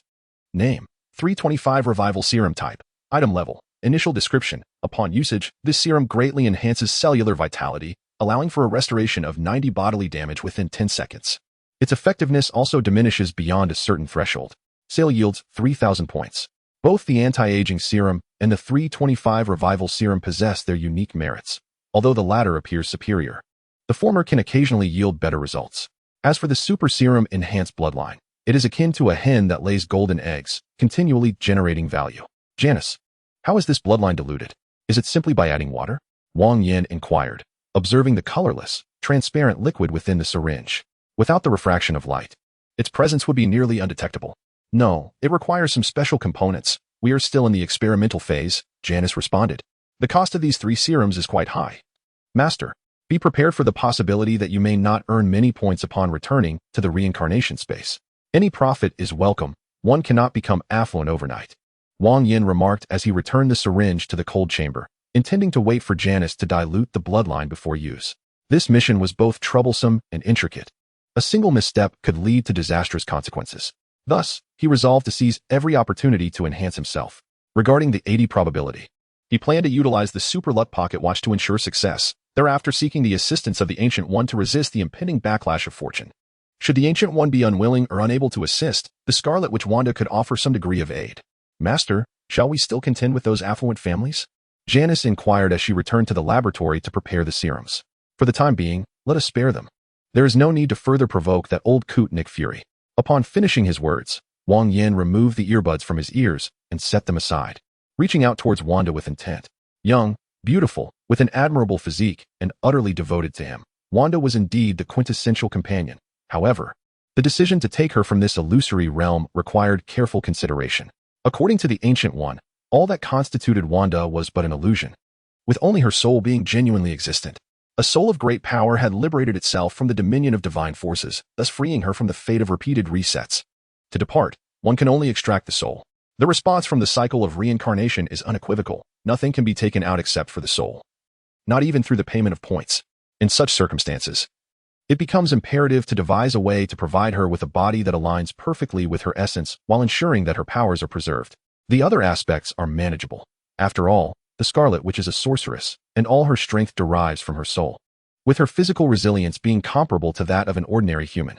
As for the compatibility between the soul and the body, the cycle can facilitate that. Thus, Wang Yan need only concern himself with 2 matters, sourcing a body and acquiring the tool for soul extraction. If only he could enter a realm akin to a Xianxia world, teeming with demons and supernatural beings, procuring a body of exceptional quality would pose no challenge. Furthermore, he could seek out a young creature to nurture and play with. A chuckle escaped Wang Yan as his thoughts began to wander towards unmentionable realms. Yet, one must acknowledge that the dangers in Xianxia worlds are exceedingly high, with demons and spirits lurking at every turn and deities soaring through the skies. In his normal state, Wang Yan appears human. However, upon transformation, he would undoubtedly be mistaken for a monster. He decided to take one step at a time. As obtaining a soul extraction tool is no simple feat, with a resigned sigh, he gently embraced Wanda, both of them novices in their journey, particularly Wang Yan, who possesses the bloodline of the abyssal giant, where any significant emotional upheaval could trigger a transformation. Although he managed to suppress it forcefully, he found himself uncontrollably slipping into a state of fury. By the time he regained consciousness, Wanda was already in tears, utterly exhausted. The unusual sensation stirred Wanda awake. Meeting Wang Yan's gaze filled with emotion, she felt a twinge of shyness. Yet, recalling the madness of the previous night, a flicker of fear also arose. Extracting the 325 resurrection potion from the cold storage, Wang Yan offered it to Wanda, urging her to drink. Without a moment's hesitation, the Scarlet Witch, with thought solely of Wang Yan, poured the potion into her mouth. Immediately, a refreshing wave coursed through her body, erasing fatigue and swelling in an instant. I seem to feel no pain. Wanda's voice dwindled as a flush spread from her cheeks to her neck. I acquired this from Nick Fury, and it has remarkable healing properties. Wang Yan planted a gentle kiss on her lips, leaning close to her ear to whisper, "This time, I shall be gentle." While Wang Yan was fervently engaged, Nick Fury was devising a strategy to outmaneuver the trickster god Loki. In exchange, Wang Yan provided Nick Fury with the list of traitors within S.H.I.E.L.D., affiliated with Hydra, and meticulously detailed Loki's forthcoming plans. This was not an act of goodwill, but rather a means to keep Nick Fury occupied, preventing him from fixating solely on ways to undermine Wang Yan. The antagonism between Wang Yan and Nick Fury did not alter the unfolding narrative on Loki's side, who continued to execute his original scheme. He caused havoc in public to attract S.H.I.E.L.D. DS attention, subsequently seeking to disrupt the unity among numerous superheroes, sowing discord among them. On the other hand, the scientists under Loki's control are engaged in research to develop machines capable of harnessing the energy of the space gem, preparing for the arrival of the Chitauri. What is the situation? At SHIELD's New York branch, Nick Fury stared at the documents on the table, his expression devoid of emotion. As you anticipated, the malevolent god Loki is indeed wreaking havoc. He loudly proclaims himself a deity and has already killed numerous innocent people. An agent responsible for surveillance reported. It was astonishing how accurate this prediction turned out to be. A glint of cold light flickered in Nick Fury's single eye. The more formidable Wang Yan appeared, the heavier the murderous intent in his heart grew. Chapter 64. I have returned. Proceed according to plan, Nick Fury uttered, subsequently pulling out a lighter to reduce the documents to ashes. With the information on Wang Yan, SHIELD's plans became significantly simpler. Since the malevolent god Loki intended to infiltrate enemy lines, let him delve even deeper. Boom. A tremendous explosion unleashed a terrifying shockwave that radiated outward through the Earth's crust. After undergoing numerous reductions, this tremor became exceedingly faint, almost imperceptible. However, Wang Yan had instructed Janice to keep a close watch on SHIELD's movements, enabling her to detect the issue early on. Master, the explosion occurred between 100 and 150 meters underground, with a force equivalent to 10 times that of Hiroshima and Nagasaki. Janice's voice emanated from the television, while a three-dimensional model appeared on the screen. Nick Fury is ruthless enough to blow up the New York base directly? Wang Yan felt a sense of caution. He had initially regarded this old snake highly, but now realized he had underestimated his ruthlessness and decisiveness. If he could use a nuclear bomb against Loki, he could just as easily direct one at me. I must remain vigilant. A fierce glint flashed in Wang Yan's eyes. Nick Fury cannot be left alive. Once the Chitauri situation is resolved, he must be eliminated immediately. Hunting Mission 1. Eliminate the malevolent god Loki. Completing this task grants 6,000 points and a treasure chest from the malevolent god. Note: the severely injured malevolent god Loki has crazily consumed the Mind Stone, reacting with the divine power within. Hunters must ensure his defeat.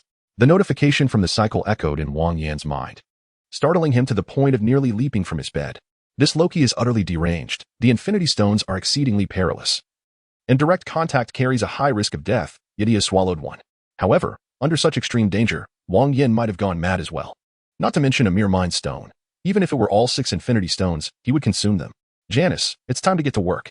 Wang Yan rose, donned his attire, and prepared for a significant undertaking. I want to go too. Wanda tugged at Wang Yan's clothing, her expression resolute. I am facing a deranged god. It would be perilous for you to accompany me. Wang Yan gently kissed Wanda on the lips, assuring her, don't worry, I will return soon. Very well, Wanda nodded, though her evasive gaze clearly communicated her inner conflict. Janice, mark Loki's location. Clad in blue and white armor, Wang Yan soared into the sky. The SHIELD base in New York had now been reduced to ruins. Buildings that served as cover trembled violently, on the verge of collapse, while the underground was utterly devastated. An explosion with 10 times the power of Hiroshima and Nagasaki erupted over 100 meters below ground, its terrifying energy and shockwave unable to dissipate effectively, resulting in far greater damage than on the surface. It was not merely a matter of the insignificant Loki. Even the All-Father Odin would likely be left in tatters. However, Loki possessed an Infinity Stone, and if he had not been vanquished by its power, it was conceivable that he could withstand the nuclear blast. According to the cycle of reincarnation, the illusory worlds constructed by divine powers differ significantly from the primary world, with one crucial aspect being the lower tier of existence. For instance, while the explosion's magnitude was indeed formidable, it would merely be akin to a miniature nuclear warhead in the primary realm. Aside from the ethereal, yet undeniably existent souls, all entities are intertwined with divine power. The greater the potency of the divine, the more resilient the material, and the more energy it harbors. Conversely, the weaker the divine might, the more fragile the material, and the less energy it contains. By this logic, in the illusory realms of certain extraordinarily powerful deities, even a simple bun could possess the hardness of diamond, easily lethal. The notion of using fried dough sticks as weaponry or frozen fish as bludgeons becomes entirely plausible. Thunderous rumblings. A terrifying force suddenly surged from the depths of the earth. A cerulean beam of light ascending with a peculiar beauty, carving a passage through the collapsed debris. Haha, did you not expect me to return? The sinister laughter belonging to the trickster god Loki echoed around, his already malevolent aura now even more bizarre. His skin radiated a hue identical to that of the Mind Stone. A twisted horn protruded from his forehead, and the thick, keratinous layer encased his menacing teeth and glistening claws.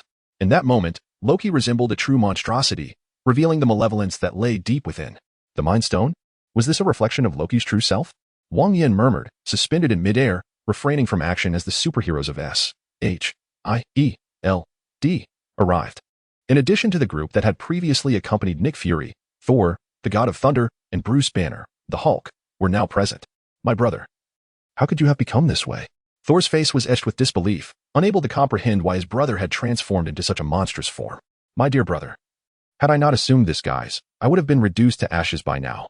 Loki licked his lips, pointing a finger at Nick Fury. You see him? That one-eyed serpent? He detonated the nuclear bomb buried underground. If it hadn't been for this scepter arriving in the nick of time, you would have permanently lost me as your brother. What? Upon hearing Loki's words, Thor's expression changed dramatically. Director Fury, is what he says true? Thor gripped the God of Thunder's hammer tightly, instantly distancing himself from the superheroes of S.H.I.E.L.D.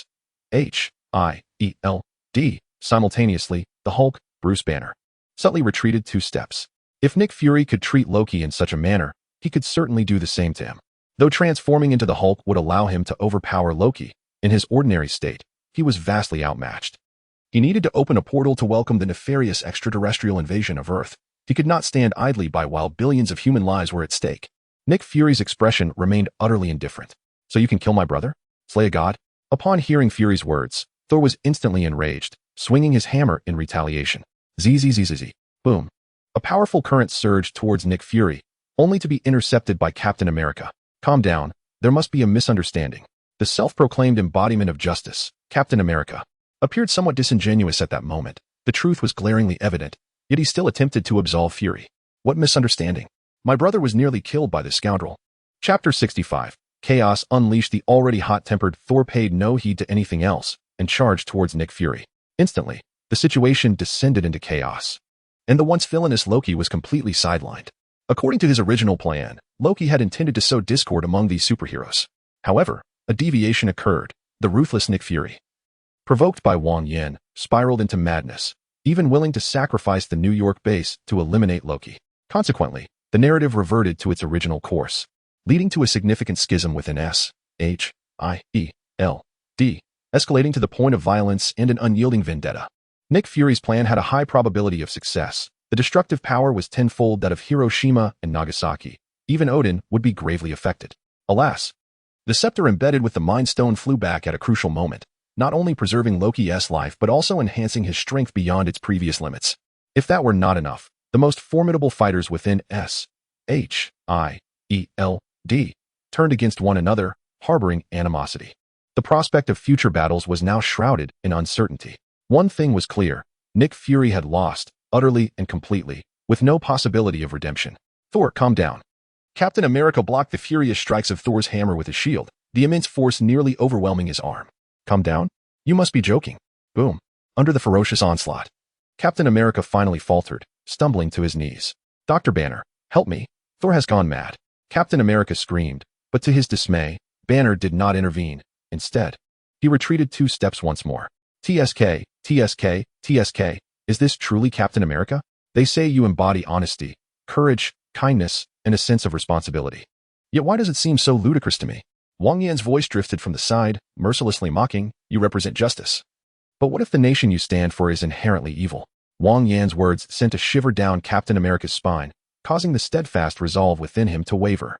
He had come to understand the actions of America over the years through various accounts, sowing discord, engaging in acts of aggression and plunder, and committing every conceivable act of disgrace in pursuit of profit. In his youth, America was a valiant rebel, yet upon awakening, it had transformed into a despicable invader. Although Captain America did not outwardly express it, the internal turmoil he experienced was profound. As he was simultaneously struck by Thor and had his wounds laid bare by Wang Yan, an overwhelming sense of impending collapse began to envelop him. Be careful. Upon witnessing Captain America being battered, Hawkeye could no longer restrain himself. Although their strength paled in comparison to Thor's, there remained a glimmer of hope for victory should they coordinate with Captain America. Boom. An arrow struck Thor with precision, the ensuing explosion sending him hurtling away. The already enraged Thor became even more furious, the power of thunder descending upon the hammer in his grasp. Just as he prepared to deliver a devastating blow, Black Widow ensnared his neck from behind.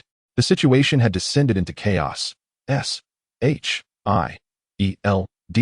agents were embroiled in a melee with Thor. while the formidable Hulk, Bruce Banner, stood aside, merely observing the fray. No one paid heed to the trickster Loki, nor did they consider the impending arrival of the Chitauri. What was happening? Loki wore a bewildered expression, having consumed the Mind Stone to preserve his life and acquire immense power. Should he not have unleashed a frenzied assault, toppling all of S-H-I-D-L-D in his wake? What was Thor's intent? Had he turned against S-H-I-D-L-D? Upon realizing he had nearly been obliterated, Dr. Banner, let us join forces. We cannot allow Loki to escape, Wang Yan implored as he soared towards the Hulk. Banner shook his head, reluctant to involve himself further. With his life constantly under threat, the arrival of the Chitauri seemed inconsequential. However, before Banner could articulate his thoughts, Loki unexpectedly struck. For reasons unknown, he held an inexplicable contempt for Wang Yan. A voice within urged him to eliminate Wang Yan. By doing so, he would reap substantial rewards and fulfill all his desires. Loki was tempted. Indeed, he had harbored intentions of annihilating everyone from S-H-I-E-L-D, and adding Wang Yan to that list posed no issue. As Loki charged forward, Hulk Banner assumed he was the target and, without hesitation, transformed. A furious roar erupted as the Hulk met Loki head-on, delivering a powerful punch. Bang! Loki, having absorbed the Mind Stone, was significantly stronger than in the original timeline. Though he was sent flying by the Hulk, he landed gracefully after a few somersaults. Was this the feeling of true power? Surely, he was not far inferior to Odin, the All-Father. With a sinister grin, Loki charged at Banner. Power can cloud judgment, leading one into madness, and at that moment, Loki epitomized such a state. In a fierce clash between two non-human entities, one large and one small, the scene resembled a brawl among ruffians, yet it was imbued with an electrifying intensity. Crash! The Hulk seized Loki's fist, lifting it high before forcefully slamming it to the ground. Boom! Boom! Boom! The cacophony was relentless, creating a terrifying commotion. With the Hulk in the vanguard and Wang Yan providing support, they relentlessly pressured Loki, forcing him to retreat. Observing the unfolding chaos, Thor, the god of thunder, suddenly recalled his purpose for arriving on Earth, to prevent his brother from opening a rift in space. However, due to Nick Fury's unscrupulous actions, the situation had spiraled beyond recovery. Even if the fighting ceased, unity among the factions was unattainable. Rather than squander time attempting to collaborate, it would be more prudent to eliminate them all and then confront the Chitauri alone. With this thought, a sinister expression crossed Thor's face, and the might of his hammer intensified. Approximately 1,000 meters from the S-H-I-D-L-D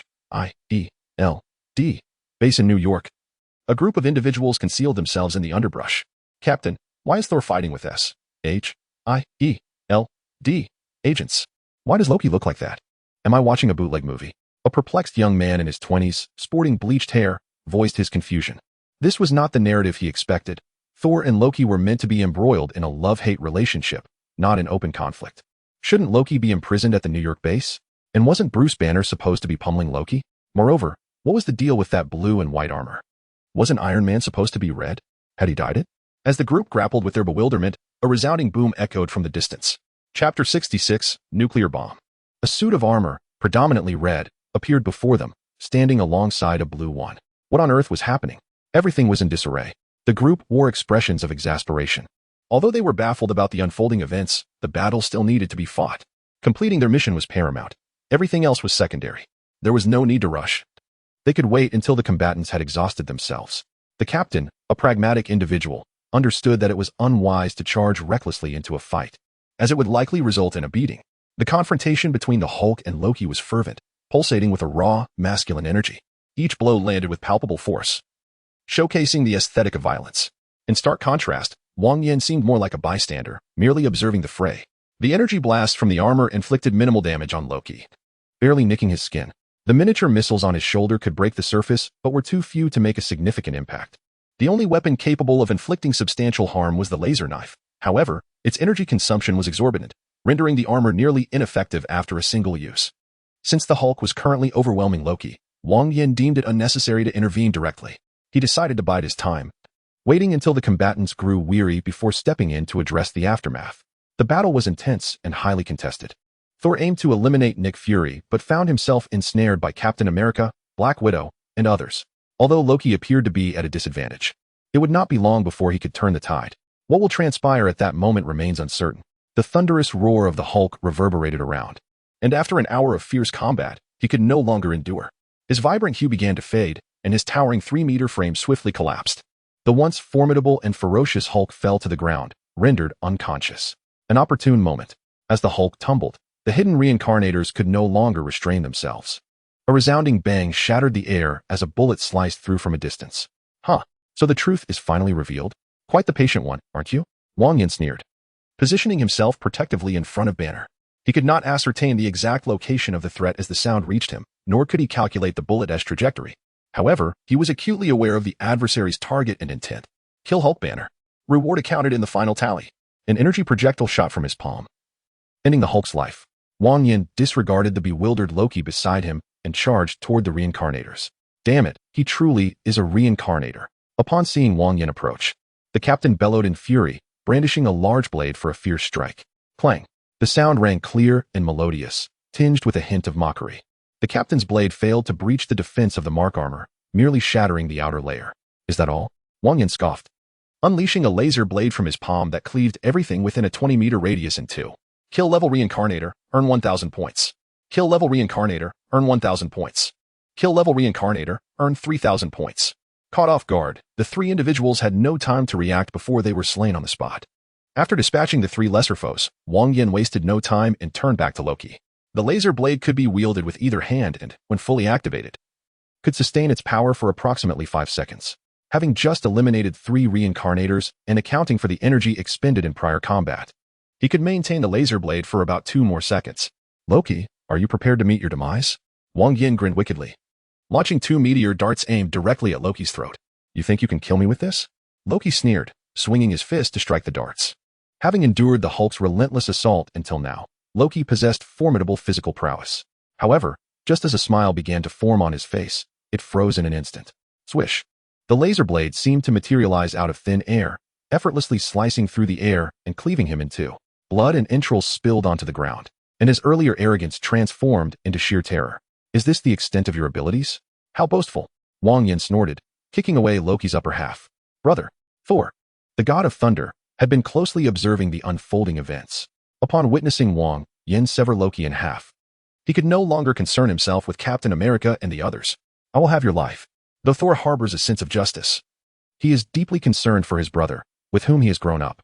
Loki may be defeated and beaten, but he must not perish. Master, the spatial energy inducer has commenced operation. Just as Wang Yan steeled himself for battle against Thor, Janice's voice emanated from the headset.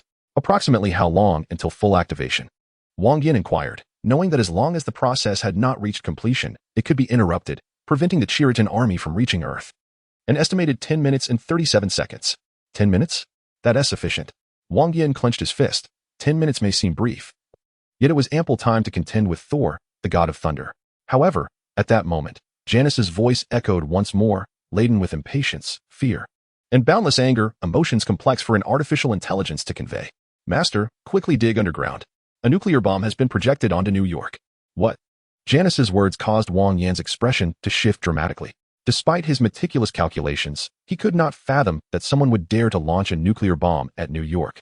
No matter how shameless or greedy the United States may be, it remains the world's foremost superpower. Traditionally, it is the one that bullies others, never the reverse. But now, someone was audaciously targeting New York, evidently intent on igniting a global war, leaving the United States facing annihilation. The nation's networks were under Janice's control. Those affluent conglomerates and capitalists could not launch a nuclear bomb without her consent. The current situation was ambiguous, and with the Cheritons yet to arrive, it was inconceivable that they would resort to such madness. Thus, the only plausible origin for this threat was none other than Huaxia or northern Russia. Wang Yan's thoughts raced as he commanded Janice to manipulate the armor into a drill-like form, swiftly burrowing underground, while he transformed his mental energy into a colossal hammer, forcefully striking Thor away. Chapter 67. The terrifying nuclear explosion. You coward. You killed my brother and now seek refuge underground? Thor was nearly driven to madness by rage. Yet Wang Yan had no time to spare for him. The entire figure became a high-speed rotating drill, relentlessly displacing the surrounding earth. Thor attempted to continue his tirade, but an overwhelming sense of danger abruptly seized him, causing an involuntary shudder. Instinctively, he looked upward, witnessing a dark speck growing larger as it hurtled towards the ground. What is this? Thor was momentarily stunned, yet Nick Fury was nearly paralyzed with fear.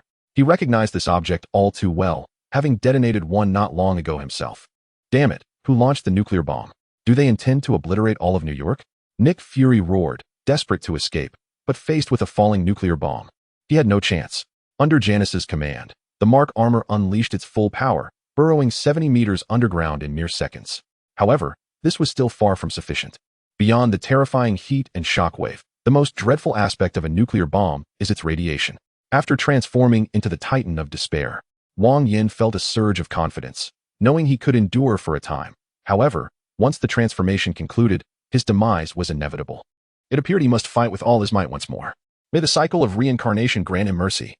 A fierce expression contorted Wang Yan's face as he extricated his arm from the armor, retrieving a super serum to enhance his lineage and a resurrection potion.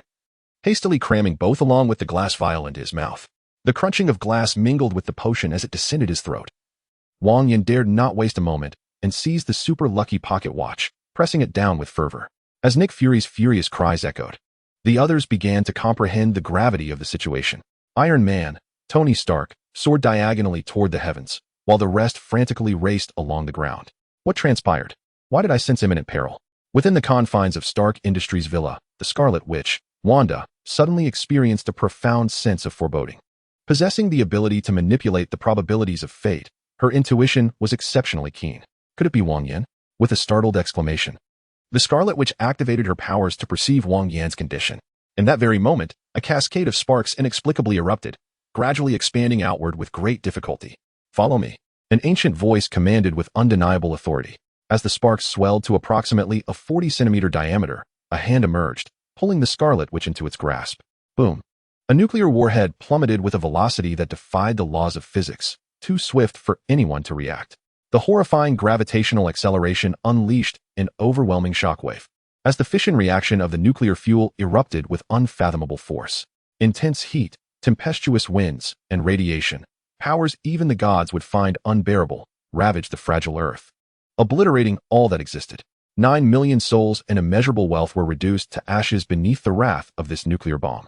Though those at the periphery narrowly escaped with their lives, they would endure decades of excruciating suffering from nuclear radiation, with a significant likelihood of developing cancer and deformities. In Moscow, North Russia, several individuals of Asian descent observed the nuclear explosion via satellite. As the architects of the New York tragedy, they initially intended to utilize Chinese weaponry. However, upon entering Chinese territory, they were promptly warned. Although Master Gu Yi had discerned the essence of this world, he was reluctant to allow his homeland to suffer excessive devastation. Consequently, these individuals had no choice but to shift their focus to North Russia, a military power ranking among the top 3. The process was somewhat violent, yet the outcome was satisfactory.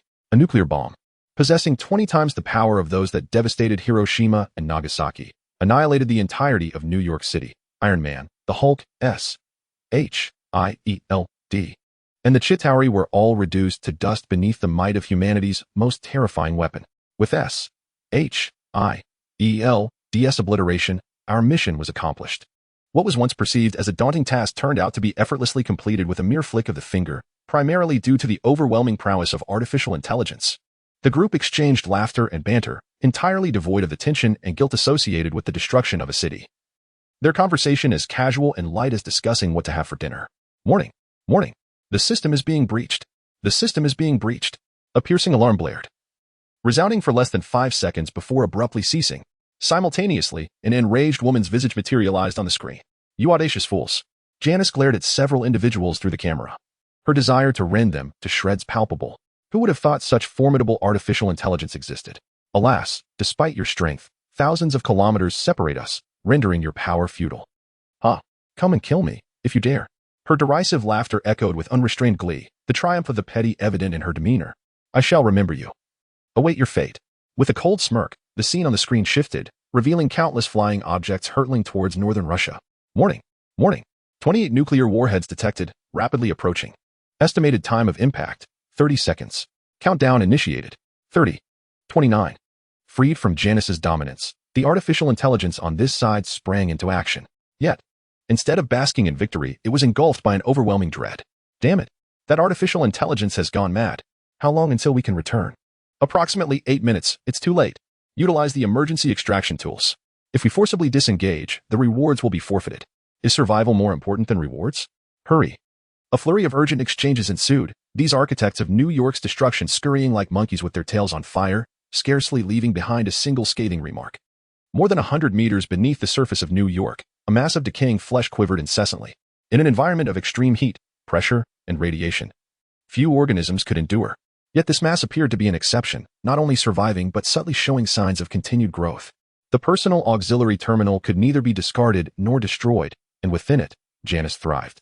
As long as Wang Yan remained unharmed, even being cast into a black hole would not damage her. Clearly, her master was extraordinary, compelling the cycle of reincarnation to intervene. Sensing the vitality of the flesh enveloping her personal auxiliary terminal, Janice began calculating various possibilities, given Wang Yan's lineage and abilities. Survival under the might of a nuclear bomb 20 times more powerful than that of Hiroshima and Nagasaki was implausible. Even if this world, forged by divine power, was exceedingly fragile, the bomb's force, comparable only to a miniature nuclear warhead from the primary world, remained beyond Wang Yan's capacity to withstand. Chapter 68. Bloodline fusion. He had survived, not due to fortuitous luck, but because the cycle of reincarnation had acted. The mark armor, black-scaled inner armor, and ultra-durable flower-patterned shorts were all reduced to ash by the terrifying heat, while the protective blue talismans crumbled under pressure. Under the most fearsome weapon of humanity, his frail body had no means of resistance. However, just as the heat threatened to obliterate Wang Yan's flesh, an orb of energy materialized, enveloping him. Vast, majestic, and weighty.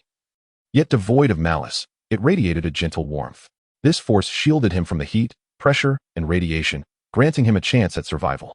Simultaneously, it infused energy within, facilitating the metamorphosis and evolution of his flesh. The lineage of the Hulk, the bloodline of the Apocalypse virus, the primordial virus lineage, and the enhanced bloodline of the super serum, though existing simultaneously within one being, inevitably clash with one another. However, in this very moment, the barriers among these various bloodlines have dissipated, gradually merging into a novel entity. Time eludes comprehension. Perhaps only a few hours have passed, or perhaps several days and nights. A mass of decayed flesh continues to grow, slowly forming limbs, a skull, skin, and facial features. Am I still alive? My hazy consciousness begins to coalesce. An awareness gathers once more. Wang Yan opens his eyes, recalling the memories imprinted in his mind through a cycle of rebirth, gradually understanding the situation at hand. Under the terrifying force of the nuclear explosion, the mark armor he wore, the black-scaled inner armor, and the ultra-durable floral shorts were all rendered useless. While the extraordinarily fortunate pocket watch, in its effort to protect him, ultimately shattered into countless fragments. The outcome is evident. It was of no avail. The fortunate pocket watch broke the barriers between Wang Yan's bloodlines, facilitating a trend of fusion while simultaneously absorbing some of the heat and radiation following the nuclear blast. Yet, the horrific power of the nuclear bomb was beyond Wang Yan's capacity to withstand. His body carbonized under extreme heat, shattered under immense pressure, and became riddled with wounds from radiation. As death loomed imminent, the cycle intervened. In Wang Yan's dying moments, it thwarted the corrosive effects of heat, pressure, and radiation, releasing energy to nourish his flesh and blood, thereby creating an opportunity for survival. Although the residual power from the nuclear explosion could no longer threaten his life, it must be acknowledged that the intervention of the cycle was crucial. Grateful to the benefactor for their valiant assistance, Wang Yan vowed to labor diligently henceforth. Striving to eradicate all deities, he sincerely praised the cycle, feeling it far more reliable than the multitude of gods and Buddhas. At the very least, when he was on the brink of death, it was the cycle that saved his life. Uncertain of the current state of his body, Wang Yan pondered as he opened his personal attribute panel. Name, Wang Yan. Race, Huaxia human bloodline. Unnamed, enhanced 3 times, strength, 120, enhances attack power, explosive force, load capacity, etc. Bone structure, 120, enhances physical defense, bone strength, etc. Constitution, 120, enhances cellular vitality, stamina recovery, endurance, etc. Agility, 120, increases movement speed, neural reflexes, dynamic vision, attack speed, etc. Spirit, 120, enhances danger perception, cognitive strength, mental defense, etc. Skills, 1. God Hunter, talent. When attacking targets of the divine race, deals a minimum of 5 times and a maximum of 20 times the damage. The lower the target's life force, the greater the damage inflicted. There is a 90% chance of slaying the target when it is gravely injured. Cooldown time, 24 hours. 2. Inexpressibly charismatic, passive. All intelligent beings capable of negotiation will harbor a certain degree of goodwill towards you. Under special circumstances, this passive skill will receive significant enhancement. 3. Power of desperation, passive. One can enhance their lineage by consuming the flesh, essence, and souls of higher life forms. The Eye of Truth allows one to perceive the world through the lens of the soul, potentially unveiling myriad extraordinary sights. The Void Traversal, empowered by the strength of the soul, can open a portal to the realms depicted in one's vision. All attributes have increased by 30 points, a fortunate turn of events. However, the most significant gain lies not in these enhancements, but in the lineage itself. Following a nuclear explosion characterized by extreme temperatures, pressures, and radiation, aided by an exceptionally fortuitous pocket watch, Wang Yan successfully fused the bloodlines of the Hulk, the Apocalypse Virus, the Primitive Virus, and the Super Serum. The newly formed lineage possesses exceptional attributes across the board, devoid of primary or secondary distinctions. Moreover, due to the amalgamation of multiple bloodlines, the enhancement levels are evenly distributed across each attribute, resulting in a reduction of enhancement frequency. Furthermore, this nascent lineage is capable of continuous evolution. While the precise nature of this higher life form remains uncertain, there is nevertheless hope. In summary, Wang Yan has indeed turned misfortune into fortune.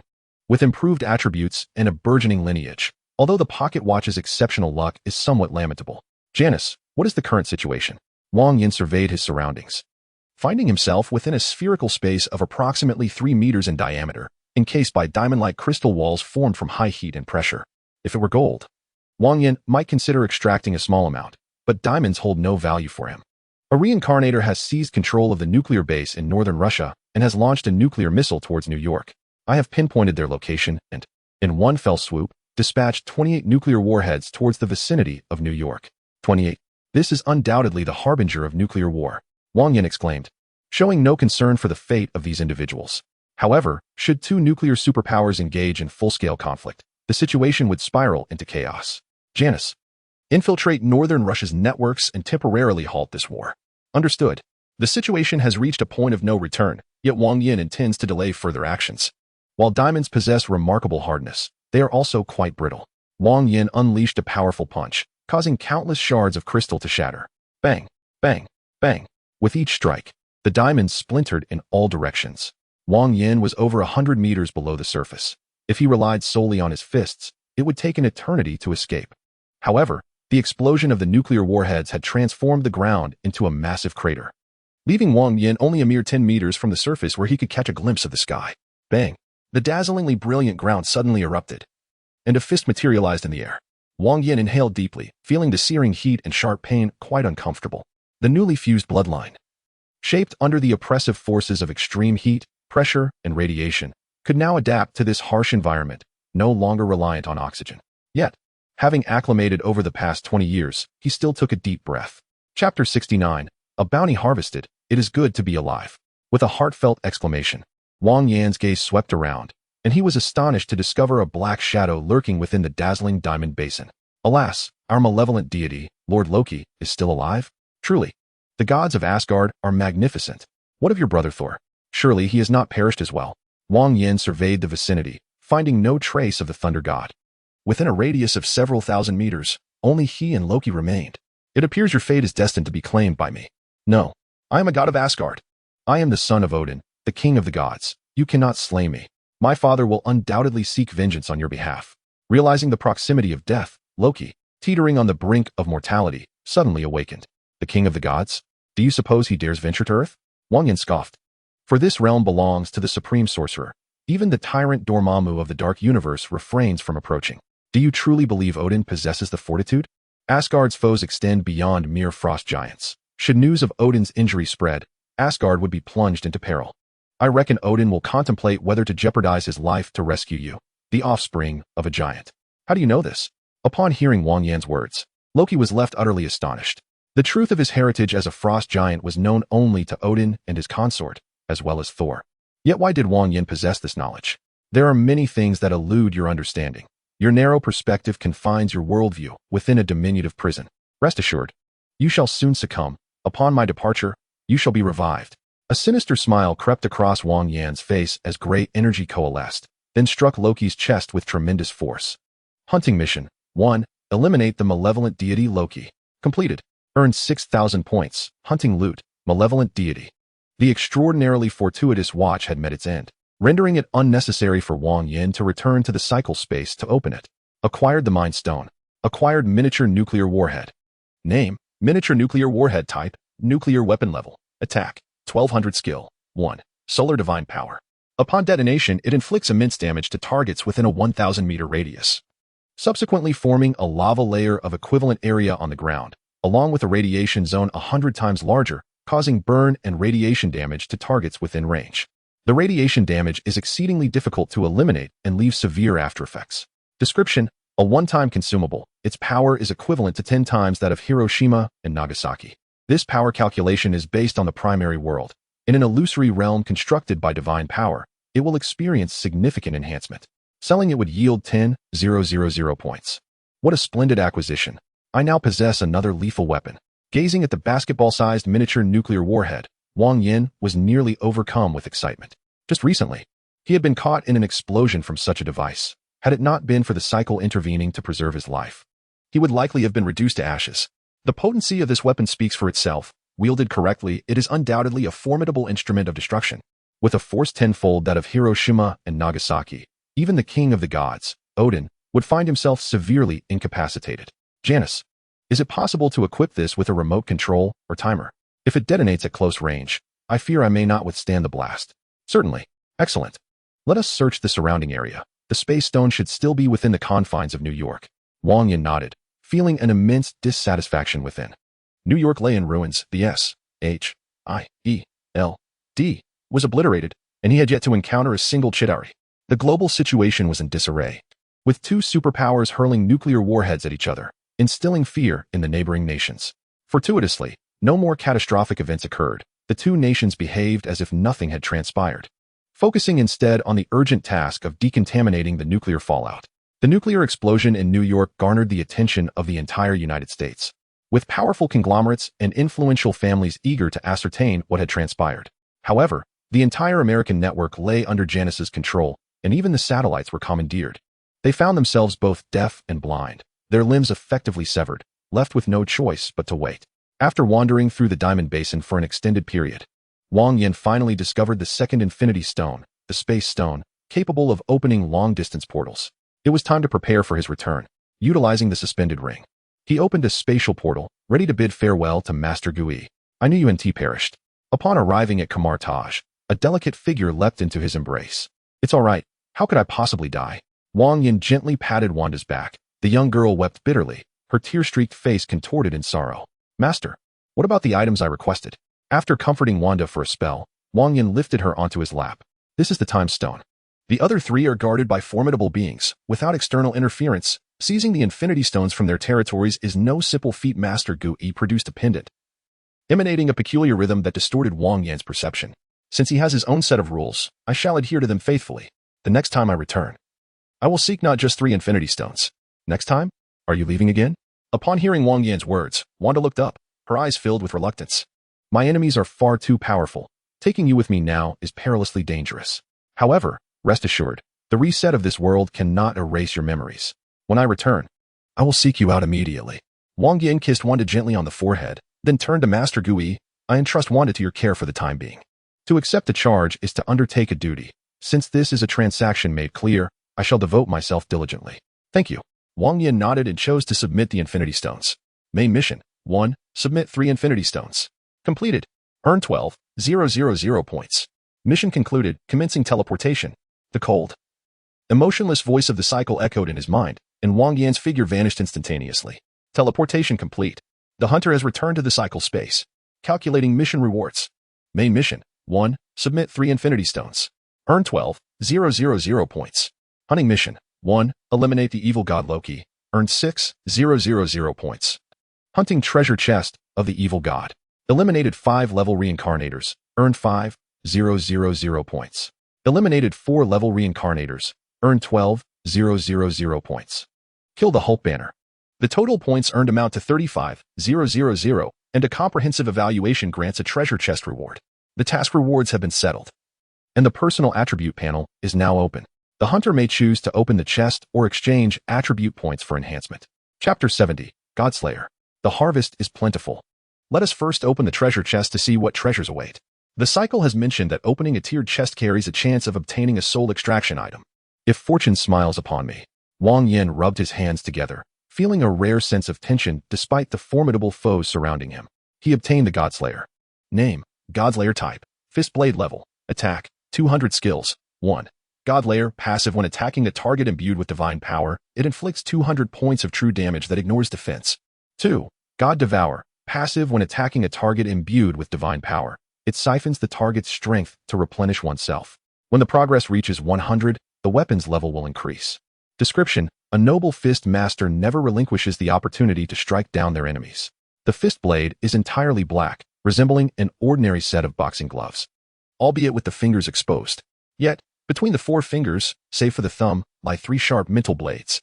Indeed, these 3 blades are not physical but rather manifestations of psychic energy.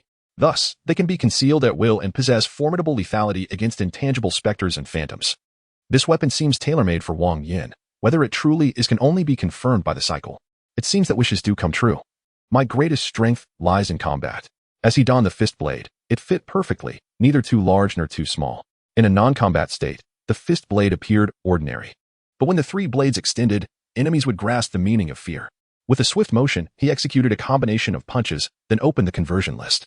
Undoubtedly, his target was the suspended ring.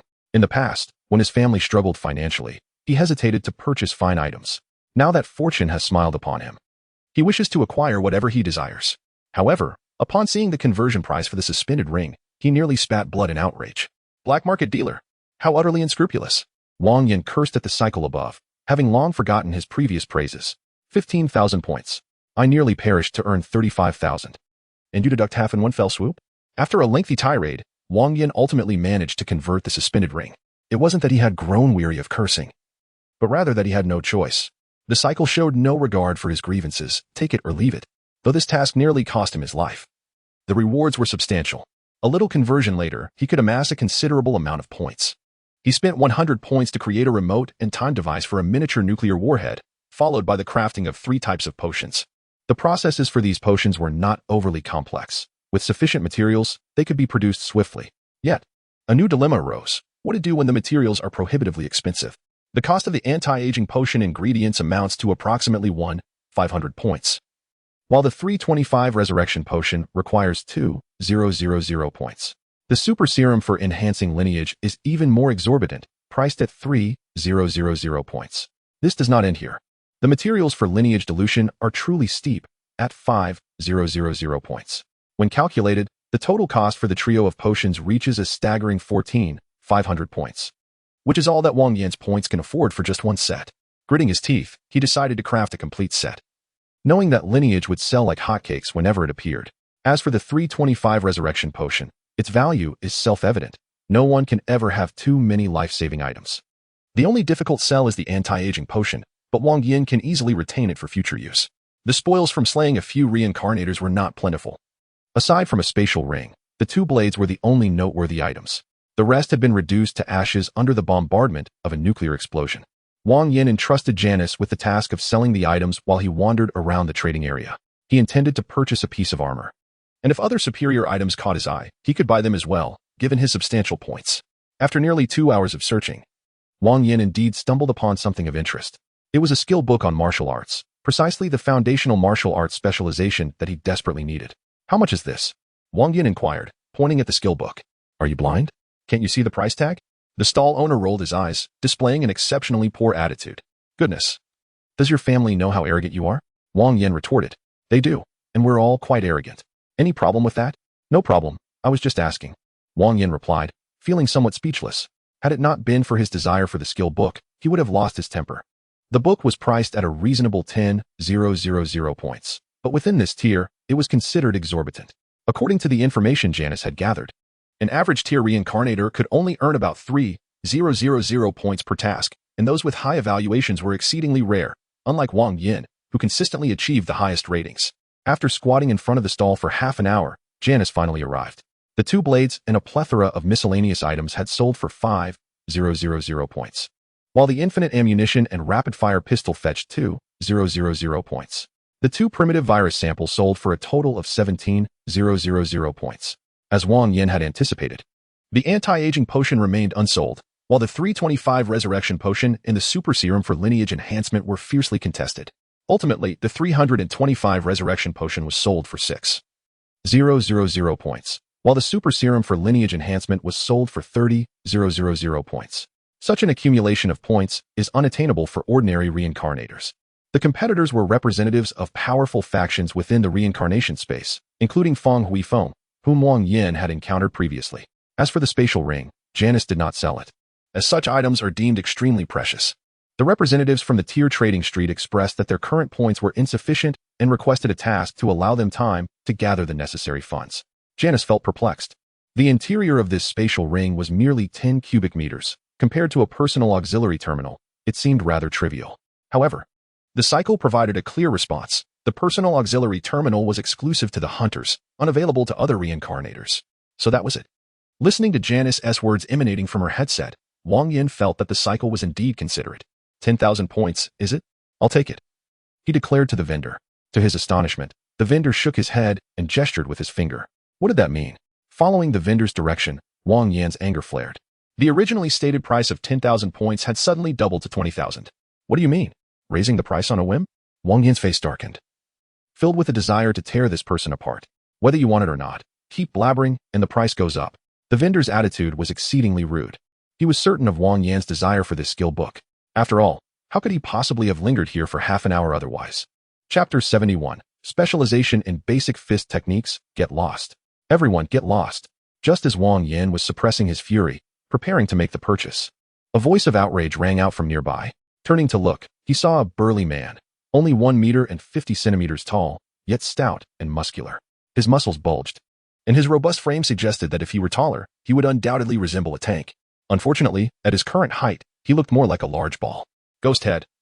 Who has offended you to provoke such wrath? A man, seemingly a translator, approached with a sycophantic expression. Don't mention it. The last mission was obliterated by a barrage of nuclear bombs.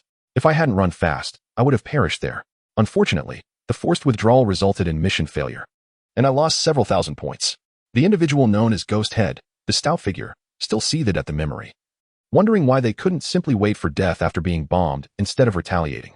Not only had they terrified everyone, but they also failed to secure the rewards and wasted precious forced withdrawal items. Bombarded by nuclear weapons? That was utterly shameless. The translator fanned Ghost Head with a fan, unmistakably a prime example of a toady. Upon hearing the words nuclear bomb, Wang Yan's pupils involuntarily constricted. He had not forgotten that horrific sense of dread and was certainly not eager to experience it again. Janice? Master, he is one of those individuals. Janice's voice came through the headset, igniting a surge of murderous intent within Wang Yan. To his surprise, it was the swollen Ghost Head from the Rising Sun team. Upon seeing the newcomer's face, the vendor who had temporarily raised the price suddenly shifted his gaze, raising his voice. Skill book. Freshly minted skill book. The most crucial basic skill book. Come take a look. Even if you don't buy, it still costs money. The vendor's proclamation immediately captivated a large crowd, who quickly gathered around. Seeing this, the vendor was elated, activating a projection to display the details of the specialization in basic fist techniques to everyone present. Skill books were categorized into 5 levels: basic, intermediate, advanced, expert, and master, with the most expensive being expert and master levels, often more valuable than available in the market. The prices for intermediate and advanced skill books are considerably lower, owing to the abundance of reincarnators at those levels. The cost of basic skill books is neither exorbitant nor trivial. However, since every specialization must begin with foundational training, it is accurate to say they hold paramount importance. I never anticipated encountering basic skill books here. Upon hearing the vendor's words, the rotund ghoul approached. When he observed the price tag of 15,000 points, he could not suppress a frown. This item is relatively inexpensive in the lower regions, but it seems rather outrageous here. 15,000. I'll buy it, he declared. Seeing the rotund ghoul draw near, Wang Yan's mood soured, and he decisively made his offer. However, when he prepared to make the payment, the vendor outright refused him. With a disdainful glance, the vendor turned his attention to the rotund ghoul. Though it may be a bit pricey, I can accept it. I will offer 16,000. This skill book is mine, the rotund ghoul asserted. 17,000. Wang Yan retorted, already harboring a dislike for the ghoul. And knowing that this skill book was essential for him, he felt no obligation to be polite. Who dares to snatch from my Rising Sun team? Seeking death, are we? The rotund ghoul exploded with fury upon hearing Wang Yan's bid, threatening him vehemently. Who has courting death remains to be seen, you little turd. Wang Yan scoffed, mercilessly deriding him. One could not deny that the ghoul resembled a feculent orb, short and stout, spewing filth from his mouth. He was truly a grotesque parody. You're courting death. The rotund ghoul, incensed by Wang Yan's words, bristled. He had long detested mockery regarding his stature, and Wang Yan's remarks were a personal affront. What? Are you angry? Do you wish for your beetle to intervene? Spare me. That beetle would merely roll you around. Wang Yan remarked with a face full of scorn. Then turned to the vendor. 17,000. Will you sell it? I'll offer 20,000. The rotund ghoul, on the verge of madness, raised the stakes without hesitation. 21,000. 22,000. 23,000. 25,000. 28,000. 30,000. When the price reached 30,000, the rotund ghoul finally fell silent. This skill book was only worth about 10,000. Forcing the price to triple was beyond even the capacity of a mid-tier team, like Rising Sunday, 30,000 points. Let us see if this nameless trash can muster such a sum.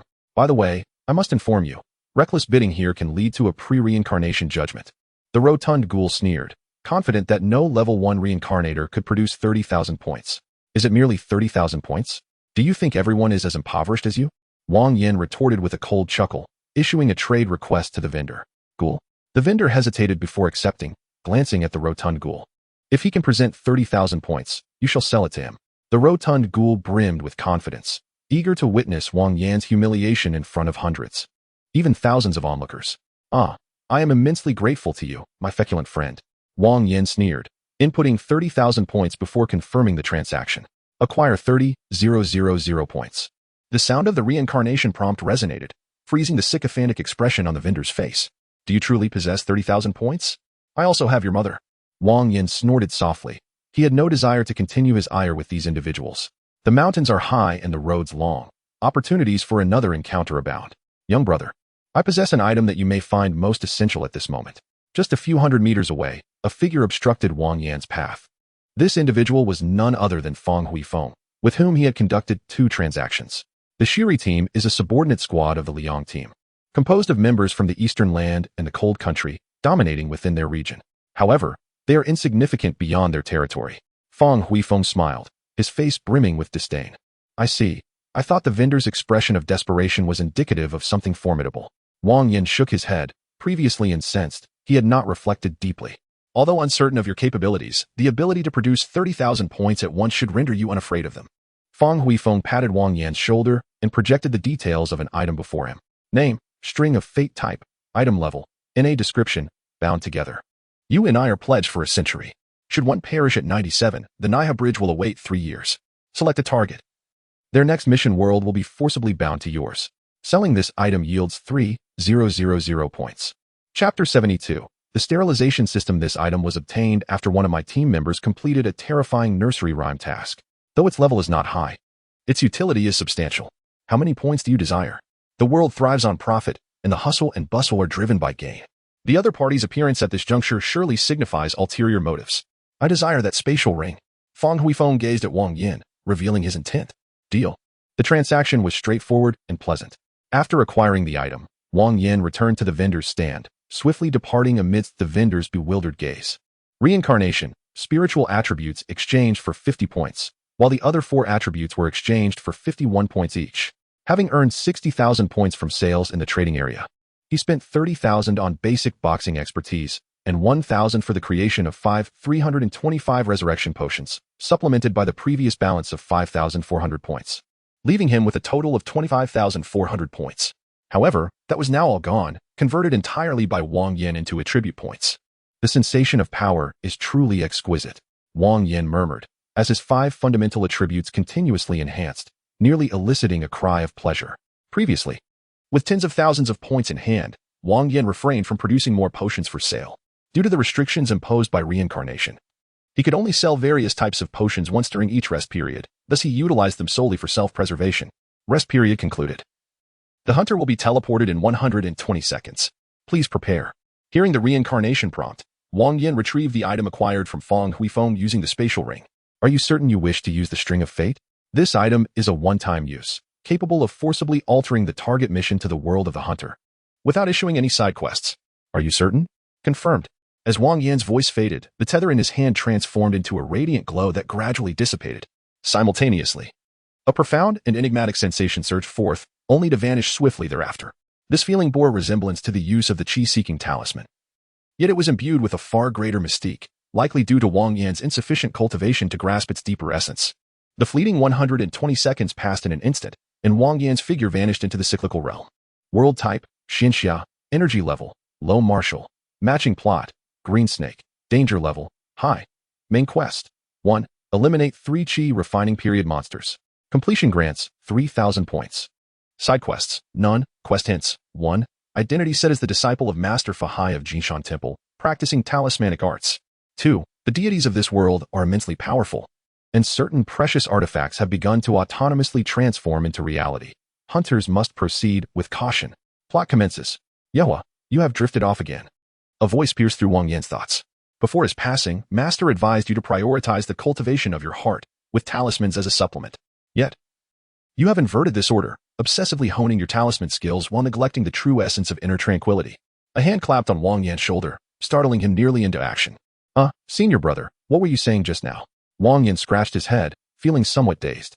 I mentioned that the Buddhist path is rooted in compassion, and one must not recklessly engage in slaughters. Master named you Yehua to instill in you the virtues of restraining anger and minimizing harm. Fahai sighed with a hint of exasperation. Before his master's passing, he had been left with the immense Jinshan Temple and this younger disciple.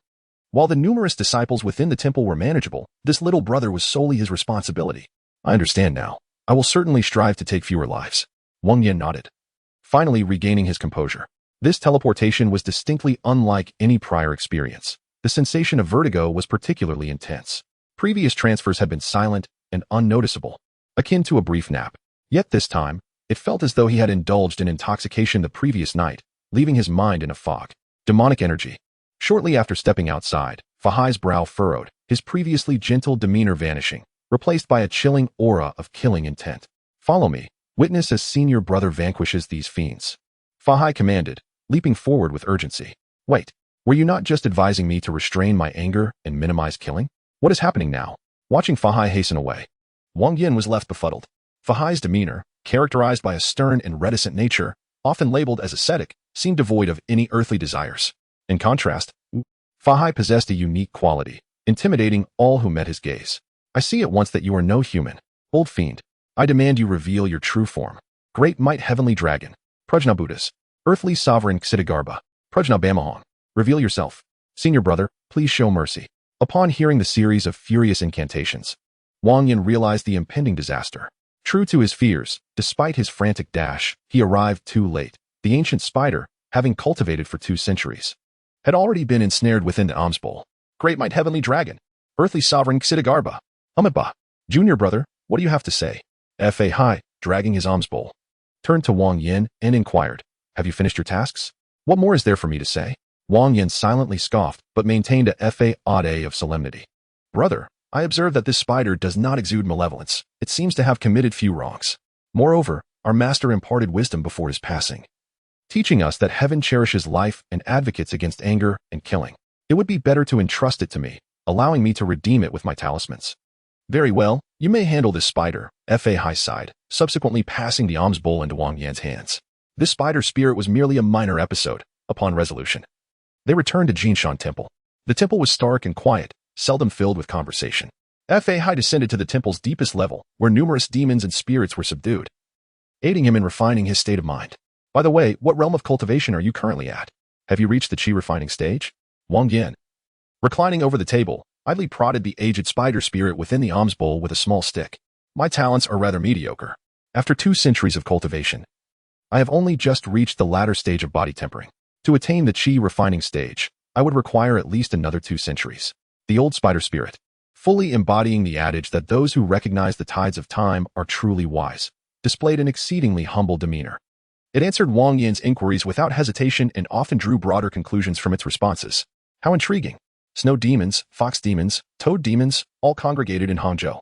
Wang Yan exclaimed, flipping the alms bowl to release the spider spirit. Cultivate diligently and refrain from misdeeds. Go forth. Thank you, master. Thank you, master. The liberated spider spirit promptly knelt, bowing several times before hastily departing. This task's world differed from previous ones. The divine presence was exceptionally formidable, with certain precious artifacts already undergoing transformation into reality. Chapter 73. Following Fahai, starving 3 times a day, Wang Yan was uncertain of the consequences this might entail, yet he believed that caution would mitigate recklessness. With the reincarnation cycle itself warning of the formidable nature of this deity, he understood the necessity for vigilance.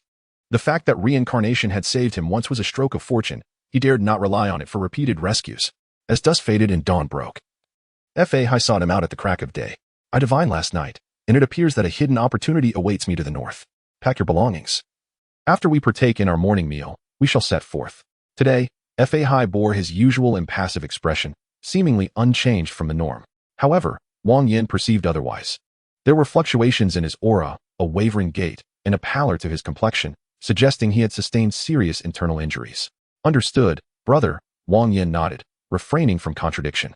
Based on the information gleaned from the old spider spirit the previous night, he learned that the snow demon, fox demon, and toad demon, each at the qi refining stage, were located near Hangzhou, which lay directly north of Jinshan Temple. Although it was not imperative for Wang Yan to target these three demons, he saw no reason not to address them if the opportunity arose. Moreover, before resting the previous night, he had utilized a qi-seeking talisman, which indicated that the vendor he had forcibly drawn in was also situated to the north. The task's objectives and adversaries converge in a single location, accompanied by the formidable presence of Fa, a true powerhouse. Thus, Wang Yan would certainly not venture alone. Although the vegetarian meal within the temple was rather bland, it was still quite palatable. After satiating their hunger, they promptly set off, partaking in almsgiving while hastening towards the city of Hangzhou. Both brothers, strikingly handsome, effortlessly attracted the attention of passers-by, particularly when traversing through villages or towns, where the young maidens could hardly resist casting glances their way. However, under Fa-Hai's piercing gaze, which seemed to render all suitors impotent, the swarm of admirers swiftly retreated, frightened away. Illusions of the mortal realm are but folly. A horde of infatuated specters dares to gaze upon my presence. Fa-Hai scoffed coldly, his demeanor decidedly ungracious. This fellow was indeed a stubborn mule, and Wang Yan found himself somewhat exasperated. While he had admired Fa-Hai's striking appearance in films, the reality of close interaction revealed his challenging nature. Obstinate, tenacious, and unyielding, Fa-Hai exuded an air of indifference, yet his temperament was far from amiable. It was hardly surprising, given that a man in his 20s, having spent his entire life among monks, absorbing the beguiling doctrines, would harbor such a tumultuous spirit. Reflecting on the film's narrative, it can be distilled to the journey of a man's maturation, initially embarking on a quest to vanquish demons. He later discovered that the spirits he encountered had committed no wrongdoing, thus shaking the foundation of his beliefs. On a rainy night in the woods, he stumbled upon two serpent spirits safeguarding a pregnant woman, leading to a shift in his perception. The audacious temptations of the serpent Qing in the pool caused him to breach his vow of chastity, further complicating his faith. Coupled with the trials faced within the confines of Leifeng Pagoda amidst a throng of malevolent beings, he ultimately suffered a backlash that left him gravely wounded. After enduring myriad tribulations, it was only when the two serpents incited a flood to rescue Su Xian that the truth emerged. The serpent maiden by Su Jin had given birth to a pure human infant. At this juncture, Fa-Hai experienced a profound awakening. He realized that demons and humans are not inherently different. It is the distinction of good and evil that defines them. His stubborn insistence on delineating between humans and demons merely masked his own inner frailty. What a convoluted fate. Wang Yan sighed, biting forcefully into the bun in his hand. Fa-Hai was indeed a stubborn mule, exacting harshness upon Wang Yan while being even more relentless with himself. Adhering to a vow of poverty, he refused to accept monetary offerings or utilize his powers for alms, insisting solely on the collection of leftover food. Consequently, following Fa-Hai, Wang Yan found himself enduring hunger thrice daily, his eyes nearly turning green with envy. After finally managing to procure a few buns, which were not only hard but also stale, he felt a deep sense of despair. As if that were not enough, their lack of funds precluded them from seeking lodging, forcing them to find a sheltered corner to meditate or rest in the wild temples on the outskirts of the city. Though Wang Yan had witnessed hardship and endured days in fetid swamps, this was not the main world. Encounters with demons were ever present.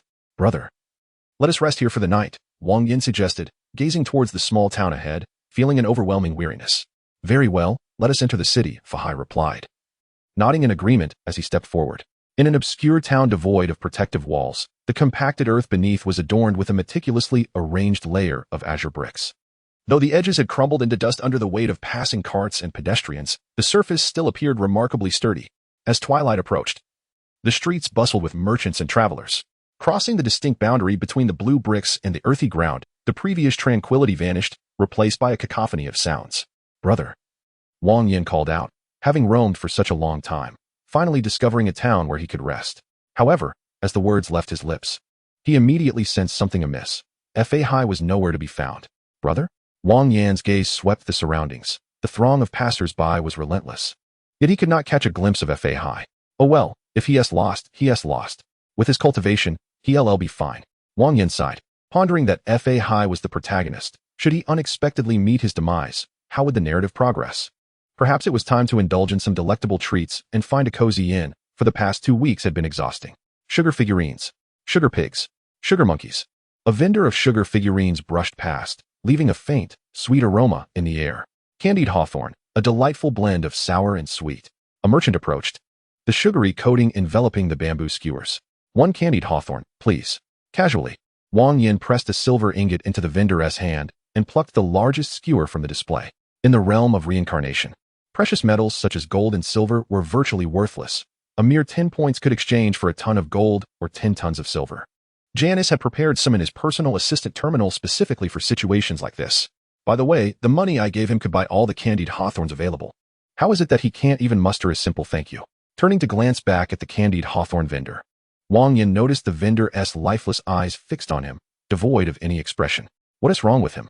Wang Yan muttered under his breath, continuing to meander through the streets. Soon, darkness enveloped the town, and the pedestrians departed in droves. The merchants, too, did not linger, and the once vibrant streets quickly fell silent.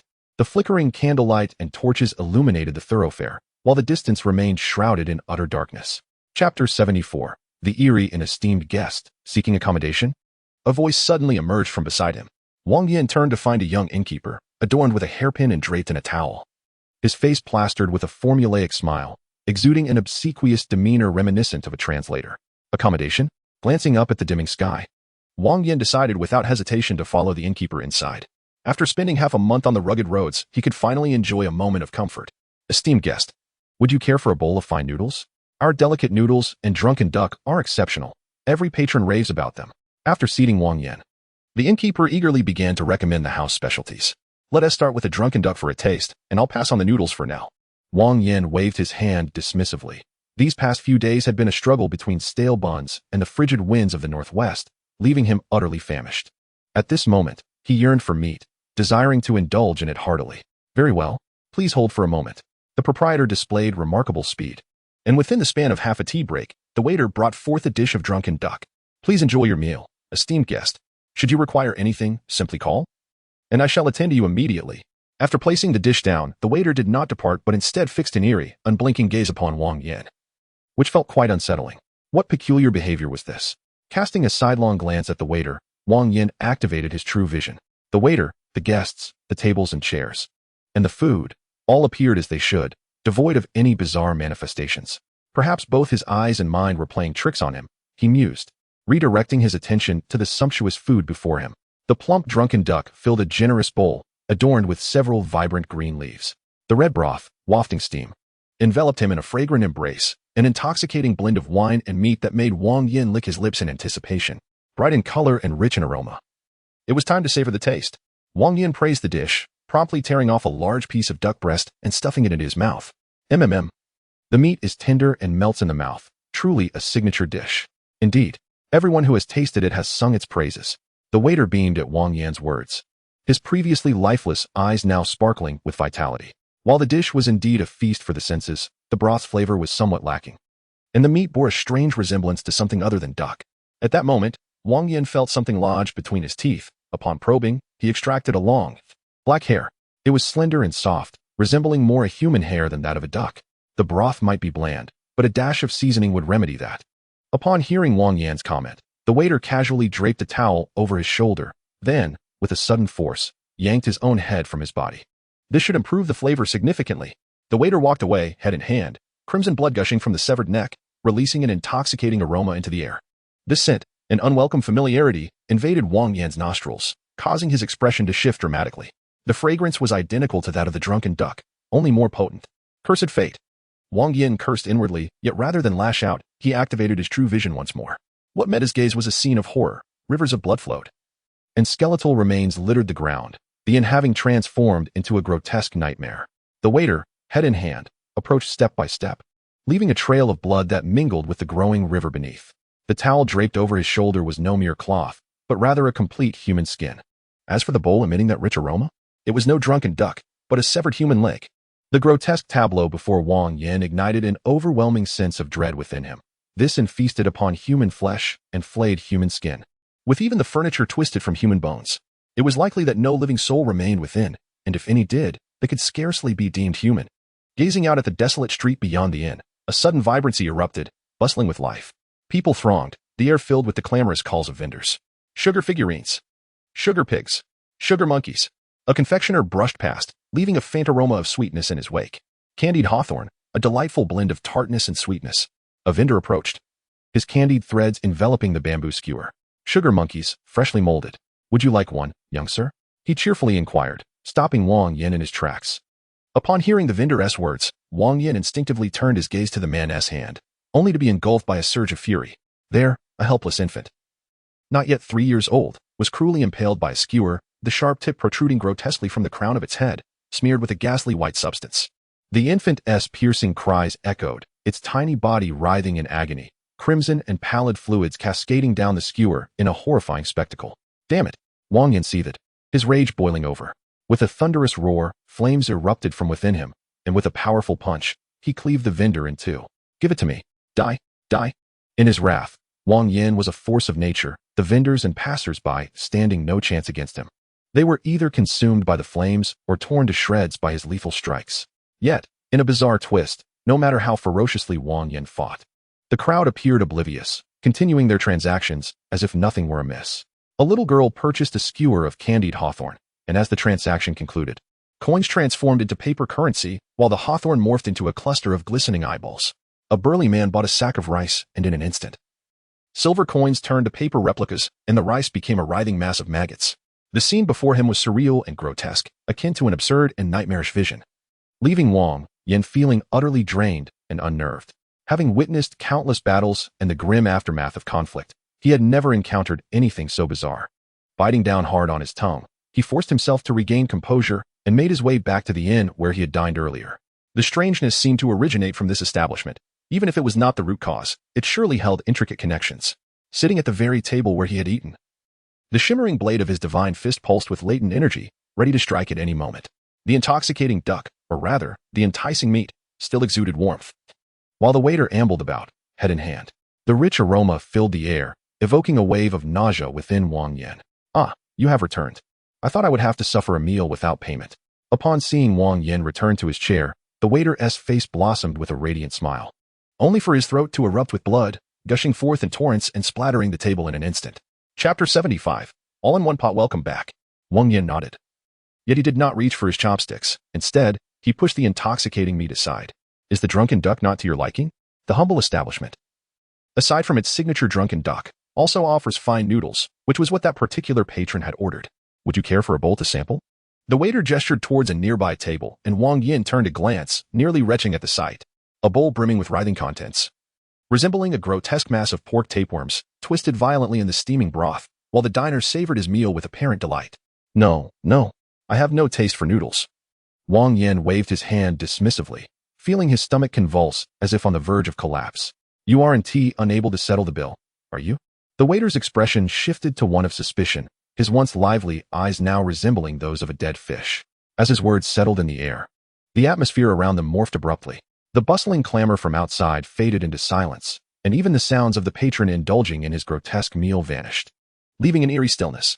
Observing the waiter's sudden transformation, Wang Yan narrowed his eyes, a glimmer of menace emanating from him.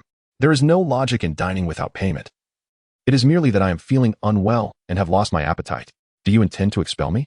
Wang Yan regarded the waiter, sensing the sharp edge of his concealed power unfurling. It is not acceptable for patrons to dine and dash. Upon hearing Wang Yan's words, the waiter instantly reverted to his previous affable demeanor, even reattaching the head he had been holding to his shoulders. Clearly, this inn harbors secrets. Wang Yan murmured to himself. Even his discerning eye could not fathom the truth. The spirits and phantoms here were undoubtedly not mere trifles. Scanning his surroundings, he beheld countless emaciated figures entwined to form tables and chairs, their mouths agape in silent wails of despair. Fat maggots writhed across the floor, scattered everywhere. The scene of the noodle-eating specter, the squirming tapeworms, along with the blood pooling around them and the human skin draped over shoulders, rendered the inn akin to a hellish nightmare. Do not act recklessly. The entities here are beyond your capacity to confront. Just as Wang Yan contemplated testing the mettle of the peculiar waiter, a deep voice echoed suddenly from behind him. He turned to find an elderly man clad in a Taoist robe. A Taoist? This is not a place for idle chatter. Come with me swiftly. The old man tossed a paper offering onto the table, and pulled Wang Yan outside. "Thank you, kind sir." Upon seeing the paper offering, the waiter's expression brightened instantly, his obsequious demeanor radiating more joy than that of a long-lost son meeting his father, being dragged away from the town by the old Taoist. The vendors behind them continued their relentless calls. The bricks beneath his feet had vanished, replaced by large chunks of red and white flesh, struggling infants, writhing maggots, and skewered eyeballs, alongside steaming human flesh, painted a scene reminiscent of a terrifying nightmare. With no hesitation, Wang Yan stepped onto the flesh, as if crossing through a barrier, and the world before him transformed in an instant. The bright moon hung high, wild grass spread abundantly, and the expansive dirt road stretched into an endless darkness, with no discernible end in sight. "Taoist, what was that just now?" Wang Yan respectfully bowed to the old Taoist priest. "That is the Yin nest. As for its origins, even I cannot elucidate. It is said to be formed from the remnants of exceedingly powerful malevolent spirits and ghosts upon their demise. And there are rumors that it conceals precious treasures within." The old priest shook his head, advising against harboring any intentions toward it. "In truth, I have yet to witness any treasures. However, I have encountered many corpses." "Is it perilous inside?" Wang Yan furrowed his brow, recalling how the merchants crumbled before the might of the divine slayer, easily torn asunder. The Yin nest is not merely dangerous, it is exceedingly treacherous. It does not initiate attacks, yet once one enters its depths, escaping becomes a formidable challenge. The old Taoist sighed. "You are the 16th individual to enter the Yin nest this month, and the only one to emerge alive. The others, by the time I discovered them, were but remnants." "All perished?" Wang Yan murmured, yet he had no intention of departing. Instead, he retrieved a ritual platform from his personal assistant terminal. "What do you intend to do?" The old Taoist's expression shifted to one of astonishment at Wang Yan's actions. The formidable nature of the Yin nest, as acknowledged by both the Buddhist and Taoist sects, is evident. Ordinary individuals face near certain death upon entry, and when the government once dispatched an army of 10,000, accompanied by 3 practitioners from both the Taoist and Buddhist orders, they all vanished without a trace. Despite the palpable danger emanating from this young man, his youth was undeniable. "May I inquire which sect you hail from, and what is the name of your esteemed master?"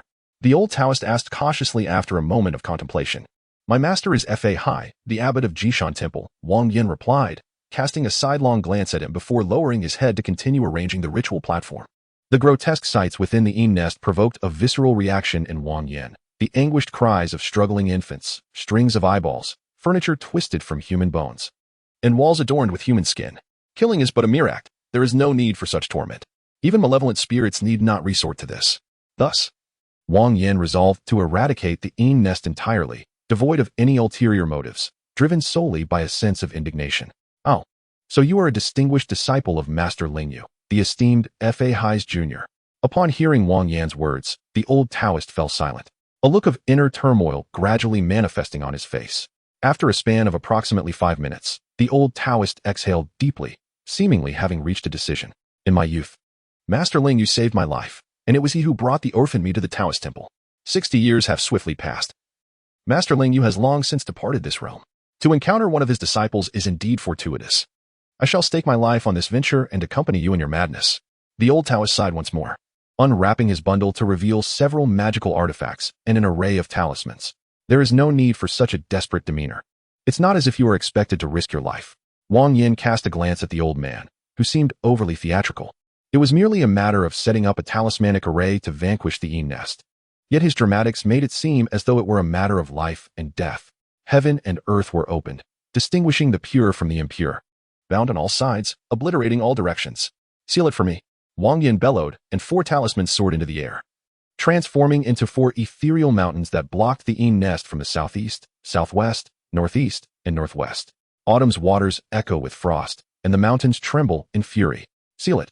The thunderous command reverberated through the suffocating darkness, as a towering peak, grander than the previous 4, descended from the heavens, forcefully pressing down upon the shadowed lair. Chapter 76, The True Scripture of the Lunar Age. Witnessing the 5th illusory mountain descend, the elderly Taoist was genuinely astounded. Utilizing the power of talismans to forge 5 majestic mountains that sealed off the 5 cardinal directions of the shadowed lair, he then transformed the ground beneath into an infernal abyss. This was clearly a method of utter annihilation. As expected, the moment the 5th talisman was consumed, the 6th talisman soared into the air. With the murky essence as the earth, it took shape. "Give me absolute destruction." With Wang Yan's proclamation, the shadowed lair was thoroughly sealed. Every seam was tightly bound, not a single drop could escape, not even a fly could hope to emerge. I shall see just how terrifying this shadowed lair truly is. Wang Yan scoffed, beads of sweat the size of beans cascading down his cheeks, soaking his collar. Drunkenness and golden armor danced. The thunderous drums stirred the mountains. Explode. Boom. A cacophony erupted as dozens of lightning talismans ignited spontaneously, simulating thunder that illuminated the pitch-black night. Blinding bolts of electricity rent the void, while the illusory mountain above the shadowed lair prevented the vengeful spirits within from fleeing, yet did nothing to hinder the descending thunder. Crack. Boom.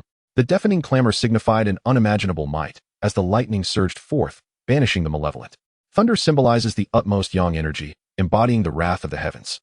Even the most esteemed cultivators quaked in fear beneath such celestial force, let alone the sinister specters. Howls of anguish echoed amidst the thunder, spirits wailing, the malevolent shattered. No matter how formidable or enigmatic the shadowed lair, it could not withstand the light. When the sun rises, it must retreat, and against the thunder. It was even more vulnerable. However, at this moment, 6 talismans had sealed off all avenues of escape for the shadowed lair. There was no choice but to endure. For breaking through the blockade required time, and by the time those vengeful spirits could breach the talismans, the thunder would have already descended. With a jolt, Wang Yan, in the midst of casting, staggered, a trickle of blood escaping uncontrollably from his lips. What's wrong? Are you all right? The elderly Taoist swiftly supported him. Concern etched across his face. I am fine. I shall not perish yet. Wang Yan wiped the blood from his mouth, and this time, he directly produced 30 blazing talismans. Calm yourself. This recklessness may cost you your life. The elderly Taoist grasped Wang Yan's hand, attempting to halt his incantations. If I can muster the strength to extinguish the shadowed lair, what harm is there in perishing? Wang Yan forcefully shrugged off the old man's hand, channeling his will to command the fiery talismans to rise into the air. Boom. After the thunder obliterated the world, flames engulfed the heavens. The 30 blazing talismans ignited, creating a sea of fire that enveloped the entire shadowed lair. Countless spirits wailed in despair, countless specters screamed in agony, their cries bringing Wang Yan immense satisfaction. Destroy the shadowed lair. Rewards have been credited to the final tally. The notification from the cycle echoed in Wang Yan's mind, and he spat out a mouthful of blood, his complexion paling instantly. Quickly consume this. Upon witnessing Wang Yan's near-lifeless state, the elderly Taoist hastily retrieved a pill from his satchel and placed it in Wang Yan's mouth. Fear not, you shall not perish. The moment the pill touched his tongue, the searing heat of his body reduced it to ashes. Wang Yan coughed a couple of times, and upon observing the old man's demeanor, nodded appreciatively. A mere handful of talismans was insufficient to inflict real harm upon him. His act of feigning near death was merely a test of the old Taoist's character. The motivation behind this charade was not only amusement, but also the hope of establishing further communication. After all, Wang Yan was utterly unfamiliar with this world, and the narratives conveyed by demons and monsters differed significantly from those presented by the righteous sections. Master, an unknown energy fluctuation has been detected. It is exceedingly faint. Janice's voice suddenly echoed through his earpiece. Following her guidance, Wang Yan gazed into the inky blackness, where he perceived a flicker of light. What could that be? He extended his mental force, drawing the luminous object closer, and was astonished to find it was a sheet of golden paper. Name: fragment of the True Yin Scripture type. Item level: description: a fragment of the advanced technique True Yin Scripture. Collecting 9 fragments will yield the complete True Yin Scripture. Selling it can earn 50,000 points. Goodness, this item. The information regarding the golden paper left Wang Yan trembling with astonishment. Just a single fragment was classified as advanced, and selling it to the cycle would yield an impressive 50,000 points. 9 fragments amalgamated would form the complete True Yin Scripture. It was no wonder that this place had become a nest of shadows, and so many had perished within. Wang Yan stored the golden paper in his personal auxiliary terminal, his expression abruptly turning grave. Unless unexpected circumstances arose, the item that the cycle referred to as having transformative capabilities must be this. The fragment he obtained held little value, as it was neither complete nor the original. However, acquiring even one signified the potential to gather 2, 3, or even all 9. Should he succeed in piecing together the entire True Yin Scripture, his strength would experience a profound leap forward. It appeared imperative to delay the main quest for as long as possible. In his heart, Wang Yan resolved that he must acquire the entirety of the True Yin Scripture. Anyone who dared to impede him would face dire consequences. With nightfall approaching, he sought a place to rest. The old Taoist, seasoned and wise, was aware of what inquiries were appropriate and which were not. Although he had glimpsed the shimmering golden paper, he chose to remain silent, as if blind to its presence. I am not well versed in this area. Fellow cultivator, please lead the way. Wang Yan produced 2 swift talismans, applying one to himself and the other to the old Taoist before activating them with his mental force. Truly, The esteemed disciple of Master Lingyu displayed a mastery of talismanic arts that could rival even that of the true Yin master from 5 centuries past. With a sigh of admiration, the old Taoist supported Wang Yan as they journeyed onward. Throughout their travels, the old man refrained from taking advantage of Wang Yan's weakened state. Instead, he guided him to the nearest small town for shelter. Wang Yan felt a sense of relief, and in their ensuing discussions, he openly explored talismanic techniques with the old Taoist, reaping invaluable insights. During the course of his exchanges, Wang Yan gained a profound understanding of the world around him. He learned about the distribution of practitioner factions, the lairs of various demons and monsters, and even acquired knowledge of numerous legendary tales. Of particular interest to him was the mention of the Taoist by the old Taoist. His intuition suggested a strong connection between this individual and the Taoist. As anticipated, the formidable practitioner known as Taoist, who existed 5 centuries ago, practiced a technique called the Taoist. Likely a complete version, or at least several intact pages. However, the legends surrounding Taoist are scarce, leaving Wang Yan to regard them merely as stories. Chapter 77. Instantly recognized as not human although he had eradicated the Yin nest and obtained a fragment of the Taoist, Fa Hai was lost in the process. Nevertheless, freed from Fa Hai's burdensome influence, Wang Yan found his life considerably more enjoyable. He indulged in food and drink, allowing no troubles to weigh upon his heart. With exquisite wine and succulent meats, soft beds in guest rooms, and countless methods of cultivation available, why endure unnecessary hardships? After a leisurely journey spanning over 10 days, he finally arrived in Hangzhou. It is often said that above there is paradise, and below there is Su and Hangzhou. The beauty of Hangzhou truly warrants such a celestial reputation. Wang Yan had visited Hangzhou in the main world, but it had been marred by the scars of modernization, leaving only a facade of plastic-wrapped metal. In stark contrast, this Hangzhou lives up to its heavenly title, graceful, elegant, and teeming with vitality and energy. The passers-by ambled leisurely, enjoying the splendid scenery while sharing laughter with companions, embodying a life of contentment rather than mere existence. Wang Yan sighed, feeling an immediate lightness in his spirit. As spring approached its end, the weather was pleasantly mild. Unbeknownst to him, a fine drizzle began to fall, adding a refreshing moisture to the air. This small bridge must be the very one where Su Xian encountered Bai Yangzi. Alas, I am not Su Xian, nor do I see any sign of Bai Yangzi. Wang Yan murmured, his eyes wandering in search of sights. Following the narrative, it would not be difficult to locate Bai Suzhen and Xiaoqing. Their garments, regardless of style, were always in shades of white and green. Ah, those two are quite lovely, fair-skinned, long-legged, and slender-waisted, but alas, they are already married. Wang Yan sighed as he observed 2 women ahead, one clad in white and the other in red, both possessing the grace of exceptional beauty. Yet, the woman in white had her hair styled in a more solemn fashion, a style reserved for married women in ancient times. The woman in red sported a lively ponytail, exuding a spirited demeanor. In truth, the white-clad lady moved with the elegance of a refined young lady, while the red-clad one bounced about playfully, reminiscent of a child. It was uncertain whether they were mother and daughter, mistress and servant, or sisters. Wang Yan shifted his gaze to admire the scenery further. The saying goes, a married woman should not be trifled with, and as a man, he must respect boundaries. Ding! Just as Wang Yan's roving gaze was drawn in various directions, a melodious sound suddenly reached his ears. Turning his head, Wang Yan noticed a jade-green hairpin had fallen to the ground. The pin was not merely cylindrical. Its twisted end resembled a small snake, exuding an illusion of life. Typically, such a design would quickly cease rolling upon hitting the ground, yet this jade-green hairpin, for reasons unknown, continued to roll steadily until it came to rest at Wang Yan's feet. He felt a twinge of surprise, rather than sensing any threat from the pin. He experienced an inexplicable sense of familiarity, as if he had seen it before.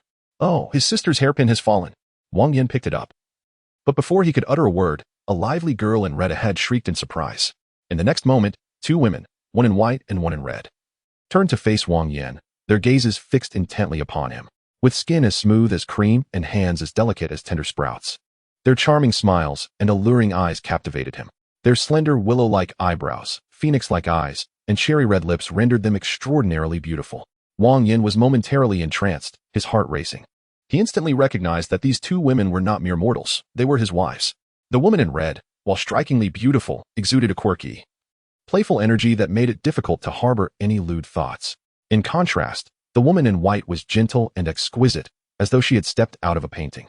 Wang Yan swallowed hard. Suddenly, the woman in white seemed familiar, reminiscent of a character from an anime. Wait, isn't she the little white from White Snake? Origin? But what was the situation with the woman in red? Has little Qing undergone cosmetic surgery? After the initial awe subsided, Wang Yan gathered his wits and began to ponder. However, Little Bai did not grant him the luxury of contemplation. Upon laying eyes on him, her beautiful eyes instantly misted over, and she lunged toward him with abandon. Husband. The warmth of soft jade enveloped him, leaving Wang Yan utterly bewildered. What is happening? Is this some sort of scheme? As he felt the delicate, curvaceous body nestled against him, Wang Yan's mind screamed. Let the schemes come with even greater fervor. My lady. I know I bear a resemblance to Songyu and possess beauty akin to Panin, but surely, such behavior is inappropriate. While voicing his thoughts, he gently stroked Little Bai's back through her clothing. It was soft, smooth, and an exquisite sensation. Husband, you remain as lecherous as ever, Little Bai remarked, lifting her head, a blush blooming on her fair cheeks. Wang Yan's expression turned somewhat awkward, yet his hand did not withdraw. It lingered on Little Bai's back. You once said that if we met and I doubted your words, I should share a secret signal, and you would surely recognize it. Little Bai pondered momentarily before leaning close to Wang Yan's ear and whispering, the odd changes do not alter the even. Observe the symbols in their quadrants. The heavenly king covers the earthly tiger, the pagoda subdues the river demon. Look at this face, long and wide, just like this bowl, large and round. The earth shakes the high hills. The picturesque landscape is eternally stunning. Facing the sea, the three rivers merge and flow for millennia. Listening to the utterly anachronistic phrases flowing from Little Bai's lips, Wang Yan was truly astonished. Although this was a fantastical world constructed by divine power, this was simply too absurd. In the realm of the legend of the White Snake, the intriguing character of Qing Snake has emerged, accompanied by the youthful Bai from the tale of White Snake origin. It seems that the snow demon, which was likely derived from the legend, has made its presence known as well. The convergence of characters from different renditions into a singular universe is indeed plausible, as they are all derivative works. However, what is this peculiar situation? Has Bai traversed through time? And where is Su Xian? Wasn't it he who discovered the hairpin from the White Snake tale? Why has it transformed into her own possession? Ah, but that hairpin was not merely found. It rolled over towards her. Wang Yan felt a sense of bewilderment. This world was utterly chaotic. Rather than seeking Su Xian, Bai Suzhen had opted to pursue a monk. Although he practiced in the monastic way, the authenticity of his robes was undeniable. Noticing Wang Yan's confusion, Bai grew anxious. A particularly shy thought seemed to have crossed her mind, blushing deeply, her cheeks aflame and the color extending to her slender neck. After a moment's hesitation, Bai appeared to have made a resolute decision. Wrapping her delicate arms tightly around Wang Yan's neck and leaning in to whisper softly into his ear, Daddy. Chapter 78. Frenzied telling Wang Yan was genuinely taken aback.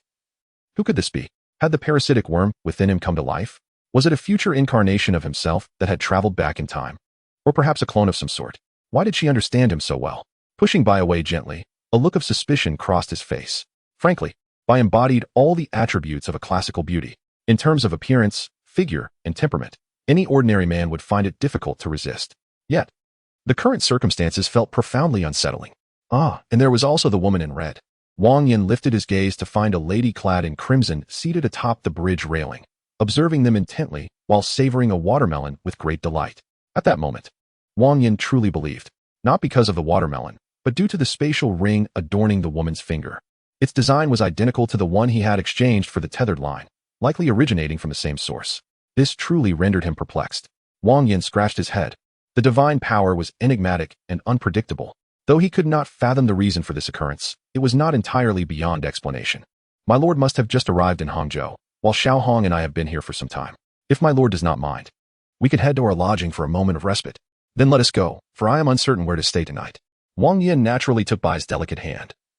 Enchanted by the allure of this enchanting spirit, all his notions of classical beauty seemed to manifest in her. Even a resolute, principled, and morally upright young man like Wang Yan found it difficult to withstand her charm. As they walked and conversed, Wang Yan began to learn more about Bai. They had met 5 centuries ago, and after a series of events, their fates intertwined. Subsequently, Wang Yan made a pact of 500 years with Bai, assuring her that he would return to Hangzhou, at which time the hairpin would surely find its way back to him. After Wang Yan's departure, Xiao Bai returned to the deep mountains to continue her seclusion. Once the 500-year period concluded, she journeyed to Hangzhou in search of Wang Yan. The reason Xiao Hong accompanied her instead of Xiao Qing was that, during a fierce battle, Xiao Qing had been slain by the enemy. Thus, she brought along the innocent and naive Xiao Hong, seeking companionship while cultivating her powers. Wow, so you are the kind-hearted person who once offered me a lollipop. Upon hearing Xiao Bai's explanation, Xiao Hong's excitement surged. She flitted around Wang Yan, chattering incessantly, though her hopeful expression hinted at ulterior motives. This little glutton, Wang Yan sighed, retrieving some snacks from his personal assistant terminal to silence Xiao Hong's chatter.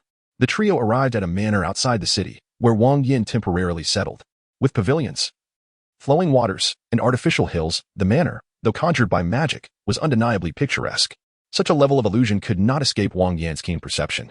He extracted a large bed from the space of his personal assistant terminal and laid down upon it. Wow, so soft, Xiao Hong exclaimed, her curiosity piqued by the suddenly materialized object. She touched it, refusing to leave. Wang Yan felt somewhat exasperated. He had intended to share a moment with Xiao Bai, but with this little girl around, he had to behave decorously. Xiao Hong was quite lovely, embodying the quintessential neighborhood girl.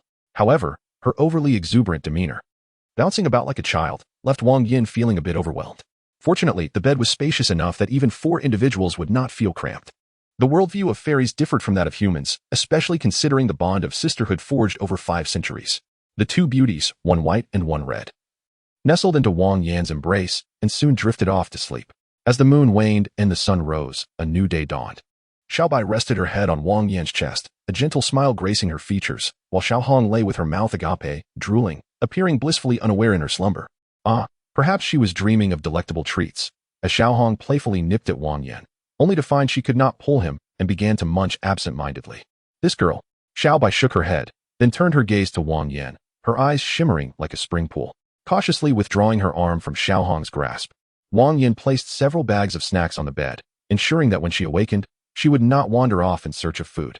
He then lifted Xiao Bai and sprinted away.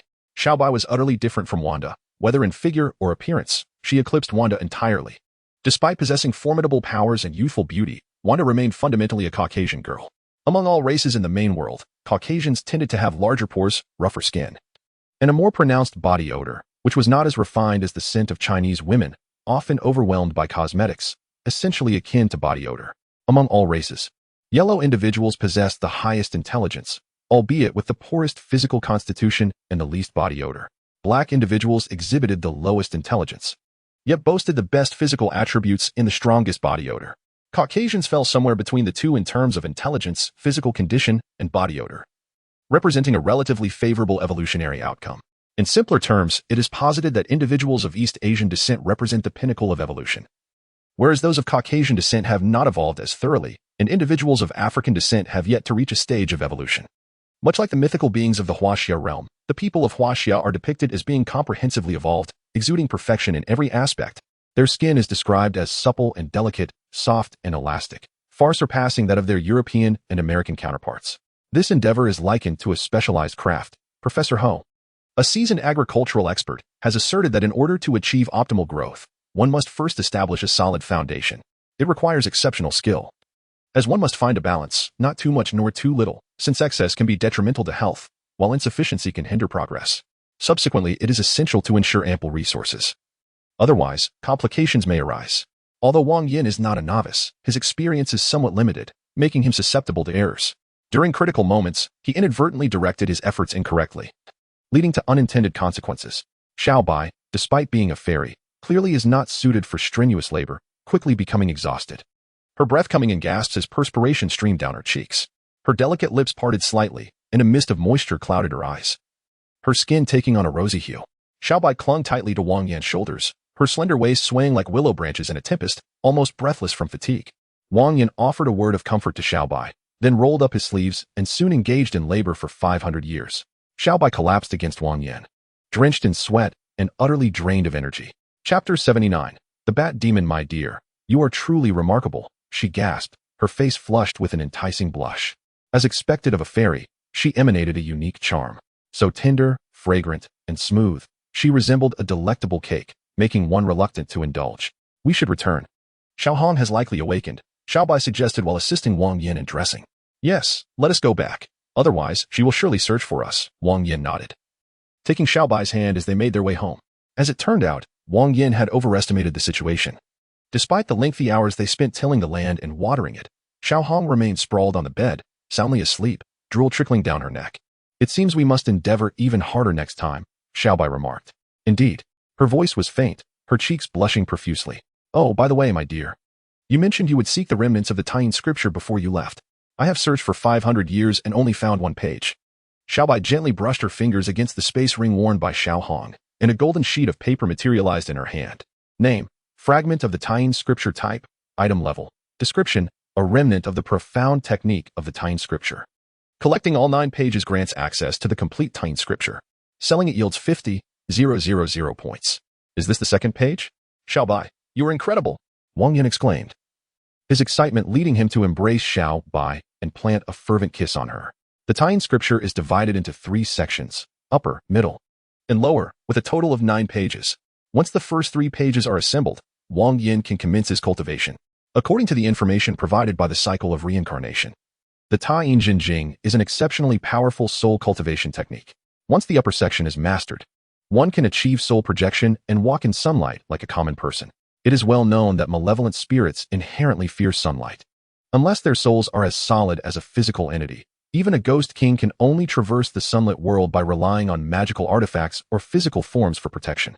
The Tine Jing cultivates the soul with pure yin attributes, devoid of any evil or corrupting energies, thus endowing it with remarkable resistance to yang energy. In contrast, there exists another equally potent technique, the Tai Yang Jing, which focuses on the cultivation of pure yang attributes, transforming the body into a vessel of pure sunlight, capable of extraordinary feats. However, merely contemplating these techniques is insufficient. Acquiring such advanced methods is no easy task. The difficulty of collecting the Tine Jing alone illustrates the necessity of both strength and fortune. The power emanating from a single torn page could give rise to a shadowy nest capable of devouring thousands of soldiers. Even the formidable Wang Yan could not discern the true from the false, highlighting its terrifying potential. Were it not for Wang Yan's relentless efforts utilizing the most potent lightning talismans followed by cleansing flames, even the sacrifice of thousands of lives would have been in vain. Wang Yan settled in Hangzhou, spending his days strolling through the streets with Xiao Bai and Xiao Hong, while clandestinely tending to the fields at night. The synergy between the human and the spirit grew ever more harmonious, yet Xiao Bai remained unaccustomed to such labor, often returning exhausted. The night in Hangzhou is a spectacle to behold. Beneath the dim canopy of darkness, flower boats glide along the city moat, known as fong boats or painted boats, essentially mobile brothels. A myriad of women, each with their unique charm, sing and dance, gathering the vibrant nightlife in this locale. With Xiao Bai and Xiao Hong by his side, Wang Yan had no inclination to engage with those superficial women, whose beauty paled in comparison to Xiao Hong, let alone Xiao Bai. Furthermore, the sensations experienced with spirits are entirely distinct. Having tasted the allure of the ethereal, Wang Yan found no interest in mere mortals. Sighing, he pondered how to also take Xiao Bai out, alongside Wanda. It was evident that Xiao Bai's soul was far more potent. While Wanda was susceptible to the oppression of newly formed souls, Xiao Bai retained her identity and memories. The deities in this world wield immense power. So much so that certain precious items are transitioning toward reality. If this trend continues, not only objects but also the beings of this world will gradually solidify from illusion to reality, until the entire realm is liberated from its ephemeral state. At that time, perhaps there will be no need for soul extraction artifacts to bring Xiao Bai away. What are you thinking about?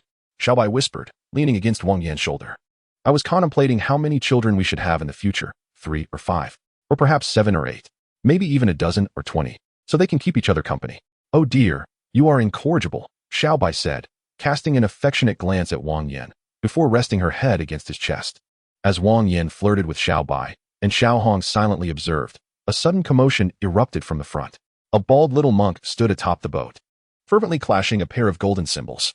With each resounding crash, a crisp sound reverberated, accompanied by a formidable wave of magical energy that stirred the air. As he moved, the singing and dancing girls within the boat screamed, and a pair of black wings tore through their garments, revealing sharp fangs protruding from their mouths. Monsters, take this! The little monk bellowed, striking the cymbals once more. The shrieks echoed incessantly, though they were scarcely discernible amidst the raucous music and dance. Ripples radiated from the edges of the cymbals, and upon touching the winged women, they erupted violently. With a whoosh, the singers and dancers seemed like sacks filled to the brim, as a dark swarm of bats suddenly burst forth, rushing towards the little monk. How intriguing, Wang Yan mused. Waving his hand as a bat, uncontrollable, fell into his grasp. With a puff, a searing flame materialized, incinerating the bat into a cloud of black smoke upon contact.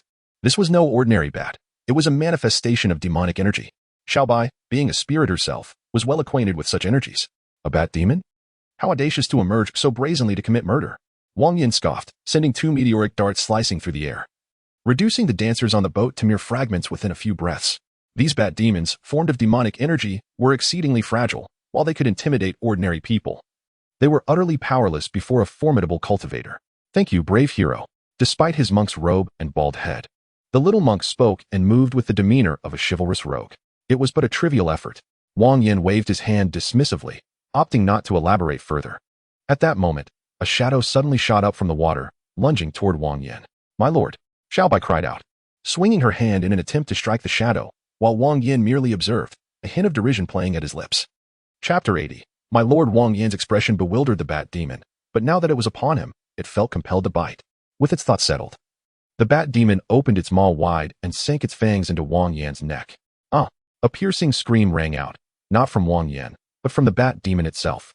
It seemed provoked by Wang Yan's mocking expression, and with all its might, it bit down hard. However, this desperate attempt resulted in its fangs shattering against Wang Yan's skin. "My lord, are you unharmed?" With a single palm, Xiaobai sent the wailing bat demon flying.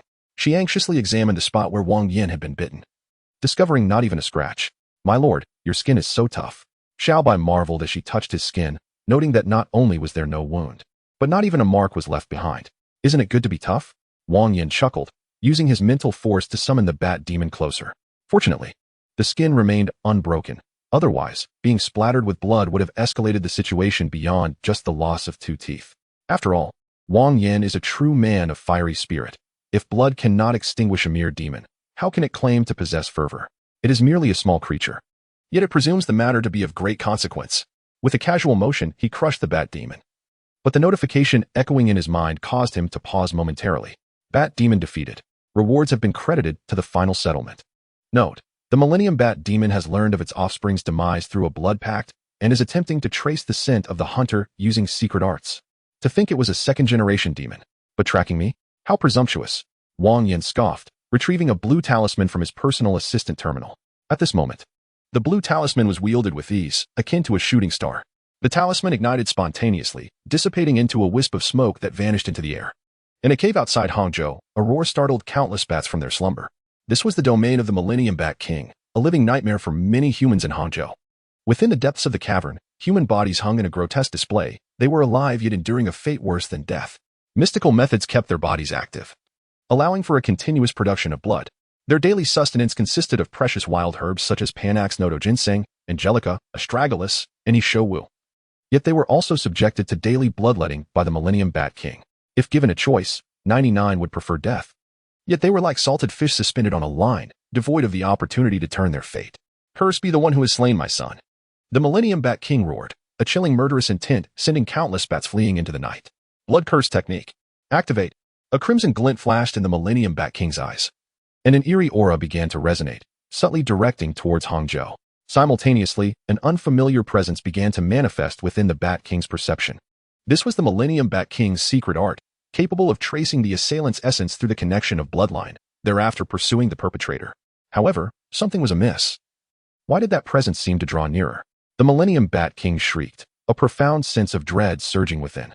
Ignoring the food hanging to dry upon the cave's stone walls and the multitude of demon offspring within, the Millennium Bat King spat forth a mouthful of blood and charged forward with ferocity. Upon contact with the stone wall behind, the blood burst forth in a brilliant flash, transforming the once solid stone into a soft, cotton-like texture. The Bat King's choice was resolute. Sensing the impending peril, it prioritized its own survival over its lair, forsaking all else. A thunderous sound erupted from behind. The Millennium Bat King turned to behold a colossal figure emerging from the remnants of its cave, standing over 5 meters tall. Its crimson skin blazed with fierce flames, the terrifying heat distorting the surrounding air. Smoke and dust were incinerated upon approach, and the rubble and earth beneath transformed into charred remnants in mere moments. "Who are you?" The Millennial Bat King exhibited a flicker of fear in his eyes as he sensed an exceptionally intense aura of danger emanating from the fiery giant before him. Indeed, reality corroborated this sensation. A single strike had obliterated his lair, reducing even the towering mound of earth to mere dust. A testament to a power that had reached a truly terrifying magnitude. "Are you the one who dares to intrude upon my domain?" Under the oppressive weight of nuclear devastation, Wang Yan, relying on the fortuitous influence of his enchanted pocket watch and the cycle of reincarnation, fused the bloodlines of the Hulk, the Doomsday Virus, the Primordial Virus, and the Super Serum. Though the frequency of enhancements had diminished, his overall strength experienced a remarkable augmentation. In his ordinary human form, he could now rival his previous transformed state, and upon transformation, his might surged exponentially. Furthermore, due to the fusion, the violent tendencies inherent in the Hulk's bloodline had been substantially mitigated. while he could still not resist the occasional flare of anger post-transformation. It no longer threatened Wang Yan's rationality as it once had. He could also regulate the duration of his transformation at will. The crackling flames crackled ominously, illuminating a radius of several dozen meters. The firelight cast an eerie glow upon the millennial Bat King's dark visage, revealing a visage interwoven with terror and ferocity. "Did you slay my son?" The Bat King glared at Wang Yan, his blood-red eyes flashing with a dangerous glint. The millennial Bat King found himself in a quandary. The sheer might radiating from Wang Yan made it evident that he was not to be trifled with. Moreover, the audacity to intrude upon his territory suggested immense confidence. However, as the Bat King was a notorious demon within 100 miles of Hangzhou, the thought of retreating in disgrace was intolerable, for he would undoubtedly be the subject of ridicule among other demons for countless years. Yet, while the millennial Bat King wrestled with his dilemma, Wang Yan offered him no respite. With a thunderous roar, he propelled his massive form forward, his powerful legs launching him like a mountain crashing down. Although his newly acquired bloodline boasted attributes across the board, its style remained predominantly focused on close combat. The sheer size and surrounding flames indicated that long-range spell casting was unlikely. Damn it! Wang Yan's sudden assault caught the millennial Bat King off guard. Both were formidable demon lords, and some semblance of honor was expected. There was no need to feign strength when defeat was imminent, yet Wang Yan had chosen to strike without uttering a single word, though momentarily stunned. The millennial Bat King was, after all, a demon lord forged through countless battles. As Wang Yan charged, he flapped his black, leathery wings with fervor, propelling his massive form upwards by over 20 meters. Thunderous roars echoed as he ascended, an unstoppable force crashing down upon the earth, creating a vast crater as dust and debris swirled into the air. Amidst this chaos, a fiery figure soared aloft. Chapter 81. The Millennial Bat King. Damn it! He can fly! The Millennial Bat King exclaimed in shock, watching the swiftly approaching figure below, his wings beating frantically in a desperate attempt to gain altitude. As a creature of the skies, he had naturally honed his advantages after attaining sentience. A pair of robust, muscular wings swept through the air, vanishing without a trace, creating an almost instantaneous distance between the Thousand-Year Bat King and Wang Yan. "My minions, attack!" The Thousand-Year Bat King cackled, summoning his legions of demons and descendants to assault. Within the confines of the Bat Cave, although the numerous bats were weak, their sheer numbers were overwhelming. Thousands, even hundreds of thousands of bats swarmed forth, and even a demon king could not withstand such a formidable onslaught. This strategy of the Thousand-Year Bat King had proven effective time and again. With a multitude of subordinates that reproduced rapidly and remained under his control, it was an exceedingly advantageous situation. Countless bats converged from all directions, for this territory belonged entirely to the Thousand-Year Bat King, an endless sea of bats that could not be eradicated. Though the bats dwelling alongside the Thousand-Year Bat King in the cave had perished in droves, it was but a mere drop in the ocean for the entire bat population. Ha! Slay them. Kill to your heart's content. You will tire eventually. The Thousand-Year Bat King floated over 100 meters above the ground. A malevolent expression etched upon his face. Wang Yan's strength was formidable. The bats could scarcely approach him, incinerated into ash by the flames enveloping his body. Yet, human endurance has its limits. Wang Yan could neither fly nor sustain a confrontation indefinitely, leading to either exhaustion or retreat. Regardless of the outcome, he faced no loss. For the Thousand-Year Bat King would not be defeated. At most, it would result in a stalemate. Regrettably, while the Thousand-Year Bat King's aspirations were noble, reality proved to be exceedingly cruel. A blue talisman ignited against Wang Yan's back, followed by an ear-splitting explosion. Crack! A searing bolt of lightning cleaved through the sky, forcefully rending the encompassing darkness. The Thousand-Year Bat King felt an intense pain surge through him, his entire head blasted apart. Ah! The chilling wails echoed incessantly, blood and flesh splattering in all directions. Though the creatures were not ghosts, they still trembled in fear before such overwhelming celestial might. The sudden, devastating blow rendered the Thousand-Year Bat King unable to control his descent, and Wang Yan disregarded the countless bats surrounding him, leaping towards the Thousand-Year Bat King. Not good. Despite being a demon king, the Thousand-Year Bat King possessed a formidable battle instinct and, even while gravely injured, did not lose his capacity to resist. With a powerful flap of his wings, he stabilized his rapidly descending body. Then, crack! Thunder roared as another lightning talisman was activated. 2 bolts of thunder struck down upon him, and this time, the Thousand-Year Bat King could no longer endure. His flesh and bones were obliterated, his skull blown apart, and through the remaining flashes of lightning, one could even glimpse the remnants of his brain. Boom! After inflicting severe injury upon the Thousand-Year Bat King, Wang Yan wasted no words. He simply brought his foot down decisively. Thousand-Year Bat King slain. Rewards have been accounted for in the final tally. With a forceful stomp, Wang Yan crushed the Thousand-Year Bat King's head. As anticipated, although this 1,000-year Bat King possessed mediocre strength, he was still a cultivator in the Qi refinement stage. Slaying him had advanced the main quest by a third. Wang Yan pondered whether this constituted a high-level creature, recalling the skills he had acquired after merging his bloodlines, as he had a pressing need for the flesh and blood of advanced beings. The power of desperation. Passive one can enhance their lineage by consuming the flesh, essence, and souls of higher life forms. Wang Yan was uncertain if this bat qualified, yet as a demon king, it should not be too inadequate. After a millennium, the Bat King reverted to its original form, a black bat the size of an ox. Its head had been obliterated by 2 bolts of lightning, its wings torn asunder. Yet the rest of its body remained intact. Placing the corpse into his personal auxiliary terminal, Wang Yan utilized a suspension ring to open a portal. Returning to the small boat in Hangzhou. "My lord, you have finally returned." Upon seeing Wang Yan emerge from the portal, Xiaobai eagerly rushed forward. While Xiaohong remained curious, gazing around with wide-eyed wonder, Wang Yan found Xiaohong's demeanor somewhat perplexing, suspecting that she must have suffered a head injury in her youth. For she often behaved like an oblivious simpleton, just a minor demon, known as the Millennium Bat King. Wang Yan embraced Xiaobai and, after a moment's thought, drew Xiaohong into his arms as well. He found it discomforting to have idle hands. The Millennium Bat King? Contrary to Wang Yan's calm demeanor, Xiaobai was filled with astonishment. Although the Millennium Bat King had only recently ascended to Demon King status, and this millennium was rather inflated, he was still a king. Yet Wang Yan referred to him as a mere minor demon? Aside from its ability to fly, this bat was utterly weak. "My lord, I merely employed a slight stratagem to bring it down from the sky, and with a single step, I crushed it," Wang Yan recounted, his words grand and dramatic, filled with thrilling peaks and valleys. In truth, he had only utilized 2 lightning-evoking talismans, the rest was mere embellishment. "Xiaobai, my lord is truly formidable." "Xiaohong, I will. Oh, by the way, what of that little monk?" Although the battle with the Millennium Bat King had been brief, it had consumed nearly half an hour. Wang Yan, preoccupied with locating the Bat King's malignant aura, now felt a sense of unease regarding the little monk. This monk should belong to the tail of the white snake, known as Nengren, a disciple of Fa Hai.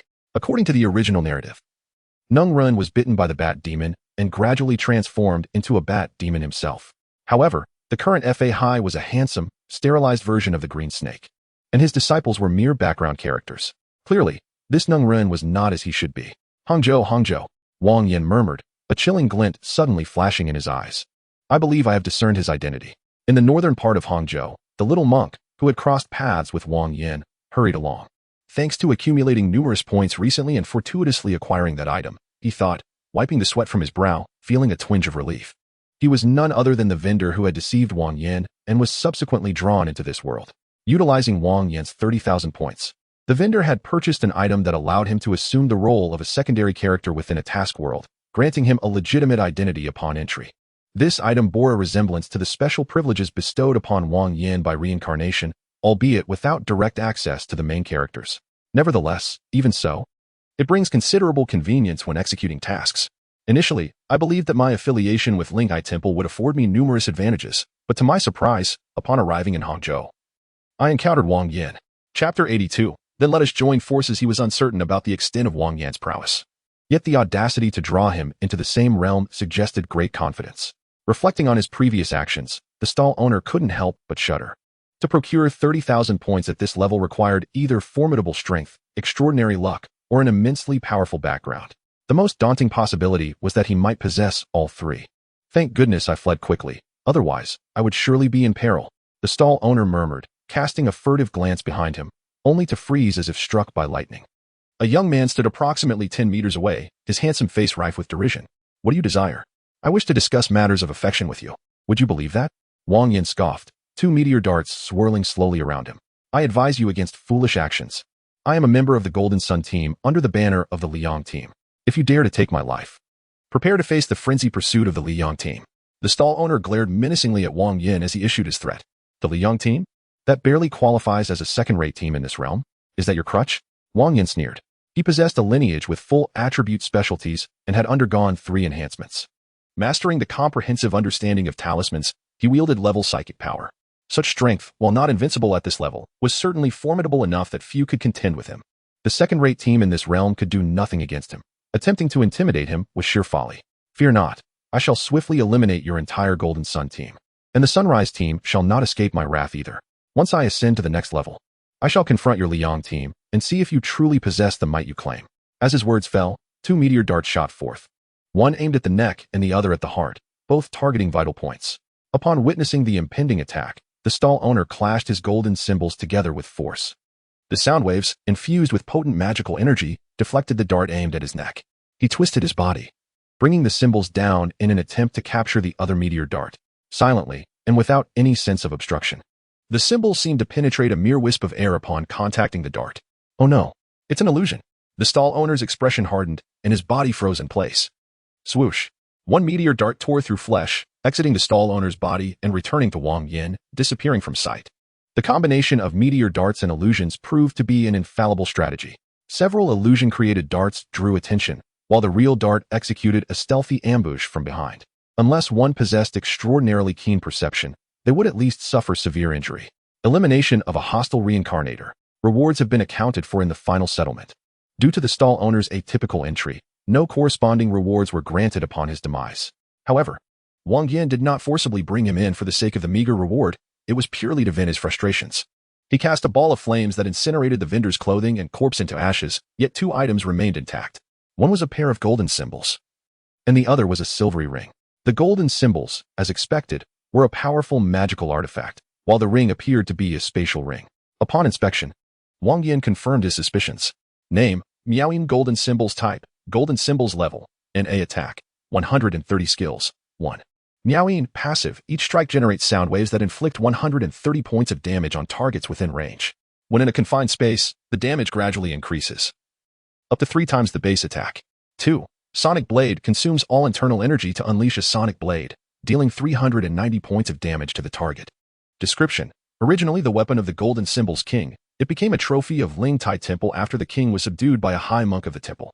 The attributes of Miaoyin Golden Symbols are remarkable, yet regrettably, they were in the hands of a worthless vendor who failed to unleash even half of their potential before meeting his demise. After stowing the symbols in his personal auxiliary terminal, Wang Yan turned his attention to the spatial ring. With the vendor's death, the ring became an unclaimed item, and its defenses were significantly weakened. A surge of mental energy shattered the defenses, revealing a plethora of items within his perception. Although the vendor was despicable, he possessed quite a few valuable items, a high-level great sword, a high-level bow, and an assortment of miscellaneous consumables. Name, Nioshi Bao. Type, Bow. Level, NA Attack, 180 Skills, 1. Penetration, Passive. When the target's defense is lower than the bow's attack, it inflicts double penetrating damage. Description. A replica of the ancient dragon tongue bow, one of the 10 renowned bows of antiquity, capable of piercing gold and splitting stone. Name, Jinhuan Wideback Greatsword. Type, Sword. Level, NA Attack, 190 Skills, None. Description. A sword that reigns supreme among weapons, as long as the wielder possesses sufficient strength. It can slay gods and annihilate Buddhas. After eliminating the vendor, Wang Yan found himself significantly enriched. 3 high-level weapons could fetch nearly 20,000 points. Coupled with the spatial ring and its numerous consumables, the outcome was quite favorable. Following this turmoil, Wang Yan lost the desire to continue exploring. Upon returning home, while Xiaohong was fast asleep, he and Xiaobai slipped out once more. The allure of the fairy world had captivated Wang Yan, making it impossible for him to resist. His usual self-discipline faltered under Xiaobai's enchanting charm, and with Wang Yan's nurturing, Xiaobai's complexion grew increasingly radiant. Ah! The waters have emerged. The two toiled diligently, and their efforts finally bore fruitful results. The fertile land was inundated with water until it could hold no more. Hey, what are you two doing? Just as Wang Yan was wiping the sweat from Xiaobai, a voice suddenly resonated from nearby. Wang Yan instinctively turned his head and discovered Xiaohong gazing at them with the curiosity of a child, a chicken leg clutched in her mouth. When did you wake up? He inquired as he pulled the water pipe from the field, releasing a splashing sound as the excess water flowed down the embankment. You two are too loud. I could hear you from over 100 meters away, Xiaohong remarked, casting a glance at Wang Yan, seemingly intrigued. Are you playing a game? I want to join. What is the situation? Wang Yan lowered his gaze to the trembling Xiaobai in his arms. She bumped her head when she hatched. Xiaobai gasped, speaking in fragmented sentences. I see. Wang Yan nodded, a smile gradually forming on his lips. We are indeed playing a game. Since you want to join, let us play together. Chapter 83. The Green Jade Boat. The current task was straightforward. Eliminate 3 Chi refinement stage monsters. There was no need to seek out seasoned old demons. Even a 1,000-year-old Bat King would suffice. However, after destroying the Yin nest and acquiring the fragment of the Taiyin scripture, Wang Yan abandoned his original plan. Such a powerful technique as the Taiyin scripture was rare even among skilled reincarnators undertaking missions. As a newly ascended level, It was indeed a stroke of extraordinary fortune, like smoke rising from an ancestral grave, a blessing earned over 8 lifetimes. Wang Yan often pondered whether he was the favored child of reincarnation in his past life. Otherwise, why was he treated so differently by the cycle? Janice had meticulously gathered information on this matter, revealing that for other reincarnators, the cycle was a heartless executioner. It had once cast over 300 reincarnators into a mission world, including those fortunate souls who had traversed it by sheer luck, and seasoned warriors. The outcome was nearly total annihilation, with only a handful of survivors left as battered remnants. Throughout the ordeal, the cycle maintained an indifferent demeanor, showing no signs of intervention even as the majority of the 300 reincarnators perished. Aside from Wang Yan, Janice had collected numerous insights through various means, confirming that the cycle had never intervened to rescue these reincarnators. Once one entered a mission world, life and death became a matter of fate. Survival or demise, gain or loss, depended solely on one's skill and fortune. As for being transported into a world possessing high-level techniques while still at a lower level, and finding the collection difficulty significantly below that of the technique's rank, it was even more absurd. Janice speculated that Wang Yan must be different from other reincarnators. At the very least, he was perceived as unique in the eyes of the cycle. Overthinking was futile. Wang Yan shook his head. His next task was to gather the remnants of the Taiyin scripture, with the second and third fragments already in hand. He only needed to find the first one to piece together the upper portion and commence his cultivation of this advanced technique. Are there any leads on the other fragments? Even if they are mere whispers, he inquired, gently pinching Xiao Bai's delicate head, eliciting a playful pout from her. The Taiyin Jinjing is a divine treasure bestowed by the heavens, a formidable technique that directly points to the great Tao. It is not easily attained. Even possessing a fragment of information about it would surely be kept closely guarded.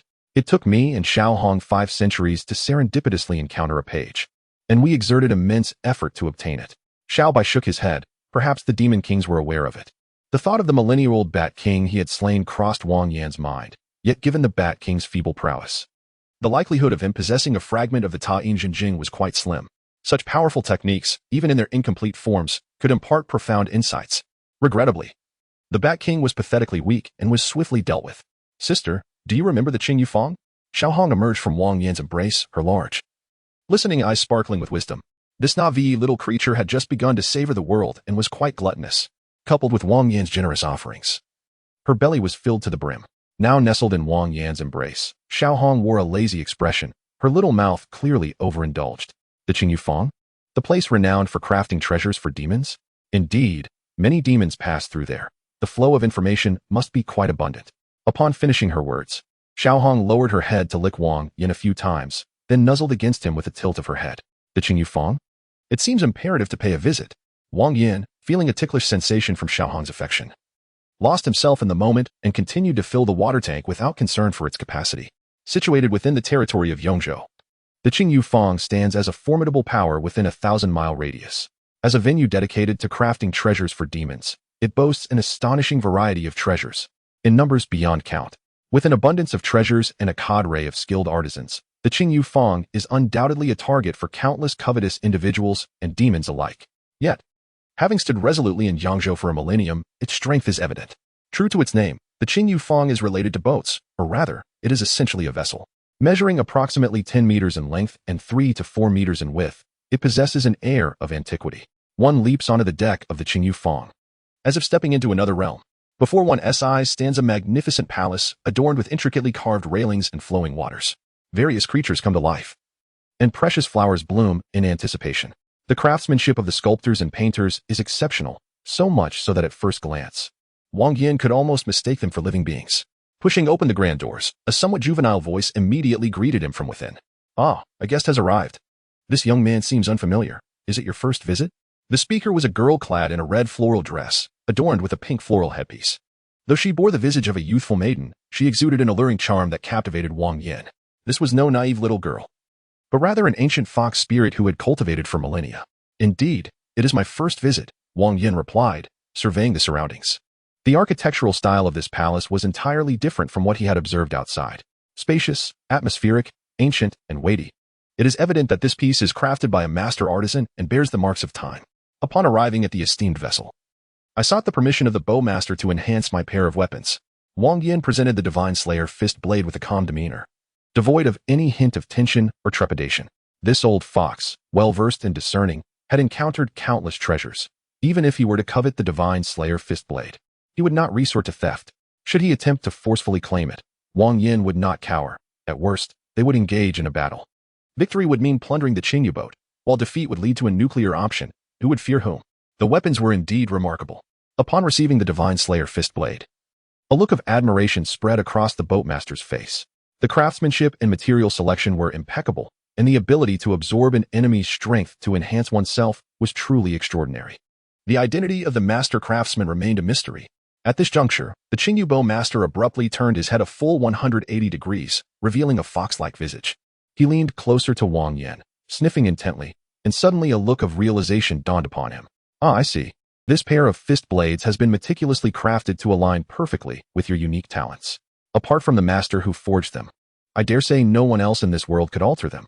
Regrettably, given my limited abilities, I am unable to assist with this artifact.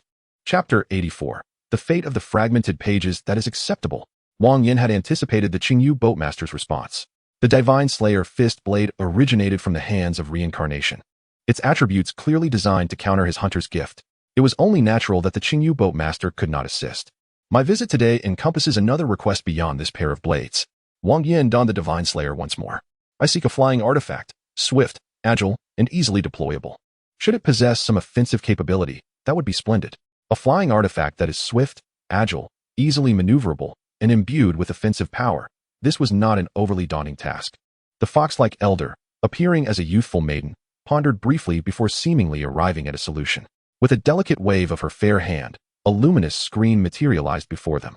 The Qingyu boatmaster tapped her fingers, and after a flicker of brilliance, a model of a winged artifact emerged in its entirety.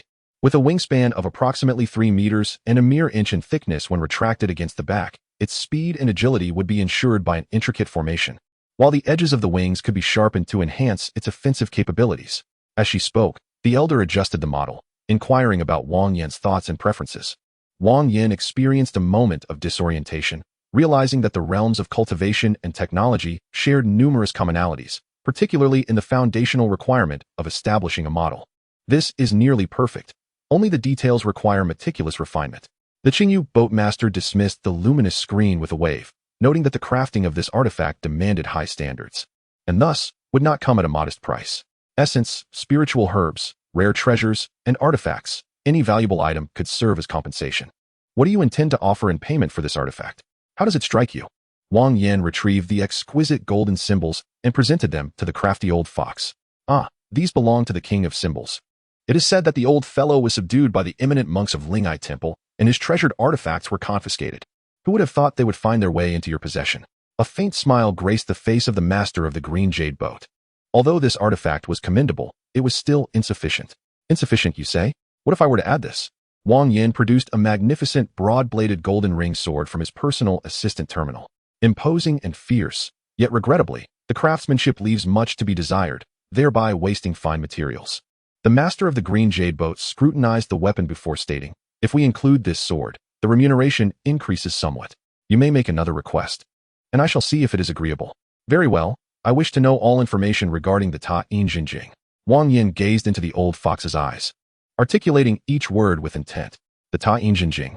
The old fox chuckled, revealing no surprise at Wang Yan's ambitious inquiry. To cultivate is to tread a path against the heavens. Without ambition, how can one contend with the celestial and the earthly? Wang Yan shook his head, sensing that the old fox possessed crucial information. As the foremost scripture of the age, the Ta Injinjing was sought after by many, both human and beast alike. Coincidentally, I happen to know a fragment of information. Upon uttering these words, the old fox's expression shifted, yet he continued, "However, this compensation remains inadequate." Inadequate? What if I include this as well? Without haggling, Wang Yan produced the Nyoshi bow. With this bow added, it shall suffice. The master of the green jade boat collected the 3 weapons and, with a measured demeanor, recounted, "The Ta Injinjing is divided into 3 parts, upper, middle, and lower, each comprising 3 scrolls. The 9 scrolls form a cohesive whole and can be practiced individually, albeit with severe repercussions. If the middle and lower parts can be gathered, the side effects can be significantly mitigated. 5 centuries ago, the 4th scroll of the Ta Injinjing was acquired by the national master, Ta Injinren, giving rise to the formidable art of talisman control.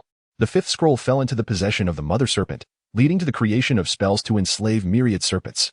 The 6th scroll, according to legend, was obtained by a sect known as Chi Feng Guan, but that sect perished a millennium ago, leaving only ruins in its wake. It is speculated that surviving disciples absconded with all treasures, including the sixth scroll of the Ta Jin Jing. Is that all? What of the first, second, third, and seventh, eighth, and ninth scrolls?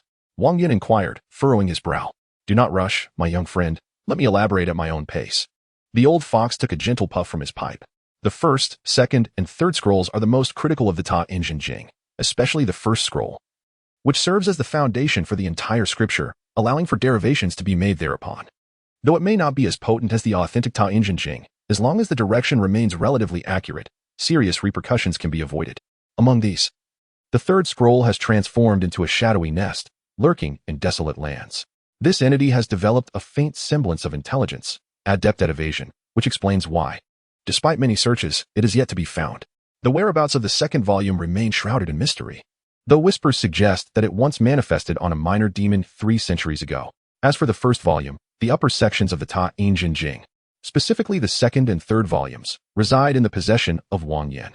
By sheer luck, he encountered the wandering nest, and after witnessing the bizarre and terrifying wonders within, he unleashed his fury, employing a talismanic array to obliterate the nest, thereby acquiring the third volume.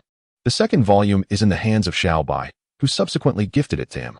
At this juncture, Wang Yan only lacks the first volume. Once obtained, he would commence his cultivation of this formidable and exalted technique. I am aware of the first volume's location, as are many demons. Upon hearing the words of the master of the Qingyu boat, Wang Yan, momentarily stunned, quickly regained his composure. Jishan Temple? Indeed, the young gentleman is astute. The master of the Qingyu boat chuckled lightly, his tone tinged with resignation. However, Fa Hai of Jinshan Temple is exceptionally formidable, possessing a temperament that is rather extreme. And coupled with the protection of a grand formation, even several demon kings united could not contend with him. The realm of demons is unlike that of humans. Merely restraining oneself from violence upon meeting is commendable, let alone expecting them to unite in harmony. Is there no one who dares to threaten Fa Hai with the disciples of Jinshan Temple? Wang Yan inquired, puzzled, for if demons are indeed so ruthless, capturing disciples as leverage is certainly within their capabilities.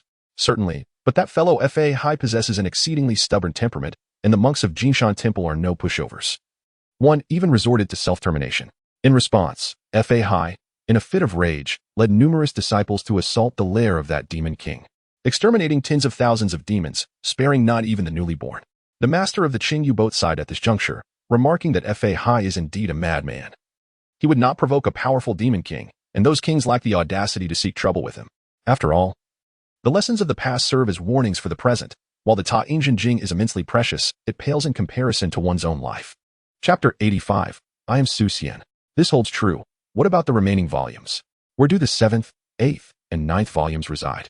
No one knows their whereabouts, for these 3 volumes have never made an appearance. The old fox shook his head, suggesting that perhaps the latter 3 volumes do not even exist. Perhaps? Wang Yan replied non-committally, pondering the matter of the first volume. Should the first fragment of the Ta Jin Jing indeed lie within Jinshan Temple, the difficulty of acquisition would vastly surpass that of obtaining it from the clutches of demons and monsters. Let us not even consider Fa Hai's nearly invincible prowess. Merely contending with his notoriously foul and obstinate temperament is a daunting task. Stubborn, rigid, and obsessive, he is akin to a mule. If he were to discover that his junior brother Wang Yan is entangled with 2 serpent demons and is engaged in diverse agricultural endeavors daily, it would likely infuriate him to the point of unleashing a grand celestial wrath. As for harboring designs on the first fragment of the Ta Jin Jing, the thought sent a shiver down Wang Yan's spine, causing his body to involuntarily tremble. This was no longer merely a matter of celestial retribution. It would involve the wrath of the great celestial dragon, the world-honored Ksitigarbha, the Prajna Buddhas, and the entirety of the Prajna pantheon. My lord, what troubles you? Noticing Wang Yan's reaction, Xiao Bai inquired with concern. It's nothing, merely a sensation of chill, Wang Yan responded, taking a deep breath. For provoking Fa Hai is certainly not a matter to be taken lightly. Though he is not pedantic, he is indeed a person of deep sentiments. Even if Fa Hai is as stubborn as a mule, he would not willingly harm Wang Yan as long as he has not severed ties with him. How long will it take to forge the magical artifact? This particular artifact demands high standards in both materials and techniques, requiring approximately half a month for completion. If the young master has no specific requests, I kindly ask you to return after a fortnight. Upon hearing the host of Qingyu Pavilion issue an eviction order, Wang Yan departed with Xiao Bai and Xiao Hong. The 9 fragmented pages of the Taiyin scripture have shown themselves, save for the 7th, 8th, and 9th. which have remained elusive. The fourth and fifth pages appeared 5 centuries ago, in the possession of the National Master, the True Man of Tying, and the Serpent Mother, both of whom vanished after their demise. The sixth page surfaced a millennium ago at the Qingfeng Temple, only to disappear after the sect's obliteration. The third page transformed into a nest of shadows, which Wang Yan subsequently eradicated. The second page serves as Xiao Bai's dowry, while the first resides in the Golden Mountain Temple. Thus, the current dilemma is whether to infiltrate or seize the first page at the Golden Mountain Temple, or to devise a means of locating the fourth, fifth, and sixth pages, which have been lost for at least 500 years. After some contemplation, Wang Yan resolved to wait for the time being. Fa Hai's whereabouts remain unknown. Should he return to the Golden Mountain Temple to pilfer the fragmented pages and encounter Wang Yan, it would spell trouble. It is uncertain where Fa Hai has wandered, but he is likely to return to Hangzhou. Since entering the Shadow Nest, Wang Yan has lost track of Fa Hai, whose whereabouts are a mystery. Nonetheless, Hangzhou is a crucial locale where nearly all events unfold, and Fa Hai is bound to return. Along the banks of West Lake in Hangzhou, a young man strolled leisurely. Approximately in his 20s, he bore a refined appearance and exuded an air of scholarly elegance, easily captivating the attention of the opposite sex. Has it begun to rain? The young man glanced skyward. In Hangzhou, rain arrives abruptly, without warning. Fortunately, it was not a torrential downpour. The fine drizzle was unlikely to thoroughly drench his attire anytime soon. After crossing a small bridge, he soon reached a series of pavilions. Just then, the clouds above suddenly trembled, and the gentle rain transformed into a torrential downpour. With no time to ponder, the young man dashed towards the pavilion. How inexplicably strange this rain is, he muttered under his breath, yet when he lifted his gaze to those beside him, he was instantly struck dumb. Enchanting, alluring, graceful, and utterly captivating. Clad in flowing green gauze, her fair skin bore a subtle blush. The blend of a mature woman's charm with the playful spirit of a young maiden ensnared his heart, rendering it momentarily still. "Young sir, it is quite impolite to stare so intently," remarked the lady, a faint blush gracing her alabaster visage. Strangely, upon their first encounter, an inexplicable fondness welled up within her. Pardon my rudeness, pardon my rudeness." The young man's cheeks flushed crimson as he stammered an apology, yet his gaze remained fixated on the lady. The young lady's name was Mei Nyang, while the young man introduced himself as Su Xian, a native of Hangzhou. Nearby, on the small bridge not far from the pavilion, Wang Yan and Xiao Bai stood quietly. As the delicate drizzle was about to envelop them, it was repelled to the periphery, while the passers-by seemed blissfully unaware, instinctively avoiding the vicinity of the trio by a considerable margin. "My dear, why must we act in such a manner? Though that little fox demon possesses limited strength, her lineage is anything but ordinary. Should we provoke the formidable entity behind her, we may find ourselves in considerable peril," Xiao Bai observed Wang Yan. Her delicate brows furrowed in concern. "It is precisely her background and the ensuing complications that I seek." Wang Yan smiled knowingly. "Do you recognize my identity? I am the disciple of Fa Hai, the abbot of Jinshan Temple, and the second disciple of Master Lingyu. Are you intending to incite a conflict between that old fox and Fa Hai, thereby creating an opportunity for us to stealthily retrieve the first volume of the Taiyin Jinjing?" Xiao Bai's intellect was sharp, and she swiftly grasped Wang Yan's intentions. Indeed, Fa Hai's power is formidable, rivaling the might of the most powerful demon lords. I doubt even the captain of the Qingyu boat could contend with him. However, my primary motive is to restrain Fa Hai. The distance from here to Jinshan Temple stretches a daunting 2,000 miles. Even at full speed, it would take him half a day to return, providing ample time for me to acquire the first volume of the Taiyin Jinjing. Fa Hai, despite having trained for merely over 2 decades since birth, has astonishingly attained strength comparable to the elite demon lords. Is he truly the fated child you once spoke of? Xiao Bai inquired, her expression tinged with confusion. Under normal circumstances, you, Fa Hai, and that young man from earlier would all be considered fated children.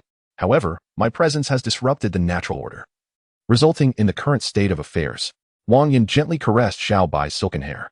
Despite her seemingly gentle and demure demeanor, she exuded an irresistible allure come nightfall. Wang Yan found himself unable to resist filling her to the brim, only ceasing when she could hold no more. While his self-restraint fell short of the saintly detachment or the emotional severance exhibited by certain cultivators, it was nonetheless formidable. Yet, in the presence of Xiao Bai, he often succumbed to temptation.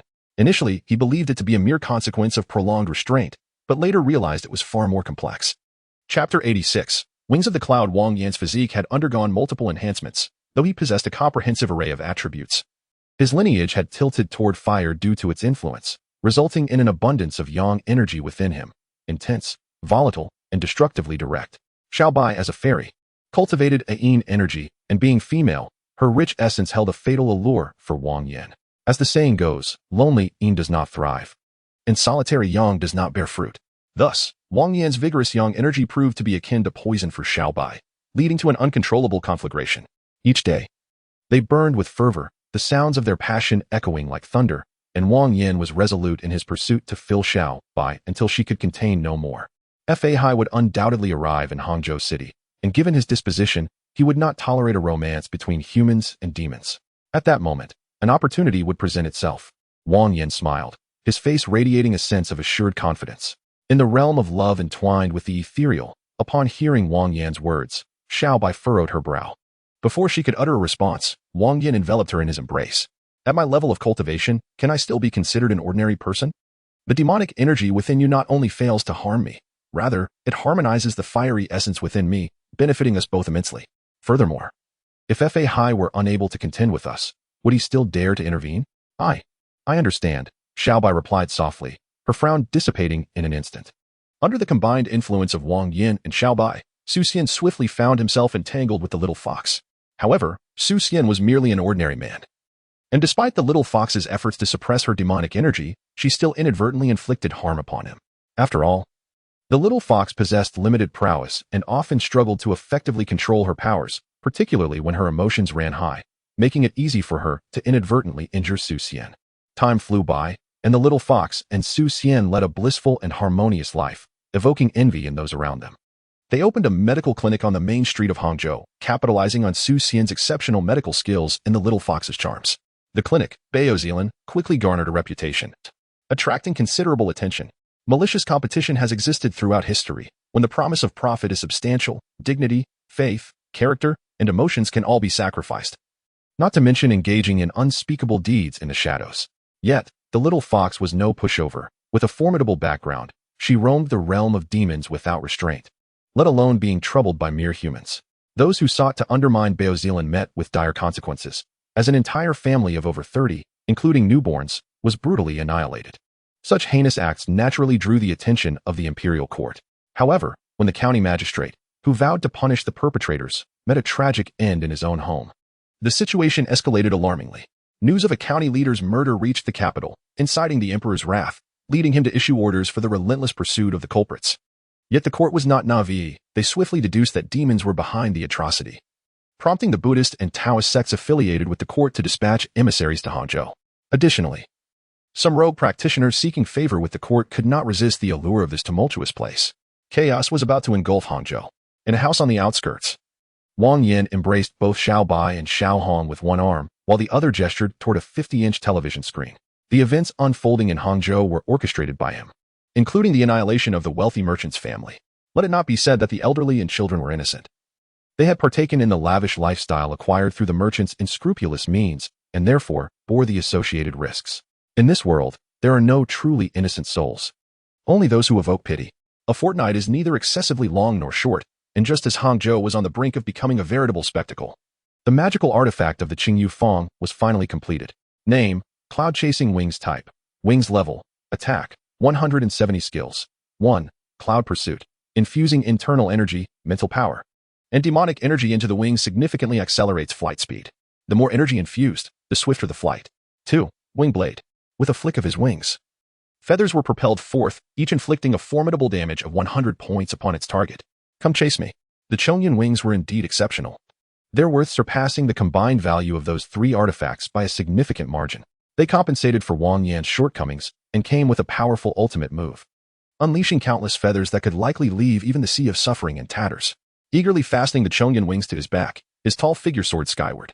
The speed of the Chongyun wings outstripped that of Mark S. armor, which was equipped with 4 rocket boosters, and their maneuverability was far more agile and versatile. Wang Yan raced through the sky, transforming his flight with joy and exuberance. Are you satisfied with this artifact? The master of the Jade Boat observed Wang Yan descending from the heavens, a smile gracing his lips. Indeed, I am quite satisfied. Without divulging too much to the cunning old fox, Wang Yan embraced both Xiaobai and Xiaohong, leaping towards the horizon. Outside Hangzhou, the weary Fahai finally reached his destination. Unlike Wang Yan, who maintained his composure during the day he inadvertently ventured into the shadow nest, Fahai unleashed a ruthless onslaught, sending the malevolent spirits within fleeing in disarray. Yet, true to its name, The shadow nest was unyielding. The slaughter seemed endless. Just as Fa Hai was on the brink of exhaustion, a bolt of thunder descended from the heavens, shattering the shadow nest into fragments. Immediately, a fierce blaze followed, incinerating the remaining dark energies. Fa Hai was aware that it was Wang Yan's doing, for since the death of the great Yin Master 5 centuries ago, only Wang Yan possessed such formidable talismanic powers. Though he wished to call out to Wang Yan, his own magical energy was nearly depleted, leaving him barely able to stand. And he could only rely on the protective charm left by his master, Lingyu Zen Master, to conceal himself below. After 3 days of recuperation and 2 months of arduous training, Fa Hai finally arrived in Hangzhou. However, as he approached, a frown creased his brow. He sensed an overwhelming aura of malevolence and a palpable resentment in the air. How audacious of these fiends! They dare to cause turmoil here. Fa Hai scoffed, striding into the city. Inside Hangzhou, the bustling activity was vibrant, with merchants and pedestrians crowding the streets, infusing the city with vitality. Although the recent deaths of a merchant family and the county magistrate instilled fear among the populace, the citizens quickly regained their composure once a new magistrate was appointed. Life resumed its course. People continued to eat and drink, undeterred by the looming shadows of despair. This is it. At the entrance of the Baozilan, Fa Hai halted, holding his alms bowl. The pervasive malevolence within Hangzhou was palpable, with many lurking monsters hidden among the throngs of people. Fa Hai chose a path intertwined with resentment, leading him to Baozilan. Chapter 87. Even spirits have the right to live, good sir. Might I inquire who the proprietor of Baozilan is? What is his name? And what manner of person is he? Although Fa Hai was often impulsive, rigid, and stubborn, he harbored a genuine friendliness towards humanity, even amidst the pervasive malevolence. He refrained from acting forcefully. Are you from outside, master? A passerby, who had detained him, scrutinized him up and down, posing the question. How did you come to that conclusion? In Hangzhou, who does not know of Baozilan? Who is unaware of Dr. Su and his wife? Who? A passerby chuckled softly, beginning to recount the virtues of Su Xian. He treats the impoverished for free. He has devised a remedy for heat stroke and made it public. Upon hearing these words, Fa Hai's expression was one of disbelief. Though his demeanor could be extreme, he was no fool. The notion of treating the needy without charge was one thing, but to publicly share a remedy was an extraordinary act of virtue. In ancient times, there were no air conditioners or ambulances. Without effective treatment for heat stroke, one was often left with no hope. By making the remedy accessible, the farmers could prepare their cooling soups in advance. For a doctor to heal and save lives is inherently a noble deed, and Su Xian's actions were indeed commendable. Fa Hai felt a twinge of skepticism. How could someone who mingled with demons engage in such benevolence? Surely, this passerby had been misled. With a dismissive snort, Fa Hai interrogated another individual, only to receive the same response. Doubting the supernatural, he ventured far from Baozilan, yet the answers remained unchanged. It seemed he must meet this Su Xian, Fa Hai murmured, a serious glint in his eyes. He would need to hire an assistant. Meanwhile, within Baozilan, Su Xian wiped the sweat from his brow and sighed sincerely. Indeed, with the rising temperatures came a plethora of ailments. Even though he shared the recipe for the cooling soup and distributed it daily at the entrance, many still succumbed to heat stroke. A woman, both alluring and innocent, held a bunch of washed grapes, her voice imbued with tenderness. I've been a bit weary lately, but next month will surely be much better. Su Xian smiled, gazing fondly at his enchanting wife, feeling a profound sense of contentment. Amitabha, good sir, your wife is not human. Just as Su Xian was reveling in his lovely spouse, a voice suddenly resonated from outside. Huh. Su Xian paused, turning to see a handsome monk, his face marked by a certain sterility. Master, please do not be rude. My wife is flesh and blood. Capable of walking proudly under the sun, how can she not be human? You misunderstand.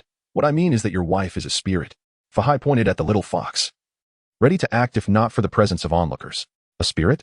At Fa Hai's words, Su Xian was momentarily taken aback, but soon a glimmer of excitement danced in his eyes. What of spirits? They too have the right to exist. He embraced the little fox, his righteous demeanor deeply moving her. The right to exist? Should humanity perish then? Fa Hai growled, seizing Su Xian's collar and scolding him fiercely. The entire Hong family was brutally slaughtered, with no mercy shown to the elderly or children. This is what you call the right to live. What are you talking about? What Hong family? What elderly and children? I know nothing.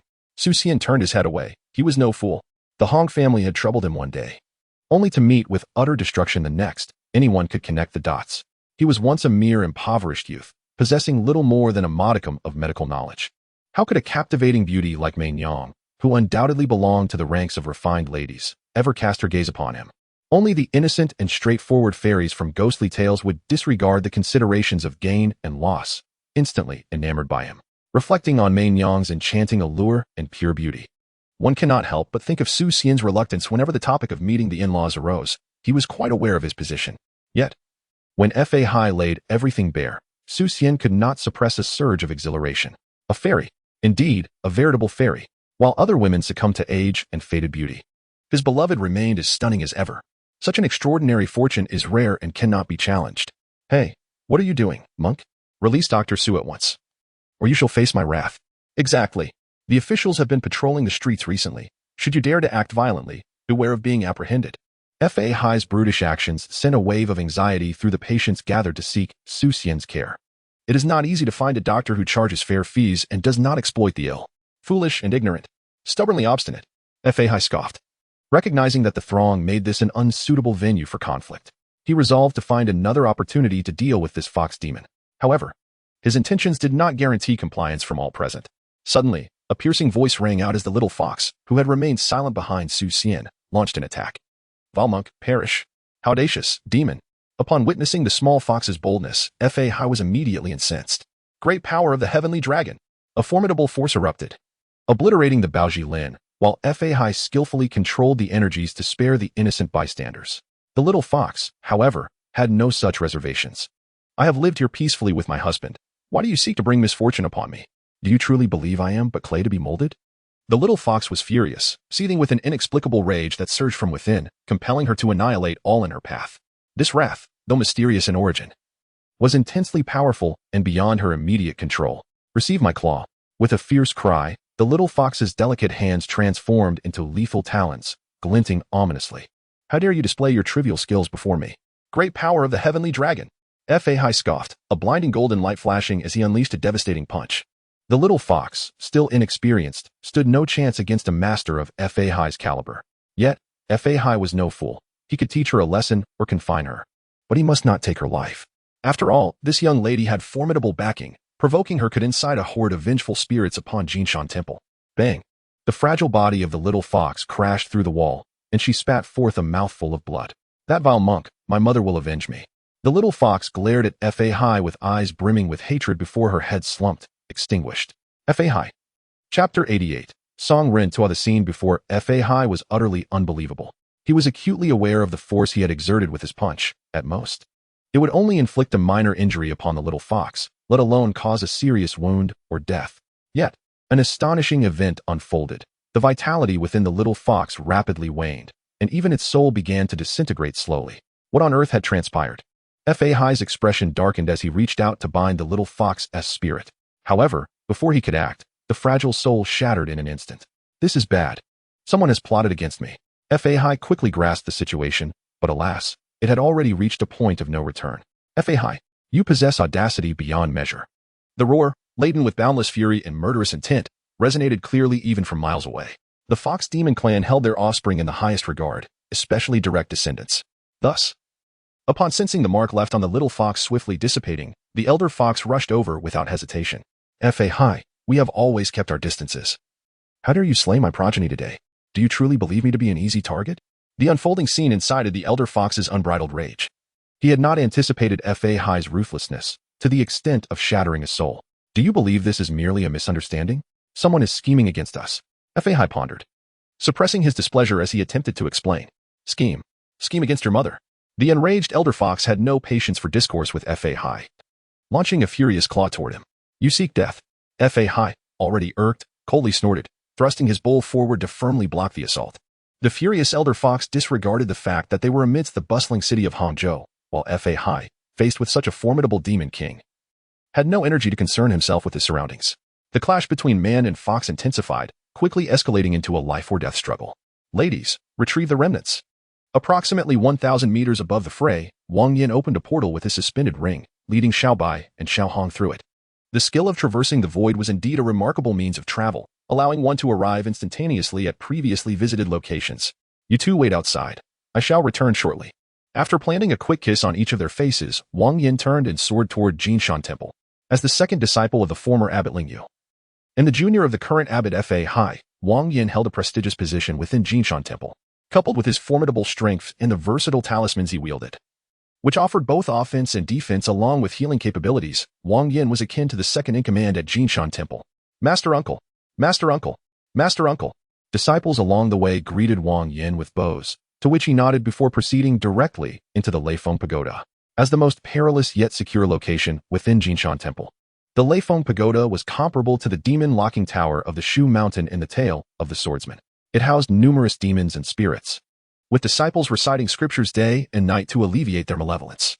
Once their wrath was subdued, they would be released. If not, they would remain confined until death. For a millennium, the Golden Mountain Temple has stood firm, with no malevolent creature ever managing to escape its confines. However, today is an anomaly. These fiends find themselves not only unable to flee, but also struggling to cling to life itself. Hunting Mission 1. Exterminate the Leifeng Pagoda. Completion rewards 6,000 points. And a treasure chest filled with myriad demons. It is high time to restore the Golden Mountain Temple to its former glory. Upon hearing the message echo in his mind, Wang Yan let out a cold chuckle as 6 sharp spikes protruded from the blade of his divine fist. Within the Leifeng Pagoda, less than 10% of the imprisoned demons were captured by Fa Hai. The majority were the accomplishments of the disciples of the Golden Mountain Temple. The lesser demons could be dispatched with ease, but the real challenge lay with those captured by Fa Hai. Vile and treacherous, each one a harbinger of chaos. Where does this little monk come from? Tired of living, daring to stand before me? In the first dark layer of the Leifeng Pagoda, a creature resembling a human barked at Wang Yan's entrance. The pagoda consists of 10 layers, 5 illuminated above ground and 5 shadowed beneath. The upper layers, with windows, contain lesser demons, while the lower layers imprison formidable demon kings and ghostly lords, growing increasingly fearsome as one descends.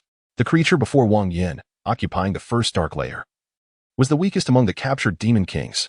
With 2 eyes, 2 ears, a nose, and a mouth, this being bore an uncanny resemblance to a human, albeit covered in a thick coat of hair. This creature, known as Song Rintu, was once human, but by a stroke of fortune, he obtained a cultivation technique from a demon ape, leading him down the path of demonhood. By practicing demon arts in a human form, he had undeniably transformed into a half-demon. Though he retained human features, he was now cloaked in dense black fur, making it difficult to perceive him as human at first glance. Practicing demon arts as a human is not inherently disgraceful, as often choices are limited. Yet, after transforming into a half-demon, Song Rintu resorted to tormenting humanity, treating them as mere playthings, thus crossing Fa Hai's line. At that time, Fa Hai had just captured a powerful demon and was about to seek out Song Rintu when the latter audaciously sought him out first. After wreaking havoc for an extended period and defeating practitioners from both the Buddhist and Taoist sects with ease, Song Rintu, emboldened by his victories, brazenly arrived at the Golden Mountain Temple, demanding that Fa Hai bow before him. The outcome was predictable. Song Rintu lost his head and was nearly beaten into submission by Fa Hai. Ultimately, he had to kneel and plead for mercy, calling Fa Hai father dozens of times before his life was spared. With your pathetic demeanor, you dare address me? Wang Yan cast a disdainful glance at Song Rintu. Although Song Rintu possessed the strength of a demon king, he was only marginally more formidable than the 1,000-year-old Bat King. If all went according to plan, Wang Yan could dispatch him in no more than 10 moves. Foolish child, arrogant as you are. Let us see how your father will make you regret your very existence in this world. Wang Yan's words ignited Song Rintu's fury, and with a powerful charge, the burly figure lunged forward. The primates primarily cultivate their strength, with certain species capable of confronting bears head-on. At that moment, Fa Hai struck him over 100 times with a bowl, forcing him to kneel and call him father. Fool! Wang Yan scoffed disdainfully, and in the next instant, a towering figure, over 5 meters tall and engulfed in flames, materialized before Song Rintu's eyes. Boom! A fist larger than his head crashed down, driving Song Rintu into the ground. Chapter 89. The 5 Fox Sisters. Bang! Bang! Bang! One punch after another, each landing with brutal force, eliciting pitiful wails from Song Rintu. He was genuinely astonished, with Fa Hai in front and Wang Yan behind, each more ferocious and ruthless than the last. Fa Hai at least maintained some semblance of the high monk's image, primarily aiming to reform these demons and monsters, whereas Wang Yan's sole intention was to inflict pain. I was wrong. Father, I was wrong. Please stop. Song Rintu's voice was filled with anguish, yet Wang Yan appeared unperturbed, delivering increasingly savage blows. With a violent cough, he spat out a mouthful of blood, and before he could catch his breath, another fist, the size of a head, landed squarely on his face. Kill the demon ape Song Rintu. Rewards have been credited to the final tally. Collecting Song Rintu's corpse, Wang Yan stepped toward the second dark layer. Although these demon kings may not be considered high-level beings, it was worth a try. Once the situation here was resolved, Wang Yan planned to host a barbecue with Xiao Bai and Xiao Hong, relishing a hearty meal. Each demon king possessed strength at the chi refining stage. Yet after slaying Song Rintu, Wang Yan noticed that the main quest progress had not been updated, indicating that the hunting mission was calculated separately from other tasks. The Lei Feng Tower comprises 5 dark layers, each housing at least one demon of kingly stature. The second layer was home to 5 foxes, each adorned in distinct hues of red, yellow, blue, green, and black. Wang Yan mused whether the old fox had tumbled into a dye vat while birthing them, or if their true father was the 5-color flag. Who dares intrude upon the Lei Feng Tower? Seeking death, perhaps. Whether seductive, crisp, icy, gentle, or fierce. 5 voices of varying styles melded together, creating an eerie symphony. You are merely a band of prisoners, yet you regard yourselves as masters? Wang Yan chuckled coldly, launching 2 meteor darts forward. Clang, clang. The sharp sounds resonated from the darkness, followed by the appearance of 10 eerie green eyes. Though the 5 foxes varied in voice and color, their sizes were strikingly similar. Standing approximately 2 meters tall and over 3 meters long, their fluffy tails swayed gently, exuding a unique beauty. Clang. The leading white fox opened its mouth, causing the 2 meteor darts to fall to the ground. As Wang Yan's power continued to ascend, so too did the strength of his adversaries. Weapons like meteor darts were quickly approaching obsolescence. Indeed, we are mere prisoners, yet here, we are also masters. The black fox gazed at Wang Yan, unfazed by his retrieval of the meteor darts. Quite sharp, one could refine them into a few daggers. Wang Yan chuckled softly. The teeth of this fox were indeed formidable, as evidenced by the numerous bite marks left on the meteor dart. The body of a demon is inherently far more powerful than that of a human, though Little White appeared delicate and charming. Its true form could effortlessly shatter a small mountain. Among the 5 fox demons, their strengths varied significantly, yet the most formidable one had already surpassed Little White, making the bite marks on the meteor dart a rather ordinary occurrence. Words wielded as weapons only served to provide amusement. The black fox sneered coldly and charged forward. Come on. Observing the enemy's advance, Wang Yan transformed. Fiery flames distorted the very air around him, and the terrifying aura sent chills down the spine. How can this be? You're not human? The black fox's claws were seized by Wang Yan. Their sharpness could cleave through gold and stone, yet they failed to even scratch his palm, causing only discomfort. Humans are not merely adept at sorcery. A sinister grin spread across Wang Yan's crimson face as he hurled the black fox away with great force. Boom. The impact was so tremendous that even the Lei Feng Pagoda, reinforced by the magical powers of each successive abbot, shook violently. Though the black fox, being a demon, possessed immense strength, enduring such a blow still left it dazed and trembling in pain. Is this all you can do? Despite being thrown into disarray, the black fox remained undaunted, taunting Wang Yan instead. My true power is far greater. Wang Yan chuckled darkly, immediately commencing a new wave of relentless attacks. You dare to act so brazenly. Within mere seconds of their skirmish, the other foxes finally reacted. Red, yellow, blue, and green 4 foxes of varying hues charged forward, launching fierce and ruthless attacks. Such petty skills, daring to display them before me. Wang Yan bellowed, as flames erupted violently around him. Simultaneously, 3 razor-sharp blades silently sprang forth from his divine slayer fist. Ducking to evade the red fox's assault, Wang Yan crouched low, thrusting his fist blades upward with great force. Swoosh. The sound was piercing, akin to a blade tearing through tattered leather. The red fox, in its ferocity, inadvertently inflicted a grievous wound upon itself. Bang! Its massive body, heavier than that of a Siberian tiger, crashed violently against the wall. Struggling for a long time without managing to rise, its innards spilling everywhere. After severely injuring the red fox, Wang Yan grasped the black fox and swung it toward the advancing yellow fox. Bang! The 2 foxes collided in a close encounter, a gash appearing on the yellow fox's head, while the black fox's teeth shattered. 3 foxes lay half destroyed, 2 wounded, while the remaining 2 had already charged forward. Wang Yan did not linger with them. He aimed the Divine Slayer fist blades at the blue fox's head and struck. The sharp mental blade pierced through the blue fox's skull, obliterating its very soul. Blue Fox King slain. Rewards have been accounted for in the final tally. With one of the 5 demon kings defeated, Wang Yan swiftly turned and executed a slide, the blade plunging into the neck of the green fox. Green Fox King slain. Rewards have been accounted for in the final tally. Sisters. Dazed and disoriented, the black fox beheld the tragic demise of 2 of her kin, unable to suppress a mournful cry. Yet, lamentation provided no resolution, much like the dire circumstances before her. With relentless ferocity, Wang Yan dispatched both the Blue Fox King and the Green Fox King, then lunged towards the Red Fox King. Though she suffered but a single blow, the Red Fox King was now teetering on the brink of death. A gash stretched from her chest to her hind legs, her innards eviscerated. Vivid crimson blood stained the ground, and even without Wang Yan's intervention, She could not last much longer. Red Fox King slain. Rewards have been credited to the final tally.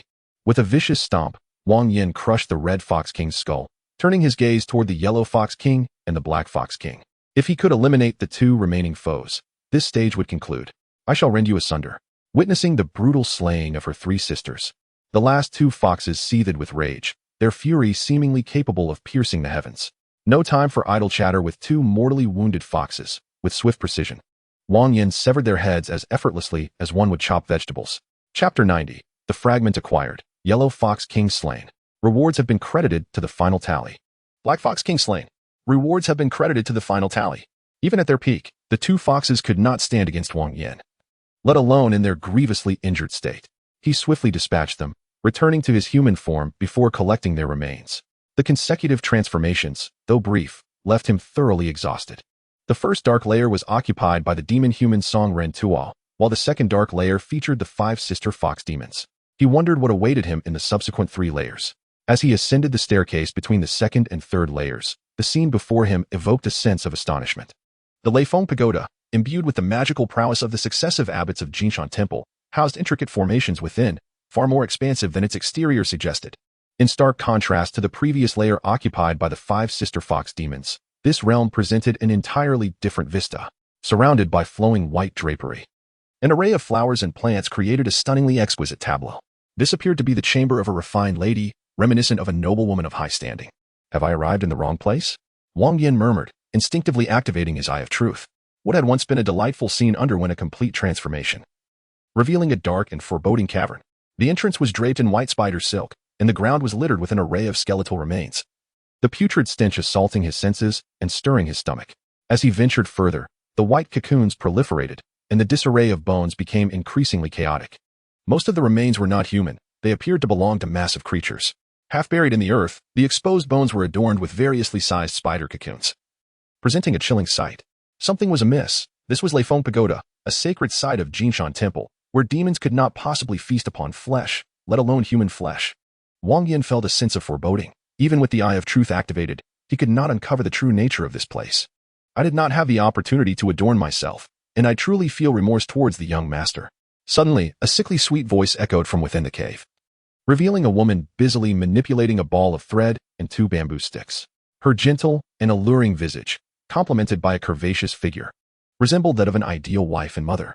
However, through the lens of the true eye, Wang Yan beheld a horrifying sight.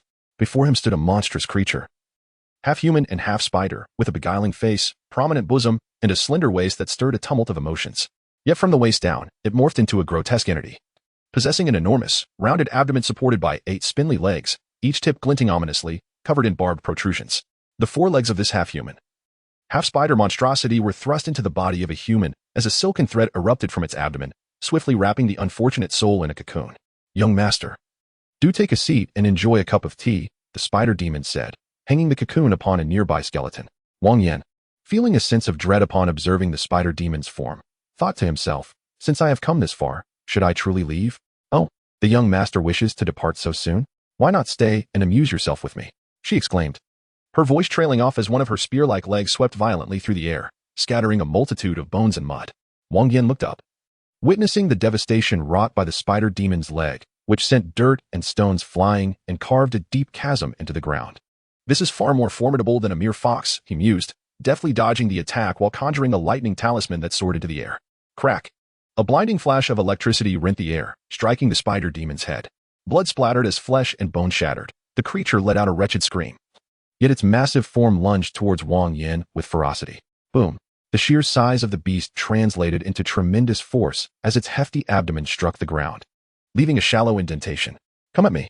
Wang Yan resolved not to engage in a direct confrontation, instead casting several talismans. The fire talismans ignited, engulfing the surrounding area in flames that would not be easily escaped, quickly reducing the bones and webs to ashes. Although uncertainties loomed about what lay within, an instinctual sense of danger urged Wang Yan to refrain from approaching hastily. Ordinary individuals might have retreated, but Wang Yan was no ordinary man. He resolved to obliterate everything within his sight. Crack! Boom! Talismans scattered like autumn leaves, unleashing a tremendous destructive force. The most potent lightning talisman, capable of overwhelming even the shadowy nests, proved more than sufficient to vanquish a mere spider demon. The chilling wails of the horrifying creature filled the air as it howled in frenzy, unable to escape the grip of the thunderous assault. Another 3 bolts of lightning descended, and the spider demon's head was obliterated, its massive body collapsing to the ground. Why is there no notification? Wang Yan pondered, sensing the spider demon's essence rapidly fading, his brow furrowing in concern. The absence of any indication of reincarnation suggests that the spider demon has not perished. Yet, given that the creature's head is utterly decayed, it seems implausible that it could still be alive. Perhaps this demon is merely an illusion. Wang Yan suddenly recalled the Yin nest. Although there are significant differences, there exists a commonality. The entities within cannot be entirely destroyed. If this were indeed the case, it appears that a considerable sacrifice is once again imminent. A smile crept onto Wang Yan's face. If his conjecture proved accurate, it would indicate the presence of a fragment of the Taoist scripture. While talismans are valuable, they pale in comparison to the fragment of the Taoist scripture. Regardless of whether this fragment is the first, Wang Yan is willing to expend substantial resources to acquire it. Crack. Boom. Lightning illuminated the surroundings, and flames surged fiercely. Under Wang Yan's relentless and reckless assault, the cave soon underwent a transformation. The air began to warp, the stone walls quietly melting away, revealing a dark brown substance. This was the body of the Thunder Peak Tower, and at that moment, Wang Yan realized his conjecture was indeed correct. The searing flames consumed the interior of the cave entirely, and then a glimmer of golden light quietly emerged. Wang Yan seized it in his hands, and as expected, it was the fragment of the Taoist scripture. Name: fragment of the Taoist scripture. Type: item level. Description: a fragment of the high-level technique Taoist scripture. Collecting 9 pieces will yield the complete Taoist scripture. Selling it will grant 50,000 points. At last, it was in his possession. Storing the fragment in his personal auxiliary terminal, Wang Yan was so elated that he nearly let out a triumphant roar to the heavens. Chapter 91. An extraordinary beauty. With the first 3 pages gathered, it signified that Wang Yan could commence his cultivation of this advanced technique. There was no need for further contemplation. This technique would undoubtedly catalyze an explosive enhancement of his abilities, even potentially accelerating the time needed to confront the divine beings directly. Having cleared the 3rd dark layer, Wang Yan swiftly progressed to the 4th. Unlike the previous layers, the creatures imprisoned here had already succumbed. They were emaciated and desiccated, lacking any semblance of plumpness. Were it not for Janice's reminder, Wang Yan would not have recognized this as a pig. It was his first encounter with such a gaunt specimen. Wang Yan marveled at this, then proceeded to the 5th layer. The Thunder Peak Tower is divided into 5 bright layers and 5 dark layers. The bright layers confine lesser demons below the rank of Demon King, while the dark layers start with creatures of at least Demon King caliber. The first dark layer housed the demon-human Song Ren-Tu. The second contained the 5 fox demon sisters. The third was occupied by the spider demon manifested from the Taoist scripture. And the 4th held the emaciated second senior brother. As for the 5th dark layer, what met his gaze was a majestic hall. Upon entering, he was immediately struck by 4 massive pillars. The azure dragon, white fox, vermilion bird, and black tortoise were intricately carved into the columns, their lifelike depictions entwined around them. Water cascaded from their mouths into the pool below, creating delicate splashes. The azure dragon, white fox, vermilion bird, and black tortoise are collectively referred to as the 4 spirits, representing the 28 constellations, but they are not true divine beasts or sacred creatures. However, due to the faith of humanity, the 4 spirits have materialized into their own physical forms, transitioning from the ethereal to the realm of true beings. The sculptures of the 4 spirits lack the legendary grandeur and majesty. Instead, they exude an exquisite elegance, while the pool below is meticulously carved from an unknown material. The water flows with crystalline clarity, revealing its depths as petals drift upon its surface, swaying gently with the undulations of the current. At the center of the pool, a pair of eyes, as fluid as water, gazes intently, filled with curiosity. Wang Yan's gaze descends, revealing a woman reclining casually within the pool. She is adorned only in a garment resembling a translucent belly wrap, her delicate skin barely concealed, showcasing her slender waist and elongated legs in full view. Wang Yan has encountered many beauties, seductive, innocent, proud, dignified, and alluring. Yet even those like Xiaobai, considered exquisite among mortals, pale in comparison to the one before him. Wang Yan acknowledges his attraction and harbors a strong desire to engage her in discussions about life, ideals, and scientific advancements. This attraction is not merely a result of her beauty, as with Xiaobai, where energies intertwine, but rather a pure impulse. Strangely, this woman seems capable of igniting a flame deep within a man's heart, provoking an irresistible heat. Had it been any other cultivator, they might have already succumbed to their impulses. However, despite his feelings, Wang Yan refrains from acting foolishly. The task assigned by the cycle, to eradicate the Thunder Peak Tower, remains paramount. Clearing the 5th level would signify the completion of his mission. No matter how beautiful this woman may be, she cannot supersede the importance of his duty. Moreover, Wang Yan recognizes that his desire to rush in is undoubtedly abnormal, and such irregularity often heralds danger. He is no fool. He understands the principle that one's life takes precedence. Hey, little monk, did you come alone? Come play with me. A voice, sultry to its core, emanates from her rosy lips. Her eyes, dreamy and misty, brim with endless temptation. For an ordinary person, no matter how steadfast their resolve, such a lure could sway them, leading them to forsake reason and reckless abandon. Yet who is Wang Yan? He is a man of resilience, not easily influenced. After overcoming the initial flutter of emotions, the woman's allure has diminished in his eyes. While she remains breathtakingly beautiful, it no longer captivates his spirit. However, for reasons unspoken, Wang Yan chooses not to attack immediately, opting instead to probe her depths. Play with you? What shall we play? With you? Wang Yan scrutinizes her for a moment before shifting his gaze downward, taking in her form before returning to her enchanting visage. If you wish, I would gladly allow you to toy with me. The woman's words, laced with shyness, and her misty, beguiling eyes create a scene that stirs an uncontrollable frenzy within. Such a captivating beauty, regardless of the era, could wreak havoc upon the world, and even the most extraordinary of warriors would find it difficult to resist her allure, yearning to entwine with her day and night. While an ordinary person might struggle to maintain their composure upon witnessing such a scene, Wang Yan remained utterly indifferent. Exhibiting no signs of succumbing to temptation, he merely retreated a few steps. What a heartless little adversary, leaving me to languish in solitude. The woman's sultry voice echoed in his ears. Yet, instead of drawing closer, Wang Yan produced a blue talisman. Sensing imminent danger, though unaware of its source, he deemed caution to be the wisest course. His actions momentarily stunned the woman, and upon seeing the thick stack of blue talismans, her pupils involuntarily constricted. Nevertheless, this woman was indeed a stunning beauty. With a playful laugh, she dazzled those around her. You've come this far. Where do you intend to go? She asked, her voice laced with feigned vulnerability. I am merely a defenseless maiden, imprisoned here to suffer day in and day out. The fact that a young monk like you has arrived here signifies our fateful connection. Do not be afraid. A night spent in each other's company might alleviate my lonely heart. Do spare me. This is the 5th hidden layer of Leifeng Tower, a forbidden zone of Jingshan Temple. Not a brothel. To be confined here, one must be a formidable demon king, or perhaps even surpass that, Wang Yan retorted, a smirk on his lips. These deductions were not his own, but rather the insights provided by Janice. He found himself ensnared in a struggle between advancing and retreating, between entering and exiting. Torn between the flames of temptation igniting within and the instinct for self-preservation guiding his thoughts. Managing to maintain his composure was already a feat. There was little room for contemplation. Indeed, I was captured by that old bald monk, Lingyu, she admitted. This charming young man, I see you have not shaved your head. You must be a lay disciple. Yet, to have entered this place, your prowess must be exceptional, and your identity quite unique.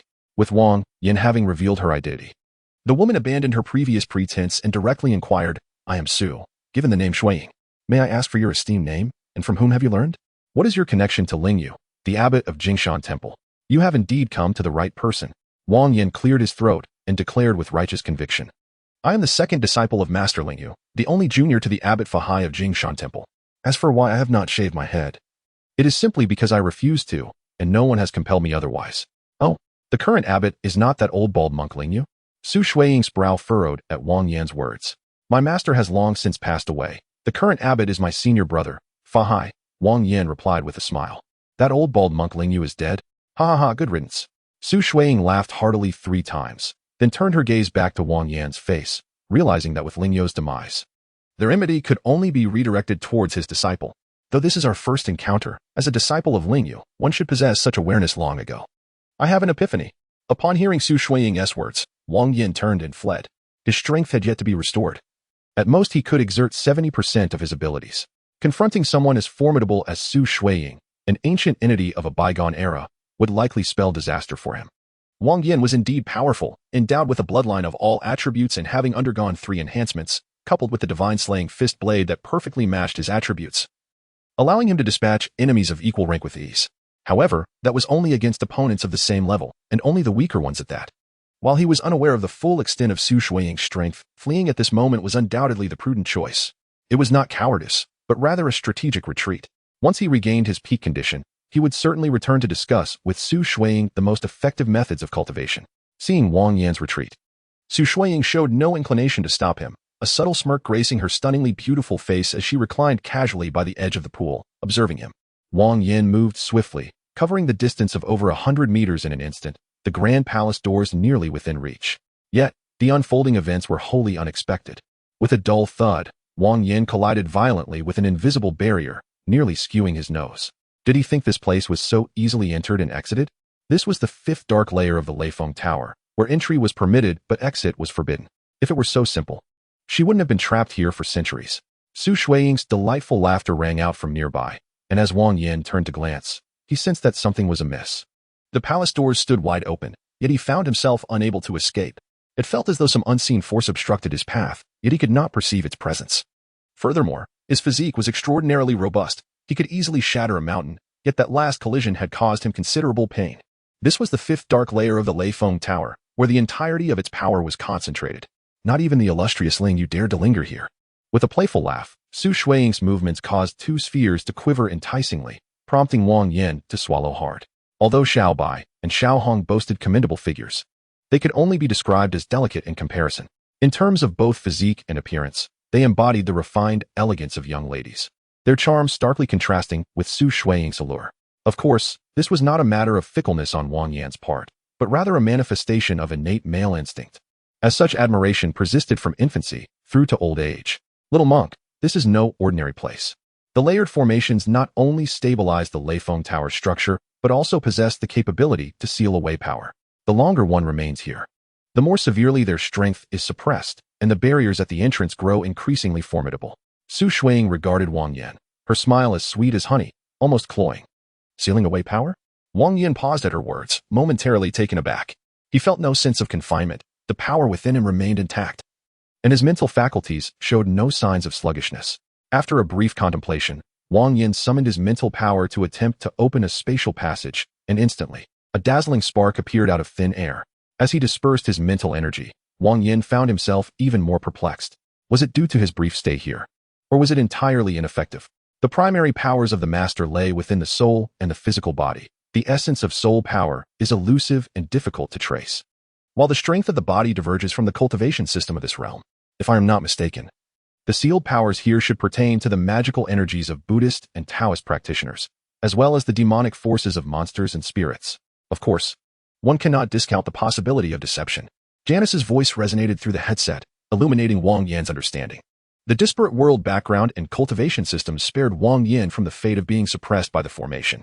In other words, the formation of the Leifeng Pagoda was ineffective against him, leaving Su Shuiying powerless before him, granting him the liberty to act as he pleased. If that is indeed the case, your current strength must be suppressed to its utmost limit.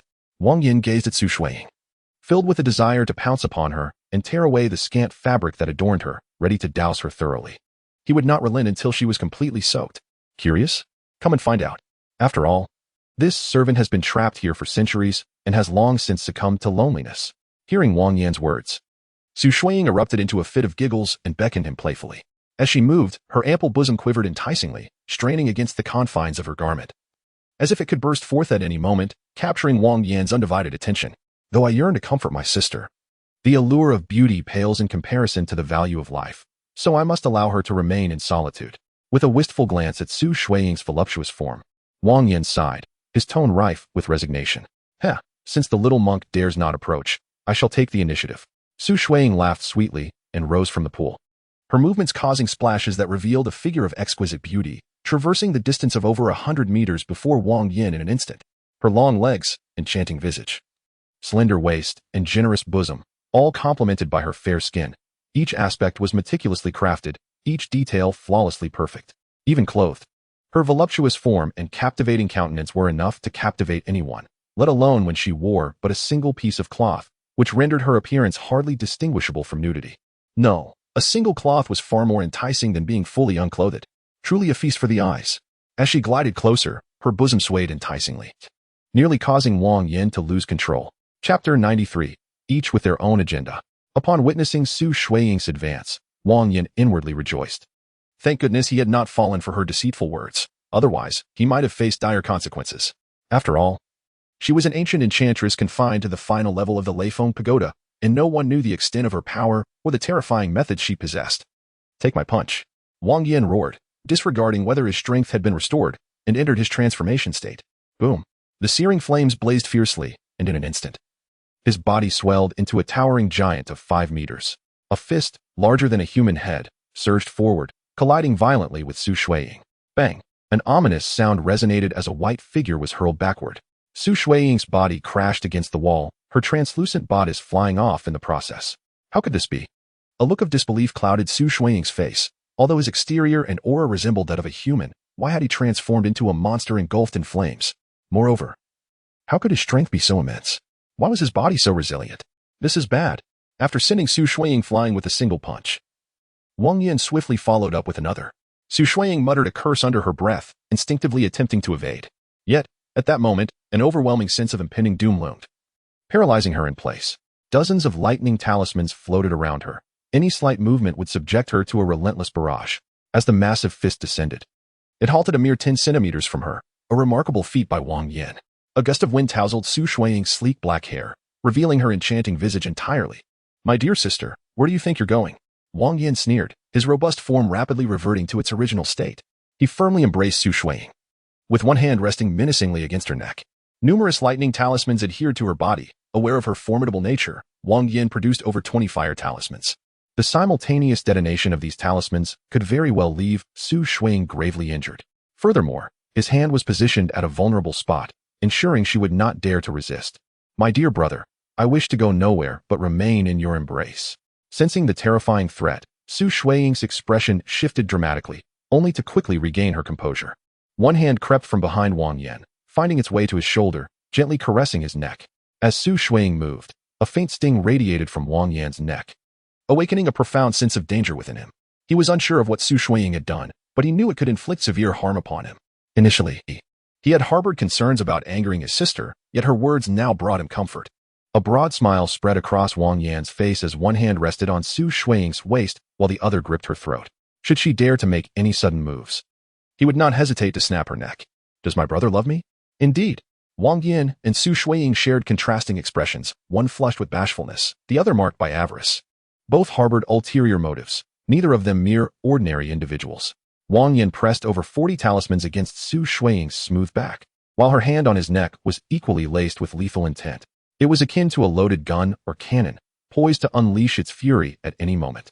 Between the two pairs of eyes, an abundance of camaraderie seemed palpable, yet the true thoughts nestled within were unmistakably understood by both. A soft, alluring murmur escaped from Su Shuiying's lips, her eyes hazy and her cheeks flushed with a delicate hue. Wang Yan's hand firmly gripped her throat, his handsome visage inching closer to her tender lips. Damn it! An inexplicable sensation coursed through her body, unable to stifle the fury brewing within. Hidden behind Su Shuiying's dreamy gaze was a terrifying intent to kill, lying in wait for the opportune moment to strike down Wang Yan.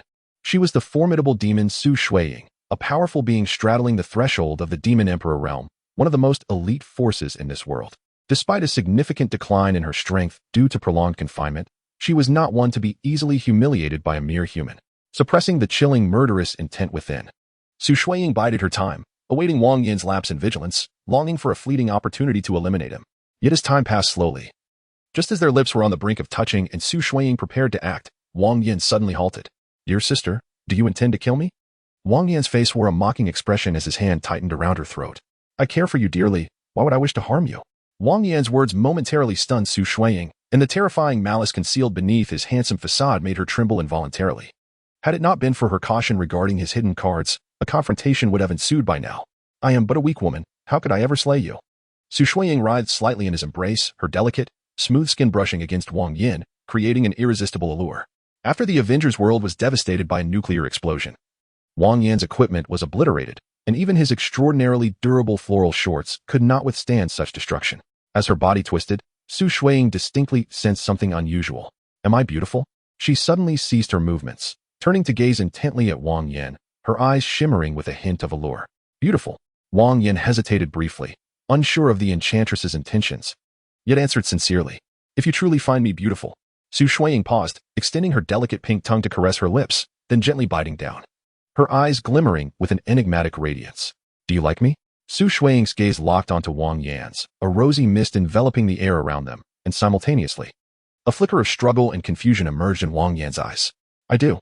Wang Yan murmured, his tone lacking its usual vibrancy. even as his hand around Su Shuiying's waist gradually loosened. "Since you like me, then do something for me," Su Shuiying whispered softly in Wang Yan's ear. "Name it." "I would do anything, even 10 tasks, or lay down my life for you," Wang Yan replied, his eyes glinting with greed. This ancient enchantress was immensely powerful. Even with his grip on her vulnerability, she could effortlessly seize the chance to turn the tables. Since the younger brother loves his elder sister so deeply, let him perish for her sake. Su Shuiying's eyes glinted with a fierce killing intent, yet her tone was imbued with a sweetness that could almost drip like nectar. "Dying sounds splendid," Wang Yan replied, his gaze upon Su Shuiying filled with a greed that seemed almost tangible. "However, before I die, I wish to." Chapter 94. Capturing slaves. Su Shuiying invoked the talismans with her mental energy, even in the throes of complete insanity, as long as instinct remained. A single thought could unleash the talisman's latent power. Though she was uncertain of the true extent of these talismans' might, she understood that even if they could not slay her, they could inflict serious injury. After much contemplation, Su Shuiying resolved to take a perilous gamble, willing to sacrifice a portion of her allure for a foolproof opportunity. She was a fairy, an ancient being who had existed for millennia, and thus did not place the same value on chastity as mortal women. Yet she was also a demon queen, standing on the precipice of becoming a demon emperor, one of the most formidable beings in this world. Even though her strength had been significantly diminished by the restraining forces of the formation, she was not someone a mere human like Wang Yan could casually belittle. With this thought, a cold light flashed in Su Shuiying's eyes. She felt a surge within her, expanding and trembling. She knew the moment of opportunity was upon her. Wang Yan's speed intensified, and his strength grew ever more formidable. Just as Su Shuiying sensed she could strike at any moment, the crimson hue in Wang Yan's eyes abruptly faded, and he forcibly withdrew. A peculiar sound, laden with ambiguity, echoed as Su Shuiying felt a profound emptiness within her, causing her great discomfort. However, the true agony was yet to come, as a mocking smile appeared on Wang Yan's handsome face, swiftly followed by an unbearable, excruciating pain. Crack. Boom. A dozen thunder-evoking talismans and over 20 flame talismans were simultaneously activated, unleashing a terrifying thunder that gravely wounded Su Shuiying, while the subsequent flames rapidly drained her strength. "Want to kill me?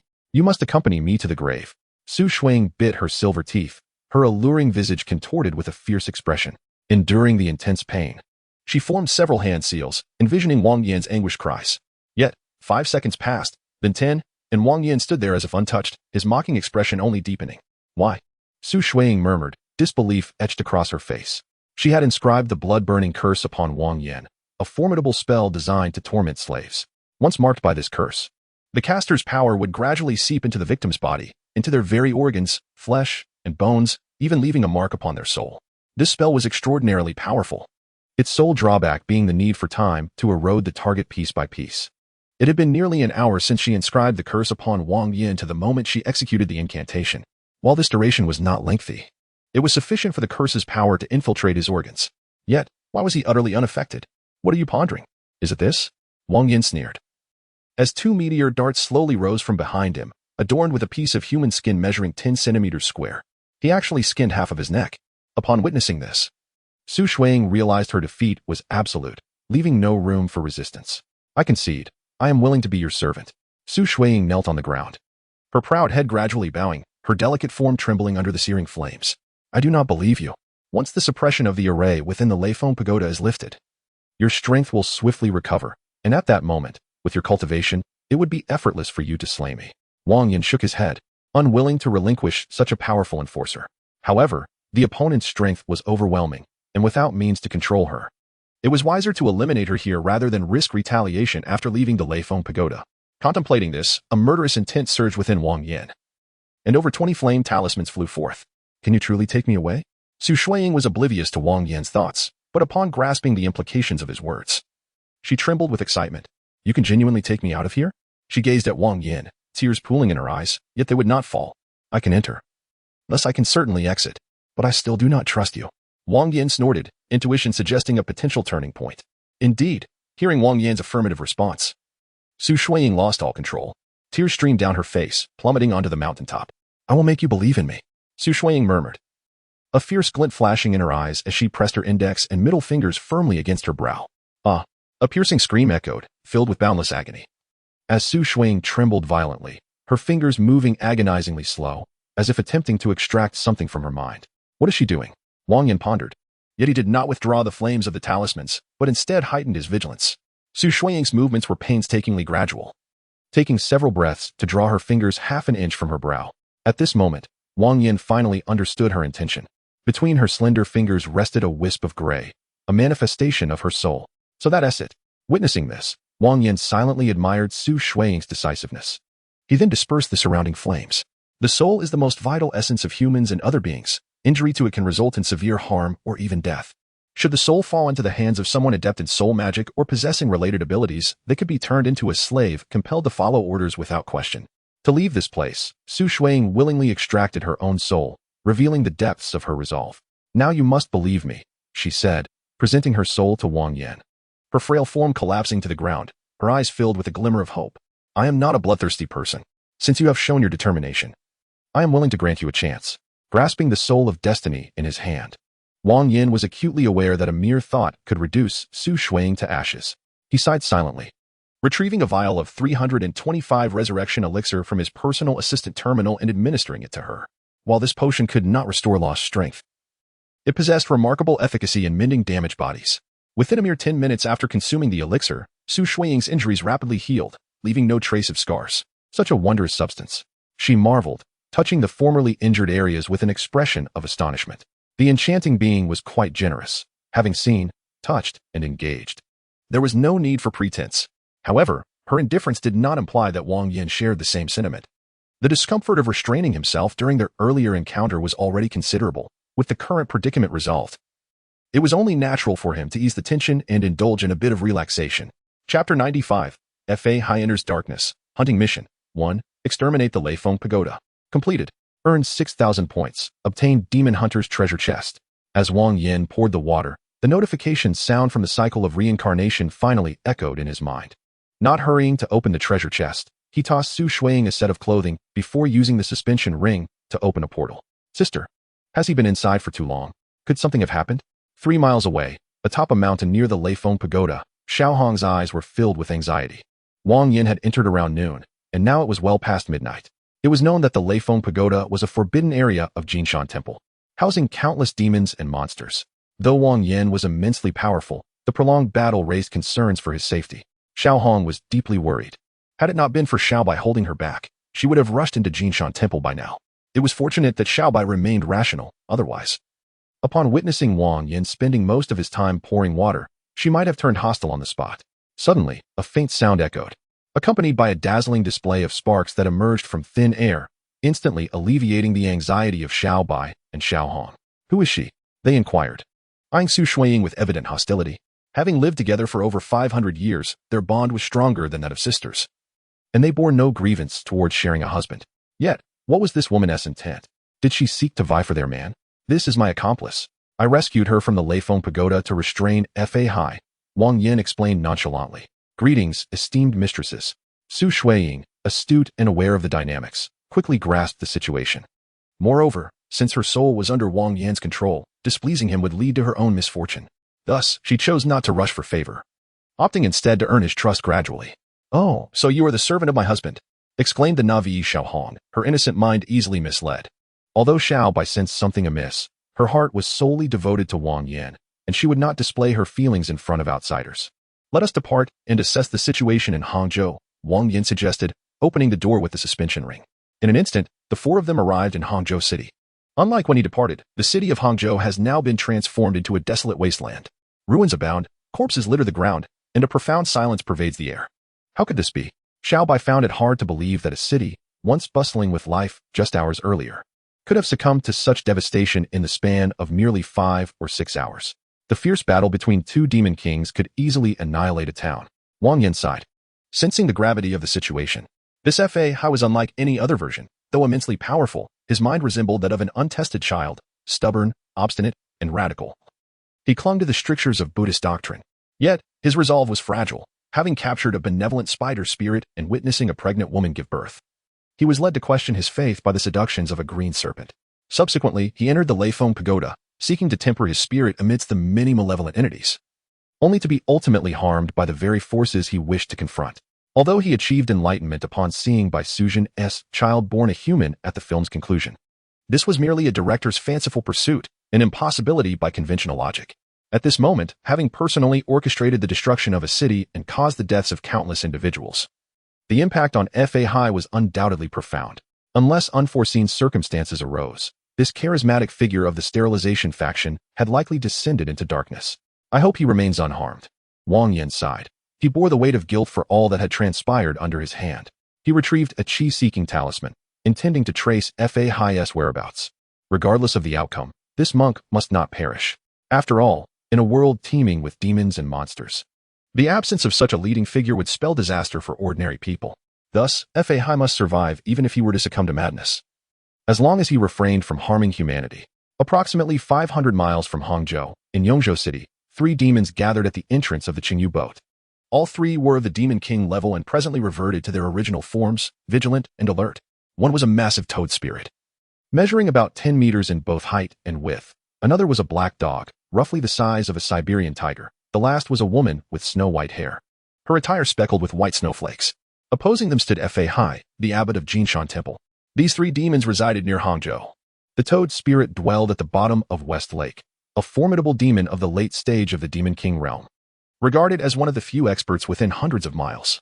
The black dog was somewhat weaker, having taken residence in a farmer's home, where he returned to repay a debt of gratitude, as the farmer's child had saved him centuries ago. The snow woman shared a similar fate, intent on finding her benefactor and bearing children, much like Xiaobai. These 3 demons were usually docile, never engaging in reckless behavior, and had anticipated a quiet existence.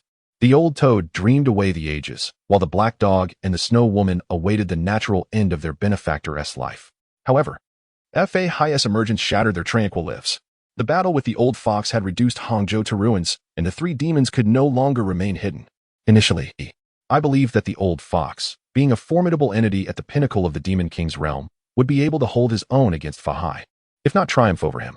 However, I was utterly astonished to witness Fa Hai, the most gifted human of the past 5 centuries, overpowering the old fox at a mere 20 years of age. If the situation had merely ended there, with the 3 of them acting as mediators, perhaps they could have de-escalated the conflict.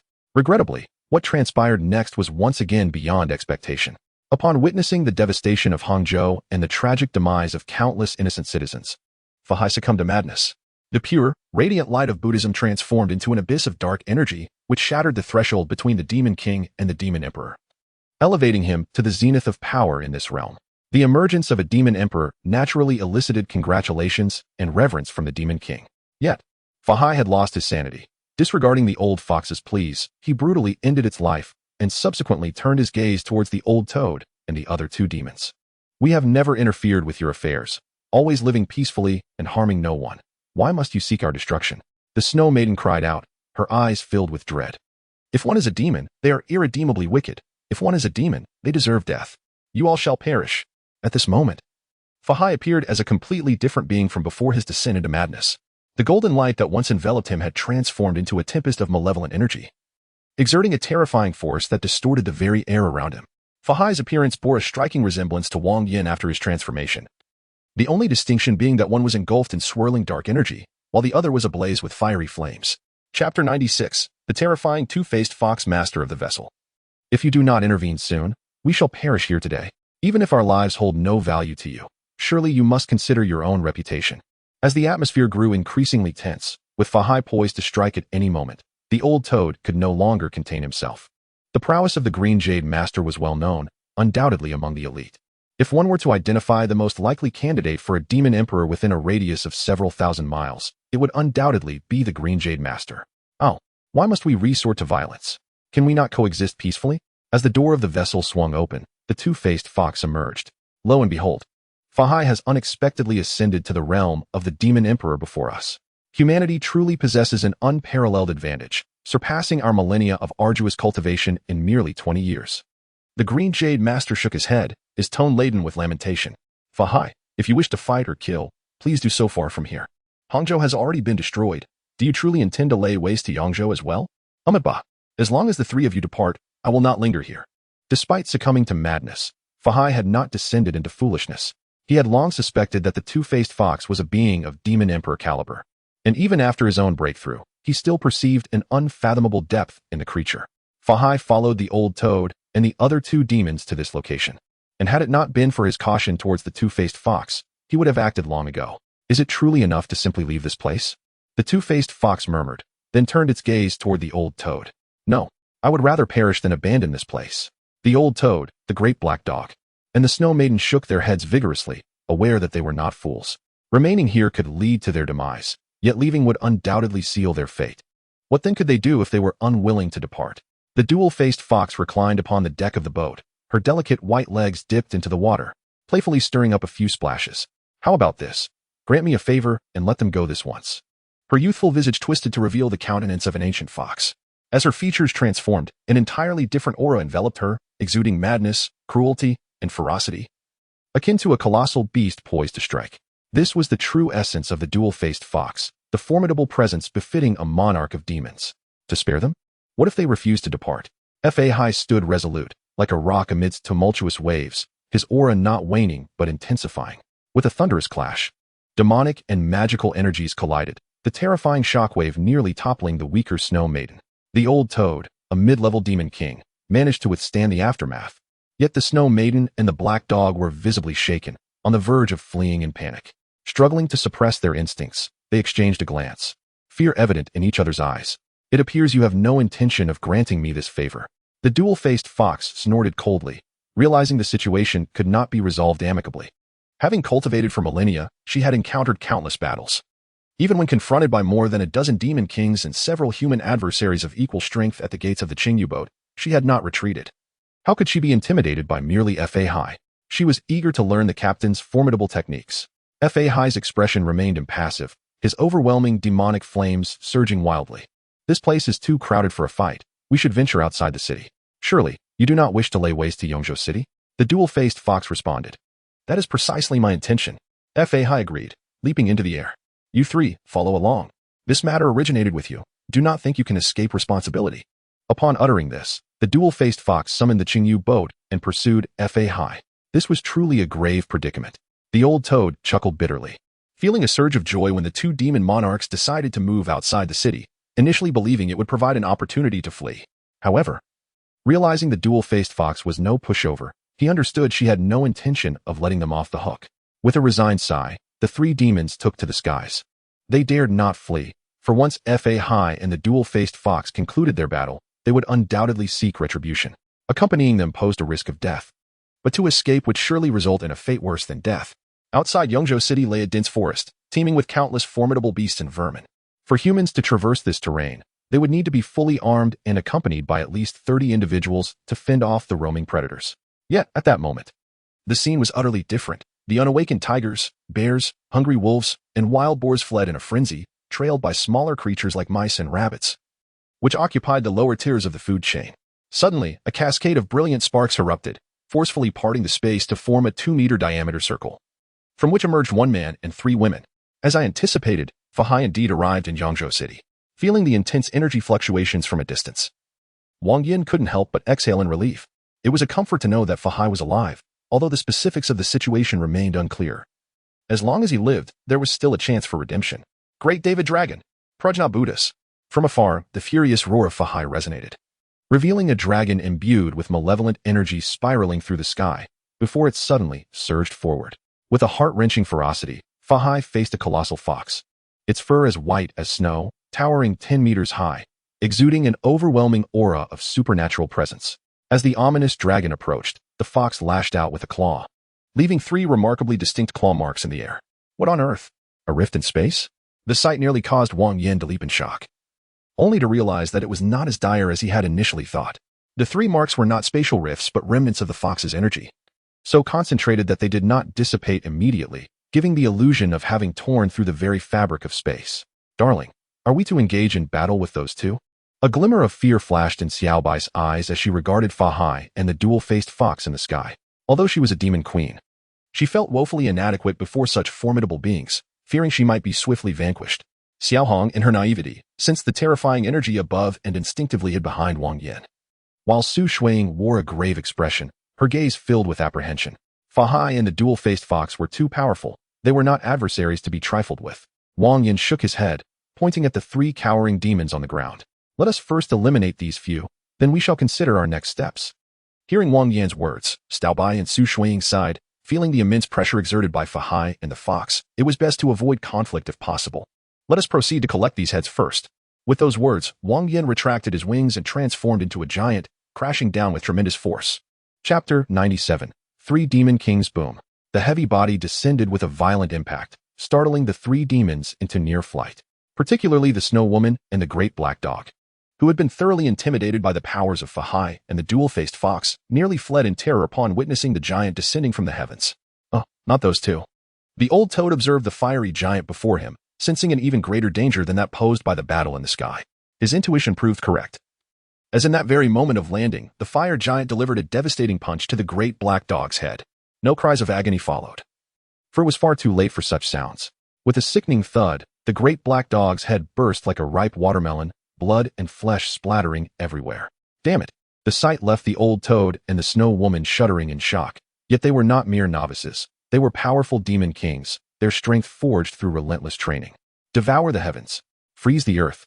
A rumbling roar and a crisp shout erupted almost simultaneously, as a terrifying force materialized, causing dirt and stones to fly and vegetation to be uprooted, all being drawn into the gaping maw of the old toad. Snowflakes cascaded from the Snow Woman, transforming everything they touched into exquisite ice sculptures. The old toad and the Snow Woman were formidable opponents, nearly unparalleled within their rank. Even the large black dog, had it not been caught off guard by Wang Yan, would not have succumbed so easily. However, despite their prowess, they found themselves utterly restrained by Wang Yan.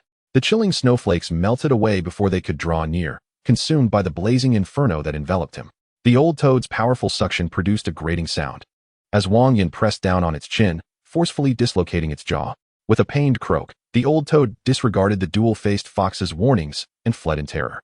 This adversary was far too terrifying. A mere disagreement led to an all-out brawl, and the overwhelming force was its kryptonite. The old toad acted swiftly, while the Snow Woman sank into despair. Outmatched, her attributes rendered her utterly vulnerable to Wang Yan's onslaught. In the face of imminent danger, the ferocity within the Snow Woman ignited. As a demon queen, she had emerged from countless brutal battles, having traversed mountains of corpses and seas of blood. For demon kings, often there is no alternative but to fight to the bitter end. It must be said that the Snow Woman possessed far more spirit than the old toad. Yet this valiance could not salvage her impending demise. With a thunderous fist, Wang Yan struck, causing the Snow Woman's delicate visage to cave in. His every blow was imbued with tremendous force and searing flames, overpowering her completely. After a series of relentless punches, the Snow Woman could no longer resist, succumbing to Wang Yan's ferocious assault. Snow Woman slain. Rewards have been counted towards the final tally. Main quest. 1. Slay 3 Chi refining demons. Completed. Earned 3,000 points. Main quest completed. New task added. The hunter may choose to return to the reincarnation space or continue fighting. Returning will not affect the current task rating, while continued combat will enhance the level of the reward chest, with no upper limit to the increase. Continue fighting. Upon hearing the voice of reincarnation, Wang Yan immediately resolved to remain. Even without additional rewards, he intended to linger, especially given the bountiful prizes at stake. If fortune favored him, the sheer number of demon kings he had vanquished would undoubtedly enhance his rating upon returning to the reincarnation space. An increase in rating could very well elevate him to an even higher tier. It was well known that the higher the chest rating, the better the loot, increasing the chances of acquiring something extraordinary. Perhaps he might even obtain a soul extraction artifact. With this thought, Wang Yan grinned wickedly and soared towards the direction in which the old toad had fled. My dear is so tempestuous, how delightful. Xiaohong sighed, resting her chin in her hands, a lovesick smile blooming on her face. Xiaobai, somewhat exasperated, noted that ever since they had worked the fields together, Xiaohong had become utterly infatuated with Wang Yan. In her eyes, Wang Yan was nothing short of perfection, even when transformed into a towering inferno of a giant. Mercilessly pounding the Snow Woman, or when shattering the skull of the Great Black Dog with a single blow, he remained flawless. There was no need to pursue further. She trusted that her master could handle it. Su Shuang sighed, recalling their initial agreement to confront the 3 demon kings together, only for Wang Yan to resolve the matter with astonishing swiftness. Prepare yourselves. We may need to intervene in the battle above. Yes, let us do our utmost. Prioritizing our survival. Little White nodded, her expression growing solemn. To slay the toad demon. Rewards have been calculated into the final tally. Wang Yan moved with remarkable speed and efficiency. Upon catching up to the old frog, he wasted no words and immediately slammed it to the ground, delivering a barrage of blows. The late-stage demon king, the old frog, was indeed formidable. However, after being relentlessly pursued by Fahai and cornered by the dual-faced fox demon, it found itself at a disadvantage. with its spirit diminished and its resolve to fight to the bitter end extinguished. The old frog succumbed to Wang Yan's ferocity and was swiftly dispatched. I have long coveted this old fox, Wang Yan mused, collecting the old frog's remains and licking his lips as he soared into the air. Truly, he was the most gifted human in 5 centuries. Perhaps only comparable to the legendary Tien Jinren of yore.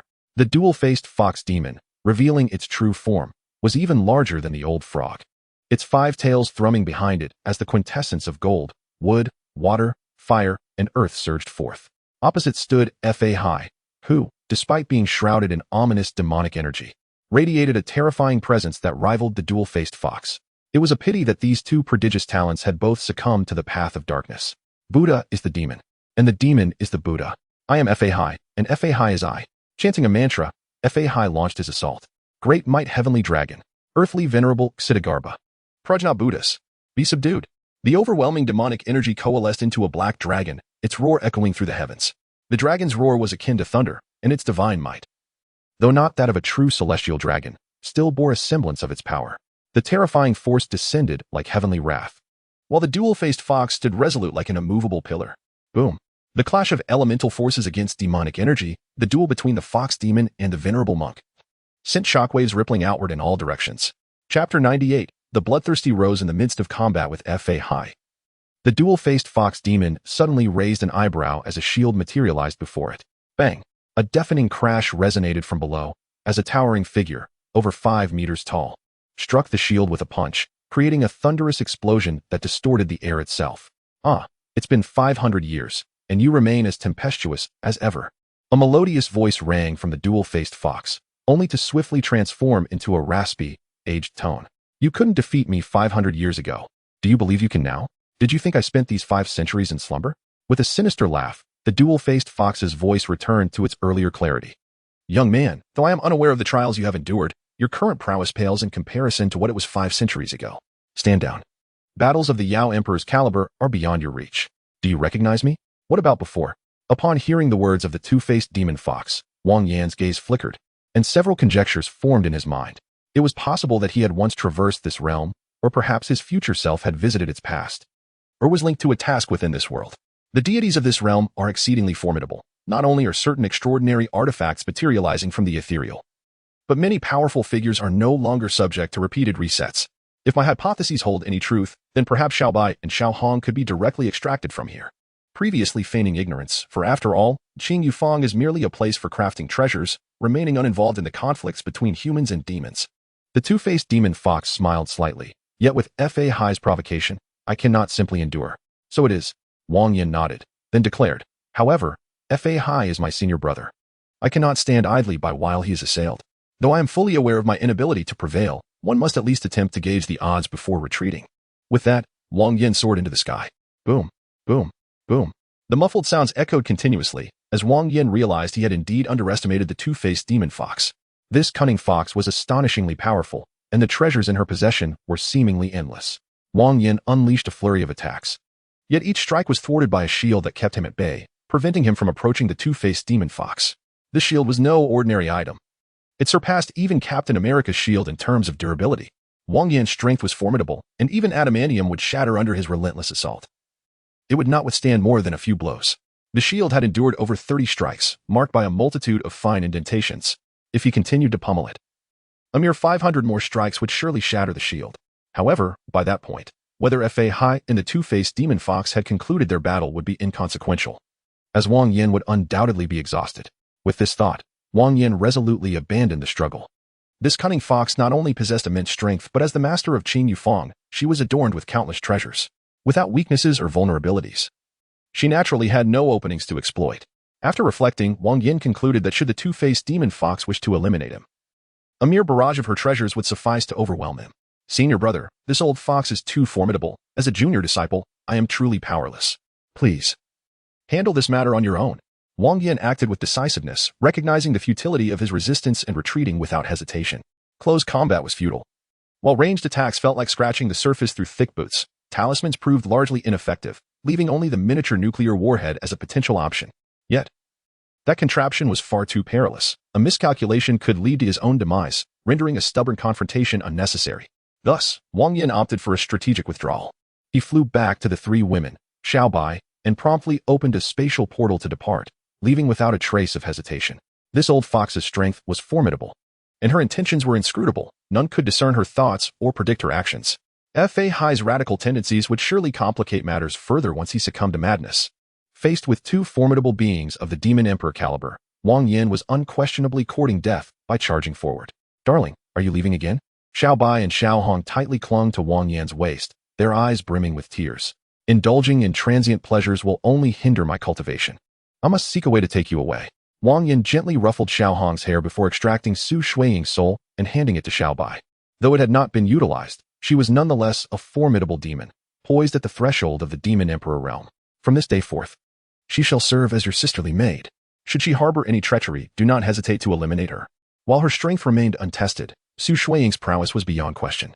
Given time, should she ascend to the rank of Demon Emperor, Xiao Bai and Xiao Hong would find themselves nearly untouchable. Mission complete. Commencing teleportation. The cold, emotionless voice of the cycle resonated in his mind. Wang Yan leaned down to kiss Xiao Bai and Xiao Hong before vanishing from sight. Teleportation complete. The hunter has returned to the cycle space. Rewards are now being calculated. Main quest. 1. Eliminate 3 Chi refinement stage demons. Earn points, 3,000. Hunting quest. 1. Cleanse the Thunder Peak Tower. Earn points, 6,000. Loot, 10,000 Demon's Chest. Destroy the Shadow Nest. Defeat the Millennium Bat King. Eliminate opposing reincarnators. Vanquish the Demon Ape Song Rintu. Slay the Red Fox King. Slay the Yellow Fox King. Slay the Blue Fox King. Slay the Green Fox King. Slay the Black Fox King. Slay the Black Dog Demon. Slay the Snow Woman. Slay the Toad Demon. Total points earned, 9,000. Overall evaluation. Due to changes in the main quest, reward chest level has been upgraded. Current level, top tier. Reward calculation completed. Personal attribute panel opened. The hunter may choose to open the chest or exchange attribute points for enhancement. Upon reviewing the settlement list, Wang Yan let out a resigned sigh. Merely slaying a late-stage toad demon had elevated the reward chest by a small tier, had he managed to vanquish a powerhouse like Fa Hai or the two-faced fox demon. The chest rewards would have surely reached a substantial baseline. Alas, reality held no ifs, and the might of the Demon Emperor was far beyond his current capabilities. "Master, hurry and open the chest to see what treasures lie within." In the realm of immortal fantasy, the incorporeal Janus proved ineffectual, merely offering counsel to Wang Yan. Yet, all too often, intelligence held no sway against raw power, leaving Janus to remain obediently in place. Acquired Bloodthirsty Rose. In his hand appeared a flower resembling a rose, exquisite, enchanting, yet tinged with an air of the uncanny. Upon reading the description of this item, Wang Yan nearly leapt for joy. Name, Bloodthirsty Rose type. Item level, special description. A unique spirit material cultivated over a millennium by the two-faced fox demon. Capable of extracting and purifying the bloodline power from living beings. Selling it yields 5,000 points. Chapter 99. The lotus platform of the calabash boy gazing at the rose in his hand. Wang Yan was overwhelmed with excitement, left momentarily speechless, and simply sent a silent kiss toward the cycle's avatar in the sky. The treasure chest of settlement has arrived with a promising start. Wang Yan rubbed his hands together and opened the hunting treasure chest filled with myriad demons. With the bloodthirsty rose in hand, the contents of the hunting treasure chest became inconsequential. Yet, the cycle of reincarnation bestowed upon him yet another delightful surprise. The acquisition of wish fulfillment. Name, wish fulfillment type, item level, description. Select a specific item and lock it with causal power. The next mission will transport you to a world related to it. Note, this item is a replica of the legendary causal artifact, wish fulfillment, and its effects are highly unstable, potentially resulting in completely opposite outcomes. Selling it yields 3,000 points. I must have been the favored child of reincarnation in my past life. Wang Yan laughed uproariously towards the heavens. This item seemed tailor-made for him, perfectly suited to lock onto the fragment of the Taijin scripture. Now it was time to amass wealth.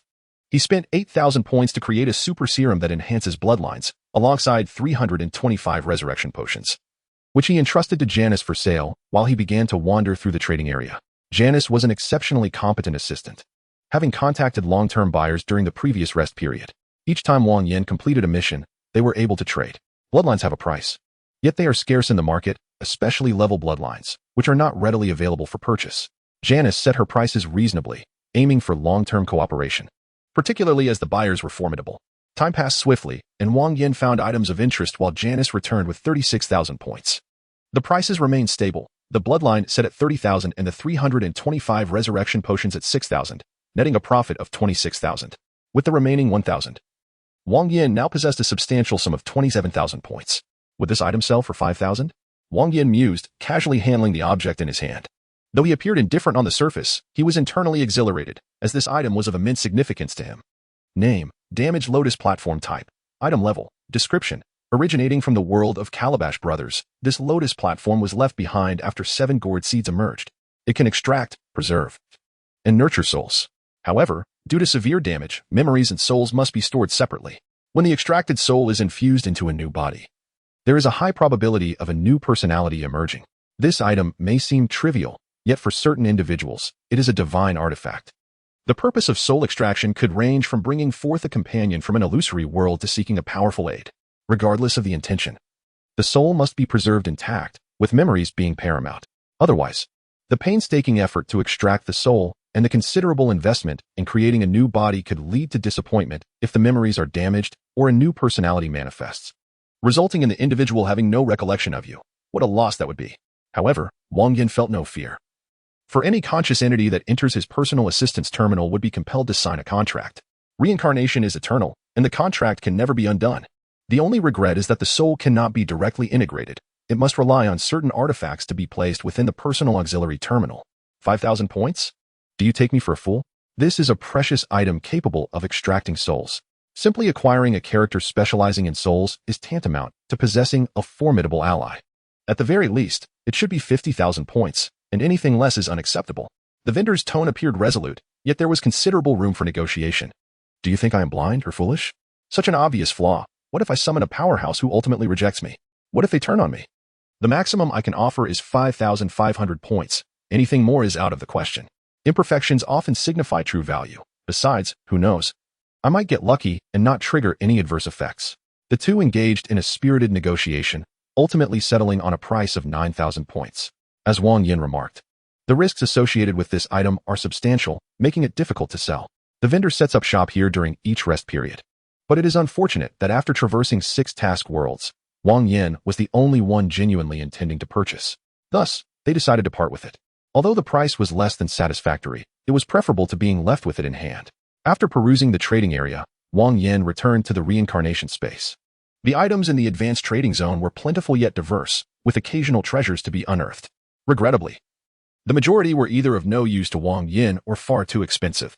As for the trading streets influenced by powerful factions, he cast a curious glance before abandoning the idea. Since these trading streets could manifest in any zone, they had become hubs for members of those factions to connect. After all, even the mightiest forces require fresh blood, particularly those newcomers with potential or good fortune, who are deemed worthy of cultivation. They also peddle some useless items, however.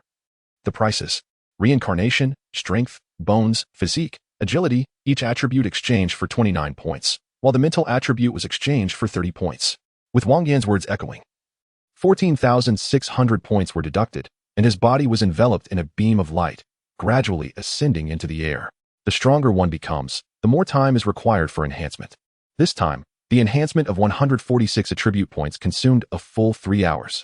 When Wang Yan descended from the sky, the most pronounced sensation was a heightened clarity of perception, increased strength, and enhanced agility. As for attributes such as defense and cellular vitality, they can only be demonstrated in battle. With 3,400 points remaining, Wang Yan intended to keep them as a reserve. It was time to cultivate this high-tier technique. Wang Yan murmured, retrieving 3 torn pages from his personal auxiliary terminal. The high-tier technique Tainjinjing, with each page capable of forging a powerful being. According to the two-faced fox, it is a supreme technique that points directly to the path of enlightenment. Wang Yan speculated that the two-faced fox must also possess some pages and quite possibly several. However, that cunning old fox is formidable. Merely surviving is a great feat, let alone acquiring those pages. Detected pages of the high-tier technique Tainjinjing. Would you like to integrate them? Integrating the disparate remnants to mend the subtle damages caused by their fragmentation, returning them to a state of perfection requires a payment of 1,000 points. You unscrupulous merchant. Upon hearing the words of reincarnation, Wang Yan erupted in furious invectives. The intricacy of this level of incantation is profound. Even the slightest deviation, or a single stroke of a character, could lead to irreparable consequences. Wang Yan dared not gamble. He had no choice but to honestly pay the points. Chapter 100, The Divine Hunter. 3 fragments transformed into a fleeting glimmer and vanished as a vast expanse of memory suddenly materialized within his mind. This reincarnation service is truly exceptional. The quality of service is unparalleled. As he absorbed the memories flooding his consciousness, Wang Yan's demeanor shifted instantaneously. This wealth of memory is so immense that if transcribed into text, it would easily exceed 100 million characters. Consider this. The Tao Te Ching comprises just over 5,000 words, the I Ching contains merely 6,000, the Book of Songs falls short of 40,000, and the Chusi has 34,000. A text of such staggering length, surpassing 100 million words of cultivation incantations, would likely require a lifetime to fully comprehend. The expenditure of 1,000 points is indeed worthwhile. Wang Yan sighed as he began to meticulously recall the contents of the Taijin scripture. As a formidable incantation of the highest order, the Taijin scripture is remarkably intricate. The 9 volumes are divided into 3 segments, upper, middle, and lower, with the upper section containing all the cultivation methods. Indeed, all the techniques are encapsulated within the upper volume, rather than being dispersed across the 3 segments. Upon further contemplation, Wang Yan began to understand. The two-faced fox spirit had previously mentioned that the 4th and 5th fragments had emerged 500 years ago. One was in the possession of the Taijin master, who grasped the power of talisman control, while the other belonged to the mother serpent, who devised the art of enslaving myriad serpents. Viewed through this lens, it seems to align. The first 3 fragments document the methods of cultivation, while the 3 middle pages detail the application of spells. However, without the foundational knowledge from the first 3 pages, both the Taijin master and the mother serpent encountered significant divergences in their practices, ultimately straying into malevolent paths. As for the 3 lower fragments, the two-faced fox spirit claimed they had never materialized. Wang Yan, naturally skeptical, had no evidence to dispute this and chose to set it aside for the time being. As a supreme cultivation scripture, the Taijin scripture is indeed vast and profound, were it not for the reincarnation process directly implanting the content into his mind. Relying solely on Wang Yan's understanding would likely prove futile even over the span of a year. In addition to the Taijin scripture, Wang Yan discovered that the corpses of the demon kings had also been extracted, though not in abundance, only a few bodily remnants. The eyes of the Millennium Bat King, the claws of the 5 great fox kings, the hair of the snow woman, and the venom sac of the old toad were all present.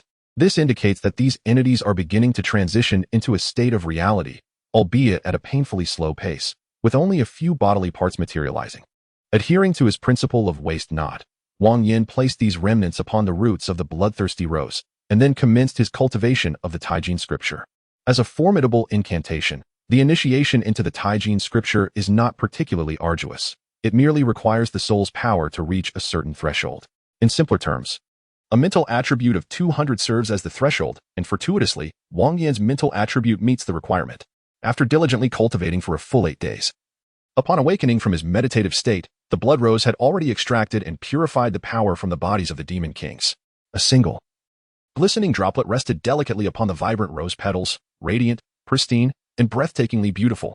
Without hesitation, he licked the droplet into his mouth, immediately feeling a surge of heat emanating from within.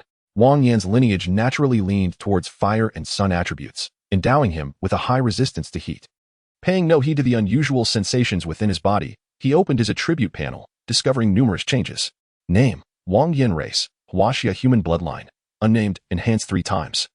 Current progress 7, strength, 200, enhances attack power, explosive force, and burden capacity. Bone structure, 200, enhances bodily defense and bone strength. Physique, 200, enhances cellular vitality, stamina recovery, and endurance. Agility, 200, increases movement speed, neural reflexes, dynamic vision, and attack speed. Mentality, 200, enhances danger perception, cognitive strength, and mental defense. Spiritual quality, 30, enhances affinity for spiritual energy and resistance to spiritual attacks. Skills, 1, God Hunter, talent. When attacking targets of the divine race, it inflicts a minimum of 5 times and a maximum of 20 times the damage. The lower the target's health, the greater the damage inflicted. When the target is gravely injured, there is a 90% chance of delivering a fatal blow. Cooldown, 24 hours. 2. Indescribably charismatic, passive. All intelligent beings capable of negotiation will harbor a degree of fondness for you. Under special circumstances, this passive skill receives significant enhancement. 3. Power of desperation, passive. Can elevate one's bloodline level by consuming the flesh, essence, and souls of higher beings. 4. Eye of truth. Observing the world with one's soul may reveal countless unseen wonders. 5. Void traversal. By harnessing the power of the soul to commune with the cosmos, one can open a gateway to the depicted realm. In addition to having all 5 foundational attributes reaching their maximum limits, The most notable difference lies in the enhanced bloodline progress and the emergence of a new attribute termed spiritual quality. As for the bloodline progress, it is evident that upon reaching 100, Wang Yan's bloodline will evolve from 3 enhancements to 4. This transformation is not abrupt, but rather a gradual progression. In simple terms, with each increment in progress, all of Wang Yan's attributes will experience a corresponding enhancement. The spiritual quality attribute presents a more complex aspect. It signifies the essence of Wang Yan's soul, enhancing the power of the soul, providing resistance against soul attacks, and improving danger perception. While spiritual quality shares certain commonalities with the mental attribute, it surpasses it and cannot be augmented using attribute points. In other words, it can only be unlocked through acquiring soul cultivation techniques of level or above and successfully mastering them. Wang Yan suspects there may be another attribute corresponding to spiritual quality, representing an alternate state of the body. With the foundational knowledge of the Taoyuan in hand, Wang Yan's spiritual cultivation has now embarked on a steady path. From this point forward, as long as he primarily focuses on the Taoyuan, his soul will progressively enhance. Related augmentations, such as telekinesis, will merely serve as embellishments rather than the main pursuit, while skill acquisition will be selectively tailored to his needs. Thus, Wang Yan has solidified half of his cultivation direction. He merely needs to advance towards his objectives with unwavering determination. The fortification of his physical form requires continued refinement, accumulating attribute points while simultaneously accelerating the evolution of his lineage. Wang Yan possesses an instinctive feeling that he will soon confront deities directly, and his future cultivation may very well intertwine with the divine. After all, the innate skills of a god hunter are remarkably extraordinary, seemingly designed specifically for encounters with gods. If his conjecture holds true, Wang Yan may ultimately become a genuine deity hunter, slaying gods and feasting upon their essence. Chapter 101. Level items, rest period concluded. The god hunter will be teleported in 120 seconds. Please prepare yourself. The 10-day respite has swiftly passed. Listening to the cyclical notification, Wang Yan retrieved the wish fulfillment item. Are you certain you wish to use wish fulfillment? This item is a one-time use, capable of altering the quest world to one related to the designated target, without affecting the issuance of main or side quests. Confirm? Confirmed. Additionally, I wish to undergo an all-attribute assessment. As Wang Yan's words echoed, the wish fulfillment in his hand transformed into a radiant orb, slowly dissipating. Simultaneously, an enigmatic sensation surged within him, only to vanish just as swiftly. The fleeting 120 seconds elapsed, and Wang Yan's form disappeared from the cycle space. World type, Xinxia, energy level, low martial, matching narrative, a Chinese ghost story, danger level, high, main quest, 1, eliminate the national master. Completing this task will reward 3,000 points. Side quests, 1, eliminate the tree demon granny. Completing this task will reward 2,000 points. 2, eliminate the Black Mountain old demon. Completing this task will reward 3,000 points. Quest notifications, 1, the space ceiling talisman has been issued. This item is exceedingly precious. Please use it judiciously. 2, identity set as Ninkaichen. 3, assessment tasks will be issued upon entering the narrative. Plot commencement, name, space ceiling talisman type, item level, skill, 1, space ceiling. Restricts a radius of 1,000 meters, prohibiting the use of spatial traversal, invisibility, and related spells. Description, an extremely valuable one-time item. Please use with caution. What a splendid item. If there are no unforeseen circumstances, this should be specifically tailored for dealing with deities. Wang Yan murmured to himself. Having traversed so many worlds, he was finally set to confront a deity. However, this particular deity likely lacks formidable power. Otherwise, the cycle would not have sent him to face certain doom. Amidst a torrential downpour, the mountains were shrouded in mist. Large raindrops fell, evaporating merely a centimeter from Wang Yan's surface. Upon glancing around, Wang Yan found himself beside a narrow path, where a dilapidated pavilion offered little shelter from the torrential rain, which seemed to pour even more fiercely within its confines. Raising his head, he noticed a group of individuals fleeing from a distance, seemingly pursued by some unseen threat. Suddenly, a blood-curdling scream pierced the air as the slowest among them stumbled and fell, a long blade piercing through his chest, pinning him to the ground. Wang Yan nodded. Having gathered a semblance of the situation, and disregarding the relentless downpour, he stepped outside. The rain arrived swiftly, only to depart just as quickly.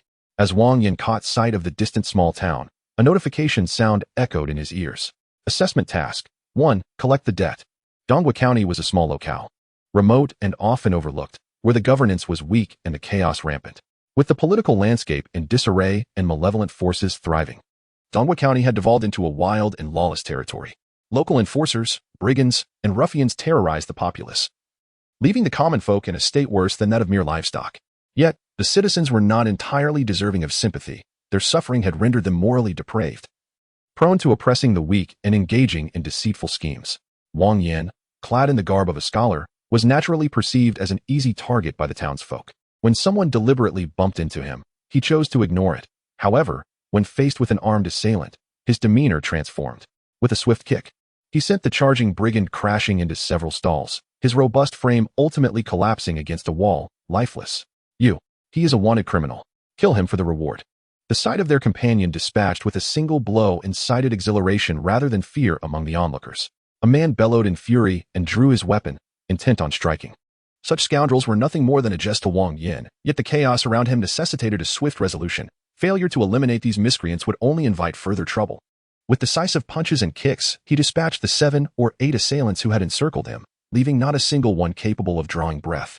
Dongwa County was not extensive, and there was but a single inn. Wang Yan quickly ascertained its location by casually inquiring of a passerby. Guest, seeking lodging? Arjun, quickly assist the guest with their luggage. The innkeeper greeted him with a beaming smile, tallying accounts while attending to him. I'm not here to stay. I am here to collect debts for Kabaozai. Wang Yan produced a ledger from his robe and placed it upon the table. Though he bore a luggage frame, it contained nothing of substance. Accustomed to violence, he suddenly yearned for a semblance of normalcy, yet reality proved his aspirations misguided. Being an ordinary person was no simple feat upon hearing his declaration. The attendant who had come to assist cast aside the luggage, while the innkeeper's expression darkened instantly. Collect debts? What debts? The innkeeper glanced at the ledger, then, in a fit of rage, began tearing it apart. In a mere 5 seconds, the once orderly ledger was reduced to a mass of shredded paper. See, there is no ledger. Be gone. Not satisfied with merely shredding the ledger, the innkeeper twisted his mouth in mockery. A ledger? I see you're the real ledger. Enraged, Wang Yan seized the nearby attendant, forcing his head down to smash through the front counter. Murder. The young man's head split open, a mix of yellow and white splattering across his face, startling the boss to the point of wetting his pants. Nevertheless, Wang Yan was a remarkably kind-hearted individual, gently snapping the boss's neck in an act of mercy. Assessment task 1. Collect the debt. Completed. Assessment task 2. Proceed to Longjua Temple for accommodation. What is this reincarnation attempting to achieve? Is it compelling me to traverse the narrative? Wang Yan murmured to himself, contemplating for a moment before deciding to comply obediently. Reincarnation would not bring him harm. Even if it intended to, it would not resort to such measures. Longjua Temple was merely a few miles from Dongwa County, and Wang Yan arrived there with little effort. The place was dilapidated, desolate, and drafty, more akin to a haunted house than a temple. After locating a somewhat better room, he lay down on the large bed and began to sleep. Since reincarnation had instructed him to stay at Longjua Temple, he resolved to remain there dutifully. When faced with challenges, one must respond accordingly. Overthinking was futile. Master, I surmise that reincarnation may wish for you to fully immerse yourself in this world. Janice's voice resonated through his headphones. This realm was constructed by divine power, where reincarnation and deities vied openly, while the master remained watchful in the shadows. The gods were not fools. They would not casually reveal themselves. The objective of reincarnation might be to lead the deities to believe that the master is Ning Kaichen, thus facilitating their eventual appearance. It becomes clear now. It seems quite feasible. Wang Yan pondered, recognizing that although it was merely Janice's speculation, what if reincarnation truly harbored such intentions? After all, matters concerning deities cannot be approached with conventional reasoning. No one could truly ascertain the circumstances. Chapter 102. Fair Maiden, do not mislead yourself. Even if reincarnation did not harbor such intentions, Wang Yan had to remain cautious and refrain from reckless actions. The tree demoness was cunning and ruthless. Should she perceive an easy target, she would undoubtedly reveal herself. Conversely, if she encountered a formidable opponent, she would likely retreat at the earliest opportunity, much like the Black Mountain Old Demon. In such circumstances, vanquishing the tree demoness and the Black Mountain Old Demon would be an arduous endeavor. The only viable strategy would be to feign ignorance and play the part of a naive fool, luring them out. Otherwise, one could only resort to deploying a nuclear option. Wang Yan was reluctant to utilize the nuclear warhead unless absolutely necessary. Its immense power was daunting, and controlling it was perilous. One wrong move could lead to his own demise. Either it would be used for mutual destruction, or he would have to calculate its use meticulously. Longjua Temple was an intriguing locale, teeming with beautiful female ghosts. Moreover, these specters possessed a sense of romance, indulging in pleasure before striking when one's guard was down. Clang, clang. The melodious sound echoed from afar, belonging to Yin Qixia, who had sequestered himself in Longjua Temple and the relentless swordsman Xiahou. The swordsman, aspiring to become the greatest in the land, persistently challenged the already renowned Yan Qixia. Regrettably, his skills fell short, resulting in repeated defeats. Yet, his stubborn and tenacious nature compelled him to return time and again. Annoyed to the point of exasperation, Yan Qixia chose to concede, prompting the swordsman to mistakenly believe that he was beneath Yan Qixia's notice, and thus he continued to seek challenges against him. The outcome unfolded as Yan Qixia eluded capture while the swordsman Xiahou searched tirelessly, ultimately leading to their fateful encounter at the Lanruot Temple. Yan Qixia, how long do you intend to hide? Xiahou bellowed, his long sword slicing through the air with the swiftness of a tempest, aimed directly at Yan Qixia's face. Xiahou was formidable, ranking among the elite warriors of humanity. Yet, his adversary, Yan Qixia, had transcended the realm of mere martial prowess, mastering both Taoist and Buddhist arts, leaving Xiahou far behind. The outcome of their clash was all too predictable. Xiahou suffered a devastating defeat, and had Yan Qixia not shown mercy, he might well have lost his life that day. Wang Yan, disinterested in their conflict, lay quietly on his bed, biding his time. The hours slipped away swiftly, and soon night enveloped the world. In stark contrast to the day's desolation, the Lanruot Temple now resonated with a chilling presence, suffused with malevolent energies, ghostly auras, and lingering resentments. The previously chirping insects had vanished, leaving behind an eerie stillness. As the moon concealed itself behind the clouds, Wang Yan abruptly sat upright. Concurrently, he sensed a wave of malevolence coalescing outside his door, inching closer. It was here. He swiftly tidied his bed and assumed an upright posture, feigning the diligence of a studious scholar. Many tales of the supernatural depict female spirits as favoring unassuming scholars over robust warriors. For the vibrant yang energy emanating from the latter poses no threat to those who cultivate the powers of the underworld. In fact, it serves to nourish them until it reaches a transformative threshold. The reason for this bias is simple. Such stories are penned by scholars, not warriors. Compared to the injured Xiahou, Wang Yan radiated a more abundant yang energy, and his scholarly guise rendered him less intimidating. Although the source of this vigorous energy from a seemingly frail scholar was perplexing, Nie Shaoqian decided to approach him nonetheless. The souls of these female spirits were confined within urns by their matriarchs, rendering freedom an unattainable dream. Each day, they toiled to seduce men. Yet the scant yang energy they garnered barely sustained them, let alone allowed for any enhancement of their powers. Having existed like a wandering ghost for countless years, Nie Shaoqian could hardly be deemed virtuous. She had grown weary of such a life and resolved to seize this opportunity to absorb a fraction of yang energy before her matriarch intervened. A modest intake, merely a tenth, would suffice. With this thought, a smile graced Nie Shaoqian's face as she pushed the door open. She envisioned the expression of surprise, admiration, and greed mingling on the man's countenance, followed by his pretense of virtuous decorum. The mere thought amused her. However, the scene that unfolded before her was unexpected. The man was devouring a roasted chicken with one hand while engrossed in a book with the other, savoring both the food and the text. Though this was not quite what she had anticipated, Nie Shaoqian, a seasoned seductress, understood well how to captivate a man's heart. Adjusting her expression, she donned a facade of sorrow and timidity, evoking a sense of pity in those who beheld her. "Young master, please come in." As Nie Shaoqian opened her mouth, ready to deliver a torrent of words, she was abruptly interrupted by Wang Yan's fleeting glance before he resumed his engrossing reading and indulged in roasted chicken. It was akin to being forcefully silenced just before a sneeze, leaving Nie Shaoqian in a state of extreme discomfort. After a moment of contemplation, she resolved to step forward. The ethereal allure and temptation merely served as embellishments. To truly captivate this man, she required a more direct approach. "My lord," she began, gracefully advancing towards Wang Yan, intending to share her background in hopes of evoking his sympathy. However, she was unexpectedly yanked into his embrace by an overwhelming force. "Your identity matters not, to me. You are the celestial being bestowed upon me by the heavens." Wang Yan smiled, his expression as enchanting as a gentle spring breeze. Nestled within Wang Yan's arms, Nie Shaoqian exuded both shyness and seduction, delivering her performance with remarkable finesse. This female specter was indeed intriguing, though she was a spirit. She felt almost corporeal to the touch, albeit slightly cold.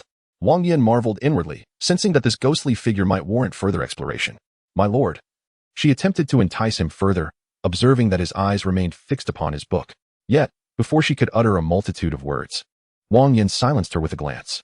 "Behave yourself and refrain from speaking." With that, he returned to his reading. Seeing such a reaction, Nie Shaoqian grew anxious. The tree demoness had imposed a time limit on her. Should she fail to ensnare the man within the allotted time, she would face punishment. The thought of her sister's grim fates sent a shiver down her spine. It seemed she needed to adopt a more direct approach. With determination, Nia Shaoqian bit her silver teeth and let her azure garment cascade down her shoulders. Her skin was smooth and fair. Her figure far more voluptuous than that of delicate ladies like Xiao Bai and Xiao Hong. As she felt movements within Wang Yan's embrace, he glanced down and found himself confronted with an unexpected sight. What is this? Wang Yan's brow furrowed, his expression radiating righteousness. What do you mean by this? I am a respectable man. I implore you to maintain your dignity and not mislead yourself. Wang Yan's earnest admonition left Nia Shaoqian slightly embarrassed, yet in the next moment, a large hand boldly ventured forth. Chapter 103. My lord, I implore you to read your book. Nia Shaoqian? Wang Yan's actions contradicted his lofty demeanor, his face a mask of moral rectitude, yet his intentions seemed to betray him. Moreover, his adeptness in handling the situation left Nia Shaoqian utterly astonished. Shouldn't scholars be bumbling and at a loss when faced with a woman? Why was his technique so proficient? Why did he possess such rich experience? In response to Nia Shaoqian's seduction, Wang Yan abandoned his reading and focused intently on his caresses. The techniques he had learned from Wanda, Xiao Bai, and Xiao Hong were now applied to Nia Shaoqian, eliciting soft gasps from the ghostly figure. After several minutes of teasing, Nia Shaoqian's eyes sparkled with allure, her entire being melting into Wang Yan's embrace. With her expression nearly dripping with desire, it was evident she awaited his advance. Yet, whether due to a newfound thrill or the temptation of practice, Wang Yan seemed wholly absorbed in refining his skills, hesitant to pursue any further actions. After waiting for over 10 minutes, Nia Shaoqian finally succumbed to despair. Young master, please stop touching and instead, indulge in a book. The beauty before him. How could one let the pursuit of fame overshadow such a splendid evening? Wang Yan spoke with fervor, yet his hands remained unyielding. Nia Shaoqian felt she was on the brink of madness, as Wang Yan resembled a dairy farmer, utterly indifferent to the feelings of the cow. Should anyone else witness this scene, they would surely muse, no wonder there are so many mad cows in the dairy industry. Having received no signals from Nia Shaoqian for quite some time, the tree demon grandmother grew anxious. Roots began to emerge from the ground, thrashing wildly like whips. This is bad. There's demonic energy. However, Yan Qixia was not one to be trifled with. Upon sensing the malevolent aura, he charged forth with his sword. Boom. The dilapidated door succumbed to the force, crashing open. Two roots, like elongated whips, lashed out but were swiftly severed by a sharp blade. Are you all right? Yan Qixia leaped inside, only to be momentarily stunned by the sight before him. He beheld Nia Shaoqian writhing uncontrollably atop Wang Yan, whose hands had not ceased their movement.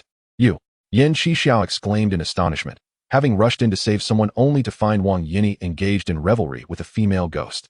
Hero Yan, please close the door. Wang Yan casually remarked before lowering his head to continue reading. Damn it! Yan Qixia cursed vehemently, yet the immediate concern was the tree demon grandmother. Wang Yan was not his priority. Whoosh whoosh whoosh. After the severing of two roots, the grandmother seemed enraged, as numerous roots surged forth, targeting Yan Qixia. Although he had urged him to shut the door, the fierce battle with the tree demon grandmother had rendered the door and its frame utterly destroyed. This tree demon is quite formidable, Wang Yan mused, rising to observe the battle prowess of the tree demon grandmother closely. At that moment, Nia Shaoqian abruptly broke free from his grasp, her form dissipating into a wisp of smoke, vanishing from sight. Casting a glance at the direction of Nia Shaoqian's departure, Wang Yan paid it little heed. A mere female ghost, he could easily recapture her at any time. The tree demon grandmother was powerful, and Yan Qixia was no slouch either. Their clash echoed with explosions and anguish cries.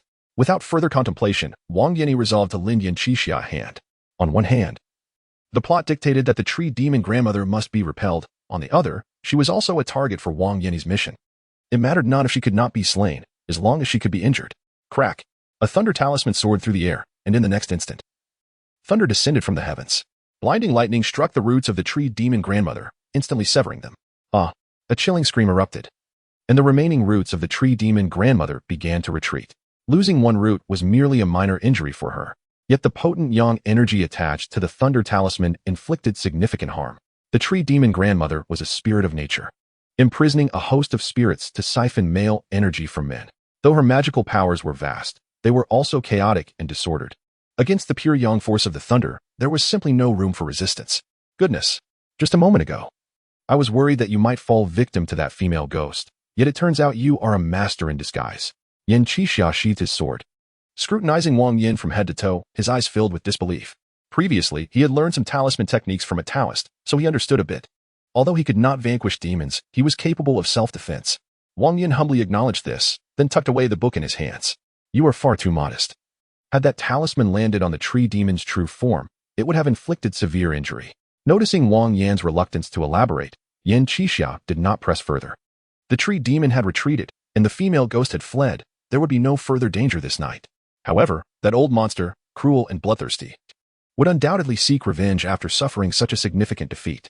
After contemplating, Yan Qixia proposed, "You are no ordinary individual. Why not join me in eliminating this old demon, ridding the people of harm and restoring peace to the world? What say you?" Certainly. Wang Yan readily agreed to Yan Qixia's proposal. His prompt response left Yan Qixia momentarily speechless. He had been preparing to persuade him, only to find it was so easily accepted. However, the previous female ghost is mine. I found her quite to my liking. Wang Yan said with feigned righteousness, his face a mask of moral pretension. As long as we can vanquish the tree demon, you may deal with the lesser spirits as you wish. Yan Qixia nodded, finding Wang Yan's peculiar preference somewhat acceptable. The long night stretched on, and sleep eluded them. As Wang Yan conversed with Yan Qixia, he suddenly recalled the presence of the swordsman Xiao. This is bad. Danger looms. That old monster, having sustained injuries, would undoubtedly seek blood to recuperate. As a martial artist, Xiao's vitality was robust, making him the prime target for the spirits. Yan Qixia called out, pulling a yellow talisman from his robe, immediately casting a spell to locate Xiao's whereabouts. The talisman ignited spontaneously, the smoke coiling towards the north.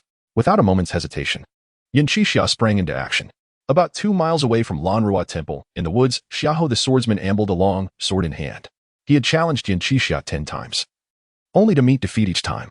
This time was even worse. Fractures marred his arms and legs. This was not due to Yan Qixia's excessive force. Quite the opposite, Yan Qixia had held back.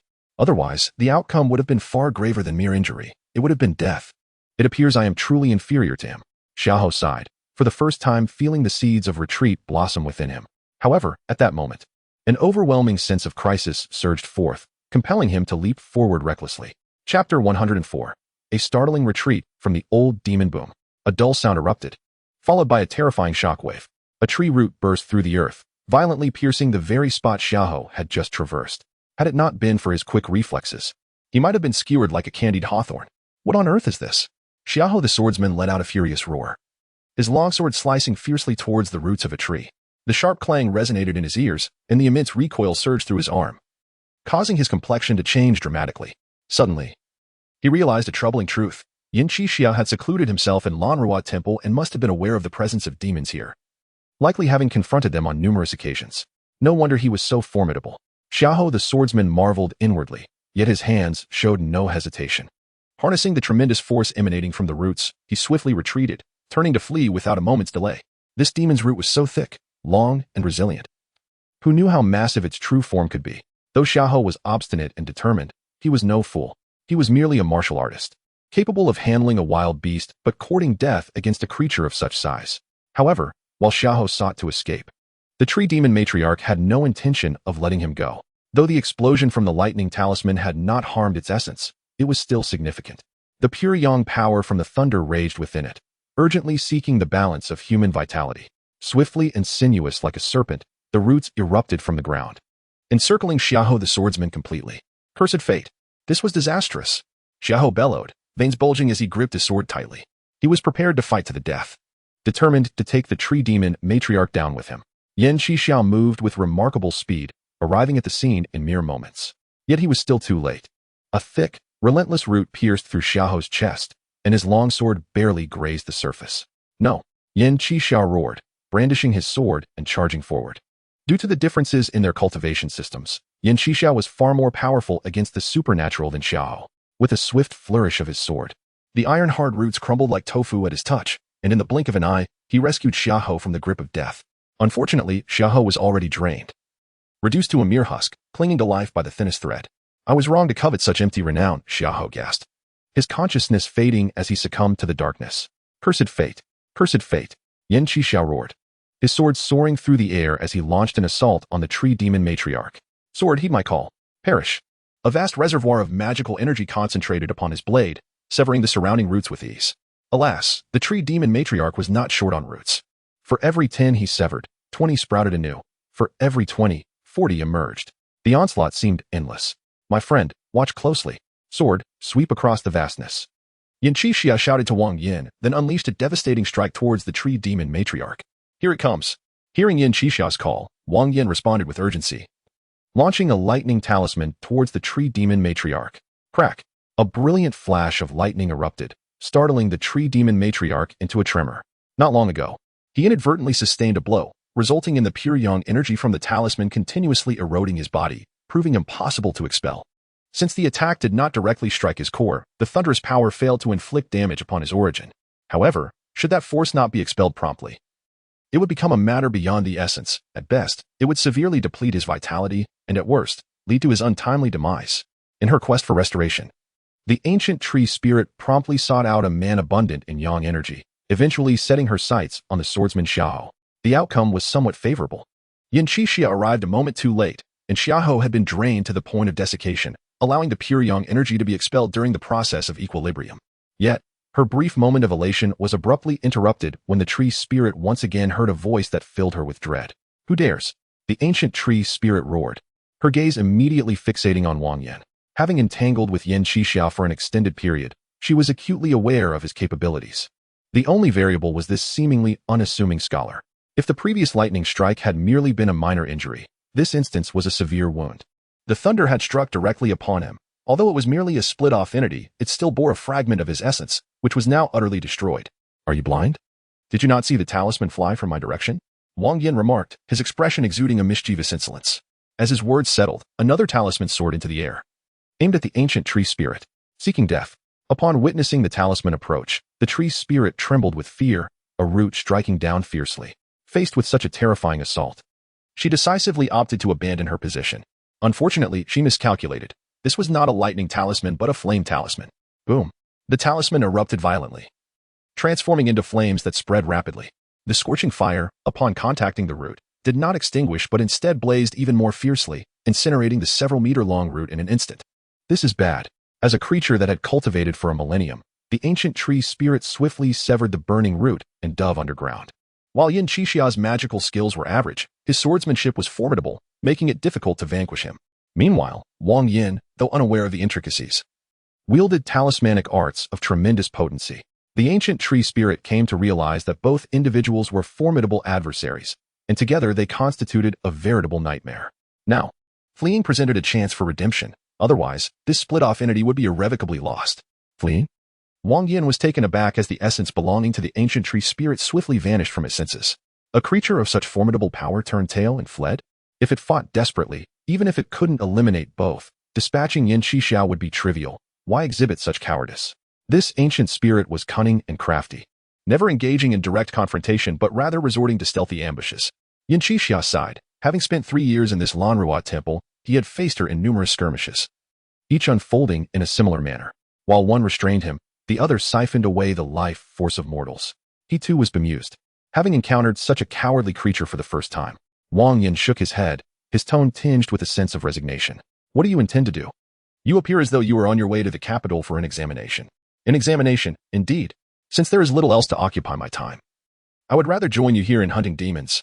Wang Yan reached into his pocket and produced a roasted chicken, offering it with a smile. "Would you care to sample it? It's a special recipe from Old 8.